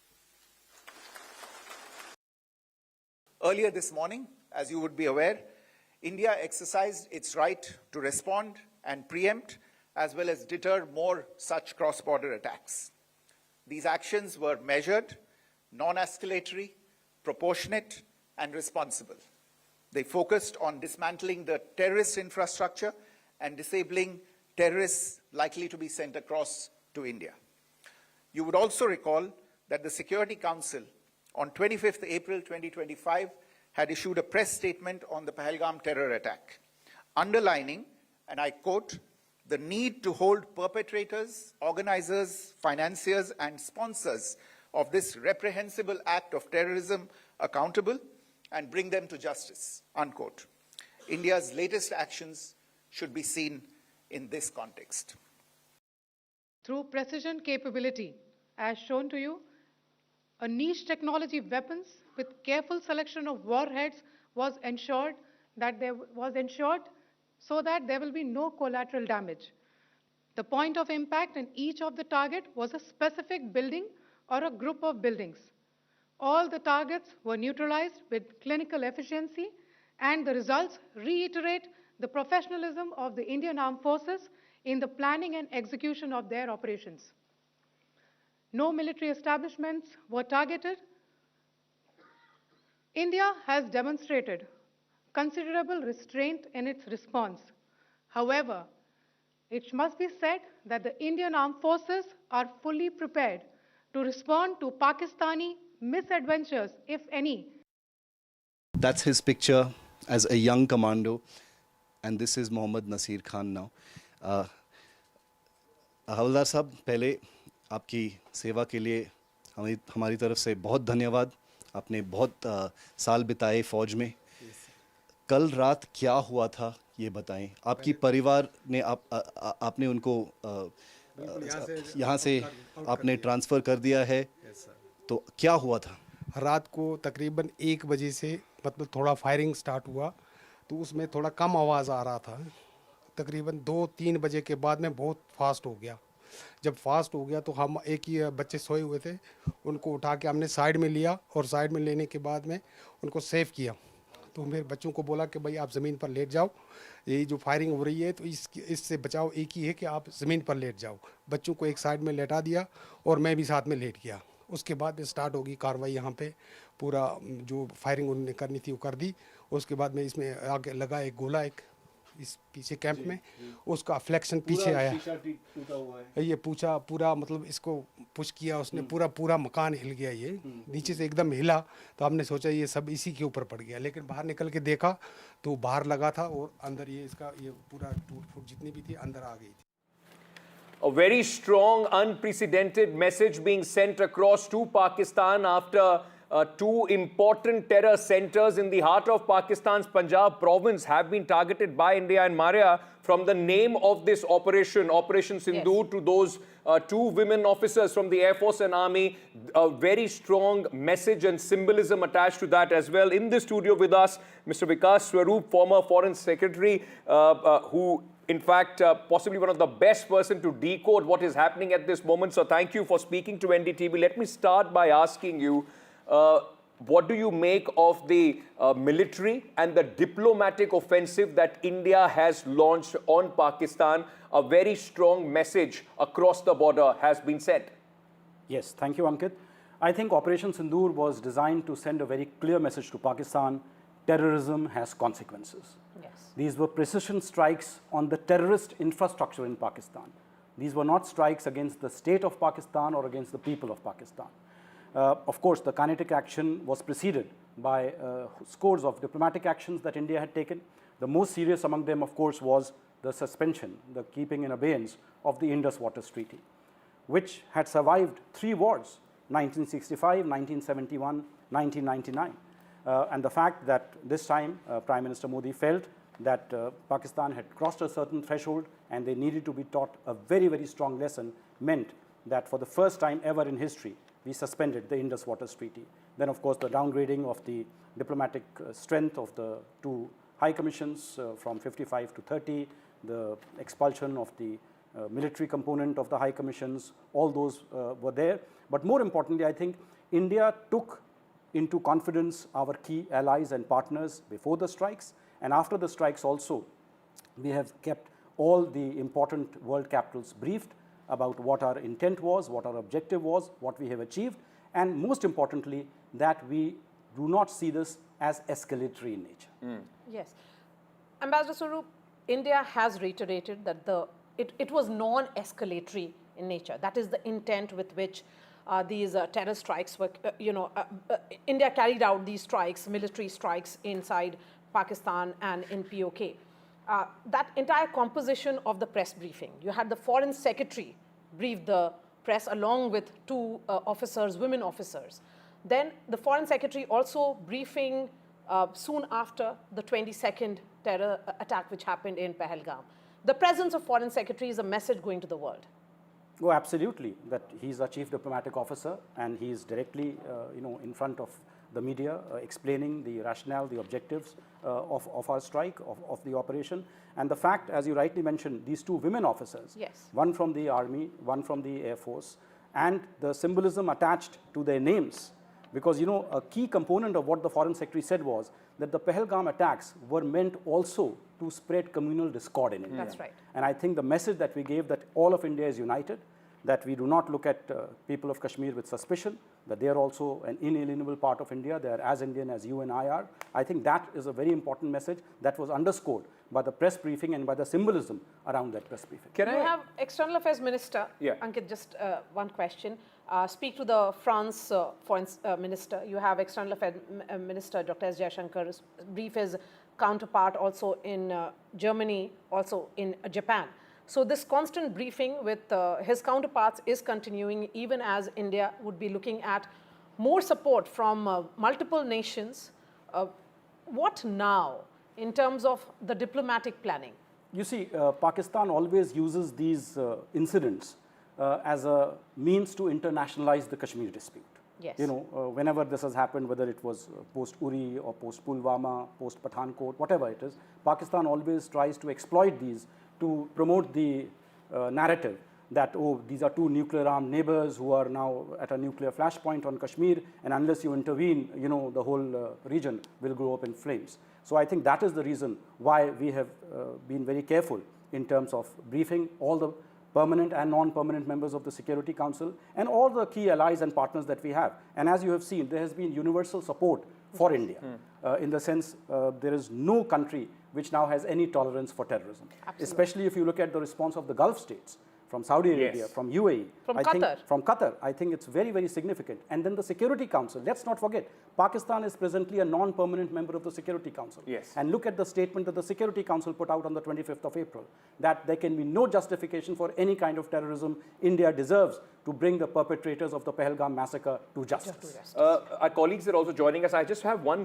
quick question to you, sir, before, in fact, we bring our colleagues in, because right from the dead of the night, as soon as it happened, my colleague Shiv Arur, who is on the ground in Srinagar, has been reporting. He has now gone to the forward areas where, a lot of, we are seeing the retaliation from Pakistan, which of course is appropriately being handled and responded to by India. Gurpreet also joining us from a, border district. But Mr. Swarup, before I let you go, sir, my last question to you, are you picking up some signs that, possibly there would be international pressure on Pakistan not to escalate? Because number one, the most important thing is if Pakistan does take the escalation ladder on the kinetic front, Pakistan then justifies the operation of these terror and the terrorists on its soil, because India has only hit out at terrorists, not on the Pakistani installations. Absolutely, Ankit. I would say this, India does not want escalation. Pakistan cannot afford escalation. If you look at the Pakistani economy, it's in shambles. It's on life support thanks to an IMF stabilization packet of $7 billion. their agriculture is in distress right now. And I think even the civil-military relations have crumbled, quite a bit in Pakistan. And that is why, in fact, some people have suggested that General Asim Munir was compelled to launch this kind of an operation just to shore up the sagging popularity of the Pakistan military in Pakistan. My sense is that, these things, Pakistan cannot afford long drawn-out military escalation with India. So to the extent that Pakistan now de-escalates, they are already claiming that, they have downed some planes, etc. Well, let them claim that Pyrrhic victory and let them now de-escalate, because my sense is that neither country wants a full-blown war at this point in time. Absolutely. All right, Vikas Swarup, really appreciate your time here in the NDTV studios. Let's bring in Shivarur and Gurpreet, who are joining us from Ground Zero. Shivarur, and I can see Ishika also joining us from outside South Block. That's where a series of meetings have been held earlier in the afternoon. Shiv, coming to you, where exactly are you? And, is the shelling continuing along the LOC? We're here in the Kalgi-Ramgi village of line of control Uri, right outside a house in the middle of this village that has extensively been shelled. As you can see in these pictures, we're the first to actually report from here because it's very difficult to actually get here. It's quite a marooned village. You need to trek for about half an hour to get to this point. But this is a house that I'm standing in front of and reporting that had 35 people inside it, including 14 children, many of them small, who had a miraculous escape because this house actually had the presence of mind and the wherewithal really to build a bunker in their basement. So 35 people actually stuffed themselves into a tiny little bunker after 2 a.m. this morning and therefore were saved. They've all fled from this village. There's hardly anyone left over here. And there are many houses, neighboring houses also, that have been similarly damaged. This is in fact, Ankit and Maria, the third village that we are seeing in the Uri sector alone, that has suffered extensive damage of this kind.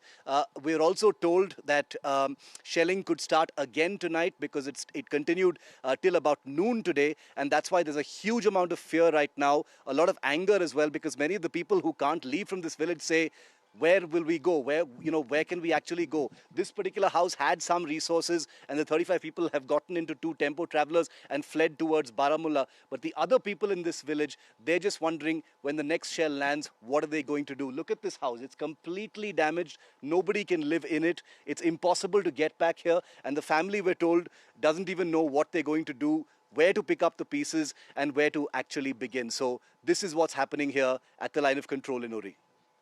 Me, engage you further a little bit because, where you are at this moment, and let me tell our viewers, NDTV is the only channel reporting from the worst hit areas of the Pakistani retaliation as we see. And Shiv, you've covered this. We have seen this many times. While India very specifically goes after terror targets, and if, like in 1971, it was only military targets, Pakistani army does not make those distinctions. It is our civilian areas which are facing the brunt with medium and heavy artillery guns from the Pakistani side. This is, you couldn't think of a more family home than this one, Ankit and Maria. Let me just show you some images that will, prove that. Children's shoes still here on this shoe rack, full of debris, everything smashed. It's a very typically Kashmiri house. Follow me in here, I'll show you something more. Look at this very, very poignant little thing lying on the ground.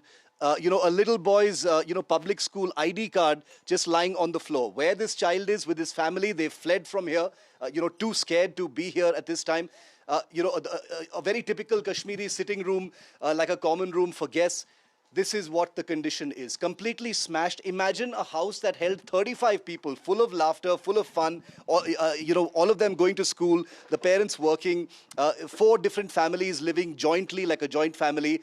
And they've had to flee from here because of what happened. The damage you see in this house happened in a flash. It was a couple of shells that landed on the house. We've been asked not to go upstairs because the entire roof is creaking and therefore it could, completely collapse. But this is what Pakistan has done. What you're saying is absolutely right.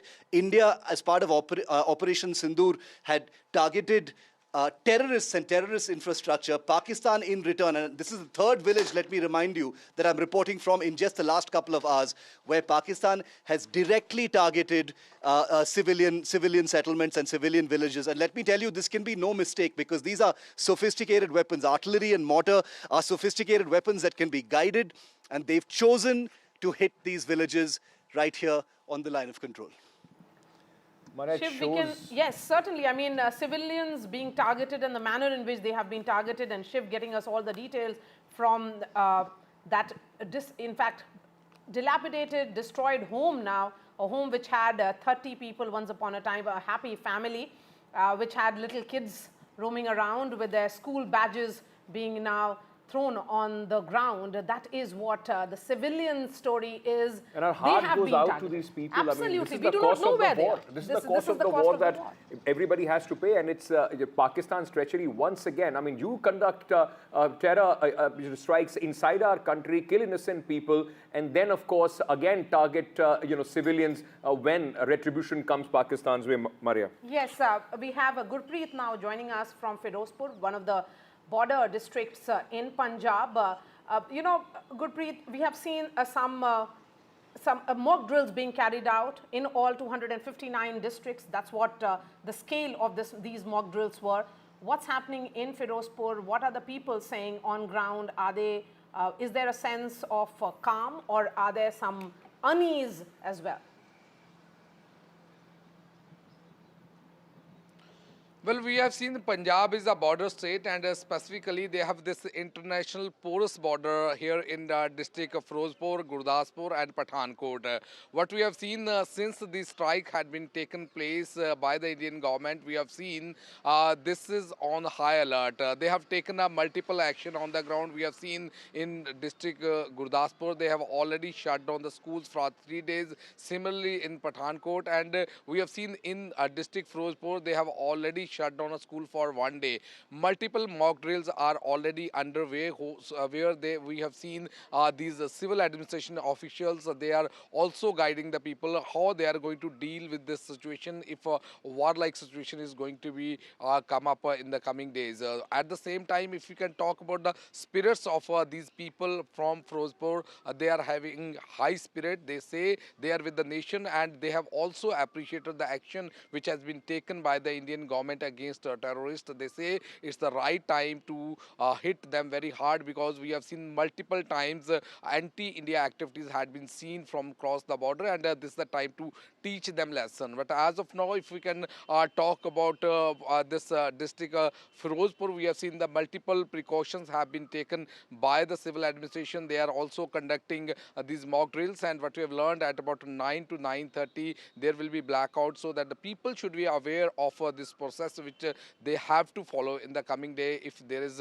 any emergency situation which is going to be arise in this specifically border area. So as of now, if we can talk about the people who are present here, they seems to be very calm. They seems to be with nation. They say this action was the need of the hour, and we appreciated the way the Indian government has already carried out this strike on the hideouts of these terrorists that was required. So we have to wait and watch what will be the next and how the things will be unfolded in the coming days. But as of now, we have seen, we had a word with the SSP Firozpur also. He was saying we have been appealing to people that there is everything is under control, and if there is any emergency, we are ready to combat and grapple with the emergency. Back to studio.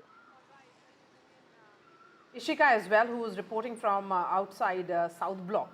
That's where a series of meetings were held. Remember, Prime Minister Modi briefed President of India, Draupadi Murmu. There was a briefing which was carried out also by, Prime Minister briefed his cabinet colleagues as well. There was a meeting chaired by Home Minister Amit Shah with chief ministers of all border states participating in that. So there is a sense of preparedness as far as India is concerned. What is happening right now in South Block? Ishika will give us the details. Ishika. Well, Well, Maria, just a while ago, in fact, the UNSC members, Security Council members, permanent and non-permanent members, they were in fact called and they were briefed up, regarding the Operation Sindoor that was conducted by the government, government of India today. And in fact, they briefed the nations as to how that this, the entire retaliation that was done by India was done on credible intel, and how, 26 missile strikes were done by India on 9 terror camps, and also, emphasizing this fact that these camps were, in fact, the hub rather of the terrorist organization. If you talk about Lashkar-e-Toiba or if you talk about Jaish-e-Mohammed, and no civilians, in fact, were harmed in this entire strike. Now, also going on to say, to the members here that India is not looking for any escalation. This was rather a retaliation that was done by India because of the zero tolerance, towards terrorism. And we have just seen the statement also that has come from Rajnath Singh, the Defence Minister of India, making it very, very clear that the stand of India is that they have only targeted those who have in fact killed civilians in Kashmir in India.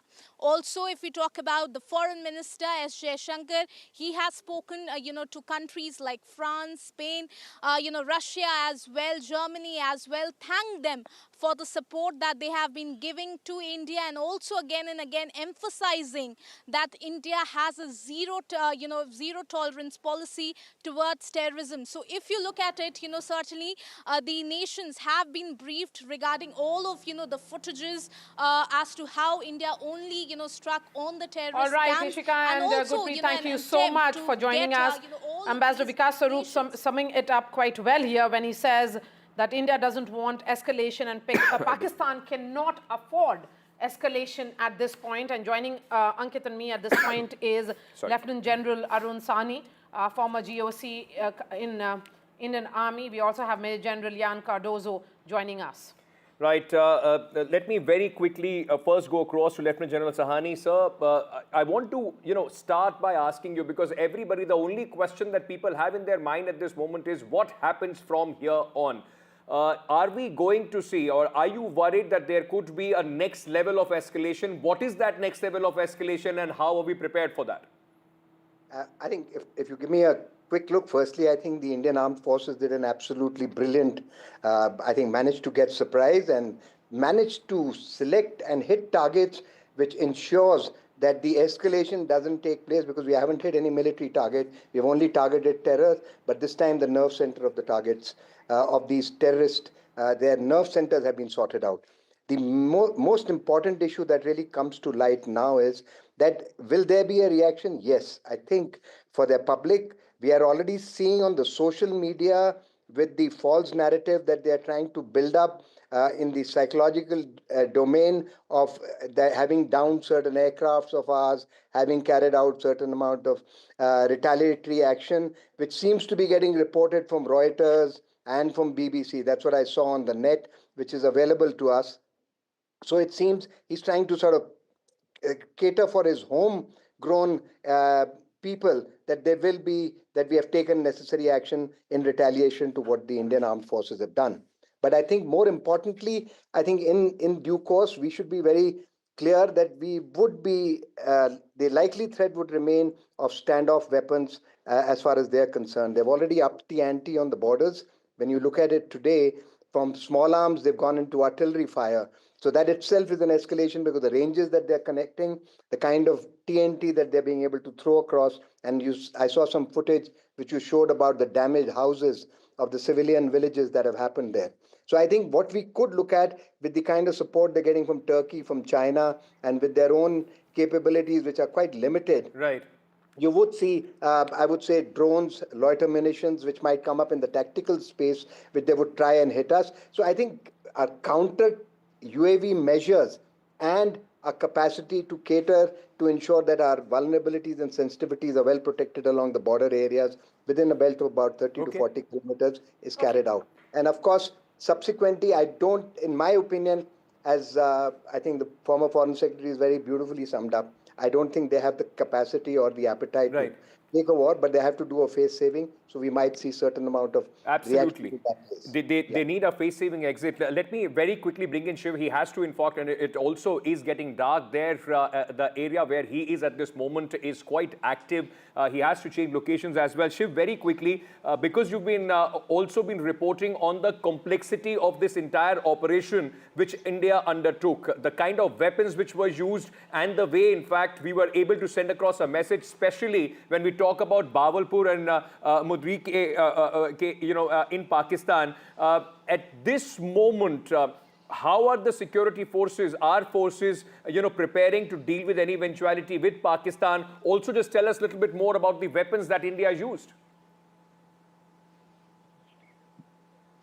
Ankit, as far as face saving goes, and I completely agree with our guest that, Pakistan needs to be seen to, at least for its domestic audience, having done something as far as India is concerned. It has no appetite for war. The country is flat broke, but it obviously still has money for firing mortars like this one. This is the remnants of an actual Pakistani mortar that I'm holding in my hand here at the Kalgi Ramgi village that has smashed into this house and torn a huge hole, right into this house. Just look at the thickness of this wall, Ankit, and I will answer your question about the weapons.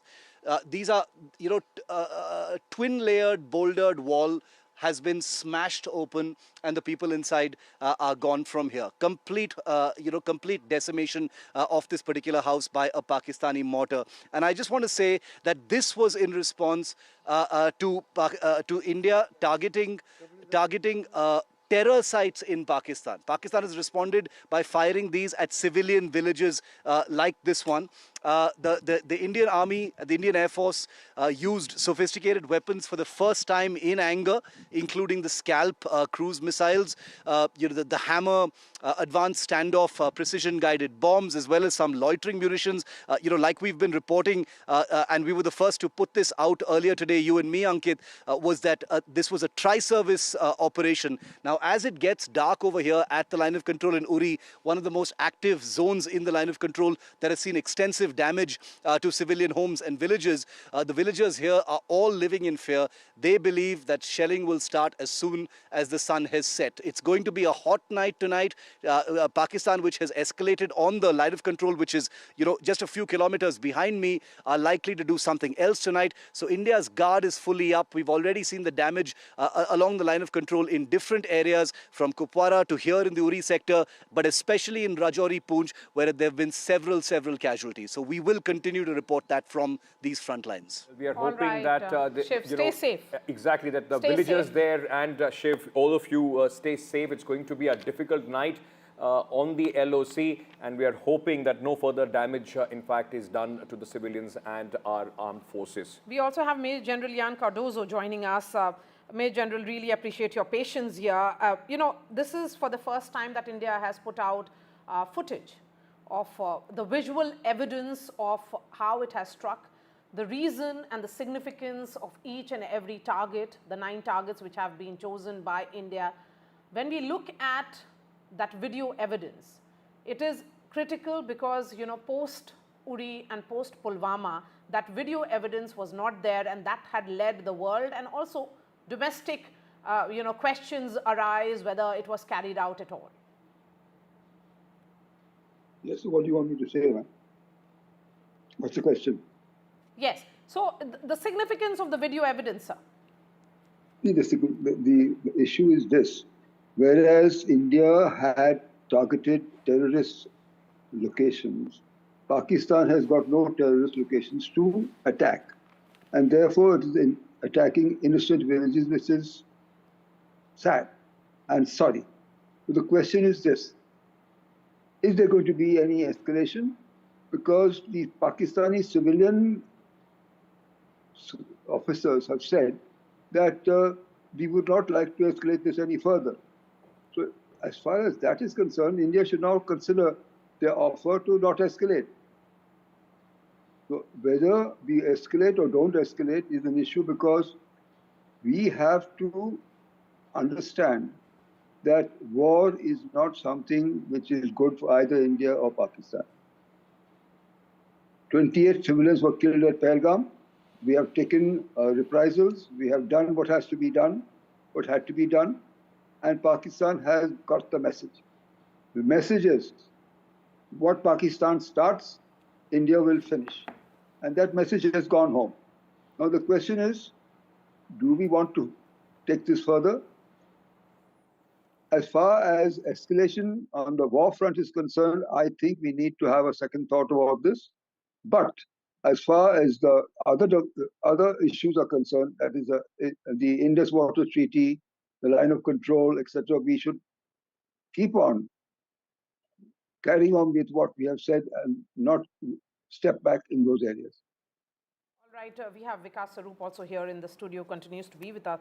Vikas Sarup, India doesn't want escalation. Pakistan cannot afford escalation. You have perhaps given us a headline of sorts. But going ahead, in the next 24 to 48 hours, what should India be prepared for? I think India has to be prepared for every and any eventuality. And I think the fact that we are having these civil defense drills across 244 districts of India means that we are ramping up our preparedness. We are ready for any eventuality. The Indian armed forces are ready to give a befitting response to any Pakistan misadventure. So I think Pakistan better beware. If they go on the escalation ladder, then India will also be forced to go on that same ladder. I think neither country would want that. My sense is the civilian leadership in Pakistan definitely would not want it. Can the army even afford this? My sense is it will not, because even in Balakot, if you remember, they were forced to return our downed pilot eventually because they wanted to de-escalate at that point in time. So I hope saner voices, saner heads will prevail in Pakistan, and they will treat this as a closed chapter, and both countries can go on with the normal business. Absolutely, because make no mistake about one thing, ladies and gentlemen. The cost of war. The cost of war. Exactly. And India we have done what needed to be done at that point of time. There had to be a retribution. There had to be some cost that has to be extracted from Pakistan, a message being sent. But now the ball is in Pakistan's court. How they want to play on from here, it all depends on the Pakistani army and the civilian establishment. Not only they will again expose themselves as backing the terrorists who have been targeted by the Indian precision strikes, they would also will have to pay a very heavy price if the escalation on the kinetic ladder goes up from here. We'll take a very quick break, ladies and gentlemen. Our discussions will continue. This is the big story that we have been tracking. India's precision strike in Pakistan, Operation Sindoor. A message has been sent.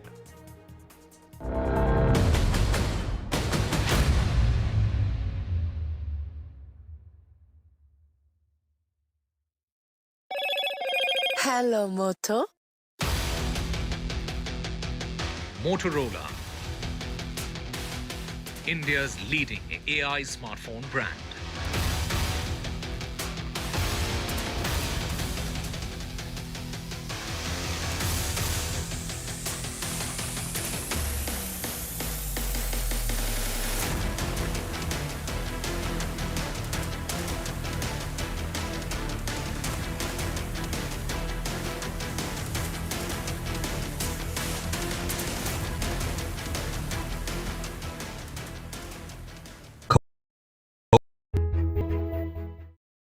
That's huge.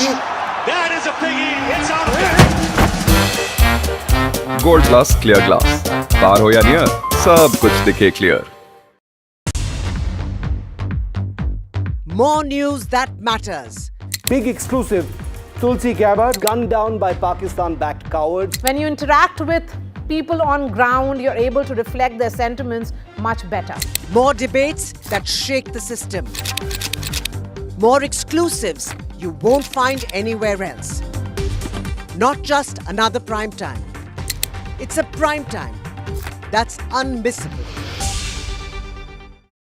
I've been reporting on all issues big and small from Andhra Pradesh, Telangana, rest of South India, bringing you all the action, all that you need to know, all that you want to know. The energy of Maximum City is infectious. I'm bringing that energy in our news coverage from financial capital Mumbai. Covering from the southernmost part of India over the last 23 years. I bring in-depth and 360-degree coverage from the Dravidian heartland. The land of Mishti, also known for its bitter politics. I have seen much water flow under the Howrah Bridge, covering Bengal in all its vivid colors. India's IT capital is always bustling, a city full of startups, stories and surprises. And I keep you ahead on all the Bengaluru buzz.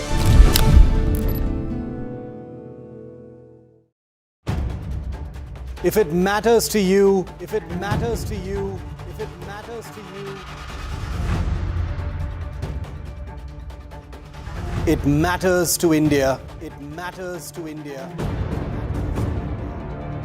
And it matters to me. And it matters to me. India Matters with Shivaru.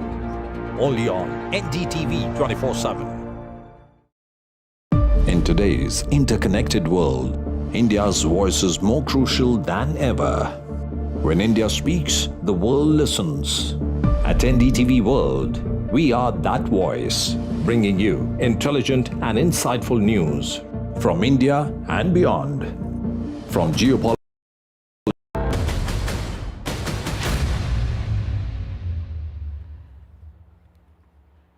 Terror training camps and logistical networks inside Pakistan and in POK have been destroyed by India in the Operation Sindoor, which was carried out. Sindoor, the significance of that word cannot be missed. It stands for vermilion, something that is associated with, closely identified with Indian culture and Indian brides. Remember what happened and what played out on 22nd was also young brides separated from their spouses, young mothers separated from their husbands, and then children witnessing their fathers being killed point blank by terrorists. In fact, soon after the military strikes by India, we have been speaking to the families of victims. What does it mean for them? Let's listen in, because the significance of the day and the symbolism of Operation Sindoor cannot be missed.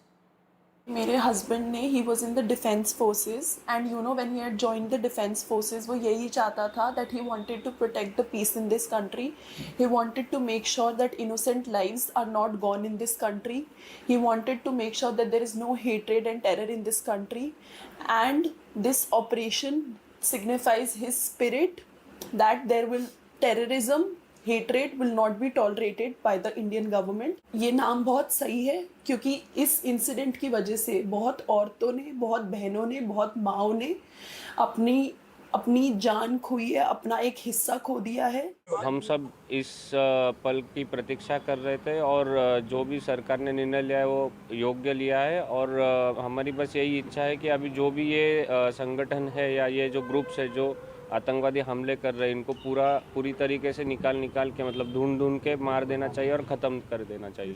उसे बहुत thank you कहती हूँ कि उन्होंने मेरे पति की मौत का बदला लिया है. मैं बहुत छोटी हूँ, उन्हें कुछ भी कहने या नहीं कहने वाली, लेकिन हाँ जिस तरीके से हमारे परिवार को उन पे विश्वास था उन्होंने उसी तरीके से जवाब हमारे विश्वास को कायम रखा है and I am really thankful. हमें ऑपरेशन सिंदूर के बारे में न्यूज़ चैनल से मतलब हमारे परिवार वालों के कॉल आए हमें और तब पता चला कि भारत ने जो पहलगाम में हमला हुआ था उसके ऊपर आज उन्होंने रिएक्शन मतलब उनको उत्तर दिया है इसके बदले में एयर स्ट्राइक करके. पहले तो मिशन का नाम सुन के हम लोगों को बहुत मतलब मैं तो बहुत रो रही थी सुन के. थैंक्स देना चाहता हूँ उसको, ये जो पाकिस्तान ये आपका टेररिस्ट ये अड्डा को मुँह तोड़ ये जवाब दिया है, काफ़ी डैमेज किया है. और अभी इंडियन ये फौजी वालों से भी मैं दरख्वास्त करूँगा सतर्क है, क्योंकि पाकिस्तान वालों के भरोसा नहीं है कब वो फिर ये अंदर से फिर कब ये हमें नुकसान पहुंचाने के लिए उन लोग जो स्टेप लेंगे, तो सतर्क रहने के लिए उन लोग को भी मैं दरख्वास्त करूँगा. मोदी जी अभी ये जो स्टेप लिया है हमारे ये फौजी लोगों को ये मुँह तोड़ जितना भी आतंकवादी है उनको मुँह तोड़ जवाब देने के लिए जो स्टेप लिया मोदी को मैं थैंक्सफुल देना चाहता हूँ. From women leading the briefing when it happened at 11 a.m. earlier today, it was the anti-terror Operation Sindoor, which stands for that honoring of women, those women who were widowed after terrorists killed their men in Pahalgam on 22nd. That is what this entire operation stands for. And Ankit, we have Lieutenant General Arun Sahani, but very quickly before, like you were speaking about the women, the terrorists backed by Pakistan chose Indian women whose husbands were isolated and killed in front of them to send across a message. Remember those words that terrorists use, go tell Modi that, we have done this. And today, the country saw 2 women delivering the message back to Pakistan. If you could do this, our armed forces have the strength, the resolve and the capacity to give you and your terror infrastructure a deadly blow. Lieutenant General Arun Sahani, if I may bring you in, sir, at this moment, it is going to be a difficult night, isn't it, sir? Yes. Because the expectation already is that at least for their domestic audience, Pakistan would want to show something that they have retaliated against India. Also, do you feel that this, after hitting Murid Ke, Bahawalpur, this is deterrence enough? We have done something which we have not done since 1971. I think, I think what you talked about, deterrence, I think that's the most important thing. The first point is that both from the political leadership and from the citizens of this country, this preparedness to take the last bullet, that is, in case there is a war, they are willing to stand by the country, face these hardships that would naturally flow, both in the economic and in their normal daily lives, was the first step of deterrence, to show that India will go the whole hog in case you continue with this kind of an activity. So I think the first step of deterrence has been set by the fact that we have targeted the nerve centers of these terrorists. The country has shown a resolve that we will be ready to face the hardships. We would be willing to go to war, even if it is detrimental for the country and for the people. We'll have more casualties. But henceforth, I'm sorry, we are not going to accept any such nonsense from you. But how do you now maintain this deterrence? And that's where the challenge will remain with India. Hereafter, my feeling is that these one-off attacks does create and give the necessary messaging for continued signaling. Every time there is a terrorist attack in India, we have to be prepared to actually take, literally, as they say, blood for blood. If they fire on us, kill a terrorist attack which is traced back to Pakistan, which actually doesn't require too much of a ingenuity to really work out, then I think there needs to be a reciprocal punishment.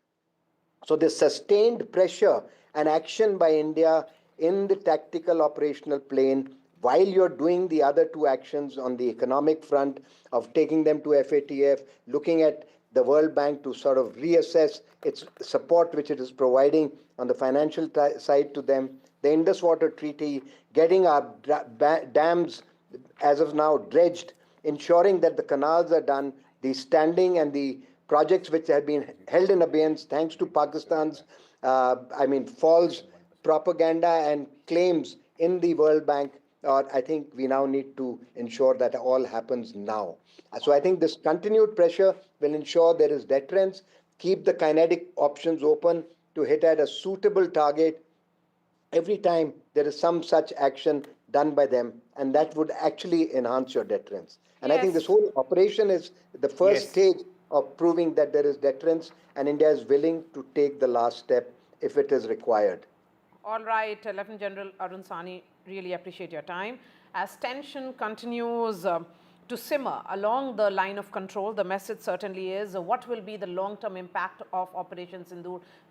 Will it be actually a deterrent, or will it spark future confrontation between the 2 nations? A quick break, and then we get you details of all the mock drills which has been carried out across 259 districts in India.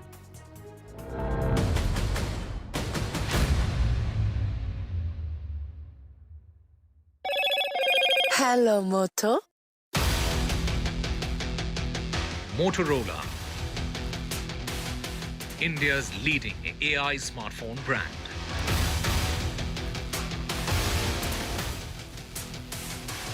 Let me tell you about the ex-post of the day, which has come from Home Minister Amit Shah, who has, after the Balakot strike, said, proud of our armed forces Operation Sindoor is Bharat's response to brutal killing of our innocent brothers in Pahalgam.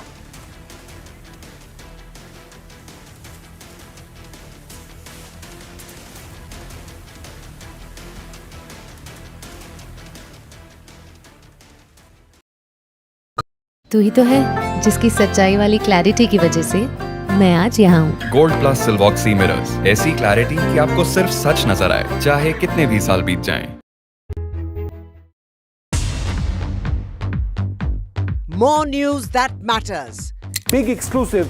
Tulsi Gabbard gunned down by Pakistan-backed cowards. When you interact with people on ground, you're able to reflect their sentiments much better. More debates that shake the system. More exclusives you won't find anywhere else. Not just another prime time. It's a prime time that's unmissable. I've been reporting on all issues big and small from Andhra Pradesh, Telangana, rest of South India, bringing you all the action, all that you need to know, all that you want to know. The energy of Maximum City is infectious. I'm bringing that energy in our news coverage from financial capital Mumbai. Covering from the southernmost part of India over the last 23 years, I bring in-depth and 360-degree coverage from the Dravidian heartland. The land of Mishti, also known for its bitter politics. I have seen much water flow under the Howrah Bridge, covering Bengal in all its vivid colors. India's IT capital is always bustling.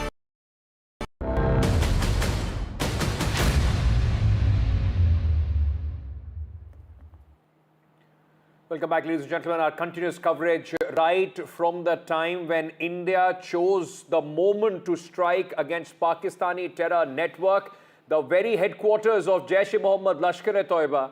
Remember, it also happened in the backdrop of the country already preparing for any eventuality. And today was the day when it was chosen that these mock drills are only going to send a message of preparation so that in any eventuality, the country doesn't see any panic. Take a look at these reports which have been filed by our colleagues from across the country. After the Ministry of Home Affairs briefed the state governments to conduct mock drills to check the preparedness of citizens and the civil defense here in Bengaluru, right outside the Fire and Emergency Services headquarters, you're looking at the teams conducting a mock drill of a rescue operation, going in an inflated boat to a small island, rescuing an injured person, and by the banks you're looking at multiple civil defense personnel using a stretcher to get this injured person from the boat towards an ambulance as soon as possible. This is once again, mind you viewers, a mock drill, especially in the light of the recent attacks that India have carried out on terror bases in Pakistan and Pakistan-occupied Kashmir. Such drills, of course, become very important. Over the course of the next 7 days or more, there will be multiple mock drills that will try and prepare the police, the civil defense, the fire personnel and any security personnel to really be prepared for any sort of eventuality. Air raid sirens, of course, are going to be blaring in different parts of Bengaluru, Karwar, Raichur, Mysuru and Mandya over the next few days. There's also going to be other forms of rescue operations in different places. Now here you can also see, of course, another boat that is also making its way here.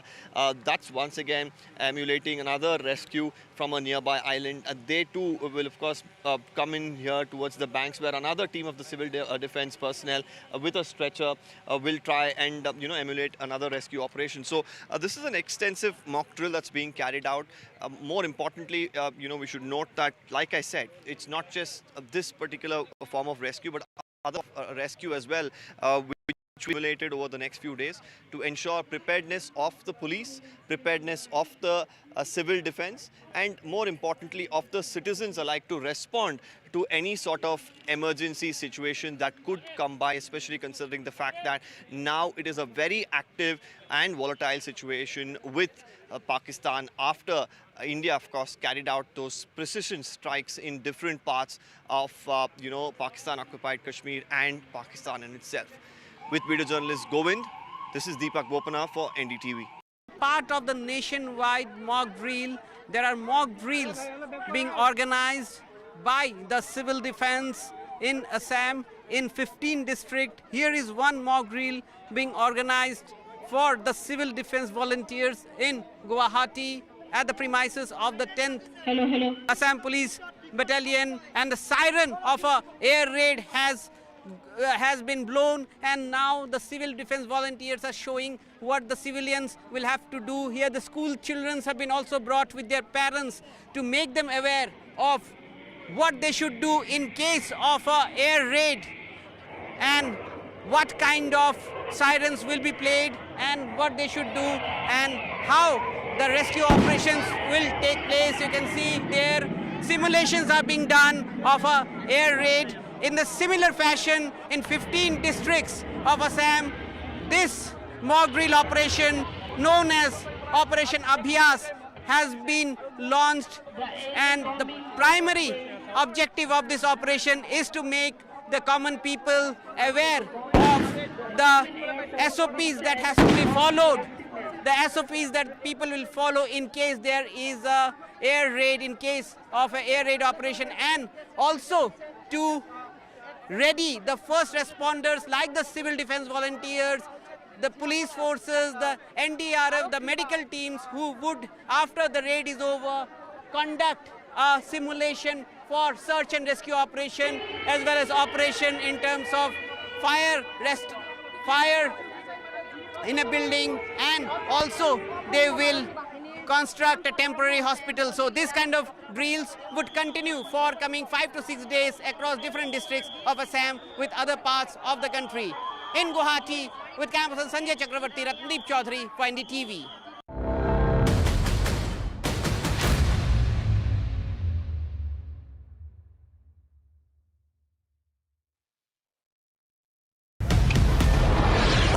This is Operation Sindoor. It is India's big retaliation for the Pahalgam terror attack. The precision with which this attack has been carried out, it's payback time. The headquarters of Jaish-e-Mohammed in Bahawalpur and Lashkar-e-Taiba headquarters in Muridke have been hit. That these targets lay between 30 kilometers across the line of control. Prime Minister has monitored the entire sequence of events overnight. He's been closely monitoring it.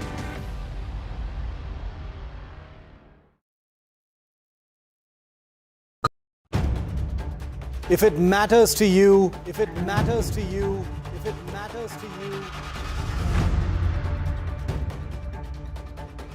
it matters to India. It matters to India.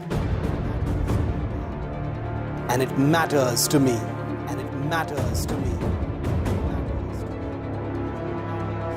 India Matters with Shivaru. Only on NDTV 24/7. In today's interconnected world, India's voice is more crucial than ever. When India speaks, the world listens. At NDTV World, we are that voice, bringing you intelligent and insightful news from India and beyond. From geopolitics and diplomacy to economic shifts, migrations, tech disruptions, and the stories of our diaspora. We cover the news that shapes our global future. NDTV World, your new home for global news, is here.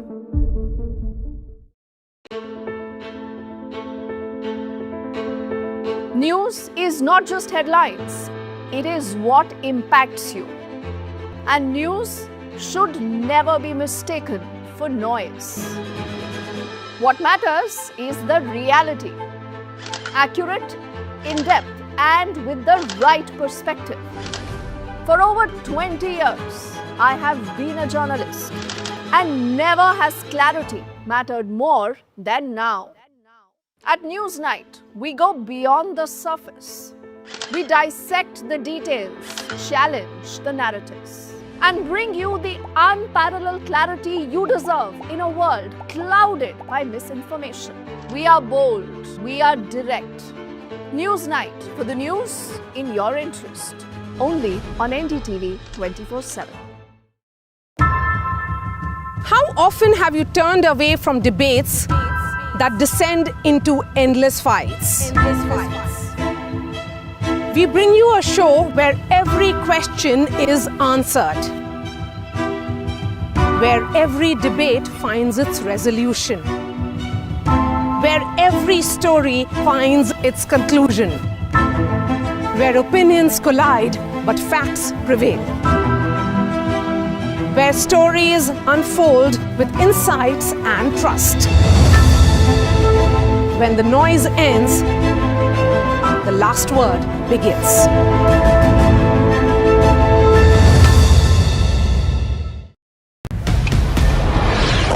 This is Operation Sindoor. It is India's big retaliation for the Pahalgam terror attack. The precision with which this attack has been carried out, it's payback time. The headquarters of Jaish-e-Mohammed in Bahawalpur and Lashkar-e-Taiba headquarters in Muridke have been hit. That these targets lay between 30 kilometers across the line of control. Prime Minister has monitored the entire sequence of events overnight.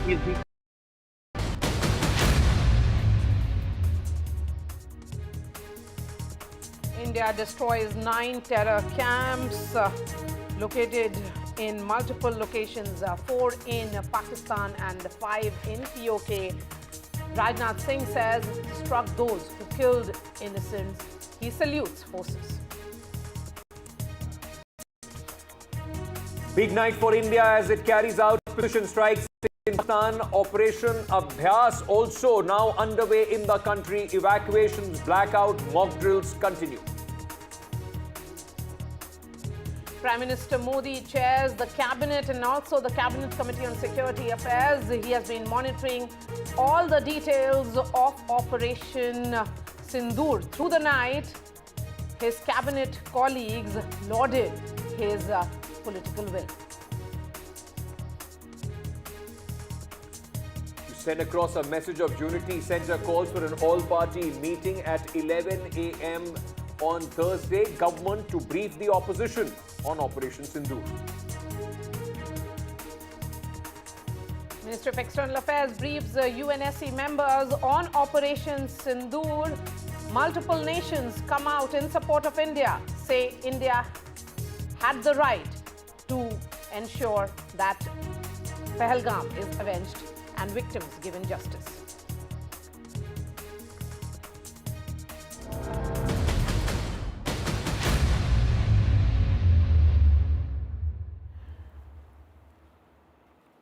"24 missile strikes and India has struck at 9 nerve centers of terrorism inside Pakistan and in Pakistan-occupied Kashmir. Multiple videos have been released by India showing our armed forces striking terror camps, and these were camps linked to Jaish-e-Mohammed and Lashkar-e-Taiba, which have been destroyed and targeted. This is for the first time that India has released visuals of targets decimated under Operation Sindoor, which was meant to avenge deadly April 22nd attack in Jammu and Kashmir's Pahalgam. In India's history of anti-terror operations on Pakistan, at least Pakistan-occupied Kashmir and Pakistan, this is possibly the deepest India has struck Pakistani terror operations, or at least the terror infrastructure in Pakistan. The strikes began at the dead of the night and were carried out for about 25 minutes from 1:05 a.m. to 1:30 a.m. No Pakistani military installation, and this is very, very important, no Pakistani military installation or civilian infrastructure or even economic installations and infrastructure was destroyed or targeted by India. India has underscored its efforts to distinguish between anti-terror operations and full-scale military aggression. Meanwhile, Prime Minister Narendra Modi monitored this entire operation, ladies and gentlemen, through the night. Later, he also briefed the President of India. His political will was lauded by his cabinet colleagues. Now, all eyes on Pakistan, on how this plays out from here on. And Rajnath Singh has spoken out. He has praised the Indian Armed Forces. Let's listen in, and also to Foreign Secretary who briefed the media. जैसे कि आप सबको जानकारी है कि कल रात हमारी भारतीय सेनाओं ने अपने अद्भुत शौर्य और पराक्रम का परिचय देते हुए एक नया इतिहास रच दिया है। तो हम कह सकते हैं एक तरीके की सटीकता, सतर्कता और मानवीयता यह हमारी भारत की सेना के जवानों ने दिखाई है।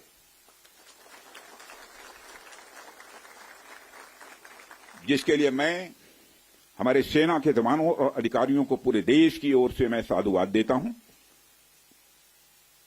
हमने केवल उन्हीं को मारा जिन्होंने हमारे मासूमों को मारा। हमारे प्रधानमंत्री जी के मार्गदर्शन में हमारे भारत की सेना ने हम सभी भारतवासियों का मस्तक ऊंचा किया। Earlier this morning, as you would be aware, India exercised its right to respond and preempt as well as deter more such cross-border attacks. These actions were measured, non-escalatory, proportionate, and responsible. They focused on dismantling the terrorist infrastructure and disabling terrorists likely to be sent across to India. You would also recall that the Security Council on 25th April 2025 had issued a press statement on the Pahalgam terror attack, underlining, and I quote, the need to hold perpetrators, organizers, financiers, and sponsors of this reprehensible act of terrorism accountable and bring them to justice, unquote. India's latest actions should be seen in this context. Through precision capability, as shown to you, a niche technology weapons with careful selection of warheads was ensured so that there will be no collateral damage. The point of impact in each of the target was a specific building or a group of buildings. All the targets were neutralized with clinical efficiency, and the results reiterate the professionalism of the Indian Armed Forces in the planning and execution of their operations. No military establishments were targeted. India has demonstrated considerable restraint in its response. However, it must be said that the Indian Armed Forces are fully prepared to respond to Pakistani misadventures, if any. Operation Sindoor 22 April को पहलगाम में हुए विभत्स आतंकवादी हमले के शिकार मासूम नागरिकों व उनके परिवारों को न्याय देने के लिए लॉन्च किया गया था। इस कार्रवाई में 9 टेररिस्ट कैंप्स को टारगेट किया गया और पूरी तरह से इसे बर्बाद किया गया। पाकिस्तान में पिछले 3 दशकों से टेरर इंफ्रास्ट्रक्चर का निर्माण हो रहा है। इसमें recruitment, indoctrination centres, training areas व लॉन्च पैड शामिल थे, जो पाकिस्तान और पाक अधिकृत जम्मू कश्मीर POJK दोनों में फैले हैं। इन लक्ष्यों का चयन विश्वसनीय इंटेलिजेंस सूचनाओं के आधार पर हुआ ताकि आतंक गतिविधियों की रीढ़ तोड़ी जा सके, और यह खास ध्यान दिया गया कि निर्दोष नागरिकों और सिविलियन इंस्टॉलेशन को नुकसान ना पहुंचे। And joining me now on this special broadcast, in fact joining Ankit and me at this special broadcast, is Nazir Masoodi. He has been tracking all the developments from ground zero in Jammu and Kashmir. We also have Admiral Arun Prakash, former Chief of Navy Staff. I'm coming to you, Nazir, first. Nazir, where you are, there is this sense it's an uneasy calm as the sun sets. There is this sense also that perhaps the shelling could begin and Pakistan could resort to what has been, a visual which came in through the day of regular targeting of civilians. Well, after seeing the plight of people living in the line of control, everybody is really disturbed here in Kashmir. What will happen this night? And everybody hopes that it will be the end of this confrontation. The way Pakistan targeted innocent civilians, civilian population, be it Tangdar, where you see besides residential houses, there's massive destruction of the shops and business establishments. So people are losing their home, becoming homeless, and they're becoming jobless, losing their livelihood as well. And the worst hit is Poonch, where 10 civilians have been killed. Around 40 are injured. Houses, business establishments, religious places have been targeted. So on one hand, India says it has only targeted terror, installations or terror sites, and did not attack any military installation or civilian population. But on the other side, we could see from Pakistan It was heavy pounding artillery on the civilian areas and the defense establishments also. So it is going to be a very night, which may be long one, because at around 1 last night, we could hear sirens, we could hear massive air activity in Srinagar and other parts of the valley. And then what followed was heavy artillery people have not seen for a long time. People have gone back to the bunkers, and administration has today taken so many people to these community bunkers and the schools to safer areas. Chief Minister Umar Abdullah held emergency meeting with the DCs of border districts. So did the Jammu and Kashmir's Lieutenant Governor. Both had common thing to ensure that people are taken to safety. There are no loss of lives, and also those who have been affected are given first, relief, some sort of relief and food and shelter to save their lives. Universities have postponed their exams till 10th of this month, and Srinagar Airport, there would not be any civilian flights till 10th of this month. So even the Hajj flights have been, cancelled from Srinagar.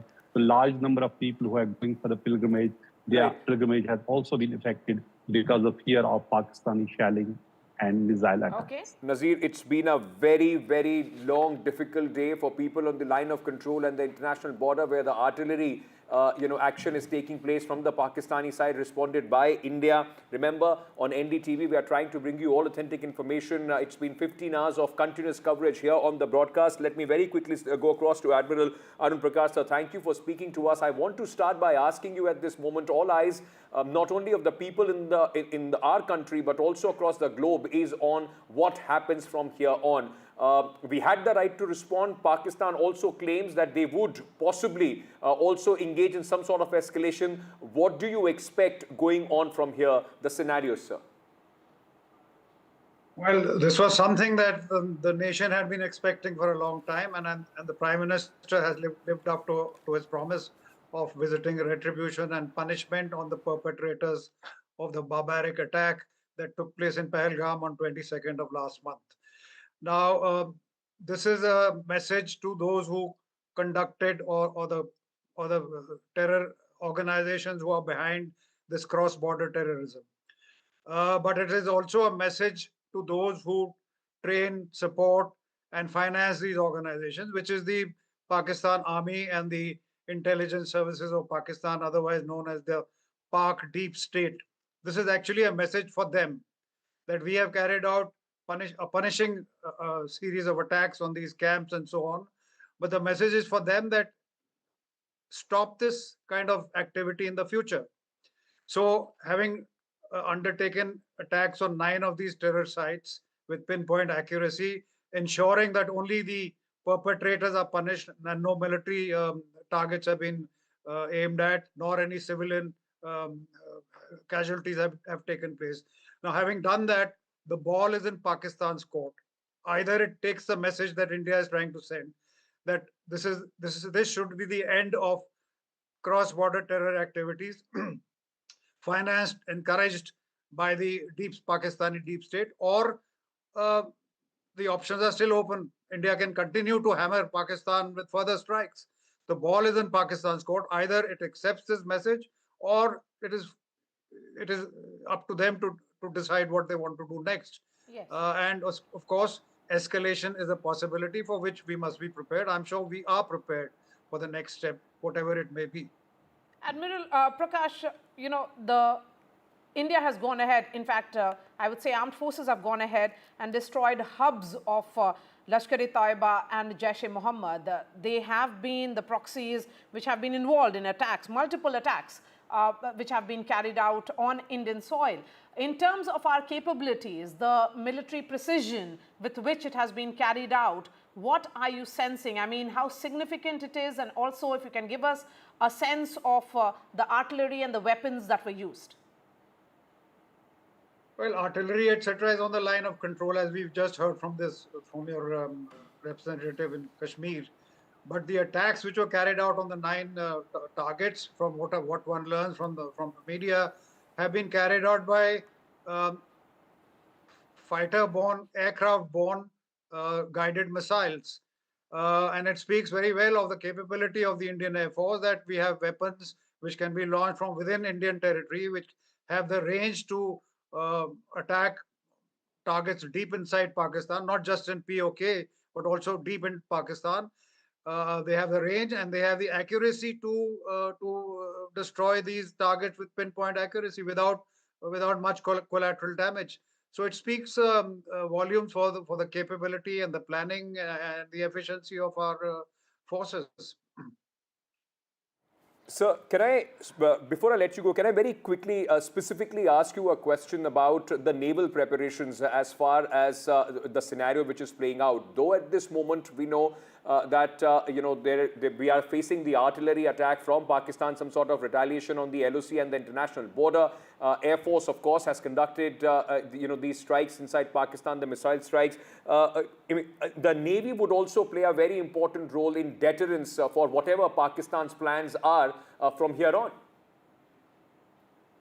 Well, one expects that there is a strategy in place, and that strategy is a calibrated, stepwise. So step one has been taken. Now we have to wait for how Pakistan respond, whether they acknowledge the message that we are trying to send to them or they try to retaliate.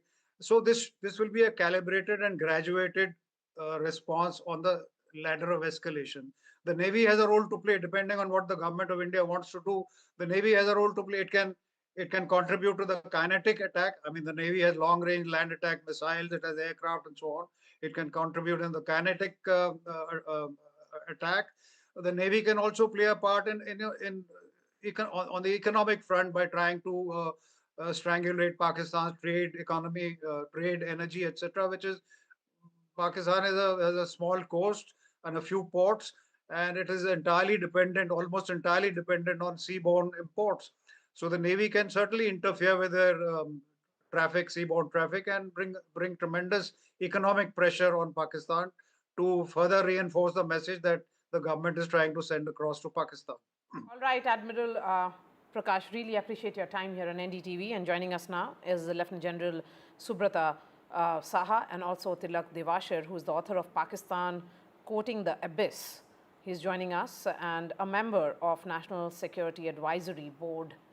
He is. I'm going to come to you, Lieutenant General Subrata Saha here. The armed forces used precision weapons from deep within the Indian territory. So they were very much on our side. They really did not cross the line of control or international border. The arsenal included air-launched Scalp cruise missiles, hammer precision guided bombs, and loitering munition. The choice of weapons, sir, the choice of missiles, how do you look at it? The message is clear that there was a lot of planning which had gone into it, and calibrated surveillance which was ensured that when it comes to the target, they were identified and then destroyed. See, first of all, I think it's important to go back to the press release at 1:44 a.m. Last night. If you read the message, it gives out very categorically that we have, as you've highlighted yourself, made a very focused, measured, non-escalatory strikes at the terrorist infrastructure. And it goes on to state that military targets have not been targeted. Military installations have not been targeted. So in fact, in that message is a message for the Pakistani establishment that should you choose to escalate, next will be your military installations. So if you see, the whole exercise has been done utilizing very precise munitions so that minimum, collateral damage, precision attacks on terrorist infrastructure, and reserve the right to escalate as per your design, as per your strategy, i.e. keep control on the escalation ladder. What has not been stated in the press release is the fact that should you choose to escalate further, next will be the attacks on your economic targets. And given the state of Pakistan, if India chooses to strike at the economic targets, it is going to be disastrous. So therefore, the broader strategy is quite clear on how it is, the whole thing is possibly going to pan out. And it is for the analysts to read and understand how this whole operation is evolving. Now, look at the way Pakistan is responding. You strike at innocent civilians in Pahalgam. And now again, you're striking at innocent civilians along the line of control. Of course, the government has announced mock drills across the country. I think equally important is the fact that Pakistan will now try to activate some sleeper cells that they have, across the length and breadth of our country. So I think it is important through your medium to sort of, tell all our countrymen, tell all our fellow countrymen to be very, very careful, because in all such scenarios, actually the first responder is the citizen on the ground who are first, should they watch and find anything which is suspicious. And every agency, whether it is the beat policeman, whether it's the, state police, central agencies, everybody has a role to play. And so there is a requirement of being extremely cautious as we go along, because Pakistan and its agencies, we are quite, we should be cognizant of the fact that they are quite capable of, going to any depths to try and strike back. But then on the larger scheme of things, I think we have to be prepared, especially in the next 24 to 48 hours, to get a kind of military response, which may be coming in the zone of of military installations. Absolutely. Unless some friends of Pakistan insert some sanity in the minds of their leadership, particularly the Pakistani chief, who has gone completely berserk. You heard his speech. Absolutely, and sir, we have seen how India has also, made that diplomatic offensive, have spoken out, reached out to other countries. Hopefully, many of them, as the Secretary of State of the United States has said, that he has also spoken to the Pakistani establishment, drilling some sense in them. But Tilak Deveshwar, sir, I just want to understand from you, because you understand Pakistan very, very well. You've written extensively about it. If Pakistan chooses to take the escalation ladder, it's very clearly India has only targeted the terror infrastructure in Pakistan. Pakistan would also risk as being seen backing these terrorists actively across the globe. I mean, it's not that they're civilian or military installations which have been hit, but the terror infrastructure, the headquarters in Pakistan, which at this moment has faced the brunt of Indian attack. Yeah, first of all, thank you for having me on your show. You see, Pakistan has a dilemma. India targeted terror training camps in Pakistan. There are no equivalent terror training camps in India. Right? So what does Pakistan target? Either civilians or they target military installations. Now, Pakistan will have to react, and I think they will react within 24 to 36 hours, because they have to show to their own people that there is equivalence, that if India does something, they can go to hit India back. But that's where, as I mentioned, the dilemma. What do they target? And if they make a mistake, and if they target either civilians or military, then the retaliation and the escalation from India will be much more severe than what it has happened in the first round. So I think the next 24 to 36 hours are going to be very, very critical, unless, of course, Pakistan does a very foolish thing by targeting one of the dams, not realizing that the water will flow into Pakistan and won't flow back into India. Or what they did in Balakot, that you drop your munitions in a deserted area, claim equivalence, and then the whole crisis draws down. Now, I can't second guess what Pakistan is going to do, but the fact that they will do something is definite. Next 24 to 36 hours, they will react, and let's wait and watch how they react. I think India is prepared. The Indian armed forces are absolutely prepared for whatever Pakistan can throw at us. Okay, since you're saying that they will react, so perhaps Lieutenant General Subrata Saha will be able to decode that for us. Today was also the day of mock drills which were carried out throughout the country, Lieutenant General Saha. So there is a sense of preparedness. Home Minister Amit Shah has also chaired a meeting which included chief ministers of all border states in attendance. So the messaging is, in terms of preparations, India has to be prepared.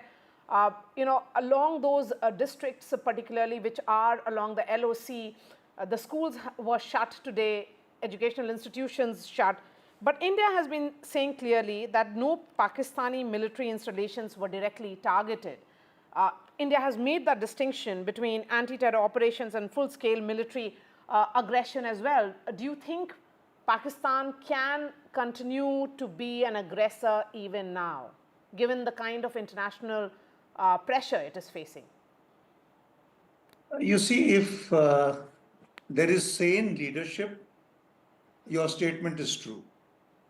But if we are seeing the behavior of the chief of the Pakistan Army particularly, and I was referring exactly to his speech which he was making to the non-resident Pakistani, I have not come across any speech by previous Pakistan Army chief, including President Musharraf, a speech of that kind. So unless, there is some kind of a sanity prevailing in the system through some good sense coming in via friends of Pakistan, or don't be surprised if some sane corps commander supported by other elements within Pakistan take over from this fellow, which is, you cannot rule that out because Pakistan is a very fractured polity as we speak today. Don't rule out anything. Then you might see a change. But if this insanity continues, don't be surprised if the retaliation comes. And that's exactly what I think Tilak is also pointing out, and I also pointed out. We should be expecting a response because even Shahbaz Sharif, in the wee hours of the morning today, in his first reaction, where he admits to 5 sites having been, attacked, he says we will retaliate. Of course, later in the day, the defense minister seems to be climbing down from the high and hot horse of a couple of days before and talking about climbing down. Yes. The point is, there is that urge to retaliate both in the political leadership and of course the Pakistan Army chief. So it is reasonable to expect some kind of an insane kind of a response. Yes. So that's exactly what we are talking about. And I think what Pakistan Army Chief will decide will go as far as Pakistan is concerned. He's the most important person when it comes to deciding all these matters, not the civilian leadership. But Mr. Devesh, let me very quickly take one response from you. Like we've been speaking about, yes, of course, Pakistan Army would want to use this once again to whip up some support for itself, which was dwindling. Attacks in Balochistan on the Pakistani army, demoralizing them as well. But one question that a lot of people are asking, can Pakistan even afford it? Yes. On the line of control, we are seeing intense bombardment from Pakistani side using the artillery guns. But beyond that, how much can Pakistan afford? It's already in doldrums as far as economy is concerned. How much can Pakistan extend this? That's a very good question. I don't have a definite answer, but I think circumstantial evidence would suggest that even this mobilization that Pakistan has done, moving troops from Peshawar and from Quetta, they do not have the wherewithal to sustain. Earlier, they could sustain a war for 14 or 15 days in 65 and in 71. I don't think so. They have that capacity today. Take the case of fuel, POL. I was shocked to read that 14% of Pakistan's petrol and diesel is actually smuggled from Iran. In about 3,000 oil tankers every day, about 5 to 6 million liters of petrol and diesel is smuggled from Iran. Now, this is if your war fighting capability is dependent on smuggled fuel, how much do you think they are going to be able to sustain a long, a war of duration of even more than a week? So I think they are very vulnerable. And typically Pakistan, typically Punjabi Pakistan, it's all bluff and bluster, talking about nuclear. You see, there is no other country in the world, and nobody in India certainly talks about nuclear weapons as war-fighting weapons. People just use it as a deterrence and keep quiet about it. Pakistan is the only country which sways, like even the defense minister said that if we are threatened, we will make sure that the world ceases to exist. I mean, this is a red flag to the rest of the world. So coming back to your question, I think Pakistan does not have the wherewithal and the capacity to sustain a war or even a serious exchange with India for more than 4 days to a week. Very important that Point being distinction, made there. in fact, and that is something that would have been factored in, I'm sure, while we planned this operation, and of course, while we are waiting to see if Pakistan chooses to escalate. The ball is in their court. What they do now will define how Pakistan's future is defined from here on, Maria. Yes, that's right. And thank you for joining us on this broadcast, Tilak Devashar and Lieutenant General Subrata Saha. My colleague Shivarur has been reporting from Ground Zero, and he has sent the special report from Uri, from one of the homes which have been destroyed by this constant artillery shelling which is happening along the LOC. We're at the line of control in Salamabad. It's one of the last outposts before the line of control. There are 2 houses here that were struck last night in Pakistan Army shelling here in the Uri sector. These 2 houses have been completely totaled, completely destroyed. There's still a fire burning, if you can see over there, smoke smoldering across this entire pair of houses. Miraculously, no deaths, but 4 people have been severely injured. 2 of them children. One of them has apparently lost a limb as well. They've been evacuated to the Baramulla hospital, which is about 40 kilometers to our rear from here. We're about 10 kilometers from the line of control. You know, I'm surprised that anything is left everywhere else, because it looks like a shell, a stray shell may have come and landed here. It appears to suggest that the Pakistan Army, which has been aiming and firing directly, targeting civilian areas, has caused damage deeper inside, and one shell or a couple of shells has come and actually landed here. This has all the telltale signs of artillery damage. You can see shrapnel completely ripping through these metal sheets. These are very clear signs of artillery shrapnel that has ripped open these roof sheets. The walls completely broken, and everything is still burning in these houses. The images you're seeing here on NDTV are the first manifestations of what we've been reporting since the morning, that the Pakistan Army has directly targeted civilian areas. This has nothing to do with the military. There's no army over here. The army brigade is way many kilometers behind where we are. This is a civilian settlement. You know, a rural folk live in this area, and this is what a couple of Pakistani shells has done in this place. These are live images, first on NDTV, that we're bringing to you of what targeting a civilian establishment, a civilian area really looks like. It is very likely that an escalation will begin again. We were told earlier by people who were fleeing from this village and others that the firing took place till as late as 11:30 in the morning. They heard the thuds of artillery fire and small arms fire till at least 11:30 in the morning. I want to get a word in from one of these people. Sir, idhar आइए. कौन रहते हैं यहाँ पे? कितने लोग जख्मी हो गए इसमें? इसमें 4 लोग. इधर आ जाइए, इधर. हाँ जी. 4 लोग. 4 लोग. 4 कौन? बच्चे? एक 13 साल की बच्ची, एक 4 साल का बच्चा, तो 2 घर के मालिक. हाँ. और क्या ये पाकिस्तान के शेल? हाँ, ये पाकिस्तान का आया. रात के 2 बजे का मसला है. तो उससे ये घायल हो गए. तो यहाँ मकानों की बात ही नहीं. मकान कितने बजे गिरे थे ये शेल? 2 बजे. 2 बजे सोए होते हैं. आप कहाँ थे उस टाइम? हमने सुना ये? हाँ, हमने ये भरोसी है यहाँ. हम तो रात को बाहर आ रहे. 2 बजे के बाद हमारे बच्चे भी बाहर आ गए.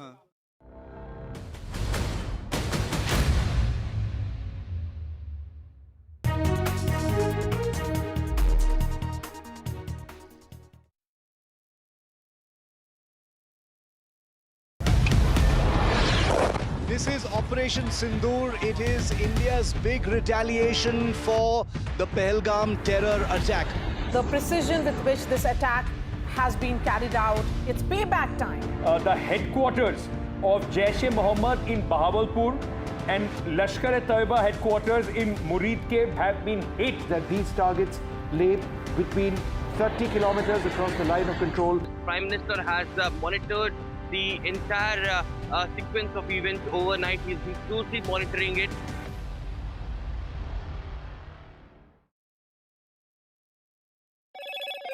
Hello, Moto. Motorola,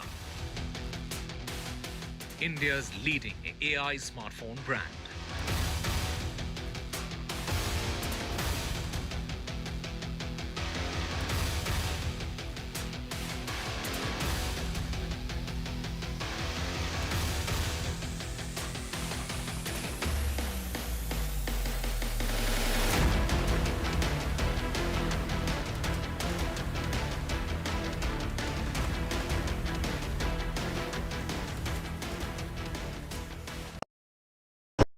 gold plus optimistic reflective glass लगाओ, धूप की गर्मी को दूर भगाओ और बिजली का बिल भी बचाओ।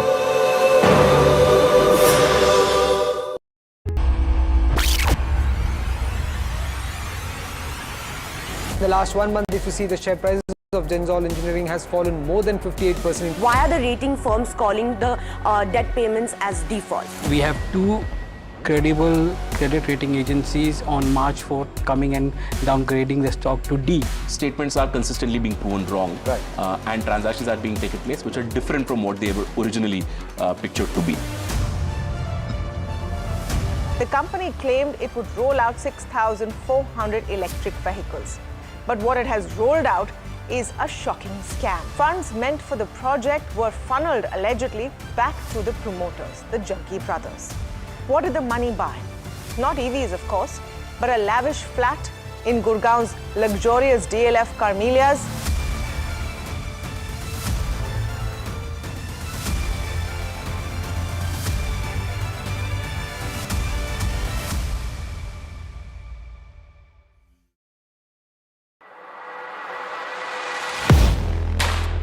Do you really know the company you invest in? What is the real picture behind presentations and claims? Is the outlook as rosy as the company claims?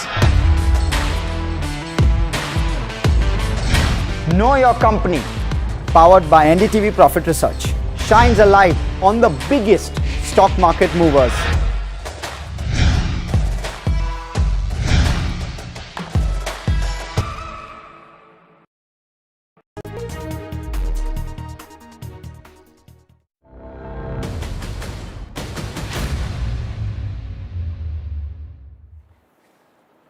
Welcome back, ladies and gentlemen. While Operation Sindoor was India's spear going across the border, hitting out at the Pakistani terror establishment, there is another operation which is going across the country, Operation Abhyas, getting the country ready for any eventuality. Today was the big day of the mock drill across 259 districts in the country.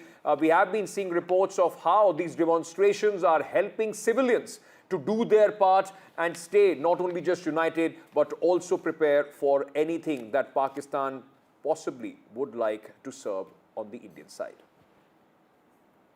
Carried out. Multiple guidelines had already been given by the central government to state government so that they will be able to prepare the people for the war if it goes to happen, and we can see that how this mock drill is being carried out at Firozpur. So these are the pictures and visuals at the moment there was a siren, how these people are trying to tackle with the situation at this point of time. So these are the guidelines which has already been issued. I'll request my visit to show these pictures. We have seen emergency ambulance has already been deployed so that if there is any emergency, immediately the local administration, and that is the also on the second line of defense, they will be able to grapple and deal with the situation immediately. So today we have seen this mock drill which is being carried out in this border area of district of Firozpur at this point of time, and we have seen how they are being trained by the officers here. So once again I'll request my Vijay to show all these pictures from ground, that how the officer they are guiding the civilians, also the people who are also participating and who are also standing in the second line of defense, that once there is a the siren is going to start, how they are going to deal with the situation. So all these pictures are telling that in Punjab and specifically in district Firozpur, the people are being guided by the local administration so that they will be able to deal the situation. And joining us now is Dr. Shashi Tharoor, Congress MP and also former diplomat who has served at the United Nations. Dr. Tharoor, I appreciate your time. India has woken up to Operation Sindoor.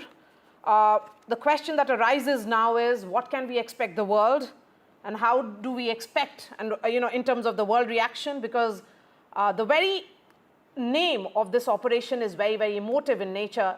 It is Sindoor, that word vermilion, which is very, ingrained in the Indian culture. That's right, and it was a reminder of the newlywed girl mourning her husband while they were on honeymoon and he was shot dead in front of her. It's a real reminder of what this is all about. I must say that the action was absolutely the right thing to do. I would say that India has conducted itself with a tremendous amount of thought, calculation, and calibration. The message it has sent is, number one, to the Pakistani terrorists, there will be a price to pay for terror. But number two, it's pointed out really to the world that we have done everything in such a way that we are not putting a foot on the escalatory ladder. We attacked them at night when there were no civilians likely to be about, so there would be no collateral damage. 1:30 in the morning is not when people are wandering around the streets. We hit facilities that have served as terror infrastructure, but we were not there to kill civilians, unlike the terrorists. We also made it a point to very carefully ensure that we did not strike Pakistani military facilities or government facilities, not because we believe the military has nothing to do. On the contrary, we believe the military was very, very much behind training, guiding, equipping, financing, and directing these terrorists. But nonetheless, to show that we are not interested in seeing this or portraying this as the opening salvo in a protracted war, we are just trying to do what is necessary to avenge the death of 26 innocent civilians. Now, this was basically the very pragmatic approach, and I believe that if you survey the international reactions, Maria, that have come so far, that there is some understanding. 3 countries, France, Russia, and Israel, have explicitly expressed some understanding for India's right to defend itself against terrorism.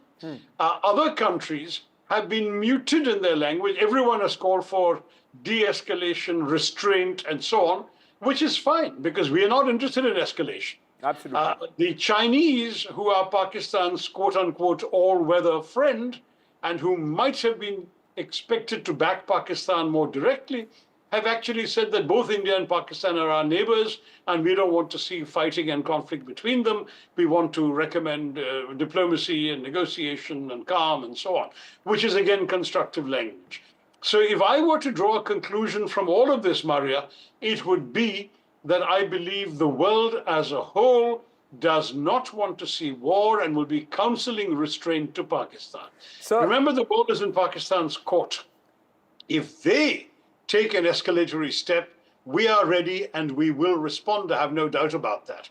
But at the same time, if these countries counsel Pakistan that, after all, India had a right to respond, India has responded thoughtfully and in a limited manner. Yes. Pakistan has shelled across the LOC and killed 10 of our civilians. They claim to have shot down a couple of jets. We have no confirmation of that. If they have, then they could certainly be allowed to say that honor is more than satisfied, and they should then calm down. That is certainly my view, that's what the international community is likely to be saying to them. But if hotheads in Pakistan behave differently, well, then they've got a response coming. But Mr. Tharoor, let me ask you this then.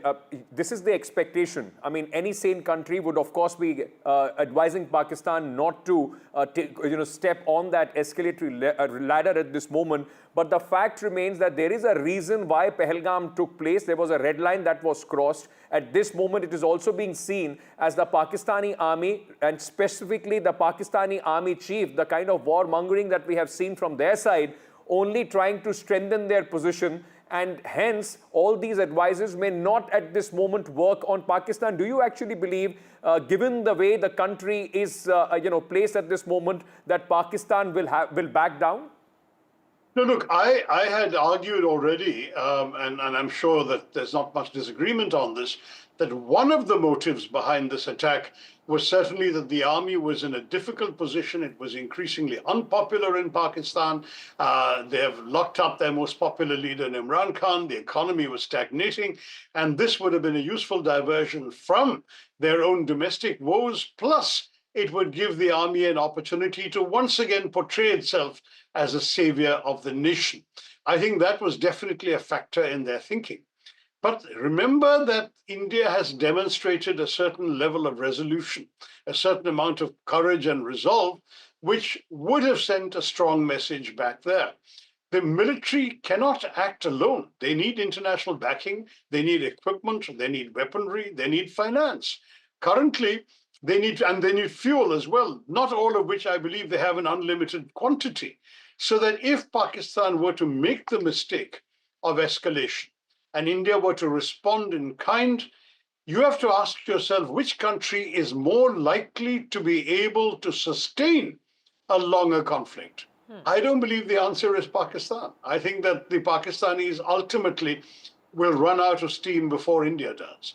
And that's why I'm not sure that saner minds will counsel the Pakistanis to try the escalation route. But in any case, our armed forces are on alert. Our paramilitary have had their leaves cancelled. We're all going through mock drills. The country is ready and on alert. As far as I'm concerned, the message to Pakistan is, we don't want war. You don't need to go there. But if you do, you're going to get it. And I think that's the right message to send. Dr. Tharoor, I want you to wear a former diplomat's hat now and explain to us in terms of the reaction which has come in from the Security Council. They have, called for restraint, and in any context of military escalation which we are seeing between India and Pakistan, there could be some kind of consultations as well. Are you sensing that play out, or are you of the opinion that UNSC has lost its steam and its relevance? No, frankly, what the Security Council says is exactly what you would expect the Security Council to say. I mean, the honest truth of the matter is that we're looking at a situation where restraint needs to be exercised only by Pakistan because India is already restrained. We're not going to do anything more. Our signal is very clear. This is a one-off. We've done our recording stopped. It's over from our point of view. So who is supposed to be restrained? It is them. It is the Pakistanis. And so the call for restraint is fine with us. I don't see a problem with that.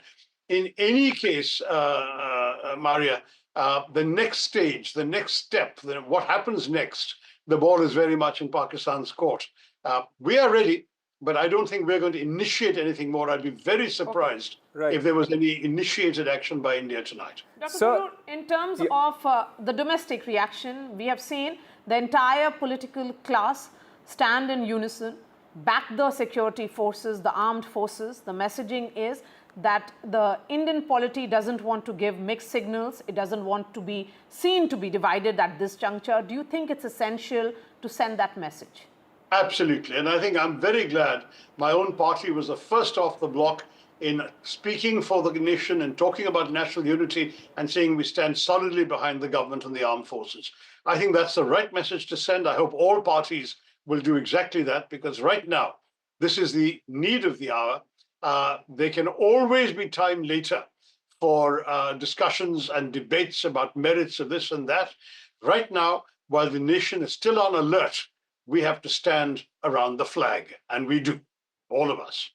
Tharoor, also there are a couple of, few different things that took place in this operation that possibly did not in the other strikes that India had carried out post, Pulwama attacks as well. And then when we conducted the Balakot strikes, number one, of course, even within the domestic audience at that point of time, there were a lot of people questioning about, how these strikes were conducted, whether there were video evidence, so on and so forth. This time, those video evidences have been released by the armed forces in their briefing.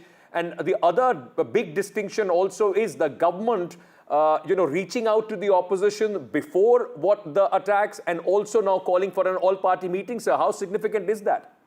I think that's a very, very good message. Honestly, I'm very much in favor of the government trying to take the entire nation along with it. This is a national issue. It's not about any particular party, whether in power or in the opposition. It affects every one of us. And I must say, that the manner in which our signaling today to Pakistan and to the international community took place was very well done. The briefing this morning, for example, conducted by the Foreign Secretary, who was himself a Kashmiri Pandit, flanked by 2 women officers, which was a wonderful gesture, one of whom was a Muslim, to demonstrate this is not a Hindu-Muslim issue, as some Pakistanis are trying to portray. General Munir talks about the impossibility of Hindus and Muslims living together. We were demonstrating we're not only united, we are India against terror. We are India against the Pakistanis' evil machinations. We are not divided within ourselves. What a wonderful message to send. I'm proud of that. Dr. Tharoor, just taking that thought ahead, what Ankit has just spoken about in terms of video evidence, all the significance of each and every target, the 9 targets which have been destroyed by India, and the point that has been explained in details of how it was struck, the video evidence, do you think it actually silences all the critics and those who questioned whether there were attacks carried out, in fact, strikes carried out by India post-Uri and post-Pulwama? I mean, silencing critics, and so I don't think we have too many critics at the moment at home. I think that in any case, what was important here was that what we have done has been done well, professionally, in a calibrated and calculated manner, and thanks to the video evidence, it has been seen to be done. But at the same time, as I said earlier, we're not here to kill people. We are there to convey very clearly that we are hitting terrorist infrastructure. That's all we've done. We've done so at night when no one's about. All of these things, I think, are part of the messaging, Maria, and that's what we've done. As far as I'm concerned, the fact that we have presented this to the nation and to the world is fine. Now, as you know, the Pakistanis are claiming that they have knocked down a couple of our planes. We have to await any confirmation or denial from the government of India. That still hasn't come across. But as far as everything else is concerned, any other criticisms or whatever you're talking about, the time for all of those discussions is not now. Whatever accountability, whatever inquiry the government needs to do in its own interest, it will do, it should do. But right now, we should all stand behind our armed forces. That's very simply the message of every party, every patriotic Indian today. Dr. Shashi Tharoor, I think that is the right note on which this discussion should end. So thank you so much for joining us. Thank you, on NDTV. In fact, Shivarur has been reporting from LOC, and he has been reporting through the night. And as we've been talking about on NDTV for the last 16 hours, we have continuously been reporting on this story. But like we've been emphasizing, ladies and gentlemen, while India chose to hit at terror targets in Pakistan, look at the retaliation, and this will tell you exactly what Pakistan Army is all about. Take a look at this report of how civilians are being bothered, are being troubled by the artillery shelling and of becoming Pakistan. Homeless. We're here in the Kalgi Ramgi village of line of control Uri, right outside a house in the middle of this village that has extensively been shelled. As you can see in these pictures, we're the first to actually report from here because it's very difficult to actually get here. It's quite a marooned village. You need to trek for about half an hour to get to this point. But this is a house that I'm standing in front of and reporting that had 35 people inside it, including 14 children, many of them small, who had a miraculous escape because this house actually had the presence of mind and the wherewithal really to build a bunker in their basement. So 35 people actually stuffed themselves into a tiny little bunker after 2 a.m. this morning and therefore were saved. They've all fled from this village. There's hardly anyone left over here. And there are many houses, neighboring houses also that have been similarly damaged. This is in fact, Ankit and Maria, the third village that we are seeing in the Uri sector alone, that has suffered extensive damage of this kind.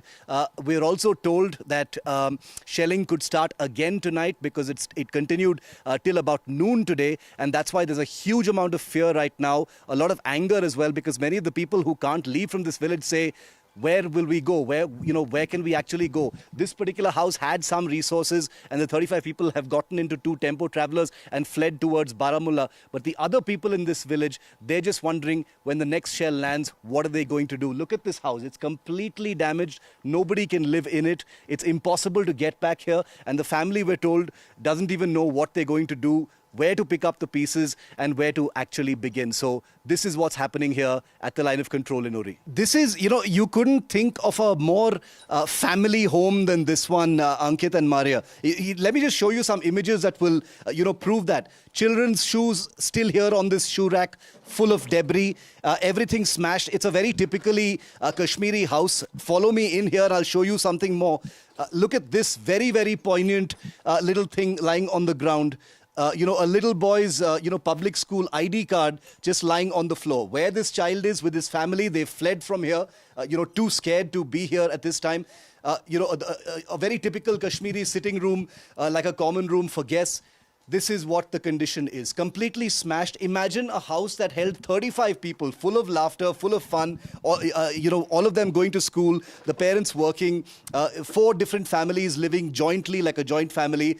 And they've had to flee from here because of what happened. The damage you see in this house happened in a flash. It was a couple of shells that landed on the house. We've been asked not to go upstairs because the entire roof is creaking and therefore it could, completely collapse. But this is what Pakistan has done. What you're saying is absolutely right. India, as part of Operation Sindoor, had targeted terrorists and terrorist infrastructure. Pakistan in return, and this is the 3rd village, let me remind you, that I'm reporting from in just the last couple of hours, where Pakistan has directly targeted civilian settlements and civilian villages. And let me tell you, this can be no mistake because these are sophisticated weapons. Artillery and mortar are sophisticated weapons that can be guided, and they've chosen to hit these villages right here on the line of control.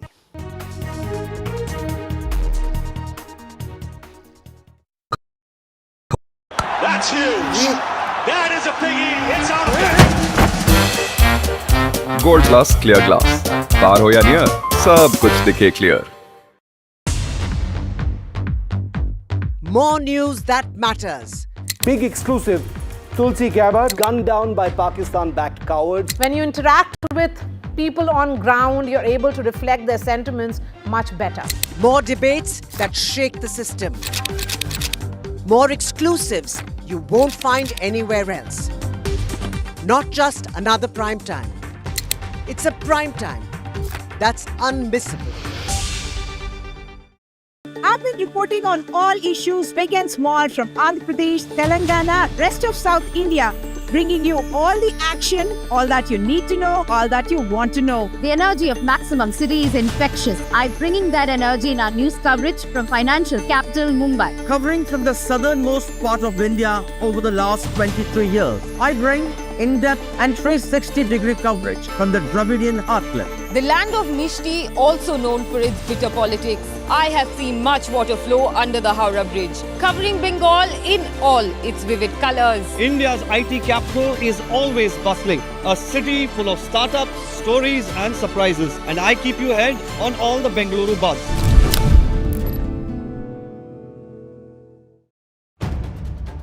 If it matters to you, if it matters to you, if it matters to you, it matters to India. It matters to India. And it matters to me. And it matters to me. India Matters with Shivaru. Only on NDTV 24/7. In today's interconnected world, India's voice is more crucial than ever. When India speaks, the world listens. At NDTV World, we are that voice, bringing you intelligent and insightful news from India and beyond. From geopolitics and diplomacy to economic shifts, migrations, tech disruptions, and the stories of our diaspora. We cover the news that shapes our global future. NDTV World, your new home for global news is here.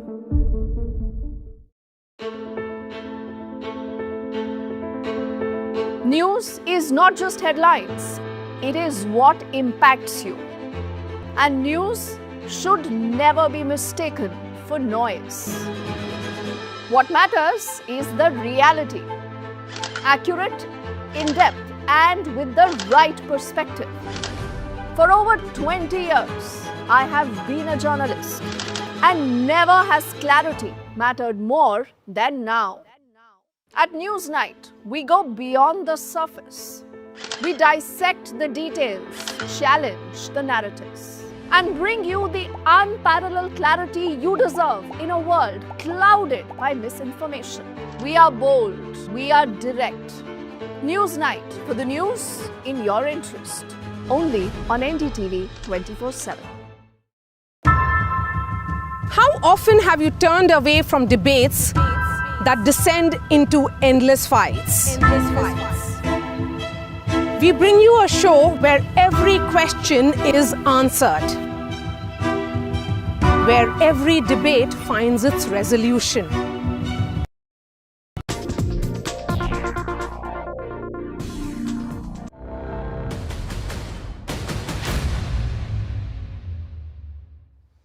A day of history for India, as 2 weeks after the Pahalgam attacks, India attacked multiple terror sites in POK and in Pakistan, in many ways avenging the victims of Pahalgam terror and imposing on Pakistan a new red line for its state sponsorship of terrorism. It's called Operation Sindoor, and we've been breaking every aspect of it since early this morning. But for the last 6 hours, I've been here at the line of control in the Uri sector of Jammu and Kashmir, where things have escalated in a very, very troubling manner, because Pakistan, not happy with using terrorists to target innocents in Pahalgam, has now responded to Operation Sindoor by targeting civilians in villages close to the line of control. I spent time in villages where shells fell during the early hours after Operation Sindoor to see the fear and loathing among civilians who live there on the front lines, to see shells and mortars falling and destroy their livelihoods every few years. Take a look at this special ground report from Line of Control Uri. As the sun begins to set on line of control in Uri sector, we've come to village Kalgi Ramgi.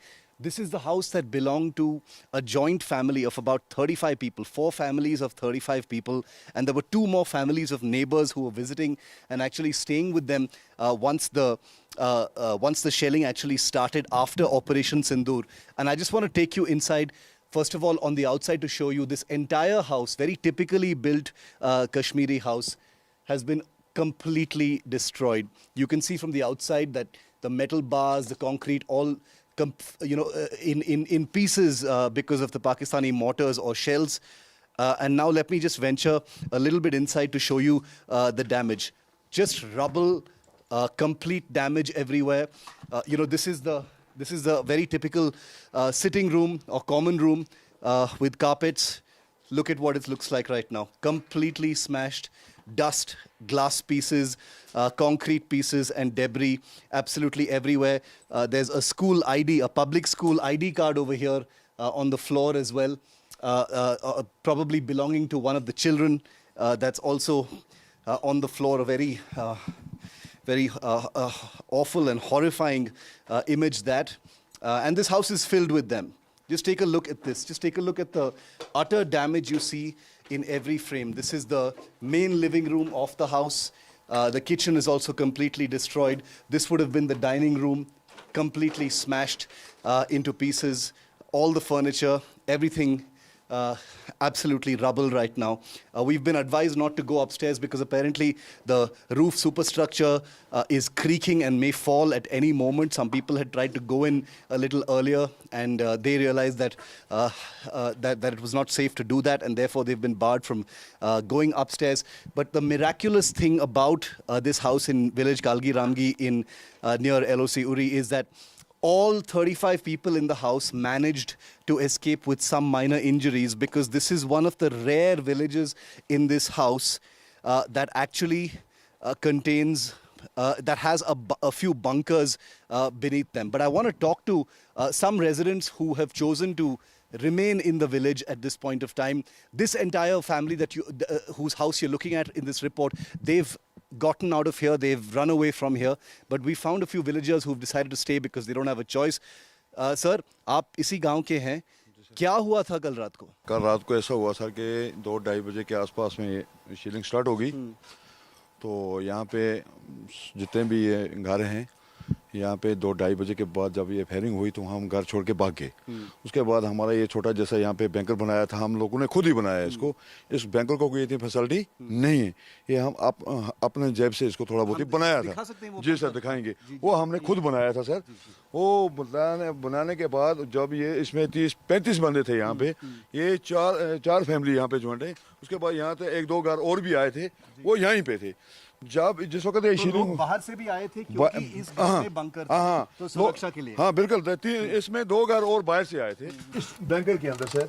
यहाँ पे हम just look at this tiny little bunker entrance. Okay, it's a small little place. Okay, you can see children's shoes still inside, a little bit of a carpet, some pillows. I cannot imagine. 35 लोग इसमें आए थे। 35 लोग, हम एक दूसरे के ऊपर बैठे थे। So this tiny little bunker saved the lives of 35 people. Since they already are in the line of fire, they are aware of when they need to rush to the bunker. 2 fortunate families who happened to be here because this family had a bunker, obviously were able to prevail upon this family to also take them in, and that's the reason why their lives are saved. You know, once again, we've been showing you through our ground reports through today the telltale signs of what a mortar or a shell impact looks like. Look at the, look at the telltale fragging of metal because of the shards of the mortar and shells that actually land. This is all that's left of this particular house. Where these people have gone, when they will return, is not known just yet. But even this house, this neighboring house here, you can see the damage is extensive there. One doesn't know whether the people there were able to make it out, but thankfully no casualties in this part of the Galgi Ramgi village. That is actually a small barn where there were goats. Many of the goats, we were told, were injured and they've been taken and shifted to another place. So innocent lives of villagers, non-combatants, people who have nothing to do with Pakistan, directly and deliberately in the line of fire. And perhaps the most worryingly damaged house is this one that we found again on LOC Uri. Just take a look at the corner of this house that's been absolutely ripped open like butter, like by a Pakistani shell or a mortar. Now, you can see the wall, it's double layered boulder stone, and it's been just completely neatly ripped open by a mortar that landed here. Again, miraculous escape for the residents here. Just look at the damage on the inside. The boulders have come washing in. There were people sleeping here apparently, and they managed to get out with just some injuries. अब यहाँ जब shilling हो रही थी हम बाहर नहीं निकले कि हम लोग इधर बॉर्डर पर रहने वाले हमने तो पहले भी देखे थे जी, तो इसलिए जानकारी थी थोड़ी हमने कितने लोग रहते थे इस घर में? इस घर में 4 लोग रहते थे। अच्छा, कहाँ गए हैं? बागे बारामूला चले गए उधर रिश्तेदारों के। See, I have the privilege of wearing a bulletproof jacket and a helmet right now. These villagers obviously don't even have a bunker, and that's one of the reasons why being here feels so ironic. As a journalist, I get to leave from here, in a couple of hours after reporting their stories, but they are here unprotected in the line of fire, a few kilometers from the line of control, and this is what can actually happen to their homes. If a mortar can do this to a double bouldered, thick reinforced wall, imagine what it could do to a human body. That's the scary part. Government की तरफ से भी हमें कोई ऐसी जवाबदारी नहीं थी, ना कोई गाड़ी ना कोई इंतजाम गवर्नमेंट की तरफ से नहीं थी। यहाँ पर गवर्नमेंट को भी चाहिए कि हमारा कोई जानकारी करनी। And all of these people also complain about how there are no bunkers. Only one of the houses in this entire village actually has a bunker. The rest of them actually don't. So it's kind of scary that they need to continue to live. And as the sun sets here in this particular village on LOC Uri, they're just wondering when the shelling is going to start again.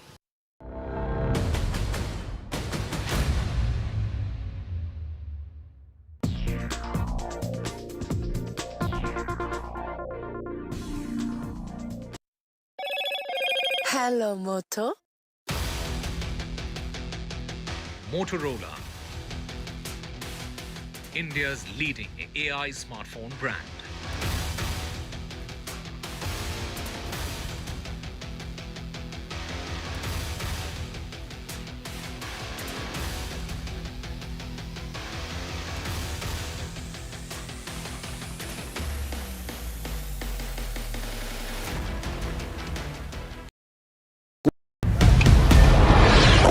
This is Operation Sindoor. It is India's big retaliation for the Pahalgam terror attack. The precision with which this attack has been carried out, it's payback time. The headquarters of Jaish-e-Mohammed in Bahawalpur and Lashkar-e-Taiba headquarters in Murid-ke have been hit. That these targets lay between 30 kilometers across the line of control. Prime Minister has monitored the entire sequence of events overnight. He's been closely monitoring it. तू ही तो है जिसकी सच्चाई वाली clarity की वजह से मैं आज यहाँ हूँ। गोल्ड प्लस सिल्वॉक्सी मिरर्स, ऐसी क्लैरिटी कि आपको सिर्फ सच नजर आए, चाहे कितने भी साल बीत जाएं।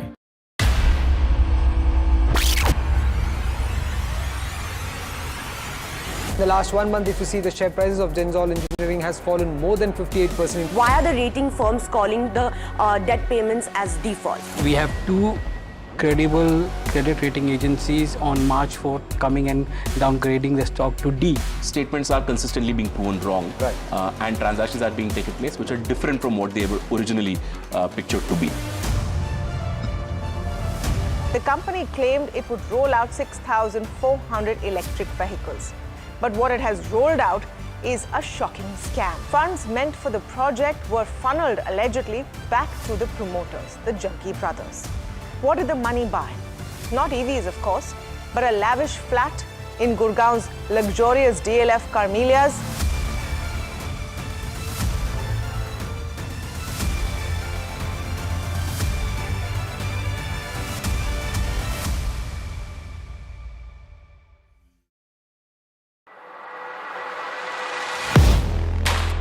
Do you really know the company you invest in? What is the real picture behind presentations and claims? Is the outlook as rosy as the company claims? Know Your Company, powered by NDTV Profit Research, shines a light on the biggest stock market movers.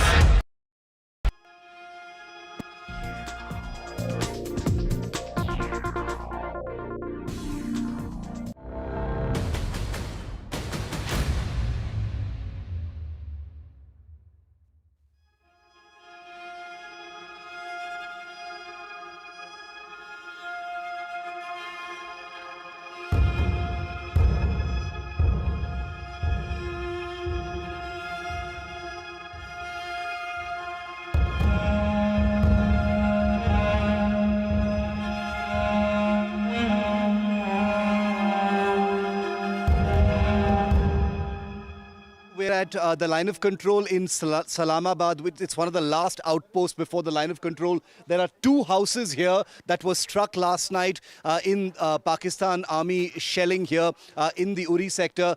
These two houses have been completely totaled, completely destroyed. There's still a fire burning, if you can see over there, smoke smoldering across this entire pair of houses. Miraculously, no deaths, but 4 people have been severely injured. 2 of them children. One of them has apparently lost a limb as well. They've been evacuated to the Baramulla hospital, which is about 40 kilometers to our rear from here. We're about 10 kilometers from the line of control. I'm surprised that anything is left everywhere else, because it looks like a shell, a stray shell may have come and landed here. It appears to suggest that the Pakistan Army, which has been aiming and firing directly, targeting civilian areas, has caused damage deeper inside, and one shell or a couple of shells has come and actually landed here. This is This has all the telltale signs of artillery damage. You can see shrapnel completely ripping through these metal sheets. These are very clear signs of artillery shrapnel that has ripped open these roof sheets. The walls completely broken, and everything is still burning in these houses. This is a place called Salamabad where there have been some casualties. The 4 people from just this small little settlement over here. We are taking due care, but we are told by villagers that there is further damage closer to the line of control. So that's where we will actually be headed next. But the images you're seeing here on NDTV are the first manifestations of what we've been reporting since the morning, that the Pakistan Army has directly targeted civilian areas. This has nothing to do with the military. There's no army over here. The army brigade is way many kilometers behind where we are.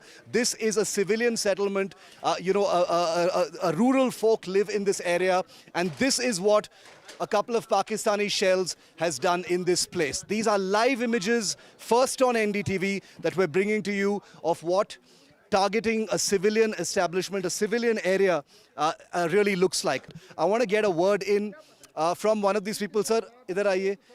कौन रहते हैं यहाँ पे, कितने लोग जख्मी हो गए इसमें? इसमें 4 लोग, एक 13 साल की बच्ची, एक 4 साल का बच्चा, तो 2 घर के मालिक। हाँ। और क्या ये पाकिस्तान के शेल? हाँ, ये पाकिस्तान का है, रात के 2 बजे का मसला है, तो उससे ये घायल हो गए। तो यहाँ मकानों की बात ही नहीं, मकान कितने बजे गिरे थे ये शेल? 2 बजे। 2 बजे सोए होते हैं। आप कहाँ थे उस टाइम? हमने सुना ये? हाँ, हमने ये भरोसी है यहाँ। हम तो रात को बाहर आ रहे, 2 बजे के बाद हमारे बच्चे भी बाहर आ गए, उधर इधर लगे भागने, क्या करते भाग। सर, आप यहाँ रहते हैं, नजदीक में रहते? इस्लामाबाद का। कहाँ थे आप जब ये हुआ था? हम तो घर में रात को 2 बजे। आपने सुना ये जब ये हुआ था? बहुत आवाज सुना। क्या आवाज था? वो आवाज था ये शेल की थी जी। अच्छा, पूरे शेल लग रहे थे, एक तो नहीं था ना, बहुत आ रहे थे। कितने शेल? इसको मेरे ख्याल 1-2 लगे हैं मेरे ख्याल में इसमें।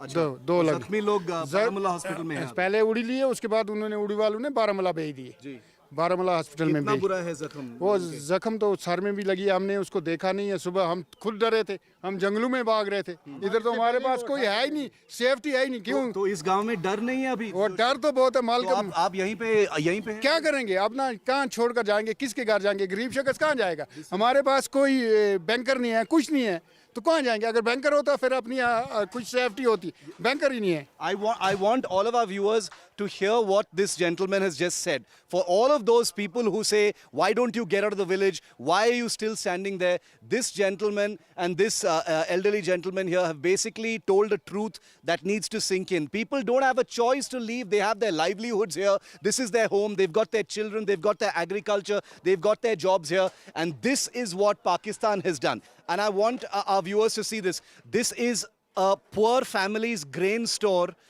ablaze right now. It was struck at 2 in the morning. Nearly 12 hours ago. 12 hours ago it was struck, and the fire is still burning. It's a huge heap of wheat, which was the food, of a poor family that lived in these 2 houses, and it is smoldering right now. This is an image that I want to go out to the entire world. Not a military target, not an armed forces target, not a vital establishment, not a vulnerable point.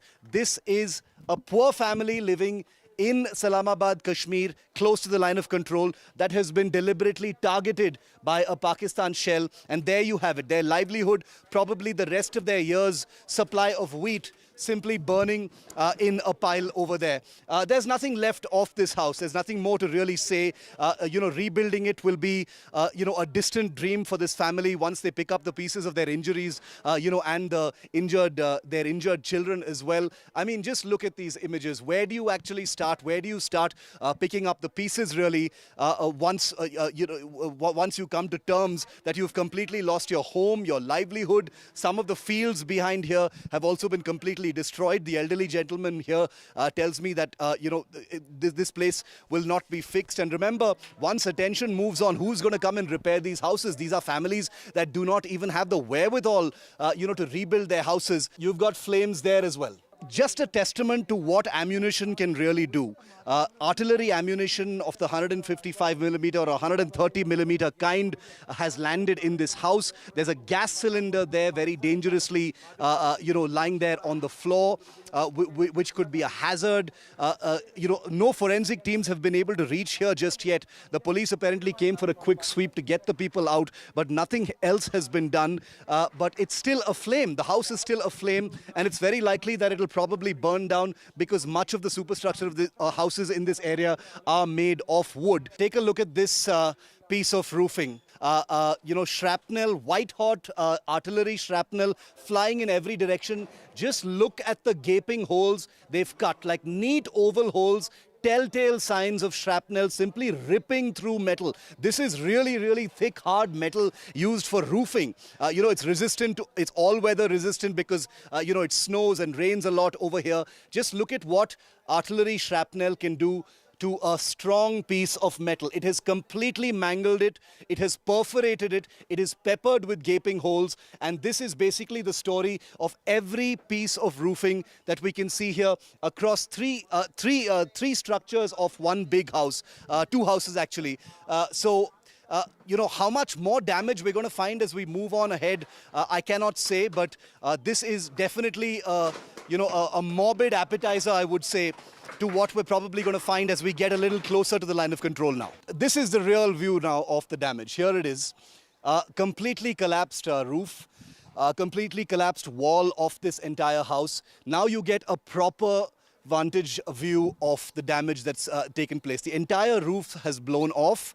I was trying to look for remnants of the actual shell. Those are very, very difficult to find because they burst into thousands of little pieces and usually get buried, in walls, in the ground, etc. So not easy to find it anywhere here, but clearly an artillery hit right here at Salamabad village. The villagers here, as you just heard some of them say, they don't have the luxury of leaving. Many of them have actually fled. We saw a small tempo traveler full of people from Salamabad getting out of here as quickly as possible. We bumped into them in Baramulla, fearing for their lives. They've left, but many still here because they've just got that helpless look on their faces, saying, where can we possibly go? We can't leave our houses. It's not safe. All our livelihood, all our farms and animals and all those things are here. Everything moving costs money. There's no help from anyone to actually get out of here.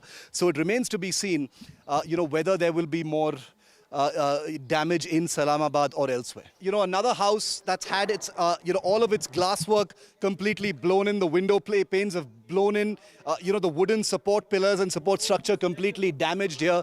So it's not just one or two houses, at least 4 houses either destroyed or damaged very, very badly. This is a house which still has its carpeting because obviously the fire didn't spread to this particular house. But if you can see here, all the glass pieces, the glass shards here, showing the kind of damage from the shockwave of that artillery landing here that has destroyed this house. The door has completely blown off the hinges. There's another door just lying there on the ground here, and this is right next to this house. Images like this one, like what we're seeing over here, just common household items, a gas stove, a pot, mugs, tumblers, a plate rack, coffee cups, all of them just splattered in this one little room. This must have been the family's kitchen, where food was prepared, etc. Completely burnt to ashes, bricks and pieces of stone all over the place. I have no idea when that family will come back or even if they will want to come back to something like this. But this is what Pakistan is doing.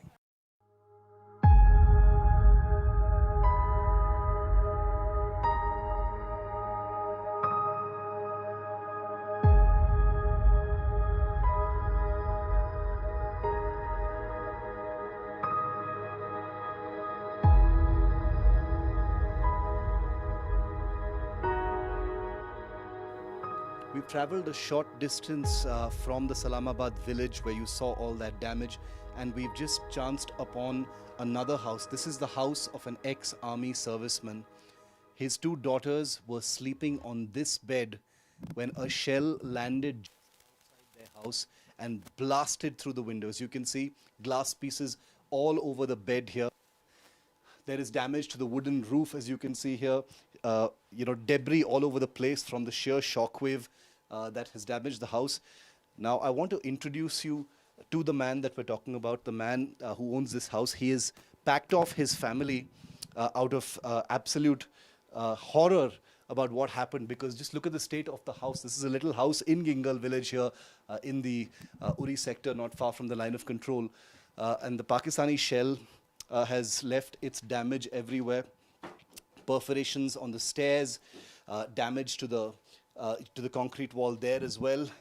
Here in this little attic space that you see here, very clearly the shrapnel has torn holes in this metal sheet. This is a standard feature that we're seeing in home after home where Pakistani shells have landed since early on the day of Operation Sindoor as a retaliation. Some damage in this room as well. But now I'd like to introduce you to the person of the house itself. I'm going to take you and show you a picture first, and first introduce you to the man. This home belongs to Havildar Mohammad Nasir Khan. As you can see, he's a Maroon Beret. He's an ex-serviceman of the 6th Para Special Forces. One who served with one of the Indian Army's most elite units. Havildar Mohammad Nasir Khan has participated in many operations, and this is him now. That's his picture as a young commando, and this is Mohammad Nasir Khan now. Havildar Sahab, पहले आपकी सेवा के लिए हमारी तरफ से बहुत धन्यवाद. आपने बहुत साल बिताए फौज में.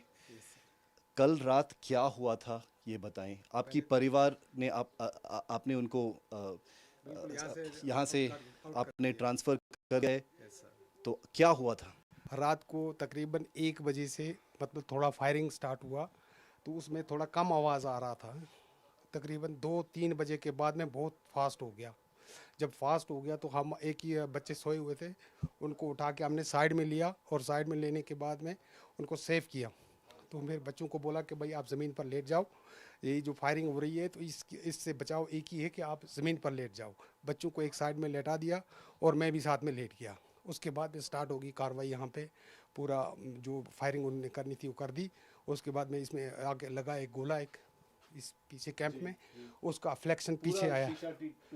ये पूछा पूरा मतलब इसको पुश किया उसने, पूरा मकान हिल गया. ये नीचे से एकदम हिला, तो हमने सोचा ये सब इसी के ऊपर पड़ गया. लेकिन बाहर निकल के देखा तो बाहर लगा था, और अंदर ये इसका ये पूरा टूट फूट जितनी भी थी अंदर आ गई थी. This Maroon Beret and the Special Forces means something very, very special in the Indian Army. And I'm actually in a bit of shock that someone like him, who has served in the most dangerous places, in the most dangerous missions, to face something like this from Pakistan during his retirement, endangering his children. This is his beautiful family, his 2 daughters, who are not here, of course. They've been moved out because of the absolute damage that happened to the house, and they miraculously survived with only minor injuries. But you saw what happened to that bed.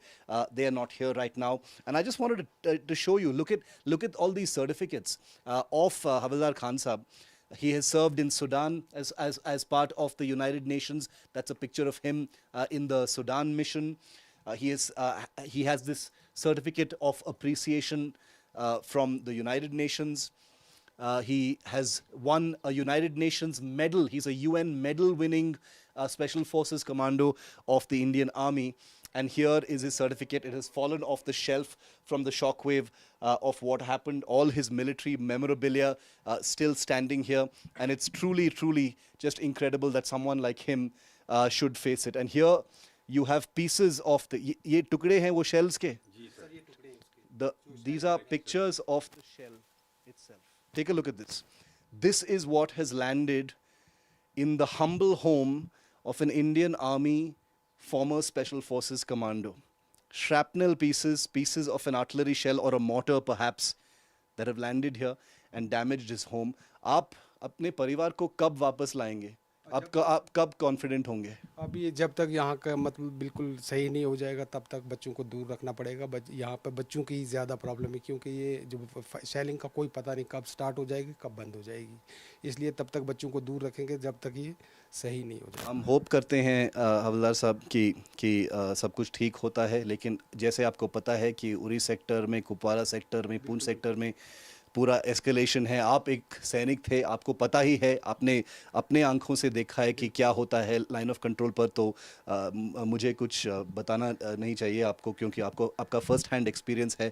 लेकिन ये shell के श्रैपनल, ये motor के shrapnel, and looking at these pieces right now has sent a shiver down my spine. Just imagine, a soldier who has given his life to protecting the country, given his life to the Indian Army, been through these forests on anti-terror operations, because that's what the special forces do, and he's had to move his family away by night to protect them from this that the Pakistan Army has sent his way.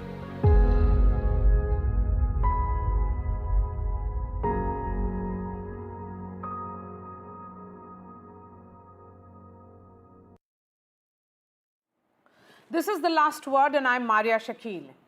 India carried out military strikes inside Pakistan and in Pakistan-occupied Kashmir between 1:05 and 1:25 a.m. in the dead of the night. The time is crucial as it was meant to ensure minimal collateral damage and no targeting of civilians. No Pakistani military installations were directly targeted, no civilian infrastructure destroyed. It was an anti-terror operation carried out by India. The name is emotive in nature, Operation Sindoor. It's a tribute to the women who lost their husbands in the terror attack. The choice of women officers to lead the briefing was a powerful move. India's briefing on Operation Sindoor today gave a strong and significant message as two women officers, Wing Commander Vyomika Singh and Colonel Sofia Qureshi, took the lead, sharing details of the military's precision strikes on terror targets in Pakistan in response to the April 22nd Pahalgam terror attack, in which we lost 26 of our civilians. They were tourists, unarmed, came from 14 states of India. The world community stands with India. India has informed all its allies and has put out a video evidence of destruction of 9 terror hotbeds. Let's first listen in to the two women who were leading the press briefing earlier today. Operation Sindoor 22 April को पहलगाम में हुए विभत्स आतंकवादी हमले के शिकार मासूम नागरिकों व उनके परिवारों को न्याय देने के लिए लॉन्च किया गया था। इस कार्रवाई में 9 टेररिस्ट कैंप्स को टारगेट किया गया और पूरी तरह से इसे बर्बाद किया गया। पाकिस्तान में पिछले 3 दशकों से टेरर इंफ्रास्ट्रक्चर का निर्माण हो रहा है। इसमें recruitment, indoctrination centres, training areas व लॉन्च पैड शामिल थे, जो पाकिस्तान और पाक अधिकृत जम्मू कश्मीर POJK दोनों में फैले हैं। इन लक्ष्यों का चयन विश्वसनीय इंटेलिजेंस सूचनाओं के आधार पर हुआ ताकि आतंक गतिविधियों की रीढ़ तोड़ी जा सके, और यह खास ध्यान दिया गया कि निर्दोष नागरिकों और सिविलियन इंस्टॉलेशन को नुकसान न पहुंचे। Precision capability, as shown to you, a niche technology weapons with careful selection of warheads was ensured so that there will be no collateral damage. The point of impact in each of the target was a specific building or a group of buildings. All the targets were neutralized with clinical efficiency, and the results reiterate the professionalism of the Indian Armed Forces in the planning and execution of their operations. No military establishments were targeted. India has demonstrated considerable restraint in its response. However, it must be said that the Indian Armed Forces are fully prepared to respond to Pakistani misadventures, if any. In fact, Himanshi Narwal, wife of naval officer Lieutenant Vinay Narwal, who was killed in April 22nd Pahalgam terror attack, has requested the centre not to end this operation and make sure that it is the start of the end of terrorism. Let's listen in to Himanshi.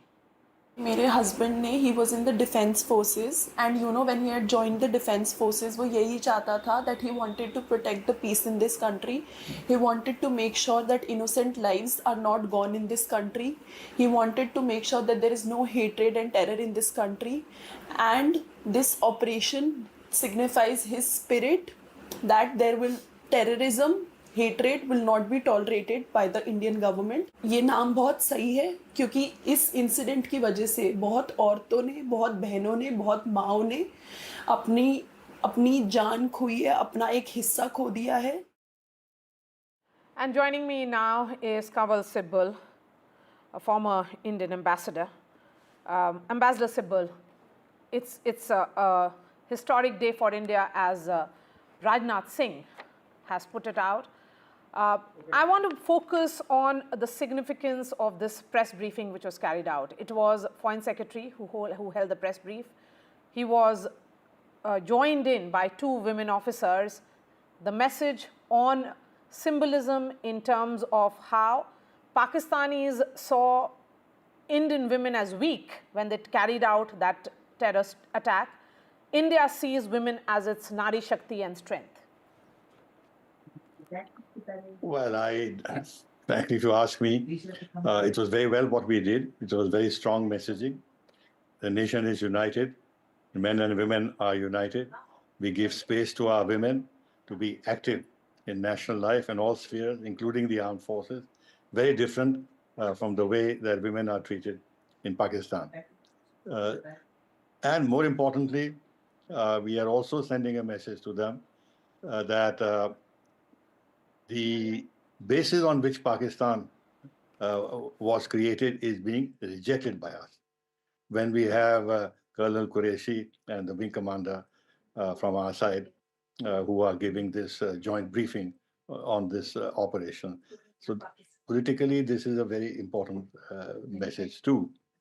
But I think beyond the briefing that was given, the issues involved are much more serious, much more, how should I say, pregnant with a lot of possibilities ahead, not entirely welcome in the sense that India has clearly said that they are attacking the terror camps in Pakistan. And this has gone on far too long. Balakot and before that, the surgical strikes actually were not enough. And if you look back, it was a very small warning signal. But this time the signal has gone out extremely strongly. And from the Pakistani side, you see that they are no longer pretending as they did last time, and that only some trees and some this and that were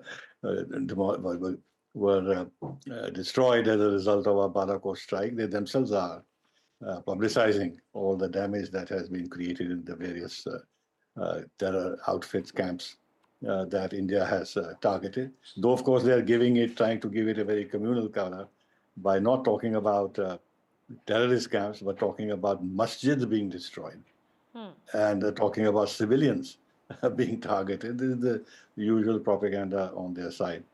Now, of course, as I said, this is pregnant with all kinds of possibilities, which may not be entirely welcome, but which we have to face, which is that Pakistan has a certain idea of itself, that the armed forces are the protector of Pakistan's idea, Pakistan's security.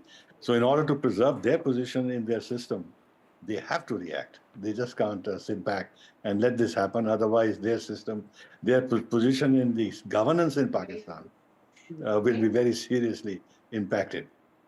So they're going to do something retaliatory. And then in return, India will have them to go beyond the terror camps. Yes. And so, also attack their military installations if they do the same to us. Yes. So India is prepared for retaliation from Pakistan, but can Islamabad really afford to do so given the times that they are living in? their economic situation and the entire unrest that Pakistan continues to face? Oh, yes, of course they are. I mean, if they were thinking rationally and logically, they would have given up this using the arm of terrorism against us a long time ago. But they haven't. Look, the world has changed. Relationships that existed between countries after the Second World War have evolved. Look at the manner in which France and Germany have reconciled themselves. For a moment, even the West and Russia found some meeting ground. Now, of course, things have become different. But Pakistan hasn't changed its rhetoric at all. What they were saying then, they're saying now. And the last 3 decades, the instrument of terror has been their choice instrument because from their point of view, it is relatively cost-free, as President Musharraf himself once said. And they're continuing. And then the statement that was made, the speech that was made by their army chief, he spoke like a bigoted mullah. I mean, you know, going back to the creation of Pakistan, how it was justified, how Hindus and Muslims cannot live together, how they're totally separate people, their ambitions are different, their outlook is different, everything about them is different. And then praising the heroic struggle of the people of Kashmir fighting for freedom. This was obviously a call and an incentive and an inspiration for these terror attacks to happen, which we saw happening in Pahalgam. Yes. So the short point is that when it comes to India, they are not capable of actually looking at what their longer-term interest is, and they want to continue this hostility because it is on the basis of this hostility, A, Pakistan survives as a country, and B, the Pakistan military actually rules the country effectively because it is the one that actually monopolizes most of the resources of the country, builds up a highly, pretty powerful militarized state. So this is the problem we are facing, and then they are being helped by China now quite openly. Right. Ambassador Sibal, a word now on how the world has reacted. India did take, its allies on board. The National Security Advisor spoke to his counterpart in the US. The External Affairs Minister has briefed the foreign ministers of multiple countries, from France to Germany to UK to Japan as well. In fact, the French embassy in India has just issued out a statement in which they are saying that France supports India in its fight against terrorist groups and is deeply concerned, and it calls for de-escalation and protection of civilians. So the French are standing with India. There are multiple countries in Europe that are standing with India. Do you think the reaction that came in, post Uri and post Pulwama, when India carried out those strikes, to now, India has traveled quite a distance in ensuring that global solidarity in its fight against terrorism? I won't go as far as that. Yes, India is getting more support, more clear support on the issue of terrorism, which it has received even before when terrorist attacks have occurred. All countries decry, deplore terrorism. Look at the joint statements we have signed with the countries that you have mentioned. There are long paragraphs on terrorism. Even in the G20 statement contains long paragraphs on terrorism. So all countries will decry terrorism, condemn terrorism in all its forms and whatever the justification. But it doesn't go beyond that. No country will actually tell you that they support your military action of any kind, including attacking terror camps. They generally say, yes, we support you on terrorism, but when it comes to possibility of a military conflict or escalation, like you just mentioned the French statement, they talk about de-escalation. Even our friends would do that because of various reasons. One is that it is the right diplomatic posture. Even if behind the scenes they give you stronger support, publicly they will call for de-escalation. Number two, genuinely they want to avoid a conflict between India and Pakistan. Already there's the Ukraine conflict and the conflict in the Middle East. And then to have a third region which is embroiled in a conflict is destabilizing in any case, and no country would welcome that. And thirdly, in this case, there's always this concern at the back of their minds that Pakistan and India are nuclear powers. And while they will not publicly say that Pakistan is irresponsible and India is a responsible nuclear power, but they will talk about both states being nuclear and therefore the need to be very cautious in not letting the conflict spiral out of control and escalate to a point where the possibility of nuclear weapons is on the table.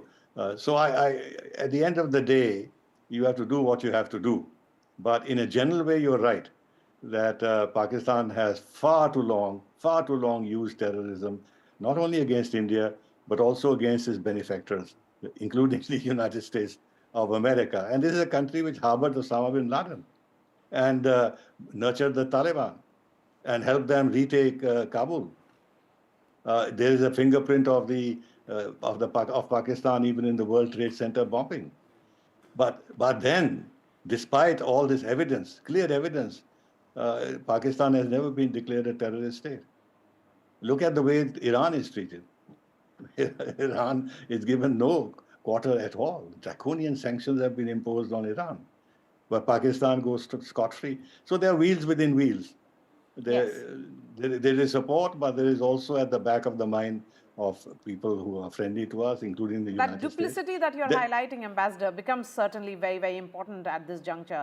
We are hoping and we are seeing to a great extent that narrative change for India as India carried out Operation Sindoor early this morning. Ambassador Sibbal, I know you're traveling, so really appreciate your time here on NDTV. Joining me now here in the studio is Pankaj Singh, former Deputy National Security Advisor, and we also have Lieutenant General Shankar Prasad joining us. I'm going to come to you now, Pankaj Singh. India has struck at 9 high-valued terrorist-linked locations, and it was a coordinated launch of 24 missile strikes. When we look at these details come in, it is calibrated with calculated and with immense precision. There's been a lot of planning which has gone in for this kind of strike which has been carried out by the Indian Armed Forces. Absolutely correct, because having been hit and 22 innocent tourists who were killed in a very barbarous fashion in Pahalgam, I think India waited for almost about 2 weeks to see whether Pakistan was really keen on dismantling the terror camps or doing something against the terrorists who had perpetrated this kind of an act. But having seen that nothing at all was happening, so building upon whatever intelligence India had earlier on from the intelligence agencies, based on the surveys done recently, based on the satellite and physical sources giving precise information about the terrorist camps, the launch pads. So you can very well see with precision guided munitions, with very precise kind of warheads which would not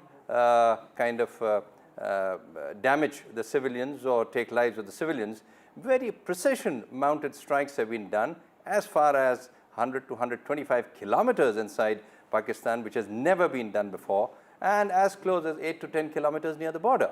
So with this kind of precision strikes, and you could very well see, and you did talk about the two wonderful ladies who gave the press briefing in the morning from the Army and the Air Force, with graphics and with incontrovertible evidence being shown that these precision strikes against specific buildings and structures were done where there was no population, no civilian population living nearby or villages.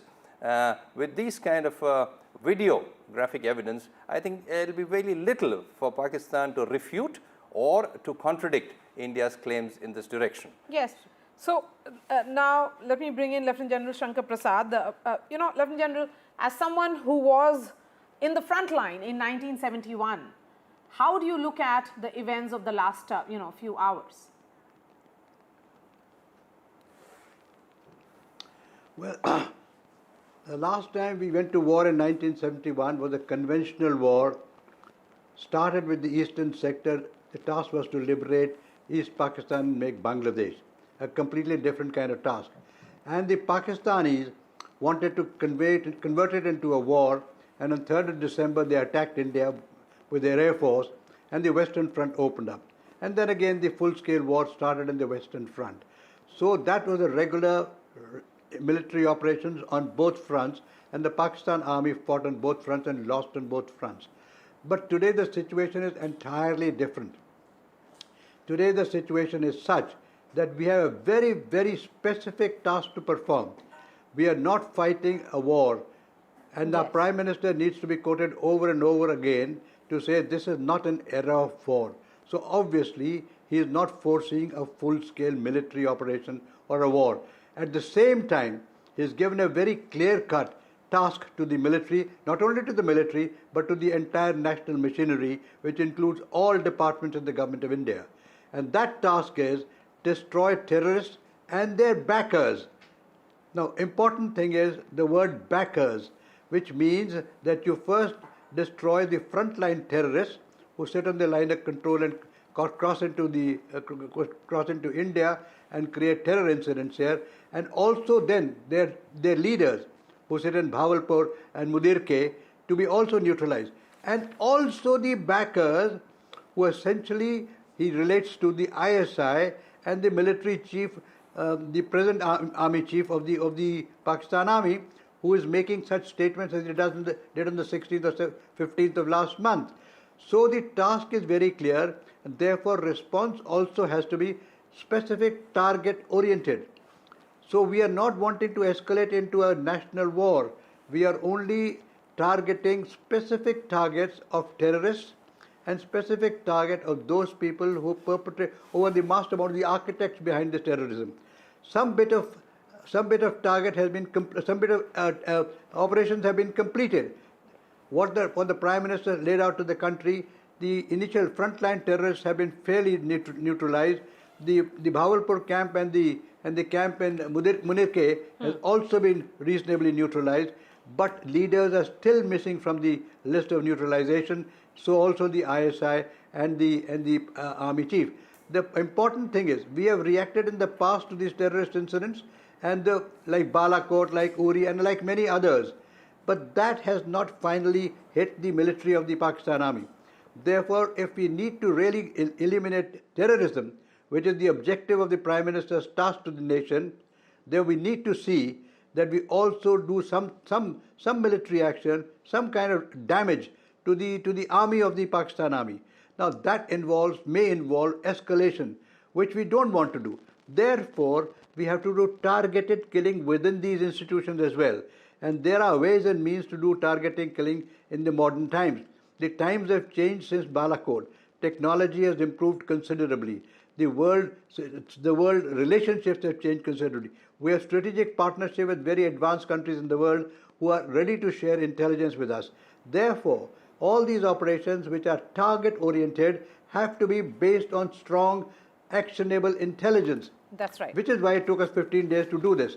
So we have done some bit, some more is to be done, and we will do it. We will have to have some time available for it. It cannot be done tomorrow, day after, the day after.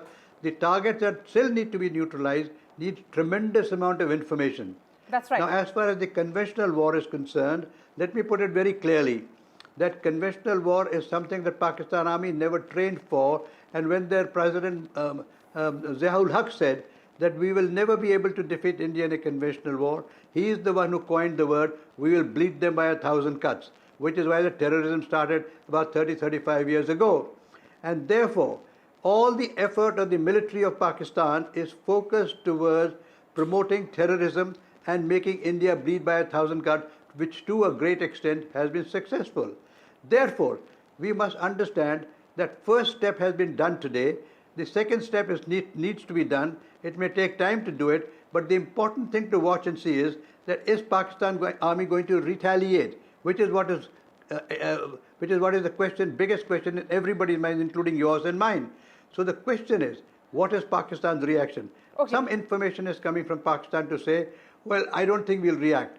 Some people say, no, we will react. So we don't know what's exactly in the mind of Pakistan Army, but if they do react, then I think the Indian armed forces are fully prepared. Okay, so since you're talking about the point in this military operations is this. Lieutenant General Prasad, since you've spoken about the preparation. I'll just give you the military operations in it. Yes, I'm going to come to you in 30 seconds because today was the day of mock drills which were carried out throughout the country. In fact, we covered it extensively as well. Here's a report, and then I come back to the guests. The Ministry of Home Affairs briefed the state governments to conduct mock drills to check the preparedness of citizens and the civil defense. Here in Bengaluru, right outside the Fire and Emergency Services headquarters, you're looking at the teams conducting a mock drill of a rescue operation, going in an inflated boat to a small island, rescuing an injured person, and by the banks you're looking at multiple civil defense personnel using a stretcher to get this injured person from the boat towards an ambulance as soon as possible. This is once again, mind you viewers, a mock drill, especially in the light of the recent attacks that India have carried out on terror bases in Pakistan and Pakistan-occupied Kashmir. Such drills, of course, become very important. Over the course of the next 7 days or more, there will be multiple mock drills that will try and prepare the police, the civil defense, the fire personnel and any security personnel to really be prepared for any sort of eventuality. Air raid sirens, of course, are going to be blaring in different parts of Bengaluru, Karwar, Raichur, Mysuru and Mandya over the next few days. There's also going to be other forms of rescue operations in different places. Now here you can also see, of course, another boat that is also making its way here. That's once again emulating another rescue from a nearby island. They too will, of course, come in here towards the banks, where another team of the civil defense personnel with a stretcher will try and emulate another rescue operation. So this is an extensive mock drill that's being carried out. More importantly, we should note that, like I said, it's not just this particular form of rescue, but other forms of rescue as well, which will be simulated over the next few days to ensure preparedness of the police, preparedness of the civil defense, and more importantly of the citizens alike to respond to any sort of emergency situation that could come by, especially considering the fact that now it is a very active and volatile situation with Pakistan after India, of course, carried out those precision strikes in different parts of, Pakistan-occupied Kashmir and Pakistan in itself. With video journalist Govt, this is Deepak Bopana for NDTV. It is being seen as a defining moment in India's modern security doctrine. It was swift, it was surgical and unapologetically assertive. Lieutenant General Prasad, I'll give you the last word and the last word tonight. I want to understand from you the long-term impact, or perhaps what will be the immediate short-term impact. Will this be a deterrent, Operation Sindoor a deterrent, or will it actually lead to future confrontations is the big question. In terms of India's preparations, how battle ready are we? Well, I think certainly we are better battle ready than what Pakistan military is. But there's one important thing that I want to bring to your notice. I'm talking about conventional response from Pakistan military towards India, whether it's Army, Navy or the Air Force are going to attack us or respond to whatever we have done in last night. Please understand that today, after 15 days of preparation, Indian armed forces and the Indian government knows exactly where the Pakistan army is mobilized. We have got such a fantastic availability of information through satellite imagery that every single formation of Pakistan, we know exactly where it's located today. So in these 15 days, we have gained that information. Today, we have full information of enemy deployment. Now, should they want to do anything, we are prepared for it. They'll be foolish enough to try and do a conventional operation either on the land or in the air, for which they will suffer more casualties. So the answer to your question, and many people are asking, will there be a response? Well, I cannot say yes or no. But if there is a response, they will get a very befitting answer to it. And that may result into an escalation, which we don't want. Our government is very clear. This is not an era of war. We don't want to have a full-scale war with Pakistan. We want to continue with our economic, we continue with our water treaties, we want to continue with the financial actions task force, etc. And also limited, targeted attack against militants. If this is our philosophy, then it will be foolish for Pakistan to try and do a conventional response to us. I don't think they'll be foolish enough to do it, because they know if this happens, the response from India will be very severe. So the best answer is they should try and see that how terrorism can be stopped. The answer is they won't do it. and we have to do it. Maybe today, tomorrow, day after tomorrow, 10 days, 15 days hence. Nobody can say. But the important thing is, please let's not forget, it's a targeted action against militants in Pakistan and not an escalation to a regular war. Yes. So non-escalatory is what the government says. That's what armed forces have said. Pankaj Singh, in terms of preparations, we are seeing, civil defense being made ready. There has been sirens and blackouts to prepare Indians and the civilian population as well. India is carrying out what will be seen as diplomatic messaging, which has been combined to create a multi-dimensional operation with regional and international consequences as well. How do you look at the overall messaging which has come in from Government of India today? The Ministry of Home Affairs on the 5th of May was very clear that we must carry out these civil defense exercises, which have not been carried on for a long time on such a huge scale. 244 districts of the country are to undergo this kind of exercise. For the schools, they are carrying out the exercise in the mornings, which will let the children know who to respond to, what to do, when to do, and where to go in times of a crisis or any kind of exigency happening. The situation currently is very, very volatile, very vulnerable, very explosive. So it's absolutely essential that school children get to know, because they are the ones who are very, very vulnerable and the future of our country also.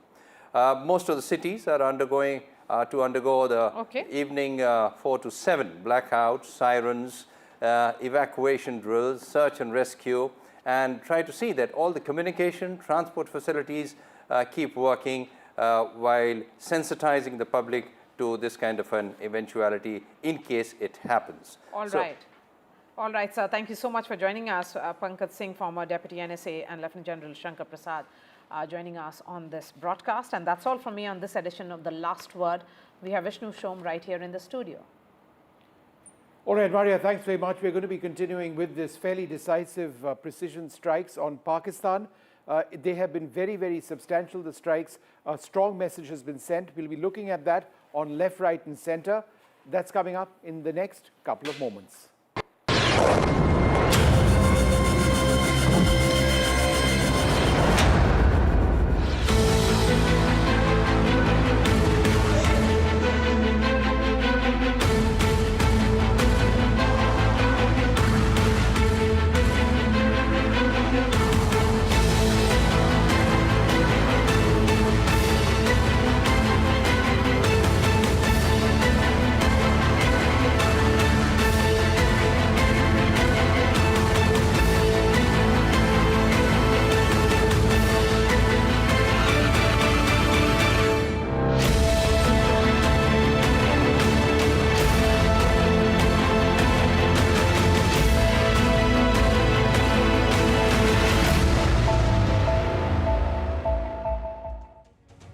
Good evening. Welcome to Left, Right and Center. I'm Vishnu Shom. India has launched precision missile strikes dubbed Operation Sindoor, targeting 9 terrorist camps in Pakistan and Pakistan-administered and occupied Kashmir following the April 22nd attack in Pahalgam, in which 26 people were killed.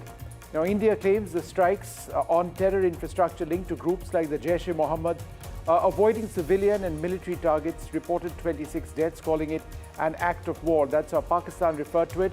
Pakistan has vowed retaliation. There have been significant casualties on both the Indian side and the Pakistani side of the line of control because of intense artillery duels which have broken out between both countries. Now, the escalation is the worst in decades. It is still unclear whether things will cool down or there is further escalation which might take place. Global leaders have urged restraint, while India has defended our actions as a necessary step in the ongoing fight against cross-border terrorism.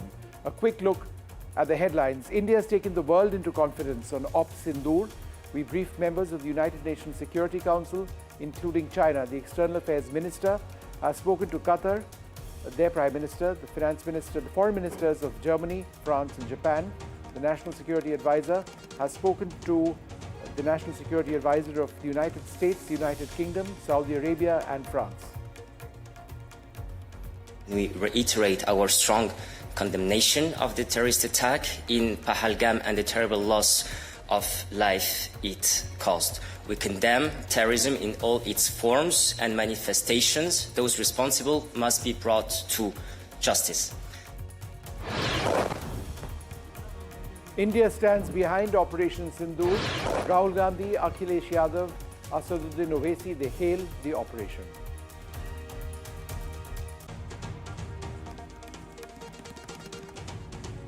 Working committee में हमारा discussion हुआ, पूरा समर्थन, full support to our forces.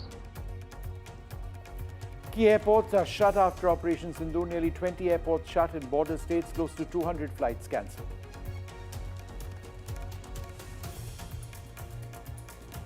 There's also Operation Abhyas. India prepares amidst this heightened tension. Civil defense mock drills are being held across several states.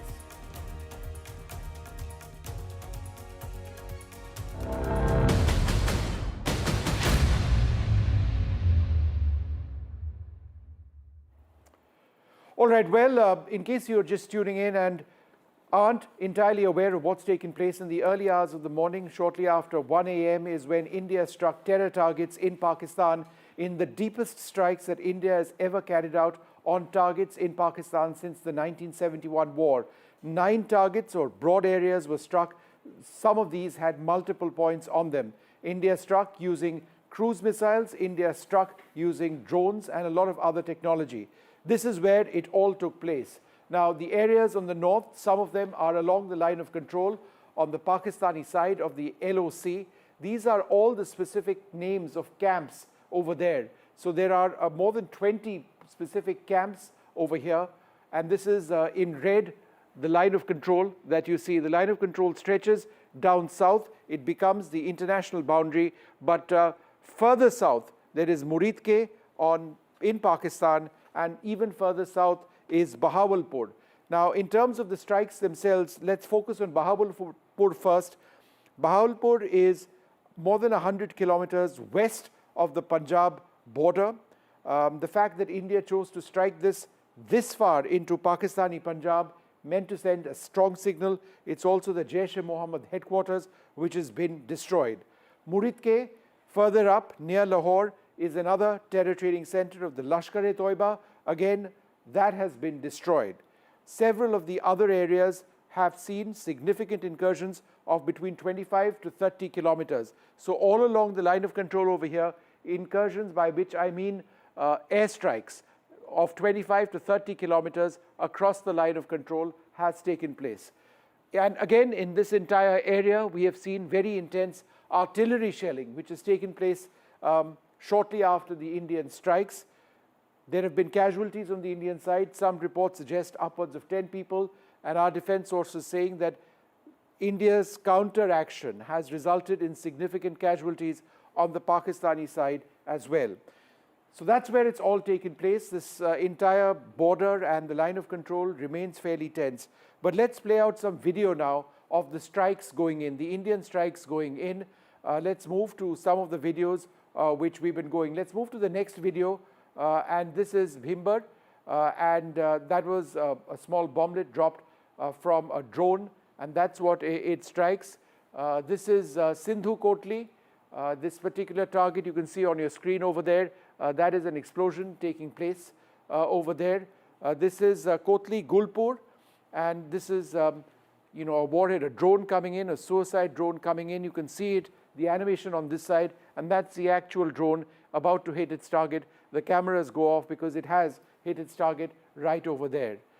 In Sawai Nalla, this is fairly clear footage that you should see over here of a significant explosion which takes place. Now, the fact that India is putting out this footage is very, very important, because in the past we didn't really have footage which was present during the surgical strikes or Balakot. So there is a message which needs to be sent. This is not drone footage per se, but this is footage of some of the strikes, the hits which have taken place in Muridke.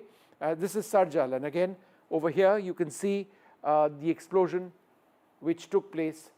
These have by and large, even according to international OSINT experts, been largely accurate. You can see this drone going towards its target, and then the video goes off. That's when the target has been destroyed. So that's essentially what we are looking at. The strikes themselves have been fairly successful. I'm now joined by Ambassador Javed Ashraf. Thank you, sir, very much for being with us. Let's have Ambassador Ashraf up on the screen. It's a difficult one, but let me ask you, in your personal opinion, do you believe that there is a possibility of further escalation? Well, I think there would be a symbolic response from Pakistan, maybe a couple of hits. As you've just seen, they have escalated the firing across the LOC, which has resulted in civilian casualties. There may be a couple of symbolic attacks, but I don't think that I see this escalating into a full-scale, prolonged war between the two countries for a number of reasons. One is that they have to recognize their economic fragility and political instability. There will be a lot of international pressure also on Pakistan to avoid escalation in view of their culpability in the attack. India has already conveyed that there's absolutely no interest in escalating this further after achieving their objectives, and that we have been measured in our response, confining ourselves to hitting terrorist targets and avoiding any collateral civilian damage or destruction to the military installations. Pakistan will, of course, play out a very massive disinformation campaign. In the fog of war, there is always this kind of a game that is played out. It needs to reassure its people that it has stood up to India and that it was able to repulse or in fact inflict some damage on the other side. But the prospects of a long-term war escalation is limited. Second point here is that for Pakistan, they may wait their time, and we have to be very mindful of the fact that there may be another round of a major terrorist attack, this time on security forces, just to demonstrate that they haven't been deterred in this. We'll also have to watch out for cyber attacks, which is less visible but can be equally damaging, but not just from Pakistan, but from other countries that might be supporting Pakistan. We've experienced that in the past. So all told, we will be prepared for a full spectrum. And in case there is a retaliation from Pakistan, please remember, we went for terrorist targets. They'll have to go for civilian or military targets, in which case they're basically saying we're declaring a full-scale war, in which case I have no doubt that we will prevail, particularly the superiority in the naval and the air force will be able to hold Pakistan quite strongly, and they're also aware of that. Ambassador Ashraf,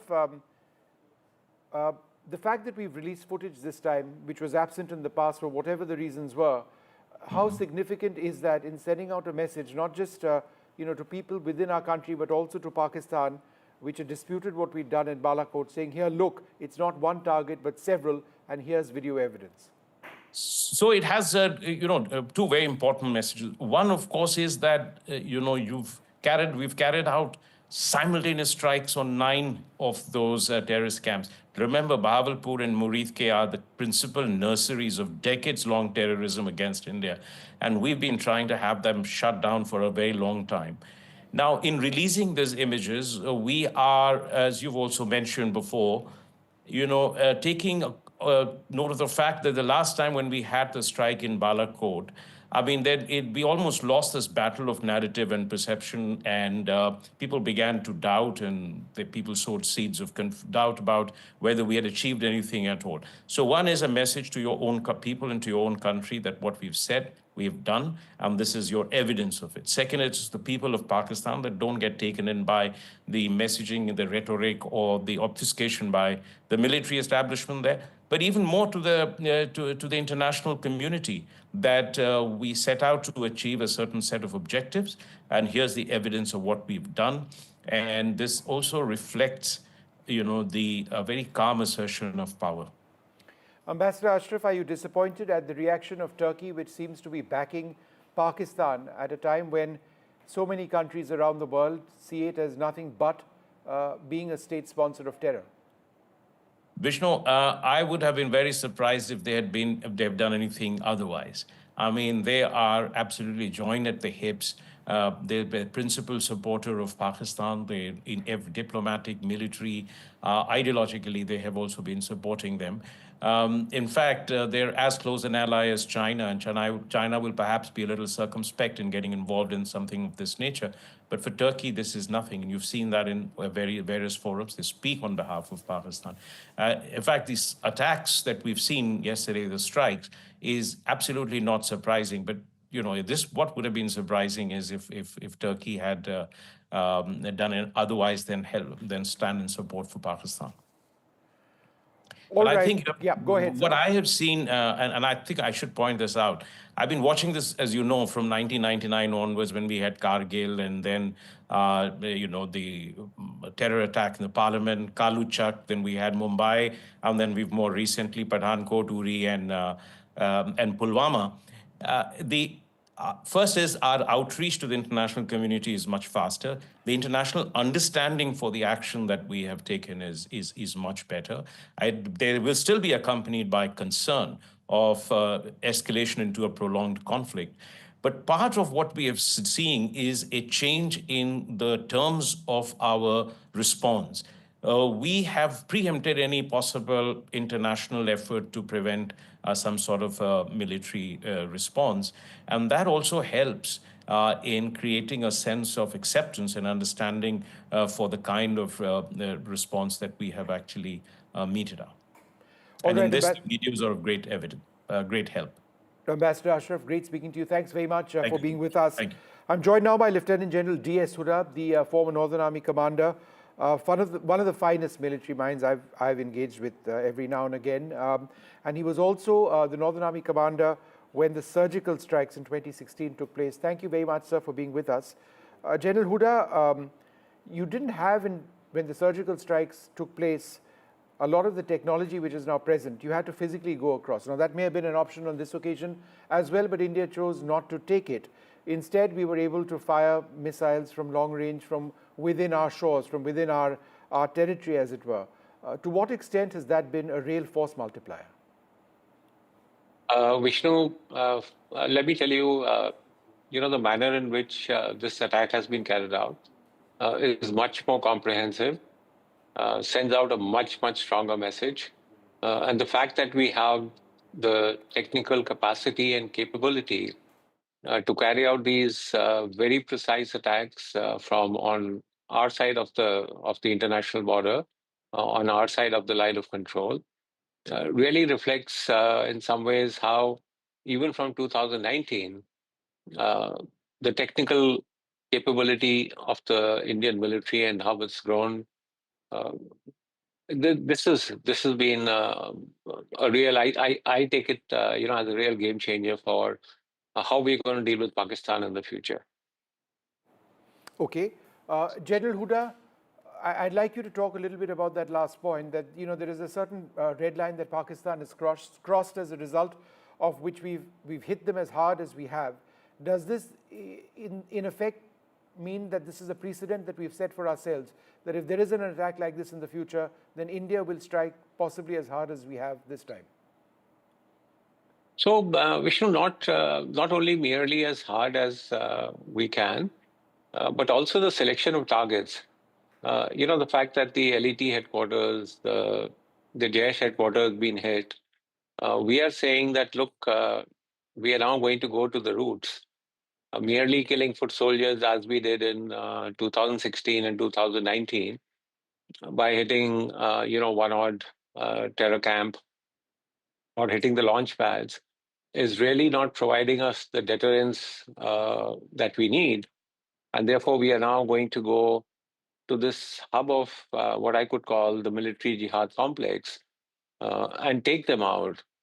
So the messaging, Vishnu, is, apart from the fact that you hit 9 targets, the messaging, I think, has been very strong this time. General Huda, the fact that we hit a target 100 kilometers west of the international border between Rajasthan and Punjab, Bahawalpur, again, in Pakistani Punjab, what message does that specifically send? So look, it sends a message, one, of the capability that the Indian military and the Indian Air Force has in their ability to strike targets with such precision deep into Pakistan territory. And the fact that, Punjab, which sort of the heartland of Pakistan, also in some ways the heartland of the Pakistan army, has been hit, is to me strategic messaging that, look, and standards have been set that this is how we are going to go now. We're not merely going for small time terror camps, but that we will hit at the heart of what this whole military jihadi complex is, and that is where we will take out an attempt to take out the heart and soul of terrorism that's coming from Pakistan. All right. General Huda, do you believe that given the number of targets we struck, this was more than just optics? This was actually inflicting serious pain on Pakistan? It is, Vishnu. And I think that was what was needed. I think after 2016 and 2019, there is a realization that perhaps these limited military operations are not going to achieve our objectives. And what is our objective? Our objective is to deter Pakistan from using terrorism as an instrument of state policy. Now we have to see how Pakistan reacts. Are they going to come out in support of these terrorists and jihadis and say we are reacting to reacting to India clearly because India has struck terrorist targets? Or are they going to, at some stage, start thinking about, look, this is only going to lead Pakistan. An unwinnable conflict with India doesn't help Pakistan as a nation. I think by what we have done is we have raised these very serious questions even within Pakistan, the government, the army, the society. One final question to you, General Huda. There's very extensive fighting happening on both sides of the line of control or across the line of control, the international border in Jammu and Kashmir. The ceasefire, I mean, that's gone. It went a couple of days back. It doesn't exist anymore. In as much as we talk about these strikes, to what extent must we be aware of the situation in areas like Poonch, where there has been so much loss of life? Vishnu, the ceasefire and the advantages were primarily to the local population. Unfortunately, the fact is that any ceasefire is hostage to India-Pakistan bilateral relations. Let's see how this crisis plays out. I do anticipate a response coming from Pakistan. My own sense is it will be limited. And if this crisis sort of blows over, then hopefully we can come to some kind of understanding again. It's not going to be easy. It's not going to be early. On the ceasefire, which can, bring relief to the local population. All right, General Huda, thank you very much, sir, for speaking to us, sharing your thoughts. We're joined by General Atta Hasnain, former General Officer commanding of 15 Corps and 21 Corps, and very much an expert on Kashmir. In your entire career, General, how many years did you serve in Kashmir? I can't even count, but I think at the better part of about 8 tenures. And each tenure would be what, about 2 to 3 years? About almost 2 years, mostly 2 years or a little more. So upwards of 16 years in Kashmir itself, and fighting in many of those years with, against terrorists. So my question to you is this: the targets that we've hit, which we've seen, the strikes on many of these areas, in terms of the nursery of terrorism that exists in Pakistan, how significant are the hits that we've carried out early today?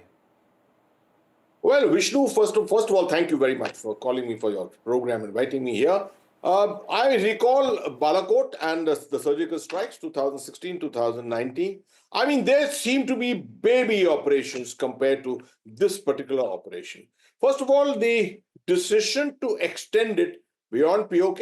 We did it in 2019 also. We actually hit Balakot, Jabba Top, which is in Khyber Pakhtunkhwa. But this time we went into the center of gravity. Through my service, all the planning, etc., that we have been through, we have always considered Punjab, Pakistan, Punjab, as the center of gravity. And that's the place which we have hit at last. I think the message should go down very clearly. India has moved on exponentially, transformationally in the field of military resources. What the Indian Air Force could achieve in this is not something we could have done 5 years ago.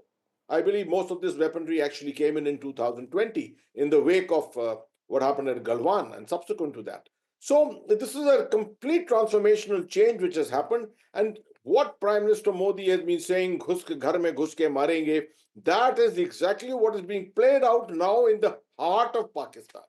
Now, the one aspect, Vishnu, which I think is not being spoken about is the fact that we have hit three major areas: Bahawalpur, Muridke, Sialkot. All three have got huge terrorist facilities there, but they have also got very major conventional army camps in these areas. There's a whole corps headquarters in Muridke. There is an entire corps headquarters at Lahore, which is 40 kilometers away from Muridke itself. And then Sialkot, we know what it is, the strike forces of the Pakistan Army, which are existing there. I think the message is going clear that if the escalation ladder, if the next rung has to be climbed to or escalation has to take place at all, then all these things are under the scanner. And Pakistan should get this message very clearly that India may not rest content with only targeting the terrorist infrastructure, because after all, this is the Pakistan deep state, which I think the NIA has quite definitely identified as the Pakistan Army, the ISI, and the Lashkar-e-Taiba. So if the Pakistan Army hand is here, the ISI's hand is here, there's no reason why all these facilities should not also be hit. General Hasnain, whenever a country decides to engage in military strikes, it's never a one-way street. Pakistan and India, some would suggest, are near peers. They've hit us fairly hard on the line of control. We've hit them back. There are reports of aerial engagements. I don't want to dwell on them because our government hasn't confirmed anything at this stage.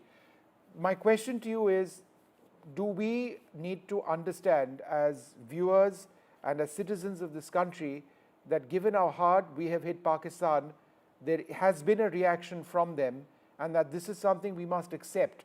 It's not going to be a one-way street for us. It never is in something as large as what we've done. That makes a lot of military sense. Vishnu, what you have just spoken makes a lot of military sense. Because no self-respecting army, and not an army of 650,000, is going to sit content with this kind of a thing and sit back on its haunches. It will respond to something or the other. Today, Pakistan's capability to wage a conventional war is highly suspect. Maybe not more than 3 to 5 days or something like that. They don't have ammunition with them. The economy is in absolute shambles. But they have got one weapon in their quiver which no one can otherwise neutralize. And that is the doctrine of irrationality. And they have got an army chief at the moment who we saw from his attitude, his body language, his speech given out at that famous function with the Pakistani diaspora, that he is willing to take this to the next level only on an ideological plane. And he's probably seeking his second term in September this year and thinking that this is what is going to ultimately deliver that kind of extension to him. So he is possibly likely to retaliate, respond in some way or the other.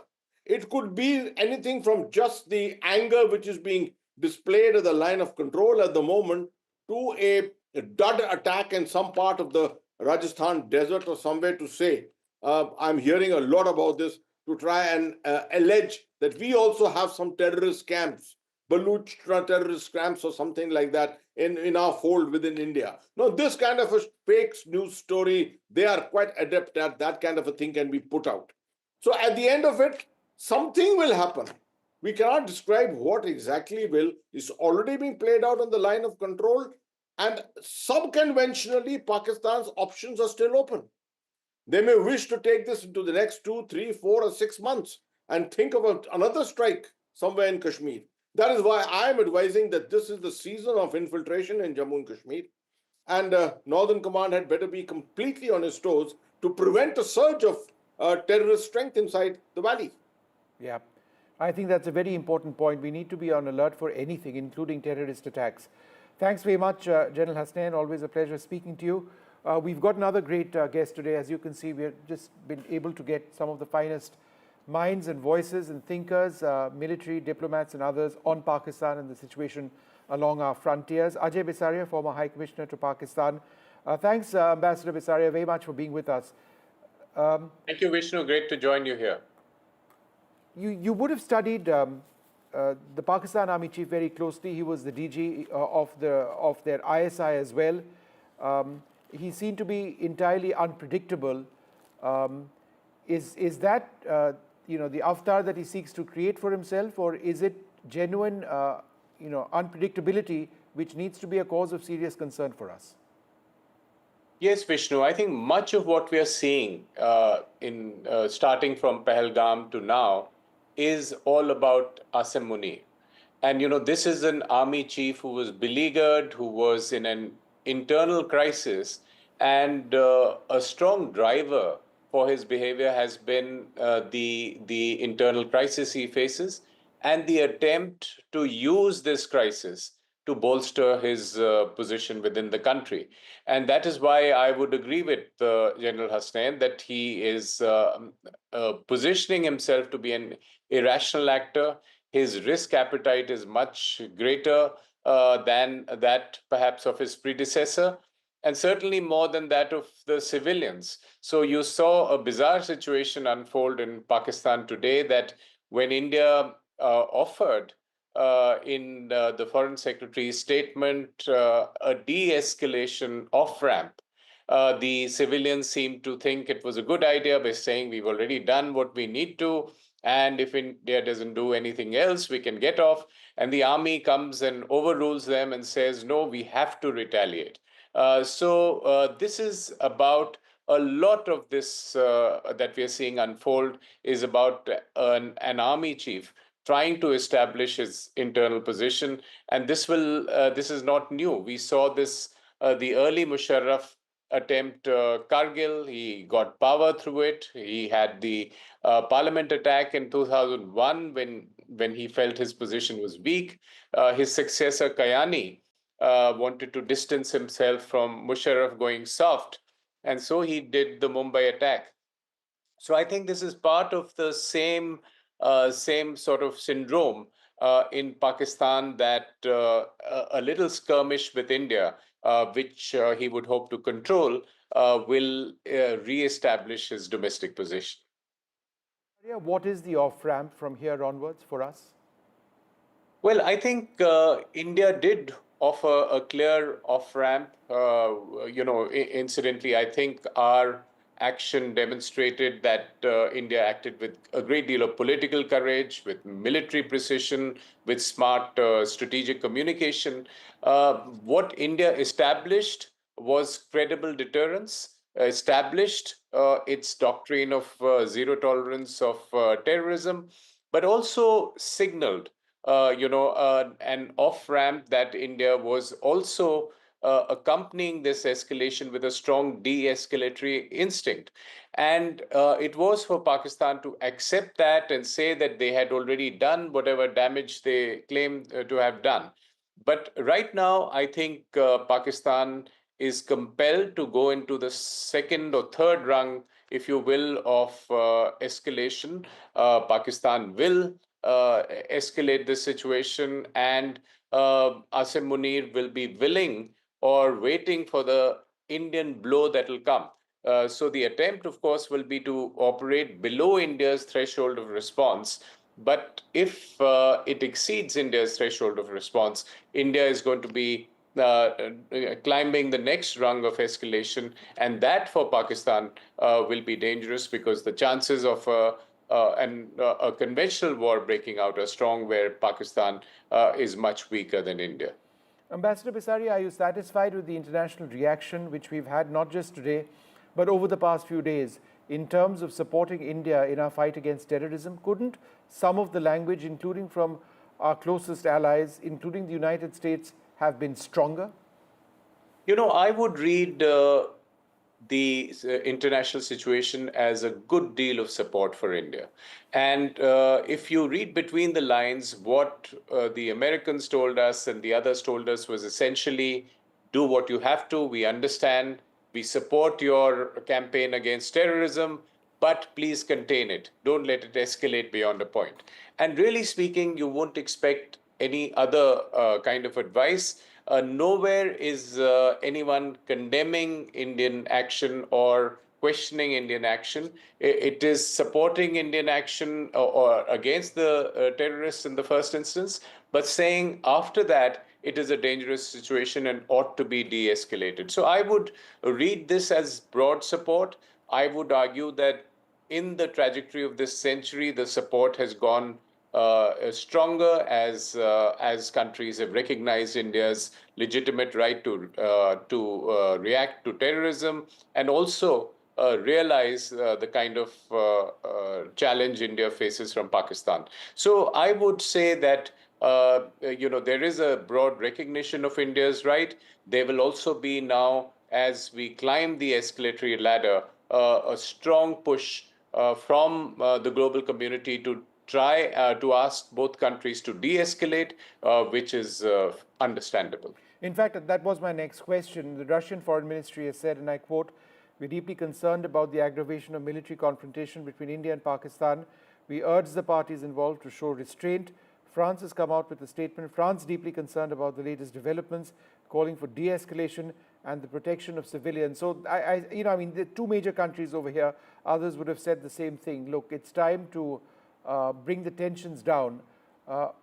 Who does that in a situation like this? How do you bring tensions down in a situation like this? Because essentially what you're looking to do is to right-size Indian military action, saying that this is as much as we want it to be and no more when we are dealing with an unpredictable person or unpredictable system on the other side of the boundary. And then if Pakistan retaliates, there's nothing that stops us from again retaliating, and then you're going up that escalation matrix. Absolutely. I think this is the critical challenge, and this is the classical challenge. And if you study the example of the last time around between Pulwama and Balakot, and after Balakot, there was a Pakistani response, but we lucked out by having an off-ramp for Pakistan in the sense that the Indian pilot was down and India threatened to escalate, and Pakistan decided to de-escalate by handing the pilot back. But that was something where the global community stepped in and amplified India's message and made it quite clear to Pakistan it was not in their interests to escalate. So what we are facing now is a potential situation of Pakistan escalating to the next level, India, escalating further as a reaction to that, and therefore to break this chain, there will be certainly a lot of global pressure particularly on Pakistan, because Pakistan's claims that its escalation is imminent, and thereafter, a temptation for Pakistan Pakistan ought to be incentivized to accept the off-ramp that India has already offered in terms of saying that these are non-escalatory measures. These are targeted only at terrorists, not at the Pakistan military or civilians. Pakistan will have to is possibly going to invent a fiction of some terrorist targets in India or attack military installations, which would cross India's threshold. And therefore, it's a dangerous situation. And I think the world will take note, must take note, and try and restrain Pakistan from doing something really crazy.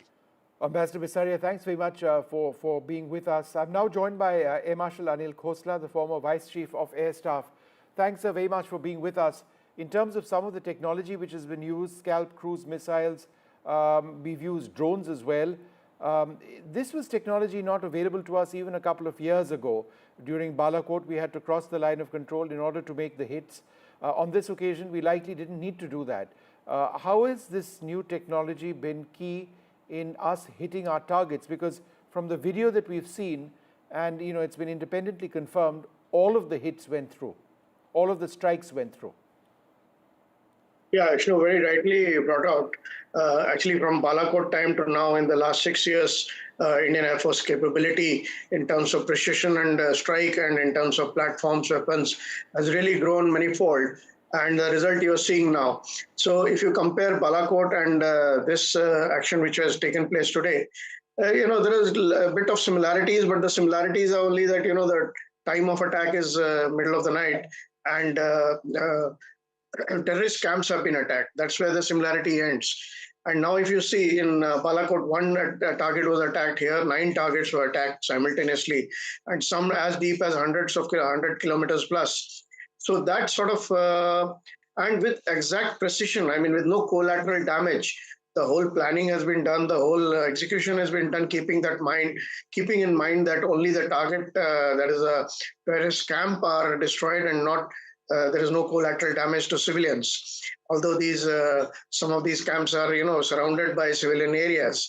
And all this has been done without even crossing the LOC or IB. So that is how the technology has come up in terms of Rafale aircraft, in terms of Scalp and Hammer, the weapons which we have got with standoff and precision, loitering ammunition. So a whole gambit of it has been employed and employed very, very effectively. Air Marshal Khosla, there have also been some reports of the Indian Air Force having taken hits. I don't want to get into that or dwell too much because the government hasn't really come out with details. But my question to you is, in as large an operation like this, particularly when you've got the Pakistan Air Force, which is in many senses a near peer, some sort of reaction from them would be expected, and losses on either side is something that is factored in when you go in for military operations, right? Yeah, obviously, when you go in for operations, when punches are being exchanged across, the losses will be there. I mean, that is part of the game. But the idea is to restrict the losses to within acceptable limits. But having said that, even I heard these reports, and although official no confirmation, nothing has come, and I'm not privy to actually what has happened or what's gone on. But what I know is 2 or 3 things. One is that always, Pakistan is very active in misinformation and disinformation, and they quite a few times, they may issue statement and backtrack. In Balakot also, in one day they made 3 statements and backtracked, and now also, if you see, they made some statements and then backtrack like POWs and then say no POWs. So things like that. Second is, they're talking about 5 aircraft being destroyed. I mean, so very talk, especially considering, Vishnu, that none of the aircraft has gone across. So what is you're not put your aircraft in the harm's way as well by going into enemy territory. And of course, they have BBR missiles, but to my mind, it doesn't. Third thing is, whatever visuals I've seen, which are being reported from the ground as aircraft, they all look like drop tanks to me. And drop tanks, dropping drop tanks are a very common thing in a air combat. When you're going into a combat, you drop the drop tank so that the aircraft is agile. It's a very common thing. So keeping these things in mind, I feel that it is a case of mis or disinformation. But the truth will come out in a few days as the fog of war lifts. Air Marshal Khosla, the Air Force would be particularly alert tonight and perhaps the next few nights, because the possibility of escalation is intense, and chances are, if there is an escalation, it could be strikes by Pakistan, whether it's missiles or airstrikes or both. So could you, as a former vice chief, tell us, the sense of tension, the sense of alert, the deployment of assets, squadrons ready, aircraft armed? What would be the broad situation scenario in our air bases? Yeah, anytime when things heat up, first thing is the air defense alert, which takes place, as soon as the trigger event or whatever event happens, and that would have happened 15 days back. because knowing that the things are heating up. So AD alert is on. And once you have decided and you planned this, you know that once you hit, after that it's a full alert. You know, the whole, all the three services are on alert, the AD is alert, the aircraft are ready, the forces are ready. I'm not only the Air Force, Army, Navy, everyone is ready. And not only that, even all the other agencies are told, like you take the case of all the airports have been closed in the northern area. So civil aviation is affected. It's a whole of country effort. So once the event happens, thereafter the message goes quickly and the system is in place to inform everyone, okay, now we have to be in alert mode. And this time, Vishnu, notice, you know, there is a very subtle difference between Balakot and this time. Balakot, we achieved tactical surprise by, you know, keeping everything secret and keeping everything normal, means every activity.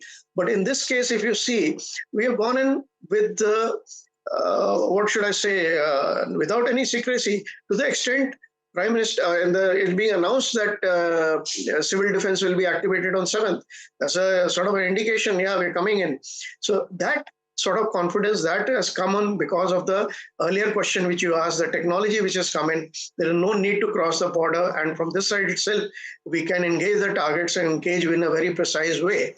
So that is the basic difference between the earlier and now. Of course, the whole country is ready in case the escalation is there. On Pakistan side, so be it, because our patience has run out and they have crossed a big red line by attacking civilians, unarmed civilians, in front of their wives and children, that too men, on religious grounds. Yeah, absolutely horrific. Air Marshal, thank you very much for sharing your thoughts. It's been a huge day for the Indian Air Force. We'll take a short break at this stage, come back with more intelligent conversation with real experts who know the India-Pakistan situation inside out. Do stay tuned. There's more coming up.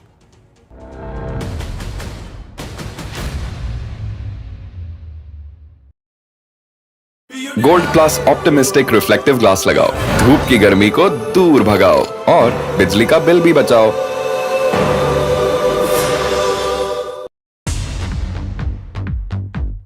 More news that matters.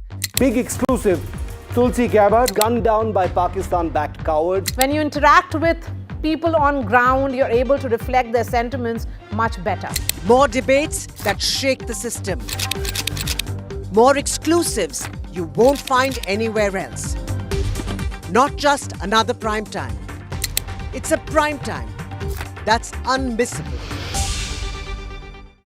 I've been reporting on all issues big and small from Andhra Pradesh, Telangana, rest of South India, bringing you all the action, all that you need to know, all that you want to know. The energy of Maximum City is infectious. I'm bringing that energy in our news coverage from financial capital Mumbai. Covering from the southernmost part of India over the last 23 years, I bring in-depth and 360-degree coverage from the Dravidian heartland. The land of Mishti, also known for its bitter politics. I have seen much water flow under the Howrah Bridge, covering Bengal in all its vivid colors. India's IT capital is always bustling, a city full of startups, stories and surprises. And I keep you ahead on all the Bengaluru buzz.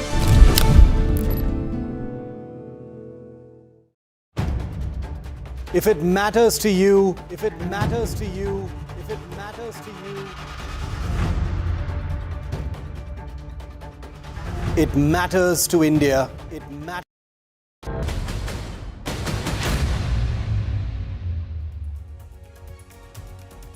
All right, a huge day for India, Operation Sindoor. Massive strikes into Pakistan. We've hit multiple targets in Kotli, Muzaffarabad, Bahawalpur. These are just a few of them. 9 broad areas which were struck. Each area had individual targets. So in total, approximately 20 odd targets. We joined by Strategic Affairs expert Brahma Chelani at this stage. Dr. Chelani, what do we do from here onwards? Do you believe that there is a possibility of escalation? And if there is, that India needs to strike back, or should India look for an off-ramp having achieved what we have? The Indian strikes on Pakistan, Vishnu, were dramatic. This was the largest aerial assault on Pakistan in more than half a century. Pakistan hasn't faced this kind of aerial attack since the 1971 war.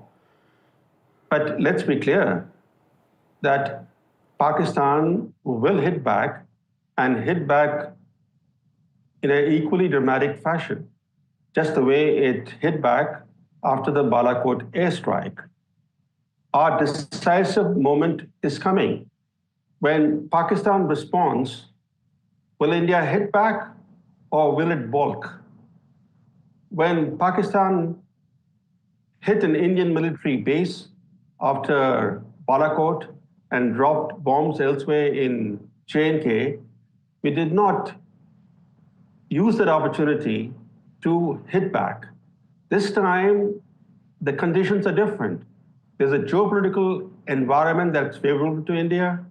No country has criticized India's military strikes. No country has criticized even India's action in pausing the Indus Waters Treaty. And more importantly, we have a national consensus in India, which we didn't have in 2019. And let's be clear on one other thing, that hitting 9 terror camps is not going to end Pakistan's cross-border terrorism. In fact, in anticipation of India's strikes, Pakistan had emptied almost all the terror camps. And of course, the terrorists are expendable to the military generals of Pakistan. They're cannon fodder. We have not inflicted costs on the terror masters, the puppeteers. We have decided to hit the puppets. And therefore, when Pakistan retaliates, let's be clear, they will not be hitting terror camps in India because there are no terror camps in India. They'll be hitting military facilities in India. At that point, if India balks, then whatever we have gained from this morning's strikes will be lost. So that will be the decisive moment for the government of India. Will it impose costs on Pakistan, on the terror masters?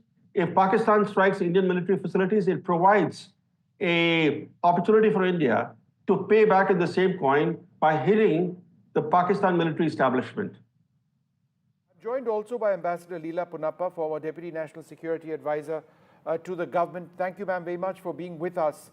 Do you see an off-ramp to this, or do you believe that this could escalate and the tension could continue indefinitely? Ambassador, you're on mute. Can you unmute yourself?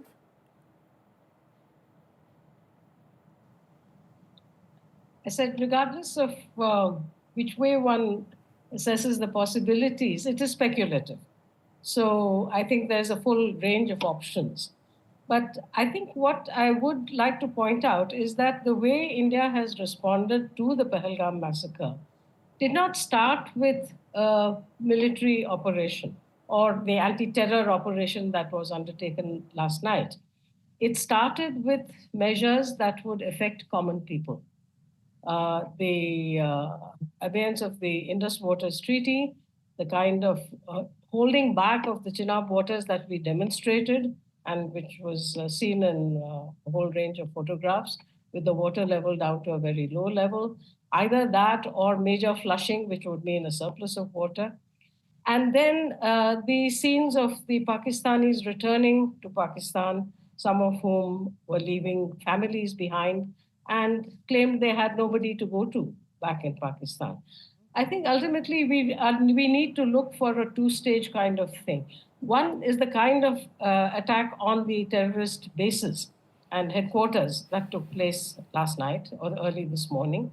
And the other is really getting the Pakistani people out onto the streets to say this kind of support to terrorism is enough. No more and opposing fundamentalism. I think when you have a conjoining of those two elements or those two forces, perhaps you might see a different kind of response from Pakistan. Right now, I think given the kind of mentality or the mindset that the Pakistan Army chief demonstrated in that strange speech he made to the overseas Pakistanis gathered in Islamabad, the mentality of the Pakistan Army will prevail. And they would then really want to do a tit-for-tat kind of thing. As Brahma has just pointed out, there are no terror camps over here, so who would they hit? Now, one interpretation could be that the very intensive firing on the LOC right now which really started before last night's strikes, is in a way Pakistan's way of saying, well, yes, we have taken responsive action. But I think there will be a temptation, there will be an urge, certainly in the thinking of the Pakistan army, if not of the government, which really doesn't take these security decisions, to go for some kind of escalation. All right, well, I'd like to thank you both very much for being with us. These are tense times, and I think the possibility of an escalation, at least for the moment, is something that we need to look at very, very closely. We leave you with this report from my colleague Shiv Arur, who spent more than a week now in Kashmir and the last several days looking to be close to the line of control or at the line of control. He was in some parts of Poonch which have been hit very heavily by Pakistani shelling. Several people have lost their lives in this area. It is a cause of huge concern. This was Shiv Arur from a little while earlier today. We're at the line of control in Salamabad. It's one of the last outposts before the line of control. There are two houses here that were struck last night in Pakistan Army shelling here in the Uri sector. These two houses have been completely totaled, completely destroyed. There's still a fire burning, if you can see over there, smoke smoldering across this entire pair of houses. Miraculously, no deaths, but 4 people have been severely injured. 2 of them children. One of them has apparently lost a limb as well. They've been evacuated to the Baramulla hospital, which is about 40 kilometers to our rear from here. We're about 10 kilometers from the line of control. Complete damage over here, Vishnu. If you can see that these two houses, I'm surprised that anything is left everywhere else, because it looks like a stray shell may have come and landed here. It appears to suggest that the Pakistan Army, which has been aiming and firing directly, targeting civilian areas, has caused damage deeper inside, and one shell or a couple of shells has come and actually landed here. This has all the telltale signs of artillery damage. You can see shrapnel completely ripping through these metal sheets. These are very clear signs of artillery shrapnel that has ripped open these roof sheets. एक 13 साल की बच्ची, एक 4 साल का बच्चा, तो 2 घर के मालिक. हाँ. और क्या ये पाकिस्तान के शेल? ये पाकिस्तान का है, रात के 2 बजे का मसला है. तो उससे ये घायल हो गए. तो यहाँ मकानों की बात ही नहीं. मकान कितने बजे गिरे थे ये शेल? 2 बजे. 2 बजे सोए होते हैं. आप कहाँ थे उस टाइम? हमने सुना ये? हाँ, हमने ये भरोसी है यहाँ. हम तो रात को बाहर आ रहे. 2 बजे के बाद हमारे बच्चे भी बाहर आ गए. उधर इधर लगे भागने. क्या करते भाग? सर इधर आइए एक सेकंड. सर, आप यहाँ रहते हैं? नजदीक में रहते? इस्लामाबाद का. कहाँ थे आप जब ये हुआ था? हम तो घर में रात को 2 बजे. आपने सुना ये जब ये हुआ था? बहुत आवाज सुना. क्या आवाज था? वो आवाज था ये शेल की थी जी. अच्छा. पूरे शेल लग रहे थे. एक तो नहीं था ना, बहुत आ रहे थे. कितने शेल? इसको मेरे ख्याल 1-2 लगे मेरे ख्याल में. इसमें 2 लगे. जख्मी लोग बारामुल्ला हॉस्पिटल में हैं. पहले उड़ी लिए, उसके बाद उन्होंने उड़ी वालों ने बारामुल्ला भेज दिए. बारामुल्ला हॉस्पिटल में भी. बुरा है जख्म? वो जख्म तो सर में भी लगी. हमने उसको देखा नहीं है. सुबह हम खुद डरे थे. हम जंगलों में भाग रहे थे. इधर तो हमारे पास कोई है ही नहीं, सेफ्टी है ही नहीं. क्यों? तो इस गांव में डर नहीं है अभी? वो डर तो बहुत है. माल तो आप यहीं पे क्या करेंगे? अपना कहाँ छोड़कर जाएंगे? किसके घर जाएंगे? गरीब शख्स कहाँ जाएगा? हमारे पास कोई बैंकर नहीं है, कुछ नहीं है, तो कहाँ जाएंगे? अगर बैंकर होता फिर अपनी कुछ सेफ्टी होती. बैंकर ही नहीं है.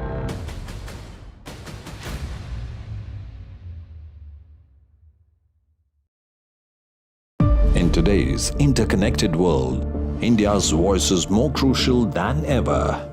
When India speaks, the world listens. At NDTV World, we are that voice, bringing you intelligent and insightful news from India and beyond.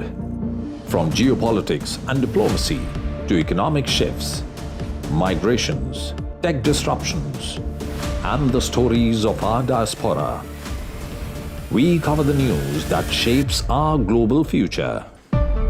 NDTV World, your new home for global news is here.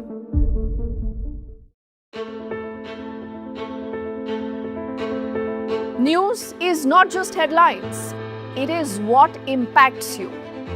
And news should never be mistaken for noise.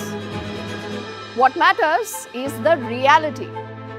Accurate, in-depth, and with the right perspective. For over 20 years, I have been a journalist, and never has clarity mattered more than now. At Newsnight, we go beyond the surface. We dissect the details, challenge the narratives, and bring you the unparalleled clarity you deserve in a world clouded by misinformation. We are bold, we are direct. Newsnight, for the news in your interest. Only on NDTV 24/7. How often have you turned away from debates that descend into endless fights? We bring you a show where every question is answered, where every debate finds its resolution, where every story finds its conclusion, where opinions collide but facts prevail, where stories unfold with insights and trust. When the noise ends, the last word begins.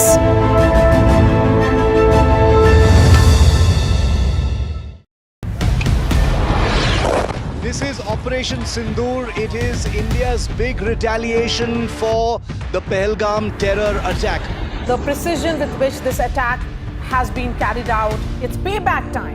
The headquarters of Jaish-e-Mohammed in Bahawalpur and Lashkar-e-Taiba headquarters in Muridke have been hit. That these targets lay between 30 kilometers across the line of control. Prime Minister has monitored the entire sequence of events overnight. He's been closely monitoring it.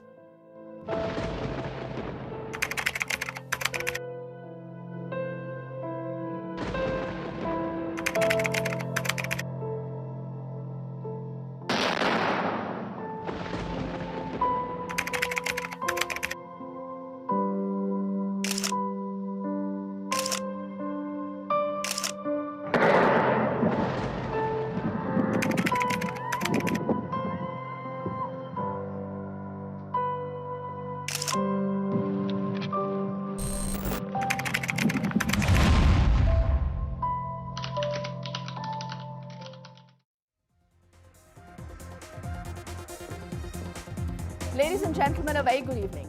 We hope we can say a good evening to all of you today, because decades of terror, you have seen one crushing retaliation. I'm Deepthi Sachdeva and you're watching Newsnight. Remember Operation Sindoor, that is India's boldest strike so far, right deep inside Pakistan. The heartland of Pakistan hitting the Punjab province for the very first time since the year 1971. What happened is that in just 25 minutes, ladies and gentlemen, India has obliterated 9 terror hubs. And if you're wondering who really were these 9 terror hubs connected to, look at all these images, all these 3 figures right now on your screen. Whether it is the Lashkar-e-Taiba, whether it is the Jaish-e-Mohammed or the Hizbul Mujahideen. From Bahawalpur's JEM stronghold to LET's 200-acre Muridke fortress near Lahore, that is also spanning a good 970 kilometers across Pakistan and POK. That is the range of that precision strike by India. And that precision blitz has surpassed what happened in 2016. Remember, post the Uri strikes that we have seen and the 2019 Pulwama strikes. Prime Minister Modi, who's been overseeing the entire operation, did deliver a stark warning. He's spoken about it multiple times right now, and he has made it one, resolve very clear. That is, we are unbreakable. And no terrorist, and read my lips, will escape justice. This is India's new normal, and this is exactly how justice is going to be served. Operation Sindoor, we've seen decades of attack, one revenge. That is our focus on Newsnight. Let's say good evening to our panel of guests before I get you our straight questions like we always do on our show to help you understand what really could be the issues that we should focus on, as you will see a lot of this conversation finally settling down to get you the bigger news points. It's a pleasure to be joined by Major General Yashmore, who's a defense analyst on the broadcast. Achal Kumar Malhotra is a former ambassador, also the former deputy permanent representative of India to the UN. Sir, thank you also for your time. Also, SP Ved is a former DGP of Jammu and Kashmir. And I think, every time we've spoken to SP Ved, he will tell you that something like this was required, it was coming. So, Ved, sir, we'll find out whether, you believe this is just chapter 1, and we'll be looking at a lot more happening in the next few days to the next few months. And also a pleasure to have the lady, Captain Shweta Mishra, an ex-army officer on the broadcast. She also, remember, has served during the Kargil War and Operation Parakram. So without wasting time, let's quickly get our straight questions, and then we'll get our panel of guests to look at those straight questions and help us find answers to what possibly could happen. The first straight question reads on your screen right now. End of the Pak terror outfits like the JM and the LET. Are we really there, or there is still more time till we achieve that? India has made it very clear our intentions are there to strike at the hub of terror. What about Masood Azhar? What about Hafiz Saeed? Are they going to be next? This brings us to our third straight question now. That's going to go up on your screens, and that reads, is this, ladies and gentlemen, the clearest message for Pakistan yet? The clearest message, because we've gone deep inside Pakistan this time. We haven't just gone into the POK. We haven't just gone into Khyber Pakhtunkhwa. We have gone to the Punjab province, and that is the message. The fourth straight question, is this a curtain raiser of Narendra Modi's resolve, who had said we'll go to, any length and the end of the earth to ensure that there is justice served? Has that already happened? Is there more to come? This brings us to our final straight question now. That's also up on your screen. Pakistan is isolated, and that is no surprise. But now Pakistan's bluff is getting called out. What are the options? Is it already running out of options? Let's take Captain Shweta Mishra first before I get in the other gentlemen on the show. Captain Shweta, whatever's happened in the last few hours, how significant is this? It is a brilliant day. I would agree that I would submit that the news that has been trickling in since we got up in the morning, Operation Sindoor, from the word that was chosen, the word Sindoor by itself is such a strong symbolic word, a tribute to all those widows who had been crying for last 14 days. And then came the media briefing when the two lady officers were standing there and briefing the entire world about what exactly has transpired in the form of Operation Sindoor. What a brilliant messaging by Modi government by presenting the Nari Shakti to represent the country, to represent the forces. So I am absolutely delighted to see the news that has come in since morning, and it is absolutely significant for one and all, because it is not just everyone wants a no terror world. Oh, yes. So what has happened now is attack on terrorism. People might be giving, countries might be giving their very calibrated or politically correct statements, but everyone wants a peaceful world, and this has been at least not been criticized by anyone and accepted by anyone. So absolutely a significant day. I would say history in making is what we are witnessing now. Okay, you're saying history is being witnessed, and I think you're fairly right. And this is, I think, what people of the country today also feel. And forget just the country, the world across today has realized that something like this was the need of the hour. Major General Yashmore, why don't you push this point a little further, as we'll also get in images of the 3 men that are India's most wanted. When it comes to the Jaish-e-Mohammed, when it comes to the Hizbul Mujahideen, when it comes to the Lashkar-e-Toiba, the very fact that we have hit the fountainhead of terror, does that change the entire game this time for Pakistan? Firstly, Deepthi, thank you very much for inviting me to your show. And today has been a very, very historic day in history of India, and also history of counter-terrorist operations that we have been waging for the last 3.5 decades.